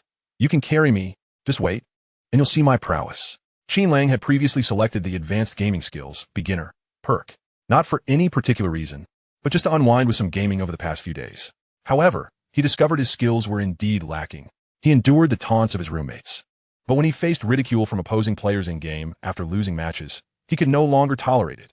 The four boys gathered around the table, and Qin Lang began to explain the concepts for them. After a mere 10 minutes, the three of them had an epiphany. I think second brother explains it better than the teacher. Zhang Luqi complimented. Gu Bin echoed, yes, yes. Qin Lang replied, nonsenza. It's just that you weren't paying attention. It's quite simple. You could have finished this assignment in 15 minutes if you'd focused instead of scrambling to complete it right before dinner. Detected admiration from roommates towards the host. Experience points 200. Detected pride from Su Wanqing and Ning Shiwei regarding having a boyfriend like the host. Experience points 800. Level LV9. Experience 12800. 30,000. Chapter 69. A match of equal standing. Once Gu Bin and the others completed their assignments, they officially began to feast. Su Wanqing and Ning Shiwei's eyes were glued to the television. They whispered to each other about the plot. Meanwhile, the boys discussed Yang Rui, Lu Yun, and Lin Jiayao from earlier in the day. In that moment, Qin Lang felt an overwhelming sense of happiness. His good friends were by his side, and the one he loved sat across from him. Everything was so beautiful. Meanwhile, on the opposite side of the city, Lin Yaxian had just finished cleaning the dishes when her phone rang. Hello, Yaxian, it's me, Liping. On the other end was Lin Yaxian's longtime friend, Zhang Liping. Liping, why are you calling at this hour? Lin Yaxian relaxed her tone and leaned against the wall. Oh, it's only to share good news with you. Zhang Liping's voice rose a few octaves. Let me tell you, this afternoon while playing mahjong, I ran into an old friend. Her son just returned from abroad. A Master graduate from Oxford. His name is Wu Han, and he is truly remarkable. His family is well off, too. His father is a director of a publicly listed company, and his mother is a university professor. Lin Yaxian had initially listened with indifference, but upon hearing Oxford Master and publicly listed company director, she suddenly became attentive, instinctively straightening her posture. Oh, is that so? He indeed sounds exceptional. More than just exceptional. Zhang Liping grew increasingly animated. The key is that young man is still single. My old friend is eager to find a match for him, and I thought, ISNT or Wanqing just perfect for him? A talented graduate from a prestigious school. Beautiful and poised. They will be a match made in heaven. Lin Yaxian's heart raced as Qin Lang's image flashed through her mind. That young man truly possessed an inexplicable vigor and sudden wealth, yet his family background remained a significant concern. What if Qin Lang was merely a fleeting success? This Wu Han sounded far more stable and aligned with her previous expectations for a future son-in-law. Liping, what about Wu Han's intentions? You know her family situation. Oh, you don't have to worry about that. Zhang Liping assured her. My old friend said her son likes girls like Wanqing, cultured and independent. I even showed him her photo, and he is quite interested. I've mentioned your family's circumstances as well. Although old Su is no longer around, his network still exists. But is this for real? Lin Yaxian remained somewhat hesitant. Zhang Liping replied. Ah, it's all been clarified. 2. 5 billion isn't a small amount. But the Wu family also stated that Su Mingyuan's network is worth that much. When your old Su returns, they will have the resources. And old Su has the connections. Won't that money just come back to you? Lin Yaxian felt a sudden clarity in her heart. Su Mingyuan's network of connections. This was the only potential leverage that was reintroduced to her when she was on the brink of despair. Indeed, although her husband was missing, the intricate web of relationships he had cultivated over the years had not entirely vanished. However, as a widow with no resources, she had no capital to activate or capitalize on these connections. The Wu family, on the other hand, recognized precisely this aspect. They were not offering charity. Rather, they were engaging in a form of latent investment. By combining their capital with the network Su Mingyuan might revive upon her return, they aimed to create greater value. In contrast, what of Qin Lang? He might possess remarkable abilities and an enigmatic financial prowess. Yet, he ultimately operated alone, his foundation too fragile. Could he resolve his current debts? Even if he could, what incentive would he have to fill the Su family's bottomless pit for Wanqing's sake? Can youthful enthusiasm withstand the prolonged pressures of reality? Lin Yaxian's breath quickened, and the rationality in her eyes intensified. Lipin, your words give me confidence. The Wu family's perspective indicates they possess true vision, being people of great ambition. When can we arrange for them to meet? Let's aim for National Day. Are you free then? Yes, with National Day coinciding with Mid-Autumn Festival. Isn't it an 8-day holiday? Wanqing is available at any time. Great. It's settled then. Be sure to invite me to the wedding celebration. Ha ha ha, absolutely. Absolutely. After hanging up the phone, Lin Yaxian stood quietly in the serene living room for quite a while, clutching her mobile device. Qin Lang, do not blame me for being pragmatic. She murmured softly to herself, I cannot gamble on Wanqing's future. I must choose a path that guarantees success. If you truly possess such capabilities, then prove it to me on this path. Meanwhile, within the company, Qin Lang was engrossed in a video game with a few friends. Second brother, your positioning is incredible, Gubin exclaimed, engrossed in his gameplay. Basic skills, nothing extraordinary. Qin Lang replied with a faint smile, his fingers dancing across the keyboard. Wow, another pentakill. Zhang Qi stared in awe. Lang Ge, when did your skills improve so remarkably? Just a few days ago, I was merely letting you all win. Qin Lang raised an eyebrow, effortlessly destroying the opposing team's crystal. Letting us win? Don't flatter yourself. You were just sabotaging us. Gubin laughed. You performed well today. Reward me with a bottle of Coke later. Have some self-respect. Qin Lang retorted. As the game concluded, Qin Lang stretched lazily, inadvertently revealing his wrist from his sleeve. Wait a moment. The sharp-eyed Gubin seized his wrist. Second brother, is that a new watch? Yes. A Patek Philippe Nautilus. Impressive, isn't it? Qin Lang casually replied. Does it cost 50,000? Li Wei, who was not particularly knowledgeable, was nonetheless intrigued. Zhang Qi snapped a photo and searched online, his astonishment palpable upon discovering the price. Bro, can you give us a raise? This watch could buy a house in our county, 700,000. Hearing the boys' excited chatter, Su Wanqing and Ning Shiwei approached. What's this about 700,000? Su Wanqing inquired, her gaze landing on the watch on Qin Lang's wrist. Having once enjoyed a privileged upbringing, she recognized the brand, her pupils narrowing slightly. Ning Shiwei leaned in as well. While she wasn't well-versed in watches, she could appreciate the exquisite craftsmanship. Qin Lang, what splendid item have you purchased now? Qin Lang pulled down his sleeve to conceal the watch. Nothing much, just a watch. Money is meant to be spent, right? I'll show you something even better in a moment. With a mysterious smile, he stood up, casually grabbing the car keys from the table. Not the Panamera, but more striking key adorned with the emblem of a bull. Let us go. I'll take you to the underground garage for a glimpse. Curiosity piqued. The group followed Qin Lang into the elevator. When the doors opened on the second basement level, Qin Lang stepped out first, heading directly to a corner parking space. As the sleek black silhouette came into view, everyone gasped in unison, momentarily frozen in awe. It was an extraordinarily aggressive Lamborghini Aventador, colloquially known as the Big Bull. Chapter 70, Marrying a Wealthy Man. What the heck? Gubin exclaimed, his mouth agape enough to fit an egg. A Lamborghini?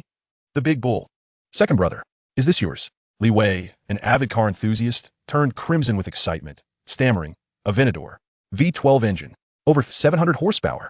The official guide price is nearly 7 million. It must cost even more on the road. Lang Ge, you're truly my brother. Ning Shiwei was equally astonished, covering her mouth with her small hand, her eyes widening. Qin Lang, this car is incredibly extravagant, though she was knowledgeable about cars.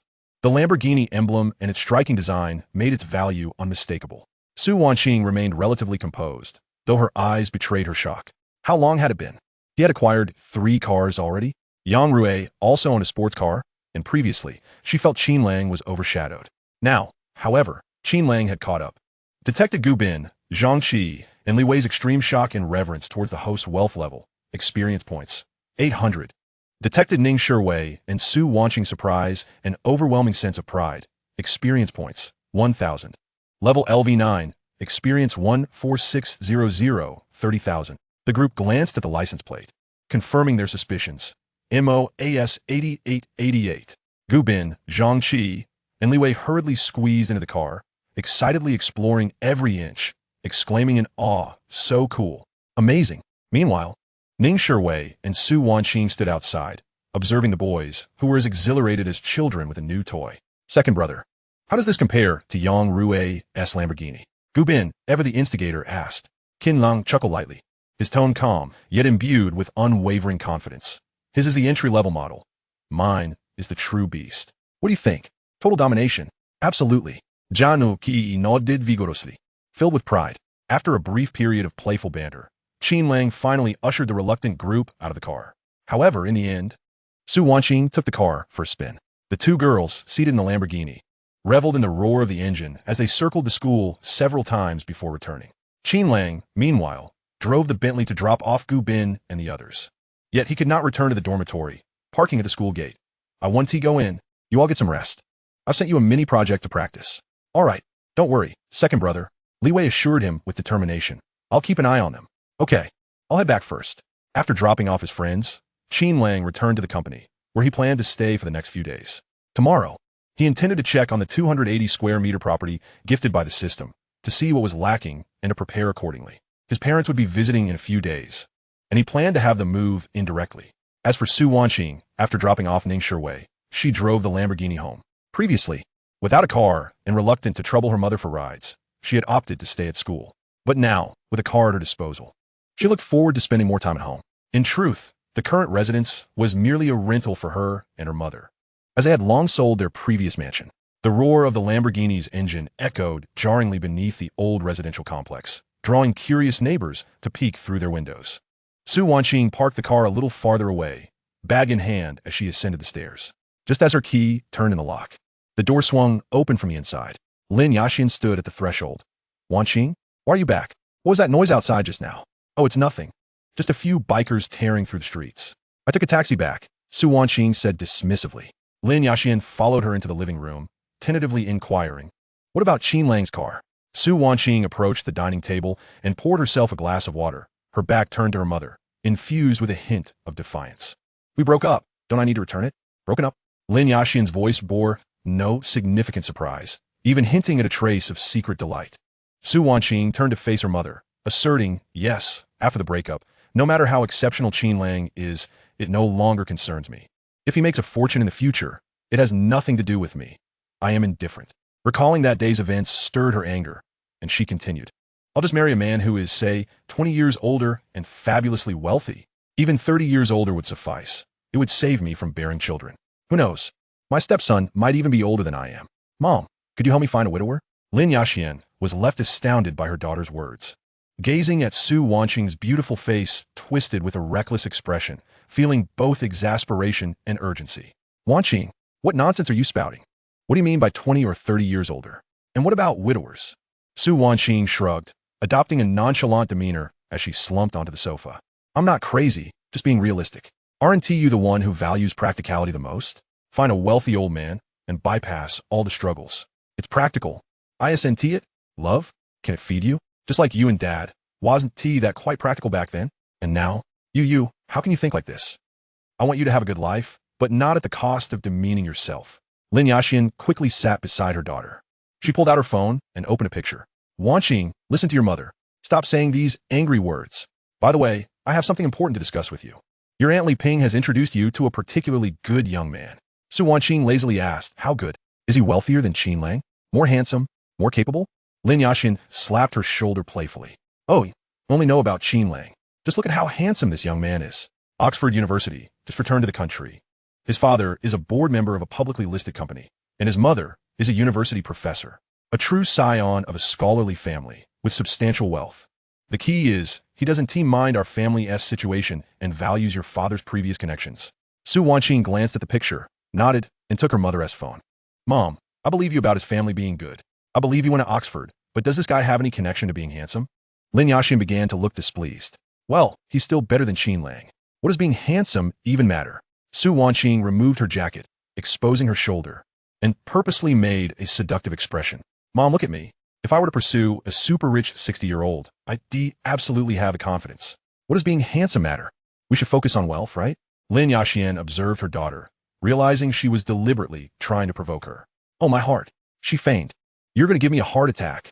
However, it does hold some merit, and Su Wanqing quickly composed herself. All right, I won't upset you anymore. I want to meet this boy. It's not that I haven't considered financial matters. To be frank, Qin Lang is not a promising investment. I wouldn't choose him. And he knows it too. He understands he lacks the capability, so he wouldn't be with me. I believe in him. Su Wanqing spoke the truth. If Qin Lang were still the same as before, he would undoubtedly have no connection with Su Wanqing. Even if she were to pursue him, he would not agree. Being burdened with a mortgage was already exhausting enough. He wouldn't want to bear a debt of $5 billion for a lifetime. Yet on the flip side, being in debt for over $1 billion might paradoxically feel lighter. After all, if it can't be repaid, why bother? But are you still with him? Lin Yashin sensed an oddity. Su Wanqing, realizing she almost let something slip, quickly replied, I believe he can succeed, but it's really over. Chapter 71. An unforeseen encounter that night. Su Wanqing lay in bed, tossing and turning. Her mind filled with images of Qin Lang and the unfamiliar young man named Wu Han from her mother's phone. She irritably tugged at her hair. Believing in his success was less about convincing her mother and more about motivating herself. The weight of reality, coupled with the immense family debt, loomed like an intangible mountain, preventing her from immersing herself as naively as Ning Shuai. Yet, thinking of Qin Lang's $1.8 billion balance, she finally drifted into a restful sleep. Meanwhile, Qin Lang had just settled down as well. He had been receiving continuous notifications from the system. Typically, before sleeping, he would silence the system. However, from the recent notifications, he learned that Lin Yashin was introducing a new prospect to Su Wanqing, who had turned it down. Coupled with Ning Shuai's minor emotional complexities and some unrecognized admirers at school, he had directly accrued for 500 experience points. Level LV9, experience 19, 130, 000. It seemed he had gained a modest reputation at school. Occasionally, some online fans or students would bring him envy and admiration, but most of it stemmed from Su Wanqing. Unable to sleep, Qin Lang descended the stairs and found the cafe about to close. He ordered the last cup of coffee and sat by the roadside, sipping it. The recent days had been filled with busyness and emotional entanglements, leaving him somewhat fatigued. At that moment, clearing his mind while watching the passing pedestrians felt like a form of relaxation. Just then, a girl approached him, holding a sketch pad. Hey there, would you like a portrait? Just 25 for a personal sketch. Qin Lang looked up to see a girl with a pure appearance standing before him. The night breeze tousled her hair, adding to her allure. Detected a beauty with a score of 95. Task issued, high difficulty. Pursue the other party. Reward of 1 million cash, 1 lottery chance. 1 skill point. Be pursued by the other party. Reward of 20 million cash, 2 lottery chances, 2 skill points. The task system had upgraded, and he could choose how to complete it. Qin Lang was taken aback for a moment, then smiled gently. He had no intention of completing this task. Otherwise, he would be led by the system. He preferred to act according to his own whims, as they might never meet again. However, looking at the girl stirred a sense of compassion within him. She appeared to be working her way through school, especially at this hour. All right, let us do it. Qin Lang replied cheerfully. Great. The girl immediately brightened, quickly setting up her sketch pad. Could you lean against the streetlight? It'll be clearer that way. Qin Lang complied, but his thoughts drifted back to his previous life. Perhaps having not lived that life comfortably, he felt a tinge of sympathy for the girl before him. Time passed quietly as she diligently sketched, with only the sound of charcoal gliding over paper and the distant hum of traffic occasionally breaking the silence.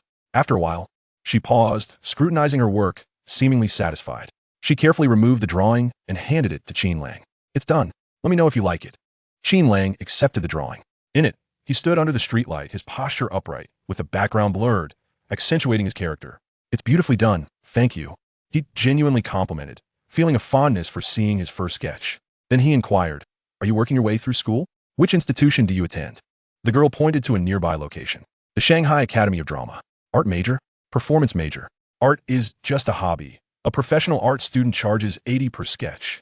The young woman seemed eager to justify herself, stating that although she was not a professional artist, her work was affordable. Qin Lang readily transferred her 25 yuan. As the clock approached 11, he was about to depart when the girl stopped him. "Excuse me, could you do me a favor?" "What is it?" She pointed to her school's location, her voice tinged with a hint of pleading. "I'm just 300 meters away from my school, but the streetlights along that path are out. Could you accompany me for a short distance?" Qin Lang glanced in the direction she indicated, and indeed, it was enveloped in darkness. "All right, let's go," he nodded, casually discarding his coffee cup into a nearby trash bin and instinctively walking on the outer side of the girl. Detected the girl's gratitude towards the host. Experience points 300. Detected the girl as proximity to the host, leading to physiological attraction. Experience points 500. Level LV9. Experience 19900 30000. Quite a generous amount of experience. Qin Lang mused internally, then inquired, "What is your name?" "I'm Lin Wanqing, like the stars in the night," she replied, her cheerful demeanor leaving a positive impression on him. He casually asked, "Isn't it tough to be out painting at this hour?" "Not really," Lin Wanqing smiled, her voice soft amidst the night. "I have classes and rehearsals during the day, so I can only spare some time in the evenings to earn a bit of pocket money. Besides, I enjoy painting. It feels fulfilling to bring different people to life through my art." "Self-sufficiency is admirable," Qin Lang sincerely remarked. Before long, the brightly lit entrance of the Drama Academy appeared, providing a sense of safety. "We're here." Lin Wanqing halted, turning to face Qin Lang, her expression radiating genuine gratitude. "Thank you so much, kind sir. I was quite apprehensive just a moment ago." "No need for thanks. It was a mere trifle," he replied. "Just a moment." Lin Wanqing produced a paintbrush and a sheet of A4 paper. She began sketching Qin Lang once more, but this time it was swift. She handed him the paper. "This is for you, as a thank you for accompanying me."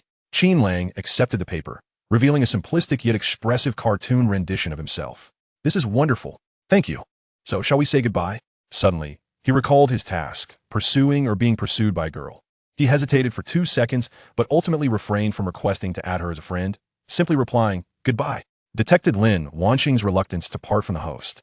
Experience points 500. Detected Lin Wanqing's anticipation for the host to take the initiative to add her as a friend.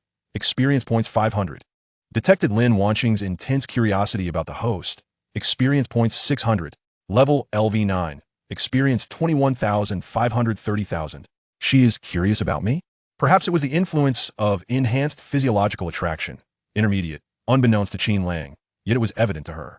The closer she drew to him, the more she felt an urge to touch him. In that brief moment, Lin Wanqing found Qin Lang quite appealing. She was never the type to be overly forward, yet at that instant, she felt an impulse to reach out. However, as Qin Lang prepared to leave, he decided not to actively engage in any tasks, allowing fate to take its course. Not long after he had departed, the sound of hurried footsteps approached from behind. Lin Wanqing caught up. "Excuse me, could I add you on WeChat?" Chapter 72. Lin Wanqing jogged to catch up, slightly breathless, her cheeks tinged with a gentle blush under the streetlight. Qin Lang paused, observing her somewhat shy yet courageous demeanor, stirring something within him. He recalled the system prompts about reluctance, curiosity, and strong interest. It seemed this girl had indeed developed a considerable interest in him. He smiled, took out his phone, and replied gently, "Sure." They successfully added each other on WeChat. Lin Wanqing gazed at the simple WeChat interface on her phone, her heart racing. She feigned calmness, waving her phone. "Well, I'll head back now." "Thank you, Qin Lang." As she turned to leave, Qin Lang muttered, "Why call me brother? I'm not necessarily older than you." Detected Lin Wanqing's extreme excitement and satisfaction after adding the host on WeChat. Experience points 800. Detected Lin Wanqing beginning to idealize and construct an image of the host as a male god. Handsome, charming, graceful, kind. Experience points 700. Level LV9. Experience 23,000 30,000. Upon returning to the dormitory of the Drama Academy, Lin Wanqing's heart remained restless. "Qin Lang," she whispered, the corners of her mouth involuntarily lifting. Eagerly, she clicked on Qin Lang's moments, only to find sparse content that was somewhat mundane, mostly sharing technology articles or scenic photographs, with hardly any selfies or traces of personal life. So, understated? She pondered, he must be some sort of academic prodigy. After much hesitation, she mustered the courage to send a message. "Lin Wanqing, Sr. With a cute emoji, I've arrived safely at the dorm. Thanks again for escorting me tonight. Qin Lang, get some rest. No need to mention it." Detected Lin Wanqing's idealization and image building of the host, initial male god aura formed. experience points 1,000. Detected Lin Wanqing's tension and anticipation while sending the message, experience points 300. Level LV9, experience 24,000, 330,000. After chatting for a while, Qin Lang found himself unable to sleep. Due to enhanced mental strength, intermediate, he felt no fatigue, especially after having consumed a cup of coffee. The next day, he finally fell asleep at 6 a.m. He awoke to find it was already 9 a.m. Su Wanqing also rose late, having tossed and turned restlessly through the night. "Mom, I'm off," she said, shouldering her bag and preparing to leave. Lin Yaxian approached her. "Wanqing, consider that Wuhan fellow, and don't disregard Qin Lang. Let us think this through and observe." Su Wanqing, feeding some with an oath, responded with a mix of irritation and amusement. "Mom, what are our qualifications to choose between Qin Lang and Wuhan? I'm just a bit prettier in their eyes. To them, we are the ones being selected." Lin Yaxian sighed, her tone softening. "I understand. I just hope for your happiness, that you don't end up like me." Su Wanqing, seeing her mother's suddenly dimmed expression, felt a pang of sympathy and softened her tone. "Mom, I can handle my own matters. I'm leaving." After her daughter departed, Lin Yaxian sat on the sofa, her heart conflicted. She didn't want to force her daughter into blind dates. She yearned for Su Wanqing to take the initiative. Yet, she felt torn. Boom! The loud noise from last night echoed again, startling Lin Yaxian, who hurried to the window, muttering, "Which ill-mannered person is this? I'll definitely report you." Peering through the window, she discerned not a motorcycle, but a sleek black Lamborghini parked at the community entrance. Could this be Su Wanqing's? Yet she quickly dismissed the thought. With her daughter having parted ways with Qin Lang, how could she afford such a luxury? Their neighborhood had no wealthy residents. Even her current home was rented. Just then, she spotted her daughter emerging from the driver's seat. Su Wanqing approached the security booth. "Uncle, could you open the gate? The community is rather antiquated, lacking an underground parking facility, and does not charge for parking. Access to the premises requires assistance from the security personnel." Lin Yaxian watched intently as her daughter returned to the car, and the barrier at the entrance lifted. Another roar echoed as the Lamborghini sped away. Is this girl deceiving me? Have they truly broken up? How could she flaunt a luxury vehicle worth millions after a supposed split? Is Qin Lang mad or foolish enough to lend such an expensive car to an ex-girlfriend? Unless, of course, they never truly parted ways. Su Wanqing's heart-wrenching demeanor last night, along with her vehement remarks about marrying an older man, were all mere performances for my benefit. Frustration surged as she tugged at her hair, feeling like a wavering reed in the wind. One moment, she considered Wu Han's stable family background. The next, she pondered the enigmatic depths of Qin Lang, which might be even more appealing. Regardless, she needed to confront Su Wanqing about the deception. Lin Yaxian swiftly picked up her phone, locating Su Wanqing's number and dialing. The phone rang for an extended period before being answered, with background noises of gusting wind and a faint engine sound. "Hello? Mom, what is up?" "I'm driving." Su Wanqing's voice sounded perfectly normal. Lin Yaxian suppressed her rising anger, striving to maintain a calm tone. "Wanqing, what car are you driving? Why is it so noisy?" "It's not me. I took a taxi." Su Wanqing realized she had inadvertently slipped up. "Oh, a taxi? Or perhaps a Lamborghini? Quite impressive." "Mom." Su Wanqing's voice instantly turned anxious. You have to let me explain." "Explain? Certainly, enlighten me." Lin Yaxian pressed on. "Didn't you say you broke up with Qin Lang? So where did this car come from? Don't tell me you have a friend who can casually lend you a Lamborghini aside from Qin Lang." Her tone carried a hint of mockery. Su Wanqing pulled over to the side of the road, taking a deep breath. "Mom, it's really not Qin Lang's. I found someone else, wealthier than Qin Lang and more stable than Wuhan." "What?" Lin Yaxian exclaimed in disbelief. "You found another one? Wealthier than Qin Lang? More stable than Wuhan?" "Su Wanqing, when did this happen?" This revelation shocked her more than the thought of her daughter still being with Qin Lang. In just a few days, her daughter had swiftly moved on to someone seemingly more impressive. That was an astonishingly rapid transition. After all, Qin Lang himself had admitted to hailing from an ordinary family and was in the midst of starting a business. No matter how affluent he might be, possessing a Bentley and a Porsche was commendable. She even suspected that the Bentley was rented, merely a ruse to impress her daughter. Su Wanqing interjected at this moment. "Well, it's been quite recent, actually. Mom, haven't you always hoped I would find someone wealthy and influential to help our family out of difficult times? As for Qin Lang, well, he is still a student. The uncertainties are just too great." Lin Yaxian managed to regain her composure. "That is true. But if you're looking for someone new, just be cautious. Don't let yourself be played." Su Wanqing replied in a tone of reassurance. "Oh, don't worry. This uncle, well, he is quite mature, successful in his career, and very generous towards me." Lin Yaxian's heart sank. "Uncle? Mature? Successful? The combination of those terms filled her with an ominous premonition. Uncle? Wanqing. How old is he? Lin Yaxian's voice trembled as she dreaded the answer. Su Wanqing closed her eyes, steeling herself. He is not that much older, just 3 or 4 years. But he looks quite young for his age, well maintained. The key is, he truly has the means. This car was a gift for our first meeting. 3 or 4 years older. Lin Yaxian's voice shot up. That means he is over 50? Su Wanqing, have you lost your mind? You're dating someone nearly the same age as your father. Her vision swam, and she grasped the sofa to steady herself, her blood pressure spiking, her body trembling with fury. Wanqing, what are you after? Just his money. You're not even that old. How can you bring such shame upon our family? Listening to her mother's tearful reprimand, Su Wanqing felt her nose tingle, struggling to hold back tears. She understood how deeply her words could wound her mother's heart. But she needed to maintain this facade, diverting her mother's attention away from Qin Lang entirely. Mom, please calm down, Su Wanqing said with a composed voice. What am I after? I'm after someone who can immediately resolve our family S2. 5 billion debt. Someone who can free you from having to grovel for help. Someone who allows me to focus on my studies without constantly counting every penny. Love? Can love pay the bills? Let's not dwell on that. In short, I'm doing well now. He is quite willing to spend money on me. And that is sufficient. You needn't worry about my affairs. Lin Yaxian was left speechless, momentarily at a loss for words. After a long pause, she finally ventured. Wanqing, you cannot go on like this. Lin Yaxian's tone softened. Don't act out of spite against me. Don't belittle yourself. We can repay our debts slowly. Go meet Wuhan. Please listen to your mother and return the car. No need, Mom. I think it's great. If I can't be with someone I like, then I'll find the richest one. With that, Su Wanqing hung up the phone abruptly. On the university campus, in front of the junior teaching building, Zhou Taicheng awaited the arrival of a certain individual. Now serving as vice president, he diligently monitored Su Wanqing's movements. However, over the past few days, he learned that she had been spending the nights off campus. This unsettled him, particularly given his strong tendencies toward control and possessiveness. The online loan he took out to buy a pair of earrings now burdened him with over 8,000 in debt, due for repayment next month, which left him quite troubled. A few passing student council members greeted him respectfully. Good morning, Vice President Zhou. Zhou Taicheng nodded slightly, striving to maintain an air of authority, though anxiety gnawed at him from within. As time ticked away and the class bell drew near, Su Wanqing had yet to arrive. Just as he was about to lose patience, the deep, penetrating roar of an engine drew closer, capturing everyone's attention.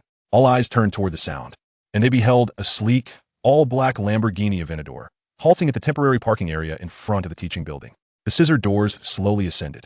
Every gaze, including Zhou Taicheng's, fixated on the vehicle. A pair of elegantly long legs, adorned in exquisite high heels, stepped out first. Then, Su Wanqing gracefully emerged from the driver's seat. Clad in a light gray suit dress, her long hair cascading casually, a touch of makeup enhancing her sharp features and piercing gaze. A singular word surged in everyone's minds. Queen. Gasps and hushed whispers erupted around her. My goodness, is that Su Shiwejia driving a Lamborghini? This is beyond cool. Su Shiwejia's aura is off the charts today. How did her family suddenly become so affluent? Who else but Qin Lang could be the reason? Shoo, don't say anything. Zhou Taicheng's face turned pale. Indeed, Zhou Taicheng's complexion had turned ashen. He watched in disbelief as Su Wanqing, the very girl he had assumed would be bereft of Qin Lang's protection, possibly facing a downturn and in need of his rescue, now stood before him like a regal queen surveying her domain, poised, dignified, radiating an aura that left him breathless. The Lamborghini was like a resounding slap in the face, striking him hard. Su Wanqing appeared oblivious to the astonished gazes surrounding her, as well as to Zhou Taicheng lurking behind the pillar. With a slight adjustment to her collar, she strode confidently towards the entrance of the academic building, her high heels clicking purposefully against the ground. Why is this happening? Zhou Taicheng was genuinely devastated this time. The depth of Qin Lang's capabilities eluded him, particularly with such frequent vehicle changes. A Porsche was one thing, but now a Bentley, followed by a Lamborghini? It seemed never-ending. The overwhelming disparity and humiliation consumed Zhou Taicheng, engulfing him in a tempest of jealousy and resentment. Detected Zhou Taicheng's envy towards the host's male deity image. Experience points awarded, 1,000. Level LV9. Experience 24200, 30,000. Qin Lang was engaged in instructing the newly hired employees about their duties when the system's voice echoed in his mind. He felt overwhelmed. This individual was relentless. Why must he challenge me? Moreover, The jealousy value was alarmingly high. A bonus of 1,000 experience points.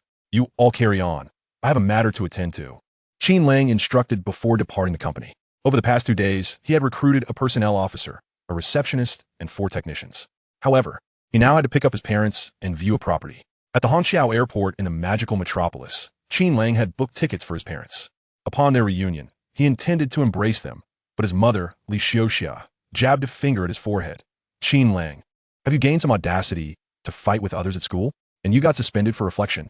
Your father and I are on the verge of losing face because of you. We support your university education for you to engage in brawls. Her reprimands, though not forceful, were laden with a palpable disappointment. Onlookers at the airport turned to observe. His father, Qin Jun, remained silent but shot Qin Lang a look that seemed to say, "Let your mother vent. Just endure it." Qin Lang accepted the luggage from his mother and led the way forward with his head bowed. After a lengthy tirade, his mother finally sighed. "Child, you cannot continue like this," until they beheld the Bentley before them. Qin Jun and his wife were momentarily stunned. Li Xiuxia could discern the vehicle's grandeur. Qin Lang confidently declared, "I bought it. I've been making money." He had initially intended to deflect, but his mother launched into a tirade. "Fine, I'll lay my cards on the table. I am wealthy, quite wealthy, and I shall not pretend otherwise. Is that a BYD? Domestic cars have become so impressive?" Li Xiuxia inquired, eyeing the emblem. Qin Jun, on the other hand, gazed at the car in disbelief. "What BYD? This is a Bentley. What on earth have you been up to, Xiao Lang? Is writing novels that lucrative? I neither steal nor rob. I invest, manage finances, write novels, win the lottery, and embark on entrepreneurial ventures. I do it all." He was exasperated by his mother's inquiries, having no desire to fabricate a logically sound explanation. When he couldn't see his parents, he missed them. Now that they were present, he found their nagging tiresome. Chapter 74, Dining Together. Li Xiuxia was momentarily taken aback by her son's myriad of income sources, instinctively retrieving her ancient mobile phone and tremblingly tapping on messages. Indeed, a fresh bank deposit notification was glaringly evident.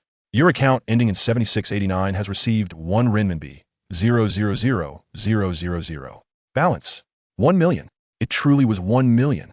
Did her son transfer it casually? Qin Jun leaned in for a glance, inhaling sharply as his cigarette fell to the ground. Is it really 1 million?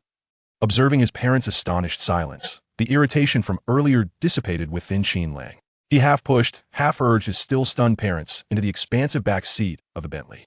The vehicle glided smoothly out of the airport, enveloped in an eerie silence.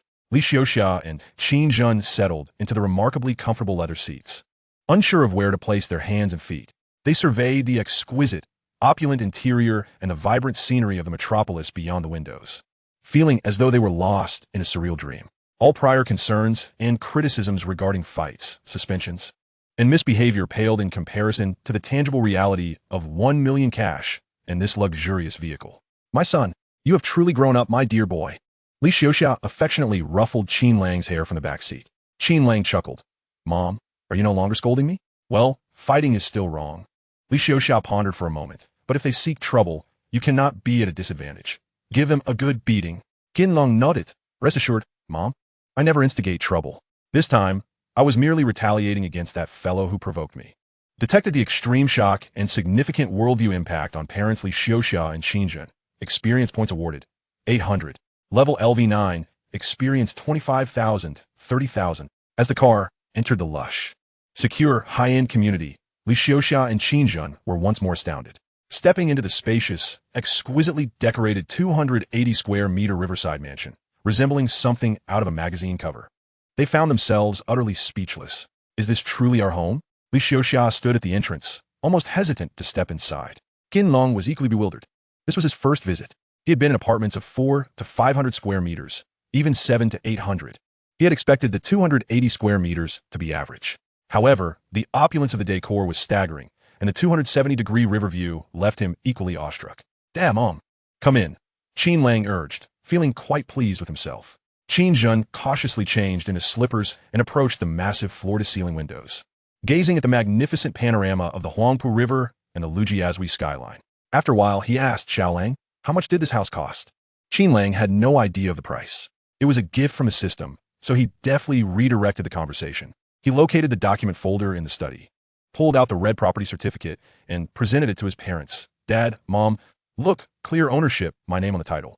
You can live here. I will be at the dormitory during my school days.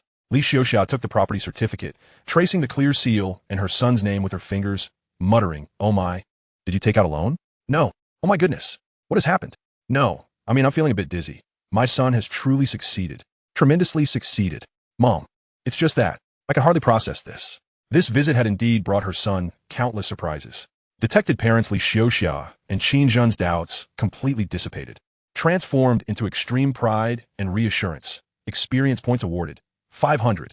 Level LV9. Experience 25500, 30,000. After calming his parents, Qin Lang guided them through the various rooms, teaching them how to operate the sophisticated appliances. Just then, his phone rang, displaying an unfamiliar number. He stepped onto the balcony to answer. "Hello? Who is this?" A familiar voice resonated on the other end. "Xiao Qin, it's me." It was Lin Yaxian. Qin Lang raised an eyebrow, somewhat surprised. "Oh, Aunt Lin. Is there something you need?" "Qin Lang, I hope I'm not intruding." Lin Yaxian's voice hesitated for a moment. "Auntie, I would like to invite you to lunch tomorrow. I hope it's convenient for you." "Lunch, you say? That works for me." "Great. By the way, how have you been getting along with Wanqing lately?" Qin Lang hesitated for a few seconds, aware that Su Wanqing had mentioned to him not to disclose their romantic relationship to Lin Yaxian just yet. "Oh, it's fine, really." Qin Lang deflected. After hanging up, he didn't think much of it, only puzzled about how Lin Yaxian had obtained his phone number. He promptly sent a message to Su Wanqing. "Qin Lang, your mom called me and invited me to talk tomorrow at noon." Su Wanqing. "How did she know your number?" Qin Lang. "Didn't you tell her?" Su Wanqing. "No, but she added Weiwei on WeChat the other day." Qin Lang got it. "It must have been that little girl who gave it to her. She wants to have lunch with me tomorrow. I suppose she is trying to gauge the situation." Su Wanqing. "Just handle it well, and don't clash with my mom." Qin Lang. "Understood." They chatted for a while, and Su Wanqing recounted her playful banter with her mother that day. Qin Lang found it both amusing and absurd. This was a 50-year-old man? How ridiculous. Meanwhile, Lin Yaxian dialed her friend Zhang Liping. "Liping, I need a favor. The gentleman you introduced, Wu Han, could you arrange for a chance encounter tomorrow? I want to assess him first." "A chance encounter? How do you mean?" "Tomorrow, I'm meeting a boy my daughter likes, and I want to compare. I mentioned it to Wanqing yesterday, but that stubborn girl disapproved. I can't go against my daughter now. I hope that boy knows to back off." Zhang Liping immediately understood. "All right, just give me the address, and I'll help you set it up. It'll be a coincidence at the restaurant." "Wu Han is quite impressive, you'll see." "Thank you so much." In the afternoon, Qin Lang's parents accompanied him to the company. After a brief tour, the elderly couple finally felt reassured. At least their son was genuinely dedicated to his work. After settling his parents in the lounge, Qin Lang returned to his office and opened Douyin to check his account. Qin Lang, followers 6,567. The latest video was yet another display of his charm. Lacking in substance, still too slow. Qin Lang knew that to amass followers rapidly, he needed to produce explosive content. Humor, novelty, and ostentation were the easiest routes. "Hey, Xiaolu," Qin Lang called the HR department. "Help me recruit a planner, a logistics person, and 2 short video actors." Xiaolu on the other end seemed puzzled. Short video actors? This field is still nascent and hasn't really taken off yet. Many people are unfamiliar with it. Qin Lang explained. "See if there are any students nearby looking for part-time work to come shoot short videos with me. Remember, I need attractive individuals, temporary workers paid daily. 200 yuan for 3 hours." Xiaolu replied. "Understood." Chapter 75, The Orchestrated Encounter. Qin Lang had a plan in mind. Ning Shiwei. She could also collaborate with him on short videos, but he would never allow her to become a mere pretty face, flirting with older men all day. Of course, if she enjoyed live streaming for fun, that was fine too. However, if he was to flaunt wealth, luxury cars, and beautiful women were essential. One would not suffice. And Su Wanqing, with her reserved demeanor, was unwilling to participate, which he didn't want to force. The next day at noon, at the Misty Pine Garden restaurant, Qin Lang arrived 10 minutes early to the reserved table. This was an upscale niche restaurant, offering an elegant and tranquil ambience. Lin Yaxian had dined here a few times, but was surprised that Qin Lang chose this place for their meal. At precisely 12 o'clock, Lin Yaxian arrived on time. "Annie Lin, you're here. Please have a seat." Qin Lang stood up politely to pull out a chair. "Xiao Qin, I'm sorry to have kept you waiting." Lin Yaxian forced a smile. After they sat down, Lin Yaxian spoke first. "Xiao Qin, I know my way of speaking the other day was a bit inappropriate. Please don't take offense. It's all right. That is all in the past. Actually, I invited you here because of Wanqing." Qin Lang's heart leaped with joy. Su Wanqing had told him she was pretending to be interested in a man in his 50s. Today, Lin Yaxian was surely there to persuade him regarding Su Wanqing. He knew he couldn't be overly formal. Since Lin Yashian had extended an olive branch, he should take the opportunity. He lifted his teacup, speaking sincerely. Andy, I understand your concerns. As a parent, you always want the best for your children. Wan Qing and I are serious about each other. Lin Yashian flipped through the menu, feigning indifference. As long as you're serious, that's good. They engaged in light conversation, but it lacked substance, leaving Qin Lang somewhat bewildered. Was this merely a casual chat? By the way, did your parents come to Shanghai? Lin Yashian inquired. Qin Lang nodded. Yes, they just arrived yesterday. At that moment, a slight commotion arose at the entrance of the restaurant. A well-dressed, elegant middle-aged woman approached them with a smile. It was Zhang Liping. Behind her was a young man, around 25, impeccably attired in a suit, with neatly combed hair, standing at 170 centimeters, slightly chubby, and somewhat endearing. It was Wu Han. As Zhang Liping passed by, she feigned surprise. Yashian, what a coincidence to see you here. Lin Yashian instantly stood up, her face expressing just the right amount of astonishment. Liping? What a surprise. And who is this? Zhang Liping smiled as she introduced the young man. This is the son of my good friend I often mention, Wu Han. He just returned from Oxford. Wu Han, this is Annie Lin. Wu Han casually greeted her, his demeanor somewhat flippant. Hello, Andy. His gaze then shifted to Qin Lang, carrying a hint of scrutiny. Qin Lang stood politely as well, treating it as a mere coincidence. Zhang Liping continued to act oblivious. By the way, Yashian, when can your Wan Qing meet Wu Han? He just returned to the country and is still single. Your daughter should be of age, right? Let them get to know each other. A flicker of awkwardness crossed Lin Yashian's face as she hurriedly replied. Liping, how can you say that? Wan Qing is still young, and the youth have their own thoughts. Her words sounded like an excuse, yet her eyes inadvertently darted toward Qin Lang, gauging his reaction. Qin Lang felt unperturbed. Su Wan Qing was already his, and their relationship was stable. Any tricks would be futile. This was merely an amusing farce. Zhang Liping seemed to have an endless supply of words. Taking Lin Yashian's hand and sitting down. She is not too young. The sooner they meet, the better. You should look forward to having a grandson soon. Wu Han is from Oxford. She reiterated Wu Han's family background. Upon returning, several top investment banks and tech companies are vying for him. Zhang Liping concluded. Glancing at Qin Lang. Her words were evidently directed at him.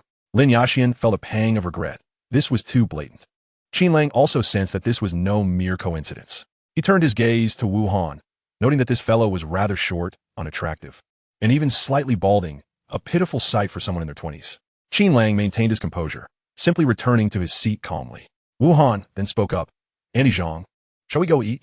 Zhang Liping cast a sidelong glance at him and resumed her conversation with Lin Yashian. Lin Yashian awkwardly glanced at Wu Han, finding the reality quite different from what Zhang Liping had described. In the photograph, Wu Han did not appear so foolish, and his stature seemed surprisingly diminutive. Su Wanqing, with her height around 170 centimeters, certainly towered over him. Moreover, his face was riddled with blemishes, and he carried himself with an indolent demeanor, hardly resembling a graduate of Oxford University. Lin Yashian felt a twinge of unease after exchanging a few words with Wu Han. She couldn't shake the impression that he was far from the caliber of a prestigious university alumnus, appearing more akin to a street urchin. Suddenly, Wu Han waved his hand and called out to Qin Lang, who nodded in acknowledgement, greeting him with a friendly hello. Unbeknownst to Wu Han, he had been summoned under the pretense of a chance encounter, and he had no inkling of Qin Lang's true profession. Nevertheless, his family background was indeed substantial. Zhang Liping, unable to ignore Qin Lang any longer, turned to him and inquired, "What do you do, young man?" Qin Lang's smile broadened as he replied, "I am a classmate of Su Xuejia. Are you your boyfriend?" "Not at all." This response sent a jolt of anxiety through Lin Yashian. She began to regret her decision. Upon meeting Wu Han in person, she found him less than appealing. He was no different from a man in his 50s. While he seemed acceptable in photographs, the reality was starkly disappointing. There he stood, discreetly picking his nose and wiping it on the chair beside Qin Lang. Lin Yashian witnessed the entire spectacle, feeling as if she had lost both the game and her dignity. She contemplated how to maneuver Wu Han into overshadowing Qin Lang, subtly indicating to Qin Lang that there were numerous suitors for her daughter, all of whom were exemplary candidates. She hoped he would withdraw, thus sparing her the ire of her daughter, Su Wanqing. Suddenly, Wu Han received a phone call, his voice booming. "What? Tonight? Sure. Send me the location of the nightclub. I'll treat. Cayenne, make sure to invite a few more girls, especially from the Shanghai Drama Academy. Those girls are easy to persuade." The loudness and content of Wu Han's call struck Lin Yashian like a thunderclap. Her complexion turned ashen as she struggled to believe her ears. This was the very person Zhang Liping had described as a refined, Oxford-educated young gentleman. He was clearly a debauched scion of wealth, reveling in a life of hedonism. And the audacity, did he not think to step outside to take a call? Zhang Liping, equally mortified by the call's content, wished for a hole to swallow her whole. She tugged insistently at Wu Han's arm, lowering her voice urgently. Wu Han, what on earth are you saying? Hang up. It was not that Wu Han was foolish. Rather, he had long ceased to regard Su Wanqing as anything significant. He had wooed countless girls before, all of whom were attracted to his wealth. Money was paramount. There was no need for pretense. Even with Su Wanqing, his father had advised him that once he established connections with the Su family, they would serve merely as a conduit for his own networking, rendering the Su family obsolete. He had encountered too many such families to feel the need for subterfuge. The only aspect that genuinely captivated him was Su Wanqing's stunning beauty, which had truly struck a chord with him. Wu Han grew impatient, exclaiming, "Oh, Aunt Zhang, what are you going on about?" He then turned to Lin Yaxian. "Aunt Lin, my dad said, if you marry your daughter to me, my family will help settle your debts, and then our families can grow strong together. You can discuss the specifics with Aunt Zhang or my parents. I have to go now. Just let me know when the wedding is." Zhang Liping's face fell completely. She wished she could vanish on the spot. Lin Yaxian was rendered speechless. Just as Qin Lang was about to chuckle, Wu Han turned to him. "Hey buddy, are you coming? It's on me. You're handsome. You can get a free meal." Ha ha ha. Qin Lang could no longer contain himself. "I think I'll pass." What a pity.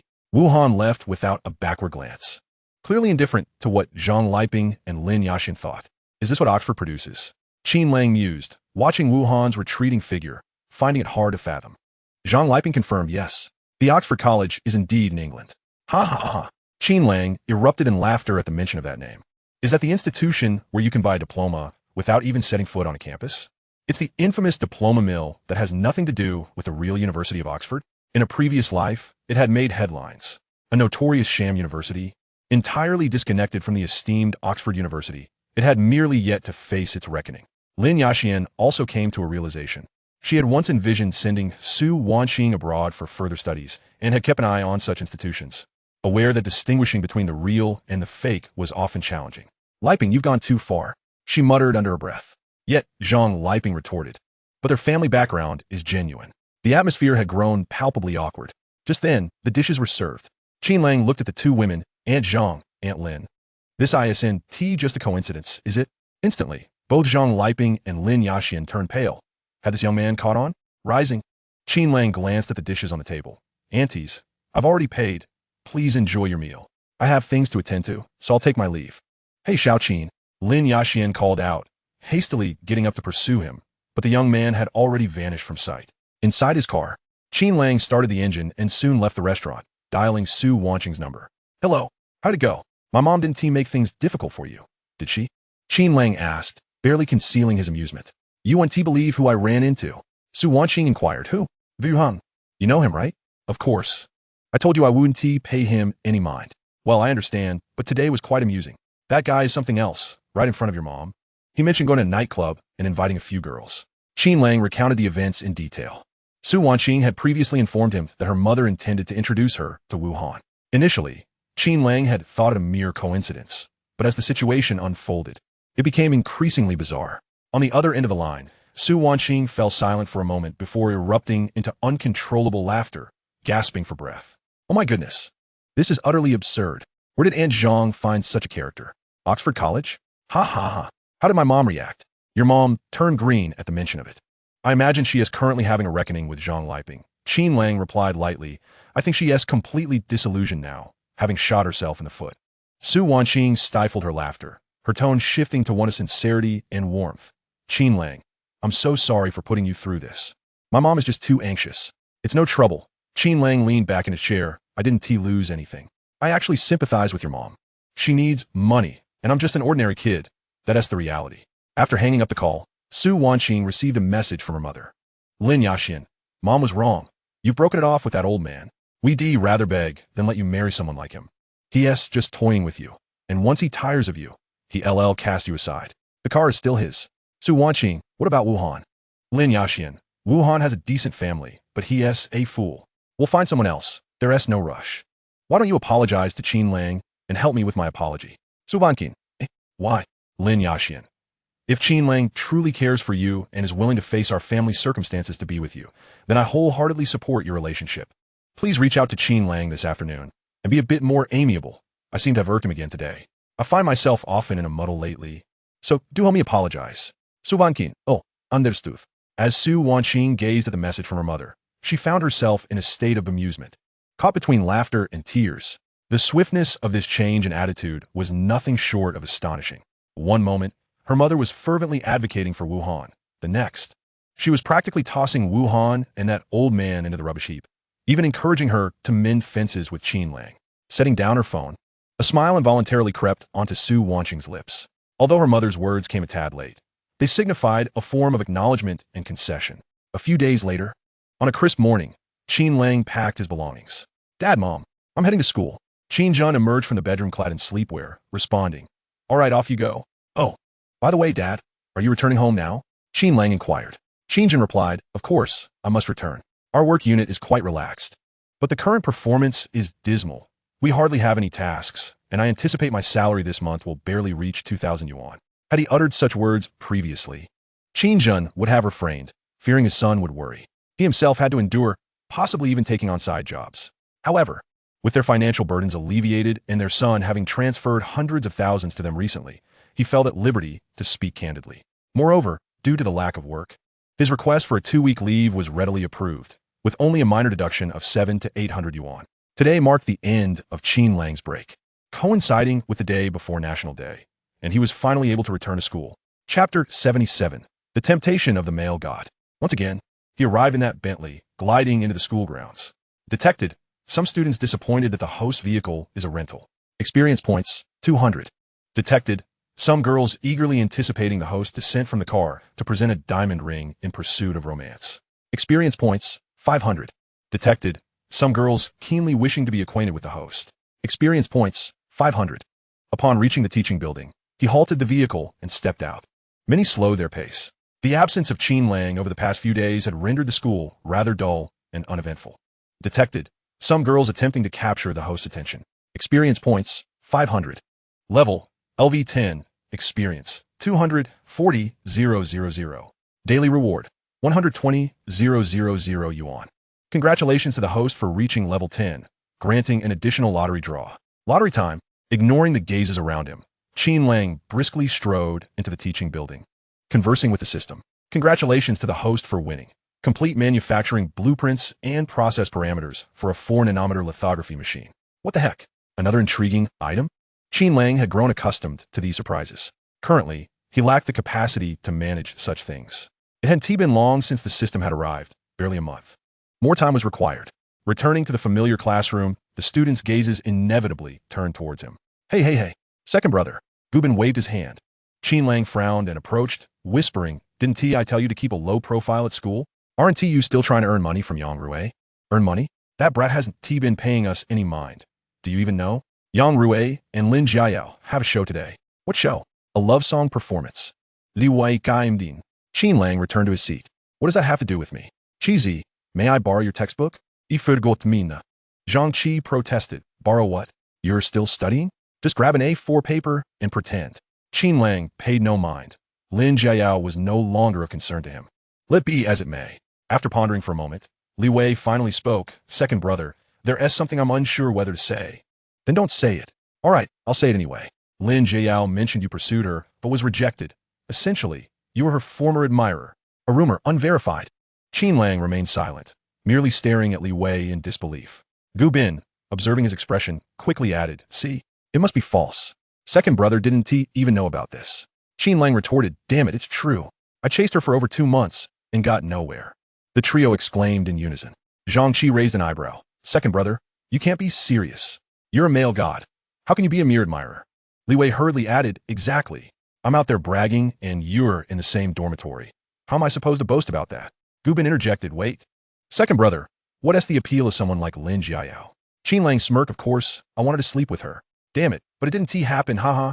The four burst into laughter, carefree and lighthearted. Detected.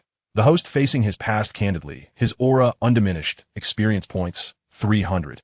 Level, LV10, experience, 540,000. Zhang Qi scratched his head, but now she's spreading rumors. Isn't that meant to annoy you? It makes her seem so capable. Qin Lang, feeling similarly disgusted, flipped through his book. Let me tell you, Why would someone as wealthy as Yang Rui be interested in her? Why? It's simply because I couldn't win her over. Qin Lang analyzed. The woman I couldn't have ended up with Yang Rui. Doesn't that mean Yang Rui is more impressive? He achieved his goal. Exactly. That's the point. Libe exclaimat unligtanat. It's akin to Zhou Taichung pursuing Sister Su. That example isn't quite apt. I'm no Zhou Taichung. Qin Lang remarked, returning the book to Zhang Qi. Here you go. Zhang Qi accepted the book. You're done? Qin Lang replied, finished. How are you so impressive? Zhang Qi remained unconvinced.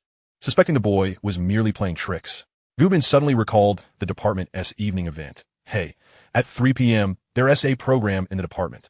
Second brother, what's your act? You're the only one from our class. Qin Lang waved his hand dismissively, prepare to be dazzled.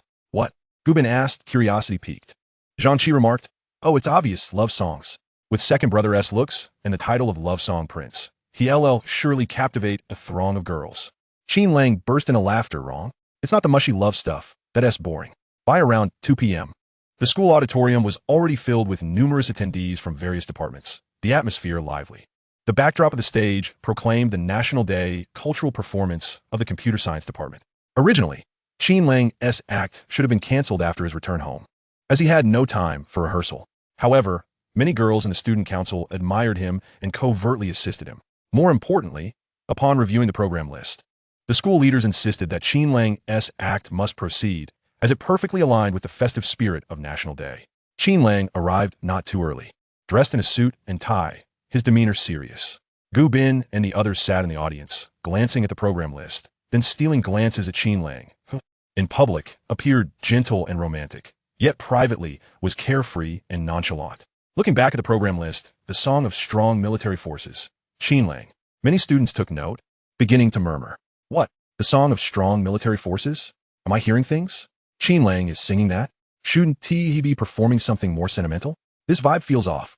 Wow, what a contrast. Even the female host beside him hadn't anticipated Qin Lang would sing. Qin Lang, on the other hand, wore a relaxed expression, quietly humming the tune, his voice barely audible. Numerous female gazes were irresistibly drawn in his direction. Detected female admiration for the host. An overwhelming influx of experience points surged forth, causing the system's notifications to overlap. Level LV10, experience 4,500, 40,000.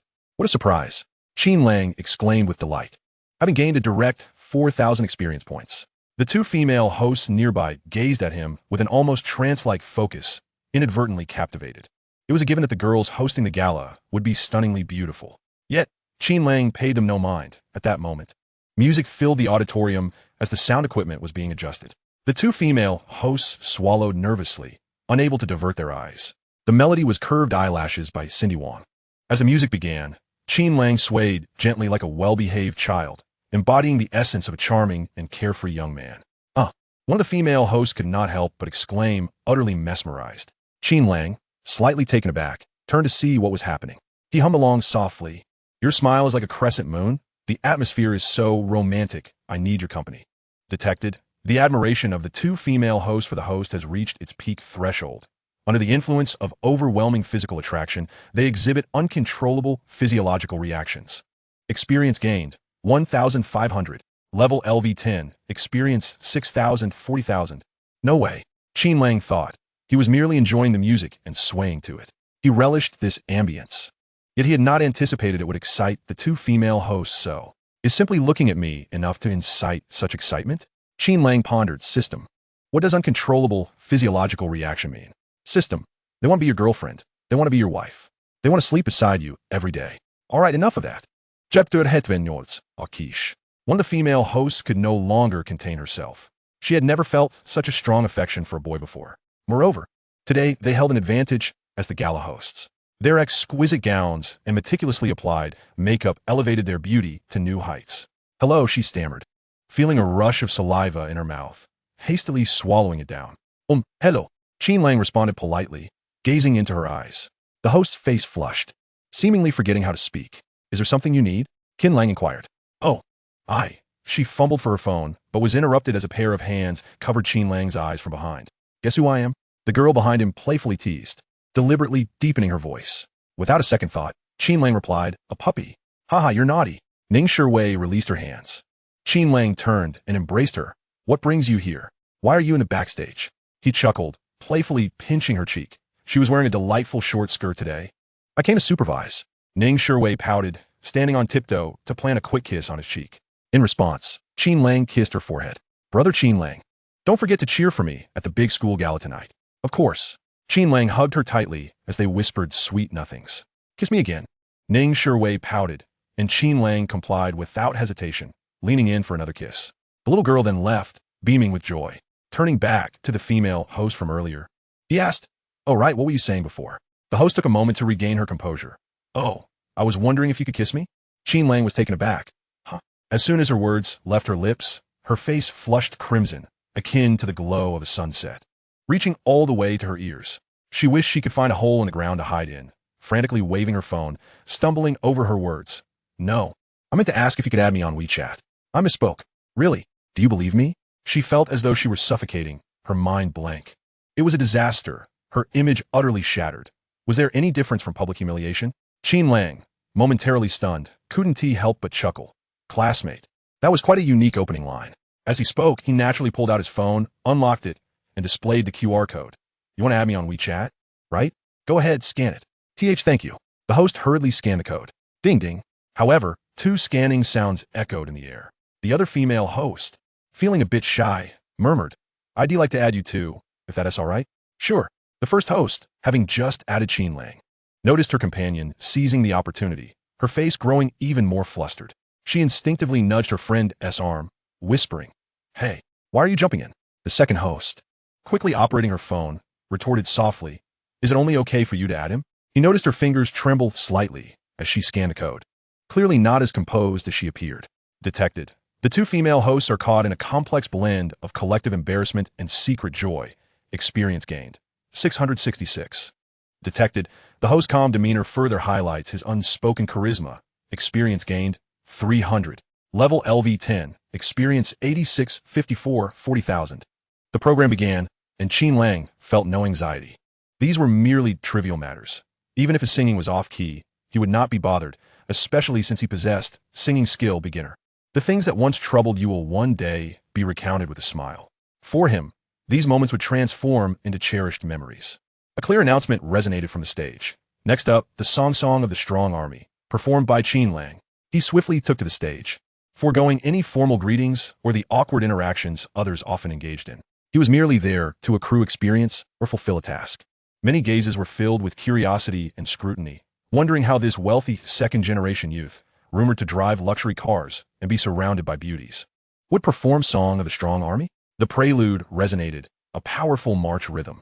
Listen, the horn of a new journey sounds. The goal of a strong army calls forth ahead. His voice was penetrating, each word articulated clearly and forcefully, perfectly synchronized with the rhythm. No flashy techniques were employed, yet it was imbued with sincerity and a solemnity that resonated deeply. The murmurs from the audience faded entirely, replaced by an enveloping silence. Many were taken aback. This was not the collapse or frivolity they had anticipated. If the nation is to be strong, we must shoulder the responsibility. The battle flag is inscribed with iron-blooded glory. Detected, the audience is profoundly shaken and their perceptions overturned by the host performance. Experience gained. 1888. Detected, some girls are experiencing rapid heartbeats and a sense of adoration due to the host's contrasting charm. Experience gained. 1000. Level LV10. Experience 11542, 40,000. As the final note lingered in the air, an eruption of applause cascaded like a tidal wave. The boys did not express much, but the girls were in an uproar. Qin Lang, so handsome. My goodness. The hormones are overflowing.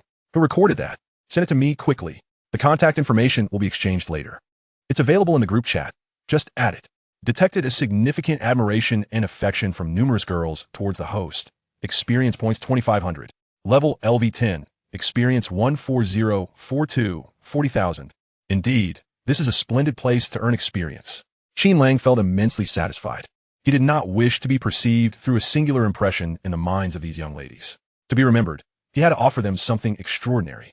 His objective was achieved. After finishing his song, Qin Lang did not linger for the remaining performances. He stealthily made his way to Su Wanqing's department. The gala at Su Wanqing's side had concluded 2 days prior. Oh, hold on. In a secluded corner, Qin Lang made advances towards Su Wanqing. No one is around. The event has ended. Let us retreat to a room. Bring Weiwei along. She is going back home tomorrow. You wish. No. No. Su Wanqing exerted all her strength to pull the boy's hand from her pants. At that moment, her face flushed crimson. A kiss would be permissible, wouldn't it? As he spoke, Qin Lang embraced her and pressed a passionate kiss upon her lips. Just at that moment, Zhou Taichung, accompanied by members of the student council, approached. Upon turning, he was met with the sight of the two in a tender embrace. Zhou Taichung was momentarily taken aback. Niarbi, Yang Taotao, Yang Rui, and Lin Jiao, members of the freshman student council, were equally stunned. Su Wanqing hurriedly pushed Qin Lang away. Qin Lang raised an eyebrow. Oh, long time no see. You're watching us kiss, aren't you? Chapter 79. The more I look, the handsomer he becomes. Detected Zhou Taichung's heartache, jealousy, and envy. That should be me. My goddess has been sullied. Experience points 1,000. Detected Lin Jiao's jealousy, experience 500. Level LV10, experience 15542, 40,000. Qin Lang found himself somewhat fond of Zhou Taichung. Lacking in abilities, he posed little threat, yet he provided substantial experience points. Truly a walking ATM. Witnessing Zhou Taichung's reaction, Qin Lang unconsciously tightened his embrace around Su Wanqing. Detected Zhou Taichung's shattered feelings towards his white moonlight, Su Wanqing. Experience 500. Level LV10. Experience 16042, 40,000. Su Wanqing quickly disengaged his hand, her gaze turning frosty. Her queenly demeanor immediately apparent. You must be Qin Lang. Yang Taotao's innocent smile easily melted hearts. Qin Lang regarded the girl before him, sensing her youth. Yet this was their first encounter. Are you the new president of the student council? It was not hard to discern, as she bore a hint of mixed heritage. Indeed, Yang Taotao stepped closer, scrutinizing Qin Lang. Truly a handsome figure. Is that so? Haha, I too find myself rather appealing. Qin Lang responded with a hearty laugh. His words left the crowd somewhat bewildered. Among them, Yang Rui, Zhou Taichung, and Lin Jiao shared some entanglement with Qin Lang, all tinged with a hint of animosity. Was this fellow actually enjoying Yang Taotao's compliments? Yang Rui looked at Qin Lang with mild disdain, gently wrapping an arm around Lin Jiao. Our matter isn't settled yet. Qin Lang. Qin Lang leaned forward. You plan to retaliate? You brother, don't compete with me. You really aren't a sports car, yet you must vie with me? Qin Lang remained remarkably composed, leaving Yang Rui somewhat perplexed. He had witnessed the Lamborghini and Bentley as well. He realized he was up against a tough opponent, and his sister had cautioned him against losing his rationality out of spite. Yang Taotao was momentarily taken aback by Qin Lang's unconventional response. Qin, you are truly remarkable. She glanced meaningfully at the Patek Philippe on Qin Lang's wrist. I've heard that you started from scratch, quite capable indeed. Our student council is in dire need of talents like you. Would you be interested in becoming an advisor? Qin Lang nodded. Certainly. This declaration left Su Wanqing in shock. When she was the president of the student council, she had invited him, yet he had declined. Now, with Yang Taotao extending the invitation, he actually agreed. Suppressing her fury, she cast a glare at Qin Lang. Qin Lang continued. Now that we're adults, let us be frank. I've already started my own company. As you mentioned, I began from nothing, so I'm not playing house. How much would you pay for joining the student council? Observing the silent crowd, Qin Lang added. For Professor Zhang's project, I earned 50,000. If I were to join the student council, I'd expect a monthly salary of 1 million. Wouldn't that be reasonable? Yang Taotao found herself momentarily speechless at Qin Lang's blunt and almost mercenary inquiry, her previously harmless smile stiffening. She clearly did not anticipate Qin Lang would so openly place monetary matters on the table. This utterly shattered the usual rhetoric of dedication, growth, and honor associated with student council recruitment. You're playing the student game, but he is playing the societal game.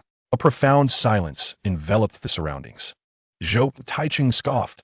1 million, a monthly salary? Have you lost your mind? Ha ha. Qin Lang laughed. He cleared his throat, his demeanor becoming markedly serious as he began his self-introduction. Greetings, esteemed seniors. My name is Qin Lang, a freshman. I currently own 2 companies, Langyao Technology and Qingwei Interactive Entertainment. The offices are located in the entrepreneurial park directly across from the school, and you are welcome to visit anytime. Presently, my company has established a technical outsourcing partnership with Hongmeng Group, with our first project nearing delivery. More profound collaborations will follow. I personally hold a patented technology, for which Hongmeng Group has signed a 10-year exclusive authorization for an annual fee of 30 million. The patent number is verifiable.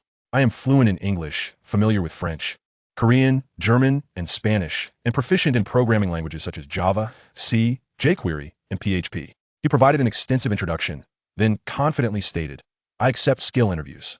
There is no exaggeration here. So, a monthly salary of 1 million is truly not excessive for me. When did you acquire proficiency in so many languages? Suvan Kining Guayirth.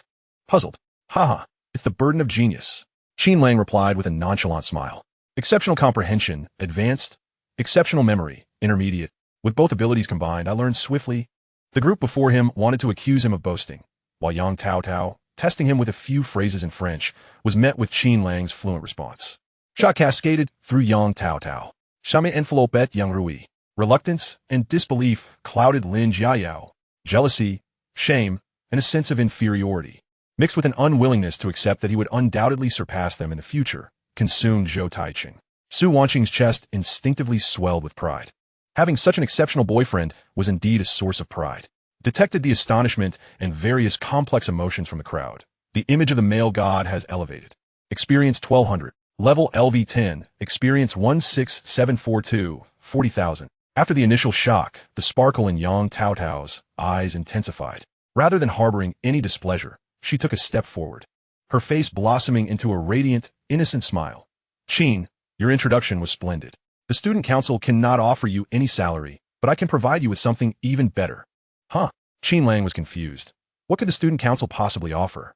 Just a group of laborers, free help. Surely they wouldn't assist me in applying for financial aid to sneak in, would they? Qin Lang jested. Detected Yang Tao Tao, arousing immense interest and physiological affection in the host. Experience points 2,000. Mission issued. 97 points beauty mission. High difficulty task. Win over Yang Tao Tao. If pursued by the other party, reward of 30 million cash, 3 lottery opportunities, 3 skill points. If pursuing the other party, reward of 5 million cash, 1 lottery opportunity, 1 skill point. Level LV10. Experience 18742. 40,000. Qin Lang is deadly to any girl. He harbors no animosity towards Yang Tao Tao, merely a disagreement with Yang Rui. Thus, he deeply regrets his earlier arrogance, because Su Wanqing is at odds with her. Qin Lang, I take back what I said. Is it too late? Yang Tao Tao's eyes sparkled. You become increasingly handsome. Chapter 80. Capturing. Su Wanqing stepped forward, positioning herself protectively in front of Yang Tao Tao, exuding a queenly authority. Sorry, but the beautiful flower has an owner. Qin Lang is mine. Saying this, she hastily pulled him away. Watching Qin Lang's retreating figure, Yang Tao Tao's heart raced. She merely wished to prove her worth. Regardless of who previously held the student council presidency, she intended to claim it. Yet the boy before her was someone she desperately wished to possess. Sister, why are you wasting your breath with him? Yang Rui interjected, visibly displayed. Yang Tao Tao's expression shifted, turning solemn. Silence. You worthless fool. How can you compare to Qin Lang? I'm telling you, do not cause trouble for him. When you see him, be courteous. She then glanced at Lin Jiayao and added to her brother, you can pursue girls as you please. I can turn a blind eye to your antics at school. But you must obey. Understood. Although Yang Rui felt somewhat disgruntled, the family's primary heir is his sister. He had long been sidelined. There was no choice. He still fell short compared to her. President Qin Lang is too arrogant. He is insulting the student council. Zhou Taiqing added fuel to the fire. Yang Tao Tao shot him a dismissive glance. The student council?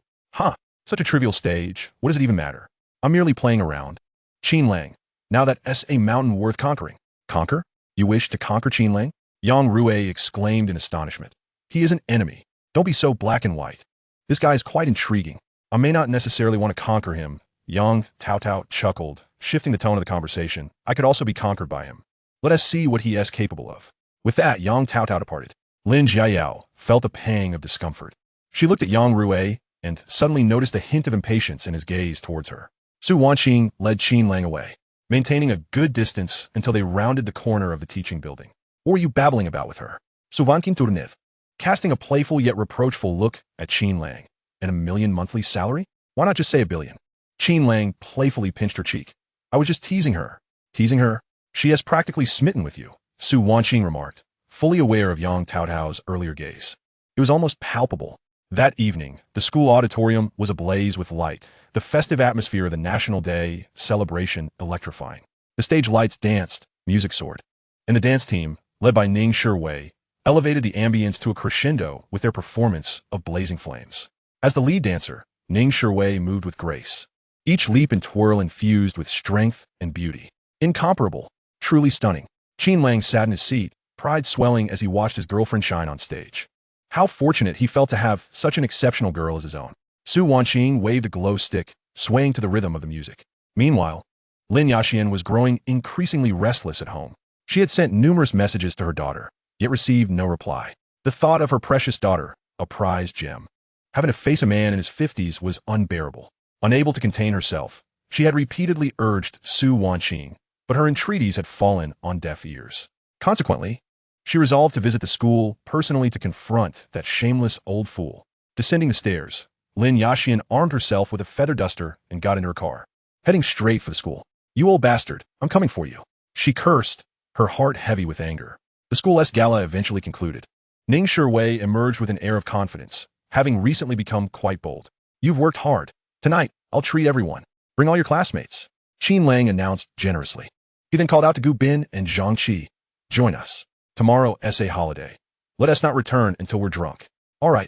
Su Wanqing beamed at the unfolding scene. "Wanqing." At that moment, a teacher approached. "Mr. Liu." Su Wanqing recognized him as her career guidance instructor. "Ah, Wanqing, I need to discuss something with you. After you finish your junior year, you'll be interning, right? I have some materials related to that to send you. I meant to mention this earlier, but I got caught up in recent busyness." "Oh, no problem. Just let me know. I'll relay it to the class." Though no longer the student council president, Su Wanqing remained the class monitor. "All right, let me show you this document. I'll clarify which companies correspond with us, Mr. Liu continued. Qin Lang gently tapped Su Wanqing. "We'll head to the University Service Center restaurant first. You can join us after you finish your conversation." "Got it." Qin Lang led everyone off to dinner. Lin Yaxian had also arrived at the school. She couldn't find Su Wanqing, but spotted that Lamborghini. The teaching building was dim, her Mercedes parked by the roadside as she gazed at the Lamborghini across the street. She envisioned a portly, balding, middle-aged man embracing her daughter, which made her heart constrict painfully. "Wanqing, please don't be foolish," she murmured to herself, feeling her eyes welling with tears. Just then, she noticed a group of laughter and chatter approaching from the direction of the auditorium, with Qin Lang at the helm. Surrounded by Ning Shiwei, Gu Bin, Zhang Qi, and a throng of others, the atmosphere was lively. Su Wanqing was not among them. Lin Yaxian's heart sank. Had Wanqing already been led away by that old man? She watched the group head towards the service center, her heart growing heavy. Qin Lang had indeed severed all ties with her daughter.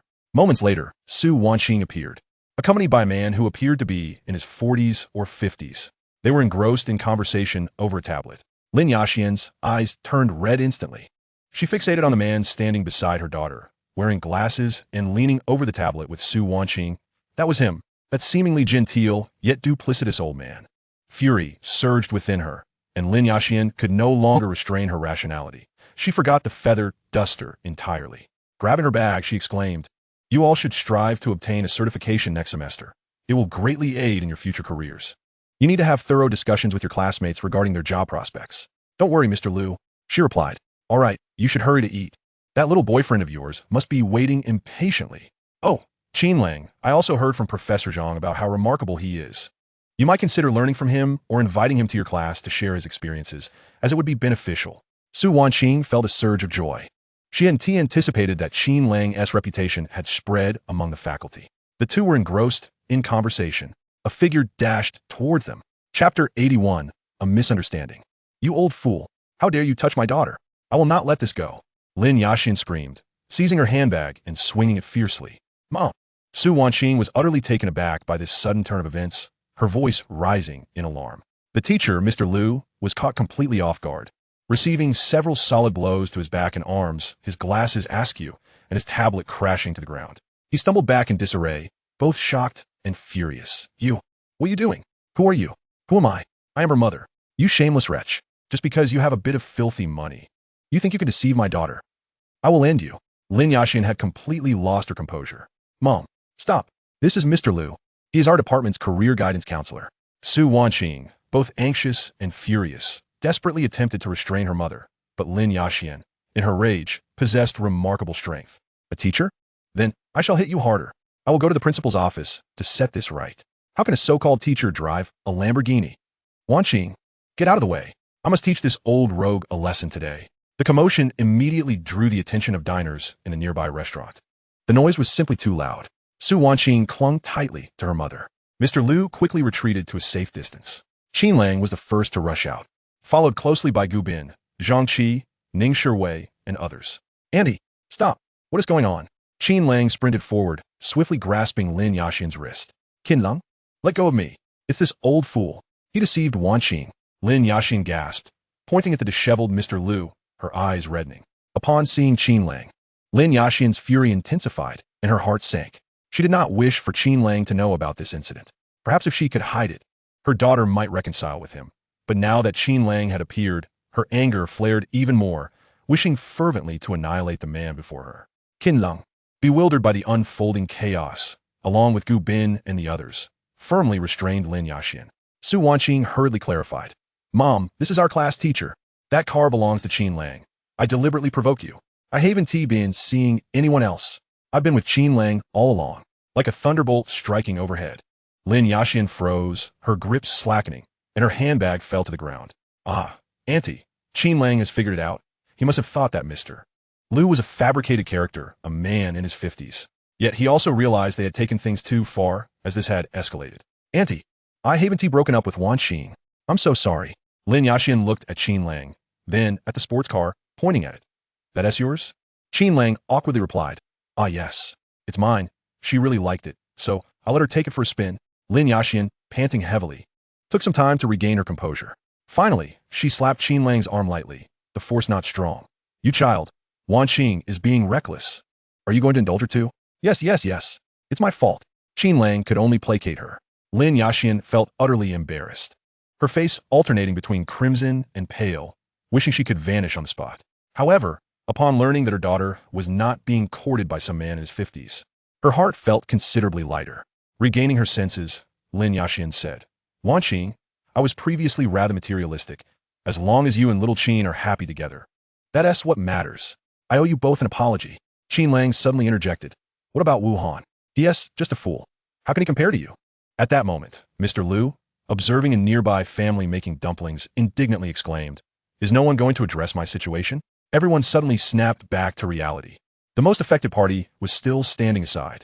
Lin Yaxian hurriedly approached, her demeanor taking a complete 180-degree turn, repeatedly bowing an apology.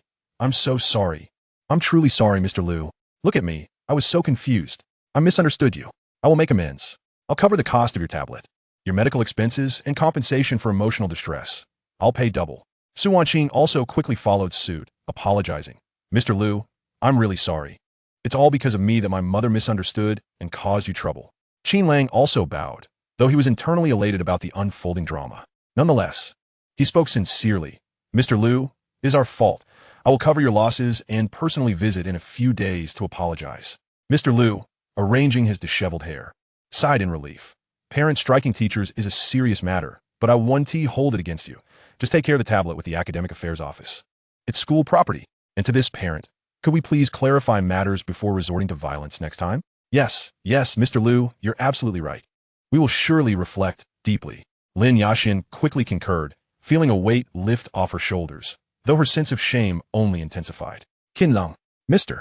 Liu turned to him. Aren't you starting a business? I just mentioned to Wanqing that when these students go for internships, you should guide them. After all, I'm a career counselor and I hope they can find good jobs. Absolutely.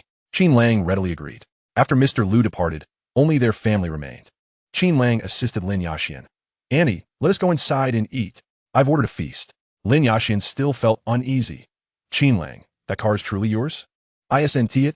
A common teacher like Mr. Liu could never afford such a thing. Could he? Lin Yaxian gazed at Qin Lang, her expression complex, filled with guilt, gratitude, and the growing satisfaction of a mother-in-law appreciating her son-in-law. Little Qin, Annie made a monumental fool of herself today, but perhaps it was a blessing in disguise. I was muddled before, but now I see clearly. I trust you with Wanqing. Rest assured, after a delightful meal, everyone felt quite content. The next day, Ning Shiwei planned to return to her hometown. Qin Lang decided to take her to the station first, and in a few days, he would bring Su Wanqing to visit Ning Shiwei's home. Here S500,000 for each of you. Shiwei, take some back for your parents and tell them it's from me. Let us not let the elders suffer so much. Qin Lang transferred a sum of money to Ning Shiwei and Su Wanqing. Lin Yaxian's eyelids twitched, feeling increasingly fortunate. Thank goodness her daughter hadn't broken up with Qin Lang. Su Wanqing received the money and transferred 20,000 to Lin Yaxian. Mom, I'll give you 20,000 every month. You should consider resigning. Lin Yaxian replied, I'm quite content being a consultant at the maternity center, but I can quit my night job as a rideshare driver and focus on just one job. She observed the money Su Wanqing had sent her and noted her daughter's lack of hesitation when accepting Qin Lang as funds. She understood that encountering the right person could swiftly establish a stable foundation for a relationship. It was easy to grasp each other's intentions, and in that moment, her heart overflowed with happiness.